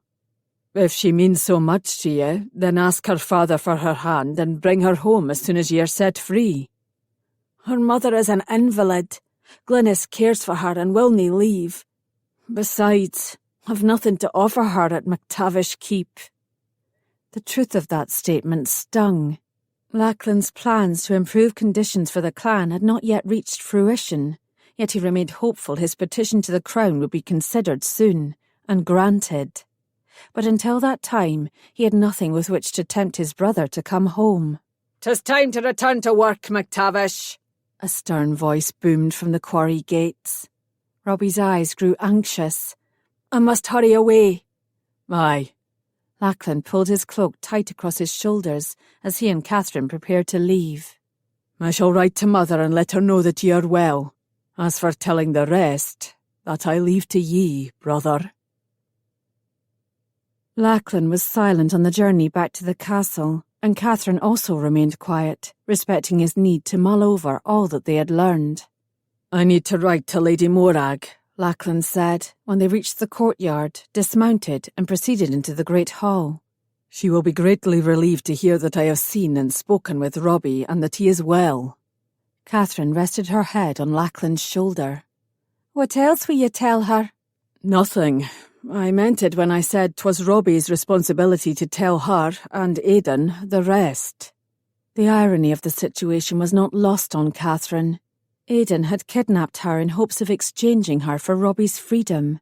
But Robbie had no desire to leave McKenna captivity, and in all likelihood would not have left even if Lachlan had consented to the plan for an exchange. "Damn it, Aileen! Stop pestering me, or I swear I shall turn you over my knee and spank you like a bairn." "I dare ye to try, Brian McKenna." Katherine stopped short. She looked across the room and saw her mother standing guard over the McKenna, who was seated in a cushioned chair in front of one of the enormous fireplaces. The pair were glaring daggers at each other, locked in yet another of their famous battles of will. "What's wrong?" Katherine asked her mother, momentarily forgetting her determination to avoid her sire. "Your father will nae drink the tincture I've prepared," Lady Aileen huffed, her face flushed with annoyance. He's acting like a babe, mewling and protesting, and carrying on worse than Callum when he's tired and needs a nap. For the last time, Aileen, I'm not ill, the McKennas shouted, but his voice cracked and he bent forward, succumbing to a fit of coughing. Och, well then, what's all that noise you're making, Brian McKenna? Lady Aileen folded her arms across her chest. Ye kept me awake half the night, hacking and sputtering like a goose. Concerned, Catherine drew closer. The noxious odour struck first. Her nose wrinkled in distaste and her eyes began to tear. 'Twas then she noticed the tankard that her father was holding gingerly away from his body. "You've made him a cure, Mother?" Catherine asked. "Aye, and I'll not leave his side until he drinks every last drop of it." Oh dear. Her mother's healing skills were legendary for all the wrong reasons. Judging by the smell, this potion could do far more harm than good. Even if her father did manage to drink it, the contents would most likely not stay inside him for long. Catherine exchanged a look with Lachlan. He nodded in understanding, then suddenly tripped himself forward, knocking the McKenna's hand and spilling the medicine on the floor. One of the castles lounging nearby hurried over to investigate. The dog sniffed the puddle of liquid, then jerked up his head, turned tail, and ran. "Forgive my clumsiness," Lachlan apologised as he righted himself. "Dinna fret," Lady Aileen replied. "I made a full picture of the brew. 'Tis best drunk when hot. It will take but a few moments to prepare another dose." Muttering to herself, Lady Aileen departed. The moment she was gone, the McKenna turned a pleading eye on Catherine. For God's sake, daughter, take pity on me and stop her, he begged. Catherine tossed her head. "My husband and I have already aided ye," she replied, stooping to wipe the foul-smelling liquid off the floor. Some of it had already seeped into the rushes, and Catherine determined they would need to be replaced as soon as possible. Saints preserve us. You heard your mother. She concocted an entire pitcher of this vile stuff. 'Tis more likely to kill than cure me, as you well know. The McKenna broke into another fit of coughs. Hearing her father's struggle for breath brought on a tumble of emotions inside Catherine, chief among them worry. Her father's cough sounded nasty, maybe even serious. He might truly be ill. Flushed with concern, she knelt at his side. "Mother is right. You must take some medicine to ease the tightness in your chest and prevent the cough from overtaking your lungs and stealing your breath." I should have known you'd take your mother's side against me, the McKenna lamented. Neither of you have any respect for my authority. Catherine lowered her head to hide her grin. He was acting like a bairn. "We only want you to get well." I'm not ill, the McKenna shouted before doubling over. Deep, rumbling coughs echoed through the hall, even as the McKenna fought to contain them from escaping his throat. Catherine placed her hand on her father's back and rubbed, her concern deepening. "Catherine is recently recovered from a similar ailment. She could show Lady Aileen a more palatable recipe to ease your cough," Lachlan suggested. The McKenna's nostrils flared, and he sat upright. I promise that I'll drink whatever Catherine prepares for me. Catherine cast her father a sceptical look, fighting against being pleased at his faith in her. "Me? You'll trust me to such a task?" Have I cause to worry? Is your anger still so great that you would mix a tincture that could do me harm, daughter? A tight emotion constricted Catherine's chest. "I hold my anger so that I may fight for what I am owed, as you have taught me. You refuse to accept my marriage, refuse to bequeath my dowry to my husband as is right and proper. And so I'll ask you again to reconsider, seriously, paying my dowry." The McKenna knitted his brow and levelled a hard stare at her. Och, so you think to strike at me while I'm at my weakest? "I will use any advantage that presents itself." The McKenna remained still. Catherine tilted her head to see him better. She was prepared for more anger and protest, but his features were oddly calm. 3 wagons filled with sacks of grain, winter vegetables and other foodstuffs were dispatched north to the MacTavish keep this very morning, the McKenna said quietly. Catherine's heart stilled.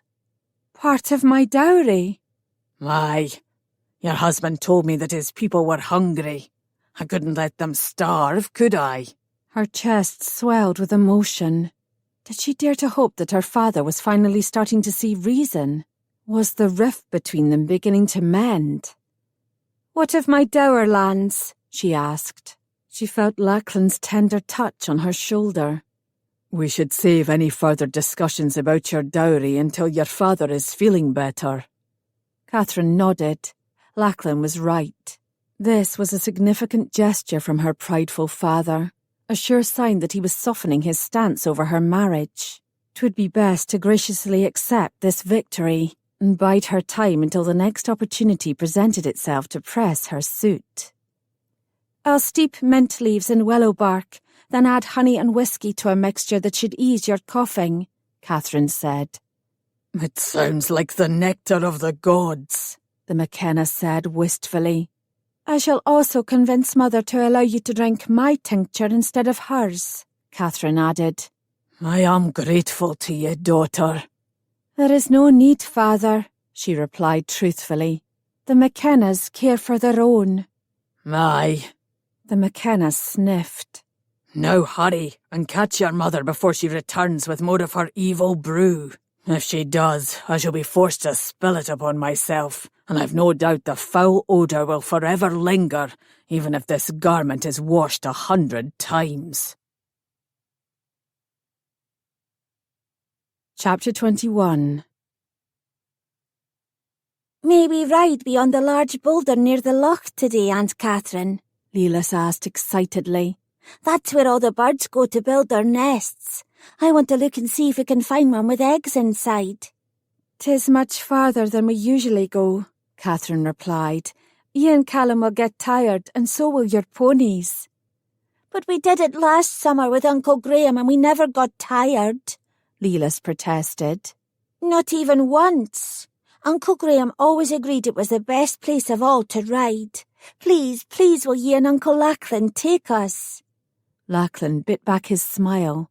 Barely 6 years old, and Lelas McKenna was most assuredly the boldest lass in all the Highlands. He didn't envy Malcolm and Joan's job of raising and controlling such a free-spirited lass. 'Tis not summer-time now, 'tis the cold winter, and I didn't think your father would approve of such a long outing, Catherine replied. Papa will nae mind, Lelas insisted. He likes it when Callum and I are happy. Catherine's brow rose. Does he now? Aye. Lelas nodded her head enthusiastically. So does Mama. Catherine blew out her breath and Lachlan's smile broke free. These morning rides with the children had quickly become part of their daily routine, and Lachlan was surprised by how much he enjoyed them. Callum was a good-natured lad, thoughtful and intelligent, and Lelas never ceased to provide a challenge to everyone's patience. He started toward them, preparing to lend Catherine assistance, when his attention was diverted by a rider thundering into the bailey. There was no mistaking the distinct colours of the MacTavish plaid the man wore. His horse was frothing at the mouth, evidence of a long, hard, swift ride. 2 stable lads ran out to meet him. One held the horse, while the other reached out to steady the rider as he dismounted. I must see Laird MacTavish at once, the rider demanded, as he struggled to catch his breath. Do you know where I can find him? Apprehension shivered down Lachlan's spine as he stepped forward, realising the man looked familiar. Jamie? He asked, recognising one of Aidan's men.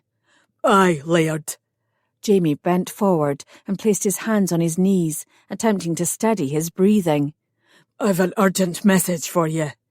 Straightening, Jamie reached beneath his tunic and pulled out a rumpled parchment. Apparently it had been written in such haste a seal had not been employed to close it. Lachlan quickly read the brief note. Do you know what this says? He asked the exhausted messenger. Jamie nodded. Mostly. 'Tis about your brother Aidan. 3 days ago he was captured by the Frasers. You must come at once. Catherine was suddenly at Lachlan's side, her face wide with anxiety. "Who sent this message?" Lady Morag, Jamie replied. "What does she say?" Catherine asked, peering over Lachlan's shoulder. Hastily, he crumbled the letter in his hands. Aidan is being held by Archibald Fraser. He demands that I come to his castle and meet with him, or else he shall torture my brother until he no longer breathes. "Dear God!" Eyes wide with fright, Catherine squeezed Lachlan's arm. "What will you do?" I must go. Lachlan stole a glance at Catherine. Her lips were pursed so tightly with fear they had turned white. He hated causing her such distress, but his duty was clear. Catherine grabbed his hand and held it against her breast. "This could be a trick, Lachlan. A ruse that will put both ye and Aidan in the Fraser dungeons." That thought has certainly crossed my mind, Lachlan admitted, lowering his voice so he would not be overheard. "As well it should," Catherine hissed. "And there is more to consider. Who knows if this is indeed true? They could all be conspiring against ye, Lady Morag, Aidan and Fraser. 'Tis no secret that Aidan wants to be Laird, and he cannae have forgotten that 'twas Lady Morag who sent Fraser the message about me." "I've forgotten nothing, Catherine," he replied, almost wishing he hadn't told Catherine about Lady Morag's lapse in judgment. "But if this is true, and Aidan is indeed in Fraser's clutches—" Catherine's eyes grew rounder. "Christ's bones!" Lachlan lowered his lips to her ear. "Say no more until we are inside. I didn't want Lelas and Callum to become frightened." The curious pair had wandered close. Catherine distracted them with the promise of sweets and a long ride to look for a bird's nest. The two happily scampered off to the kitchen for their treats. Meanwhile, he and Catherine escorted Jamie into the castle. "Mary, fetch food and ale for Laird MacTavish's man," Catherine ordered the servant. "Then send someone to find my brothers." "What can you tell us, Jamie?" Lachlan asked as soon as Malcolm and Graham arrived. The messenger shrugged helplessly. "Aidan was hunting with a group of his men when the Frasers attacked. They wounded several of the others and took Aidan with them. A missive arrived a few hours later from Laird Fraser, stating his demands. Lady Morag bade me to come find you with all due haste." "How is Lady Morag?" Lachlan inquired. "Frantic with worry," Jamie replied. "That fear is not misplaced," Malcolm muttered under his breath. "Fraser is not a man known for his mercy." Lachlan silently agreed. Jamie shoved a meat pie into his mouth and drained his tankard of ale, and Lachlan wondered how long it had been since the messenger had eaten. "You've ridden hard," Graham observed. "Steadily for 2 days and 2 nights, Jamie acknowledged. "Fraser is not a patient man. I had to reach Lachlan quickly if Aidan is to have any chance of surviving." Lachlan noticed that Lady Joan had joined them. She stood beside her husband, her expression grim. "We need your help, dearest." Malcolm tenderly cupped her chin, and she looked directly into his eyes. "Fraser has captured Lachlan's brother. We need to devise a rescue plan. You lived at the castle for several years. What can you tell us about its defences?" Joan shuddered. "Archibald takes great pride in making the castle impenetrable. Though a miser at heart, he does part with his coin to pay for the defence of his property. His soldiers are well trained and ruthless, and always fight to kill." "We have no time to plan a frontal attack," Lachlan said. "Do you think we can bribe our way inside, Joan?" "Nay, the clan's fear of Archibald is too great. He is hardly beloved. In truth, most hate him, yet none would dare to cross him. They know his retribution would be swift and harsh." "Then we'll have to find another way," Lachlan conceded. "A rescue?" Graham suggested. "Aye." Lachlan rubbed his hand over his jaw. "'Twould be a great help if we knew the castle layout. Can you tell us where the dungeon is located, Joan?" Joan's eyes clouded. "There are 2, each placed in opposite ends of the main keep." Lachlan turned to Jamie. "We'll need more men so that we can divide into 2 groups and search each dungeon at the same time once we gain entrance to the castle." Joan shook her head. "In all likelihood, your brother is being held in the high south tower. 'Tis Archibald's preferred location when he has a special prisoner. Her lovely face creased with sorrow and sympathy. No doubt she believed Aidan already dead or close to it. 'Twas the same bitter outcome Lachlan contemplated himself, but even though it was only a slight chance, he had to try to free his brother. Lachlan hardened his jaw. Then it must be a small rescue party consisting of a few men. Disguised, we shall steal into the castle, free Aidan, and make good our escape before Fraser even knows we have come. I shall be one of those men, Malcolm stated. Joan's eyes flashed with fear. Nay, 'tis far too dangerous. Archibald shall take even greater delight in capturing ye, Malcolm. Lachlan reluctantly agreed. Though I am grateful for the offer, I could not ask such a sacrifice from ye, Malcolm. You didn't ask. I volunteered. Malcolm turned to his wife. Fraser remains a threat to us all. He needs to know that he has strong, powerful enemies who will only allow him to exact unwarranted vengeance. I will come also, Graham said. Lachlan glanced at Malcolm. Jamie shall come too, which means we need one more man. I would like my brother Robbie to ride with us. Will ye allow it? Malcolm nodded. I'll speak with my father. Jamie gulped down the rest of his food and jumped to his feet. How soon can we leave? Lachlan rested a hand on Jamie's shoulder. It will take us a few hours to get everything ready. In the meantime, you need to rest. The others departed, and once they were alone, Lachlan could feel his wife's eyes upon him. You must be very careful. Fraser will take great pleasure in making you look the fool, Catherine said, her voice quavering with emotion. Lachlan's heart twisted in knots. Trap or no, I can't ignore the threat. We all know what Fraser is capable of doing. Aidan's life could very well hang in the balance. And what of your life? Catherine choked, her eyes filling with tears. With Robbie, Malcolm, Graham and Jamie at my side, I know that we can defeat Fraser. Lachlan clasped Catherine's shoulders and pulled her close, pressing his lips against her forehead. It tore at his heart to see her so distressed. Try not to worry so, my dearest. I vow that I shall allow nothing to shatter the love we have and the life we are so eager to build together. She hugged him tightly. I shall hold you to that promise, Lachlan MacTavish. Now, make haste and return to me swiftly, for I vow that I shall not rest a moment until I am once again in your arms. They purchased fresh horses along the route and took turns sleeping while they rode, arriving on Fraser Land in 2 days' time. Over the course of their travels, the men discussed and discarded various plans, eventually agreeing on one. 'Twas bold, reckless, and just mad enough to succeed, as long as each man did his part at precisely the correct moment. The time had come. Lachlan squinted into the midday sun and gave the signal. Robbie and Graham suddenly appeared, striding boldly toward the Fraser castle. As he approached the outer gate, Robbie began staggering like a drunkard, merrily singing a bawdy tune while swinging a full tankard of ale. When he drew near, he generously offered to share his brew with the 2 guards at the gate. The taller one glared at him in disgust, but the shorter fellow reached for the vessel and took a long swallow. The moment he was distracted by the drink, Robbie cracked him on the head. The other guard lunged, but Graham was in position and quickly knocked him out. Each man dragged an unconscious guard behind the gatehouse and soon emerged wearing a Fraser tunic.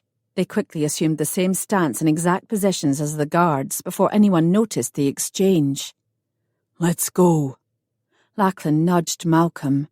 The 2 men emerged from their hiding place. Each pulled the cowl of their monks' robes over their heads, hiding their faces. Walking slowly, as to not rattle the weapons strapped to their torsos, they slipped through the outer gate.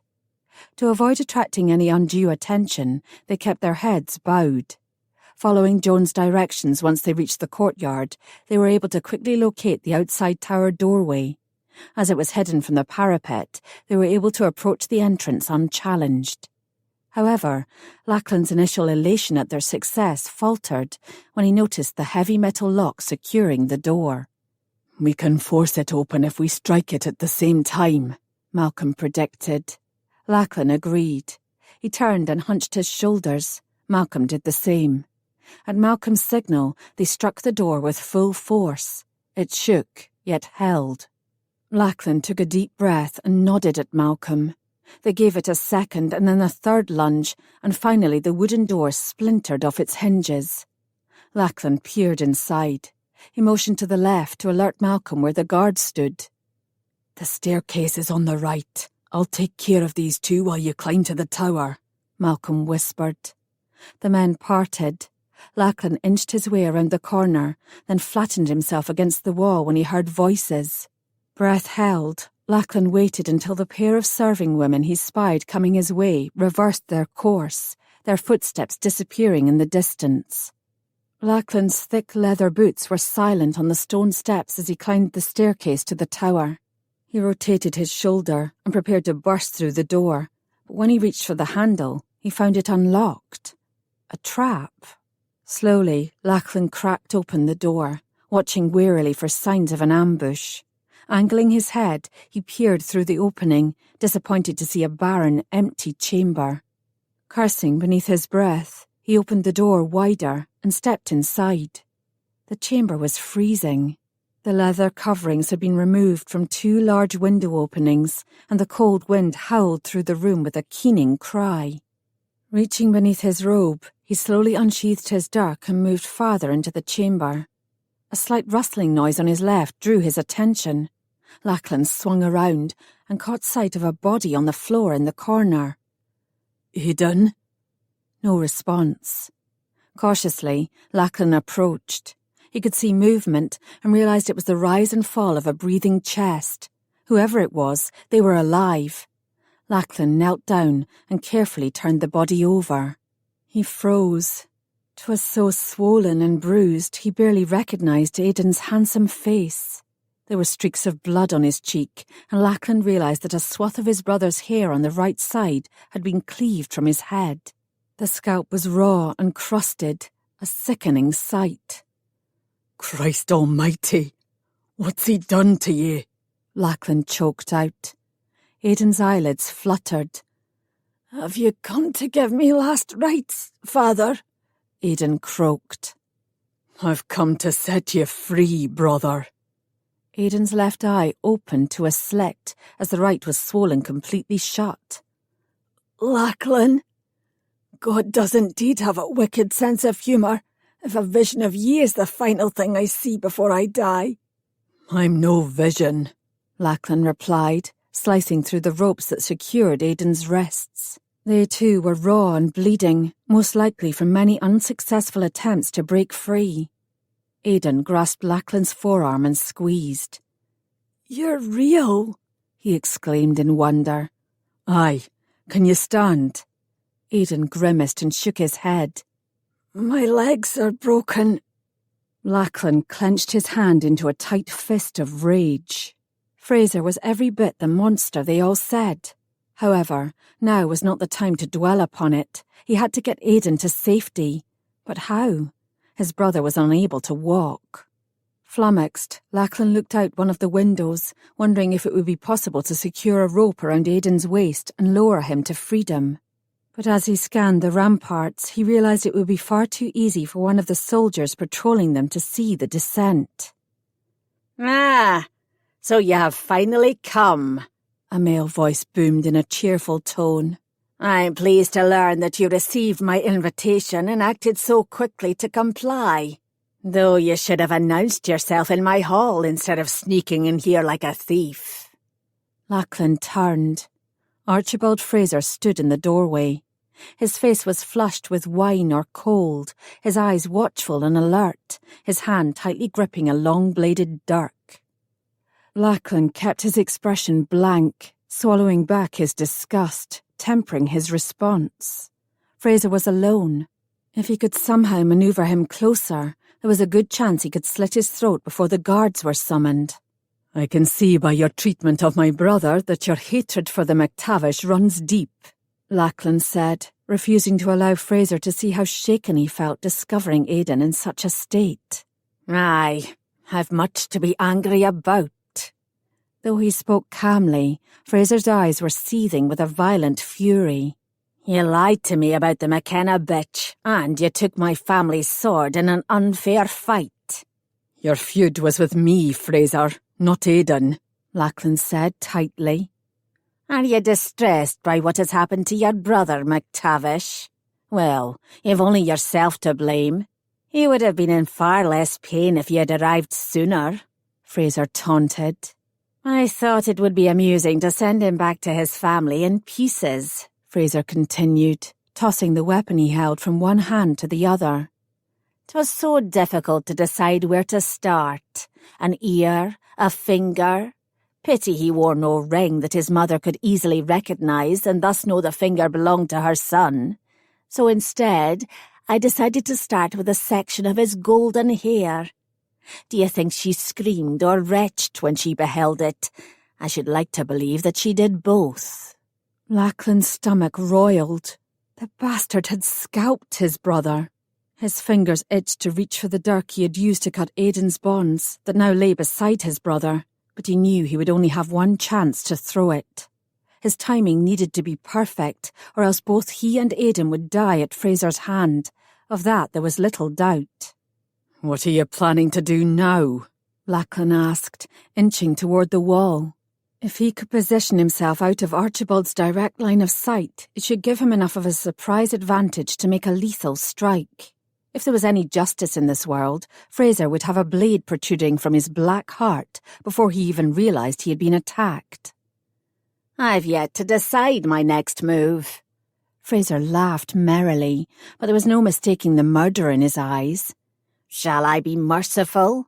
Make certain your death is swift and sure? Well, perhaps for one of ye, but not for both. For honour to be served, one of you must die a slow and agonising death. The venom and pure malice in Fraser's eyes made Lachlan's blood run cold. Then suddenly, Aidan shouted a warning as Fraser lunged toward them. Lachlan's hand reached out for the dirk, but came up empty.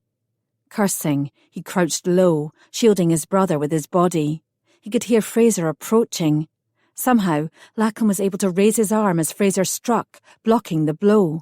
The unexpected move surprised his enemy, knocking him off balance. Fraser fell backward, staggering toward the large window. With a growl of anger, Lachlan ran toward him, slamming into Fraser's chest with enough force to send him through the opening. There was a look of horror and pure fear on Archibald's face as he disappeared from view. Lachlan held his breath until he heard the dull thud of a body smashing against the hard earth below. The sound jolted through him. He glanced at Aidan, waiting for the shouts of horror and outrage to start outside, yet all was silent. Had no one witnessed Fraser fall? The window faced away from the courtyard, but it was the middle of the afternoon. Surely someone would have seen such a horrific sight. "Why is it so quiet?" Aidan asked. "I didn't know.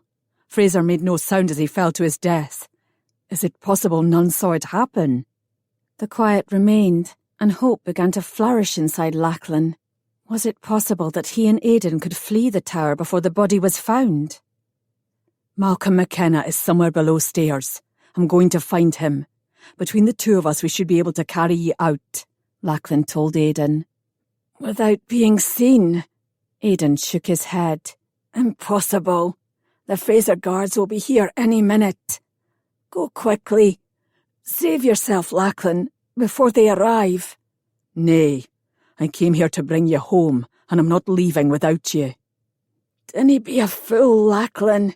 You have a wife, a clan to lead. Important responsibilities." Aidan released a shuddering sigh as he strained to continue speaking. "You've got far more to live for than I do, than I ever will." Lachlan's gut twisted with pity. His proud, arrogant, defiant brother was a broken man. "I'm not leaving you here," Lachlan repeated, with a confidence he was far from feeling. Heavy footsteps sounded on the stairs. "They must have found Fraser," Aidan rasped through clenched teeth. "Do you have a dirk for me?" Lachlan pulled the weapon from his boot, pleased that for all his lamentations, Aidan did not intend to die without a fight. However, Lachlan had every intention making certain they both lived. "Hide it for now," he directed, placing the dirk in Aidan's hand. "I have an idea. If it works, you will need it." Lachlan retrieved his other blade from the floor and waited. It took but a moment for 3 soldiers, swords drawn, to burst into the room. "Thank the saints you've arrived," Lachlan exclaimed. "Is Laird Fraser all right?" Startled by the greeting, the trio exchanged puzzled glances. "He's dead," one of them said bluntly. "'Tis as we feared. He lost his balance and fell from the window. It all happened so quickly there was no chance to save him." Lachlan slowly crossed himself. "Pity." "Are you claiming that his death was an accident?" the same soldier asked. "Aye, a terrible, tragic accident," Lachlan repeated. The men blinked in surprise, then 2 of them turned to the third. "William?" "I know who ye are, Lachlan MacTavish. This was no accident. Ye killed our laird," William said, with a cold look of accusation in his eyes. "Nay, 'twas an unfortunate mishap, a stroke of fate, the unexplainable will of God." Lachlan sighed with theatrical exaggeration. "However, now that Archibald is gone, the most important question is who will replace him as Laird? He has no direct heir. I happen to know that in such cases, Scottish law allows for the clansmen to vote and decide amongst themselves who will next lead them." A clammy sweat covered Lachlan's brow. Archibald had been a cruel tyrant to his people. Most, if not all, would be happy to be freed from his yoke of abuse. Lachlan was counting on using that misery to aid him in bargaining for his and Aidan's lives. William's eyes narrowed in suspicion. "You're lying. The Crown will nae allow us to choose our Laird." "They will," Lachlan insisted, "especially if your new Laird has the support of the MacTavish clan." "And the McKennas." Malcolm stepped into the chamber. The 3 soldiers pivoted, lifting their swords and assuming a fighting stance. "The MacTavish and the McKenna are our enemies," William cried. "No longer," Lachlan insisted. "You have my word and that of Malcolm McKenna. The feud between us died with Archibald. Accidentally died." Their eyes met briefly, and Lachlan knew William was fully aware that he was lying about Fraser's death. He held his breath, assessing their chances if the man refused to seize this opportunity. He and Malcolm should be able to defeat these 3. As for escaping from the tower with Aidan, well, that would prove far more challenging. "A most tragic accident," William said finally, taking a deep breath. He turned to the other men. "I shall inform the rest of our men of this tragedy. You 2 will have splints and a stretcher brought here at once. Laird MacTavish wishes to take his brother home." Chapter 22. Catherine spent all her waking hours in her mother's solar, since it overlooked the gate where she could easily watch for any sign of her husband and brothers. It had been nearly a fortnight, and still no word. When would they return? Catherine paced, stopped, stared out the window, and paced again, until she feared she might go mad. In contrast, Joan sat serenely, her hands occupied embroidering an infant skullcap for her yet-to-be-born babe, her head turning only occasionally to glance out the window. "How do you stay so calm?" Catherine asked, blowing out a frustrated breath. "You must have faith in your husband," Joan replied quietly, as she knotted her stitch and snipped the thread. "And mine. I dinna lack faith in either Lachlan's or Malcolm's abilities," Catherine said, hugging herself. "'Tis the possibility of betrayal that frightens me. From Fraser, or far worse from Lachlan's kin." Joan laid the tiny hat in her lap and stretched. "Our husbands are far too clever to be caught in a trap. They are seasoned warriors, with the wits and the will to best Archibald." Catherine huffed and put her hand on her hip. She knew that Joan spoke the truth, but her worries would not ease. A warning horn blared, and Catherine swivelled excitedly to the window. "Riders on the horizon!" she yelled in glee. Catherine lifted her skirts and ran from the solar. She paused at the bottom of the staircase, and Joan nearly bumped into her as she was following so close on Catherine's heels. Catherine smiled. Apparently, Joan's outward appearance of calm and serenity was not nearly as deep as her sister-in-law proclaimed. Yet all other thoughts vanished the moment Catherine entered the courtyard and saw a familiar figure riding toward her. The moment he dismounted, she threw her arms around Lachlan, laughing and sobbing at the same time. "Thank the Lord you've returned to me," she cried. "I've been out of my mind with worry." A part of me feels insulted at your lack of conviction in my skills, Lachlan quipped, brushing his hand along her cheek. But a far greater part is thankful to be once again holding you in my arms, lass. His voice was tender and loving. His strength and power surrounded her, causing the fears and worries of the last days to vanish. Catherine lifted her head and rained a volley of kisses along his jaw, cheeks and lips. Christ's blood, Catherine. Give the poor man a moment to catch his breath. She drew back slightly and caught her father's eye. The McKenna came forward and slapped Lachlan on the back. I'm glad that you've all returned safely. Were you successful? Aye. Aidan was rescued, though badly injured. A bleak cloud swept over Lachlan's expression. We brought him to McTavish Keep to recover. Robbie and Lady Morag are anxious to care for him and vow to bring him back to full health. "Can they?" Catherine asked. A darkness settled in Lachlan's eyes. Aidan will live. As for the rest, 'tis in God's hands. We shall all pray for his recovery, the McKenna announced. Come inside. You have much to tell us, and we are eager to hear all. Lady Aileen gave Malcolm, Graham and Lachlan a quick hug, and then, pulling Graham to her side, followed her husband. Malcolm, his arms wrapped tightly around Joan, fell in step beside Catherine and Lachlan.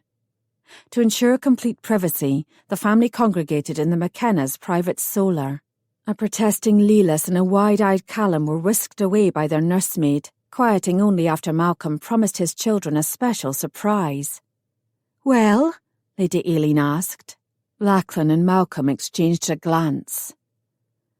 Archibald Fraser is dead, Malcolm said flatly. Joan gasped and grabbed Malcolm's hand. "How did he die?" I pushed him out a tower window, Lachlan replied. She closed her eyes and pinched the bridge of her nose. "That sounds swift and painless." Aye, 'twas quicker than I would have liked, Lachlan replied. But I can assure you, Fraser knew what was happening, and it terrified him. "Good." Joan shuddered and placed her hand protectively over her womb. "Never again will he haunt my dreams or threaten the peace of our family." We must prepare for a clan war, the McKenna declared.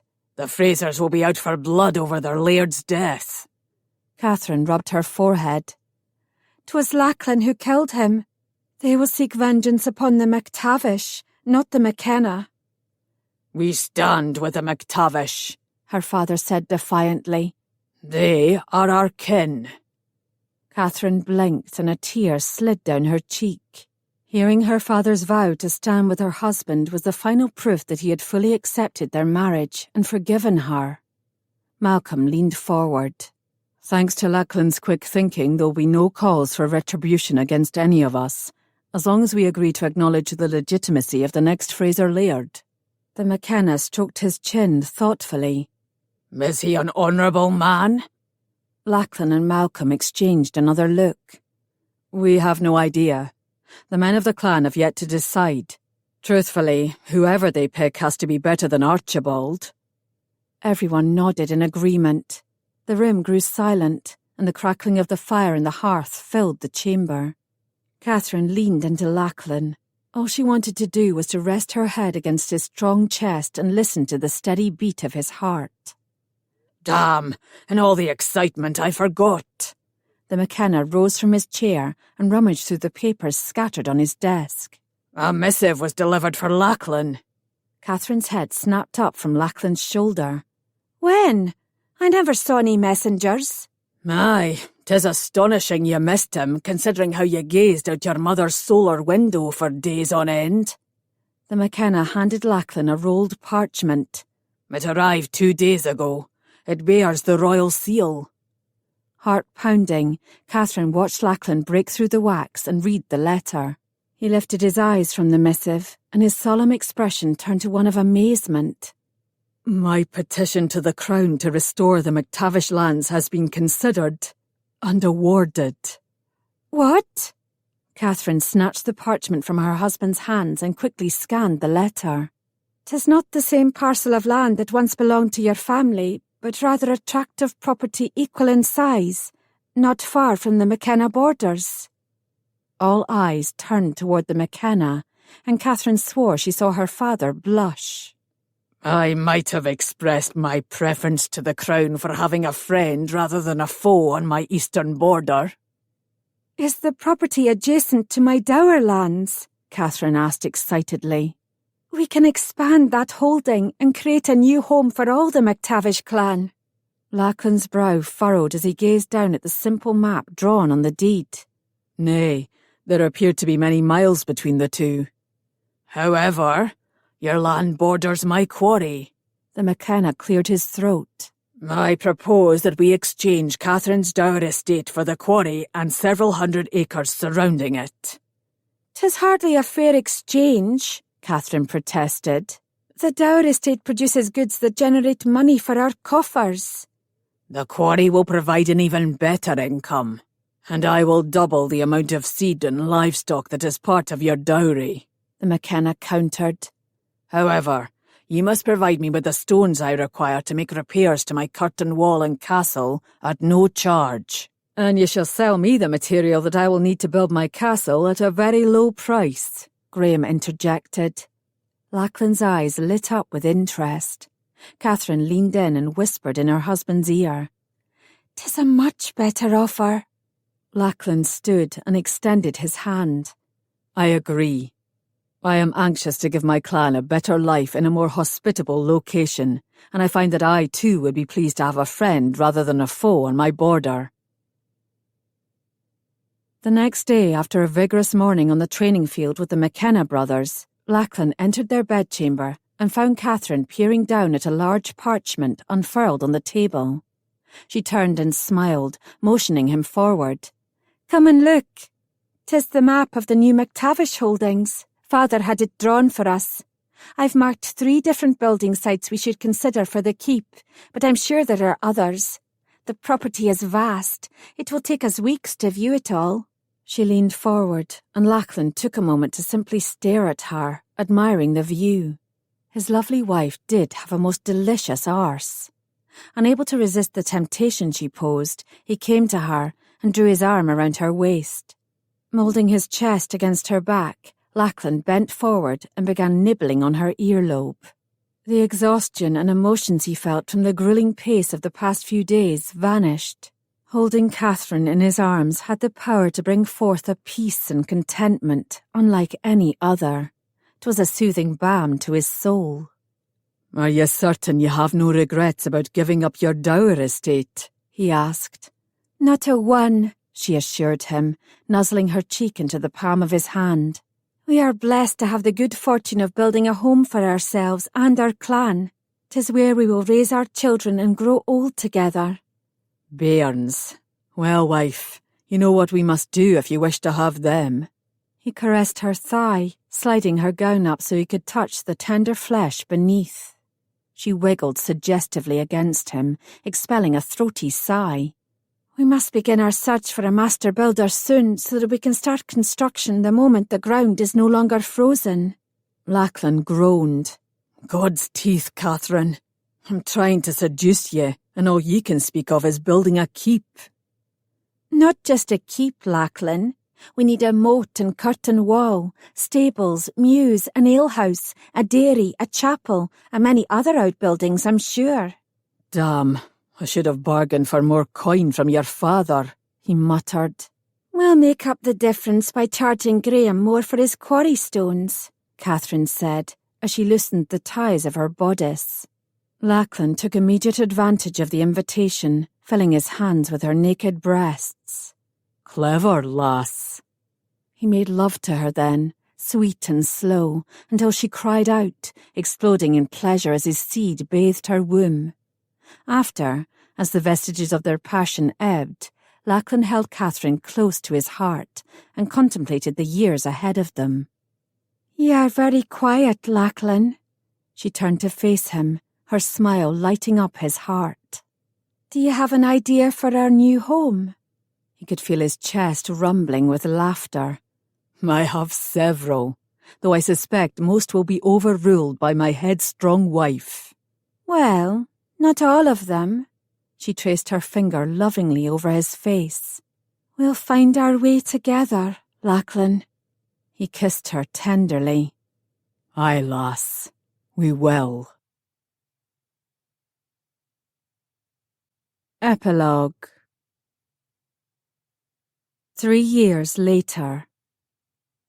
Lachlan watched Catherine carefully make her way across the bailey, his brow furrowed with concern. She was so heavily burdened with child that he worried about her entering the great hall and climbing the stone steps to their bedchamber alone. He started toward her, then hesitated, debating the best way to approach his wife.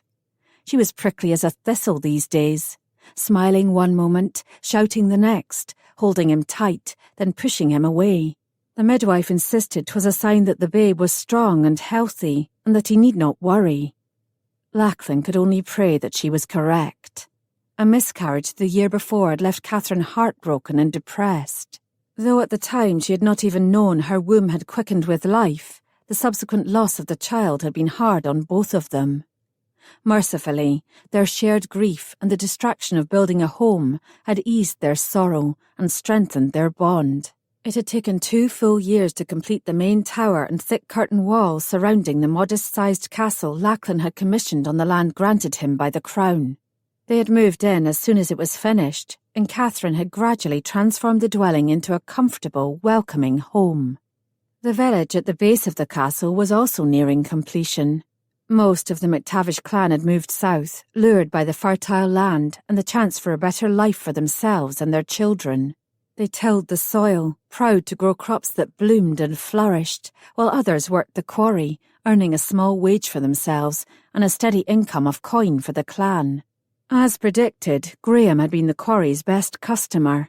The fortress he constructed on the land given to him by the McKenna and Laird Drummond required massive amounts of stone, and Graham sheepishly admitted 'twas growing to a size that could eventually rival McKenna Castle. Catherine insisted that her brother kept building, merely as an excuse to avoid the proxy marriage he had undertaken to secure peace with the Drummond clan.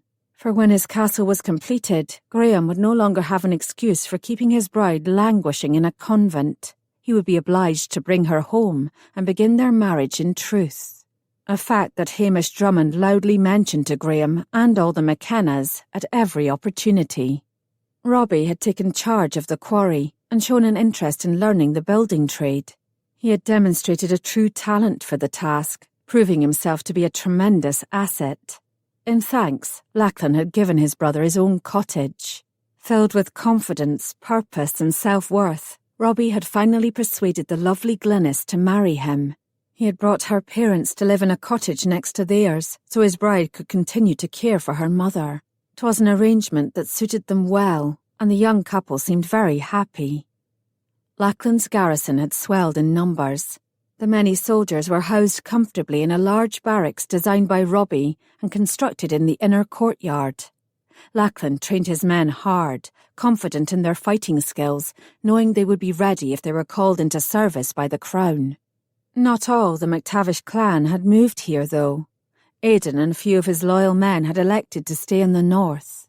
He had recovered from his injuries, though he walked with a slight limp that became more pronounced when the weather was especially damp. At his mother's suggestion, he also grew his hair longer on the left side to compensate for what was missing on the right. Aidan had pledged his loyalty and sword to Lachlan as the MacTavish laird in a public ceremony with uncharacteristic humility and sincerity.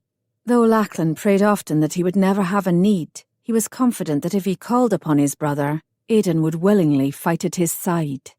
Lady Morag had decided to remain in the north with Aidan during the warmer months of the year, but she spent the late fall, winter and early spring with Lachlan and Catherine.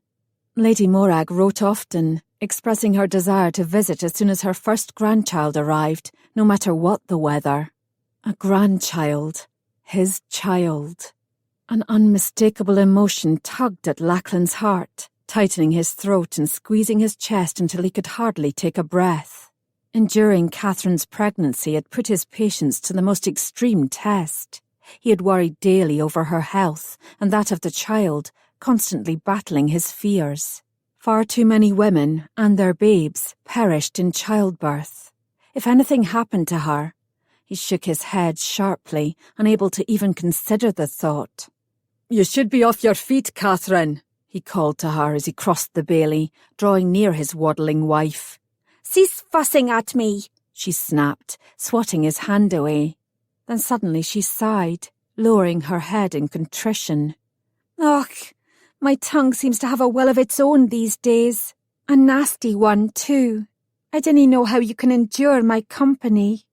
I love ye, Catherine, with all my heart. The soft expression in her eyes lasted only for a moment, and then the tears started. This has been torturous for you, Lachlan. Admit it. No man can gladly suffer a wife so ruled by her emotions that her mood changes with the hour. You must be counting the minutes until it ends. If you're asking me if I'm happy that our child will soon be born, then I'll say aye, Lachlan answered. Catherine fisted her hand on the small of her aching back and frowned. Oh, how she wished she could be more agreeable. But she was unable to sleep for more than an hour at a time. Her bladder always felt full, and her feet were so swollen she hobbled more than she walked. Frustratingly, her emotions were beyond her control, and she marvelled constantly that Lachlan never ceased to be anything but kind, patient and loving toward her. He held her arm, and she leaned heavily upon him as they climbed the stairs to their bedchamber. Once there, she allowed Lachlan to assist her into bed. The brief slumber she achieved was soon interrupted by a sharp, constant pain that spread across her entire back. The midwife was summoned, and a messenger rode hard to McKenna Castle to fetch her mother. And thus, Catherine's long struggle to bring her child into the world began. Her labour lasted well into the next day, but the sound of her child's lusty cries chased away Catherine's exhaustion. Tears filled Catherine's eyes as she accepted the small squirming bundle from her mother. Lady Aileen's eyes misted too. She placed her arms around Catherine and her newest grandchild and recited a prayer of joy and thanks. Cradling the babe close to her breast, Catherine called for Lachlan. He appeared almost immediately, his eyes red-rimmed from lack of sleep and possibly several drams of whiskey, his hair rumpled, his jaw covered with dark stubble. Lady Aileen shooed the midwife and the other women from the chamber, casting a happy smile upon the new family as she shut the door behind her. "Come and meet your daughter," Catherine said. She placed the infant on her lap and carefully unwrapped the swaddling. Lachlan leaned closer, and the two marvelled over the babe's tiny features. Her sweet, delicate face and rosebud mouth, her small, perfectly shaped limbs, and the tufts of downy hair covering her head. "She's so tiny," Lachlan whispered, brushing Catherine's cheek with his lips. "So perfect." He set his finger against the bairn's palm, and the wee one gripped it tightly. Seeing the two joined hands, one so new and delicate, the other hard and battle-scarred, brought a fresh batch of tears to Catherine's eyes. Lachlan was going to be a wonderful father, kind, loving, caring, a true protector who would give his life to keep them all safe. "Some men would be disappointed to have a female for a firstborn child," Catherine ventured, voicing a nagging fear. "Witless fools." Lachlan tickled the infant's chin with the tip of his nose. "She is the most amazing creature ever born. My heart is near to bursting with love for her and her mother." "Here, take her," Catherine choked, lifting the babe. "Hold your daughter." Lachlan's expression grew horrified. "I fear I might crush the sweet angel, or drop her." "You shall do no such thing," Catherine sniffled. "Yet If it makes you more at ease, sit beside me on the bed. If she falls, she'll not have far to land." A visibly nervous Lachlan took the newborn babe in his arms, holding her close to his chest as Catherine instructed. For a moment, stark silence engulfed the room, and then the babe opened her mouth and yawned. Lachlan and Catherine broke into proud smiles, cooing and laughing at their daughter. "Isn't she incredible?" Lachlan gushed. "A superior lass in all ways," Catherine agreed. 2 hours later, Catherine lay enfolded in Lachlan's arms, too happy and excited to sleep. The new parents could not stop peering down at the cradle next to their bed, which held their sleeping daughter. "She's perfect, isn't she?" Lachlan said for easily the 10th time. "Aye, we shall cosset and spoil her until she becomes an unholy terror," Catherine jested. "A lass who will put Leolis's wilful ways to shame." Lachlan rolled his eyes. "Heaven forbid." "I need you to promise me something," Catherine said, looking deep into her beloved's eyes. "When the time comes, and our daughter must marry, you will allow her to choose her husband." Lachlan squirmed uncomfortably, setting his jaw in a hard line. "Fie, Catherine. You've only just brought her into this world, and you're already asking me to give her to another." "We will have many, many years with her until that happens," Catherine said soothingly. "I want her to have a marriage such as ours, filled with hope and trust and love. Promise me." The chamber was bathed in silence for a long time. Catherine opened her mouth to ask again, and Lachlan let out a long-suffering sigh. "Aye, if it means so much to you, then I'll promise." He moved his hand protectively over the cradle and sighed again. "I suddenly understand how your father felt when you brought me to him. 'Tis a miracle he ever allowed me out of his dungeon." Catherine traced a finger over Lachlan's chest. It seemed impossible, but the love she had for him once again grew stronger and deeper. He was the only man she ever could have called husband, the other half of her soul, the one who completed her. "It took some time, but in the end my father realised that he could not deny me my heart's true desire," she said boldly. "I chose ye, Lachlan MacTavish. Ye are mine."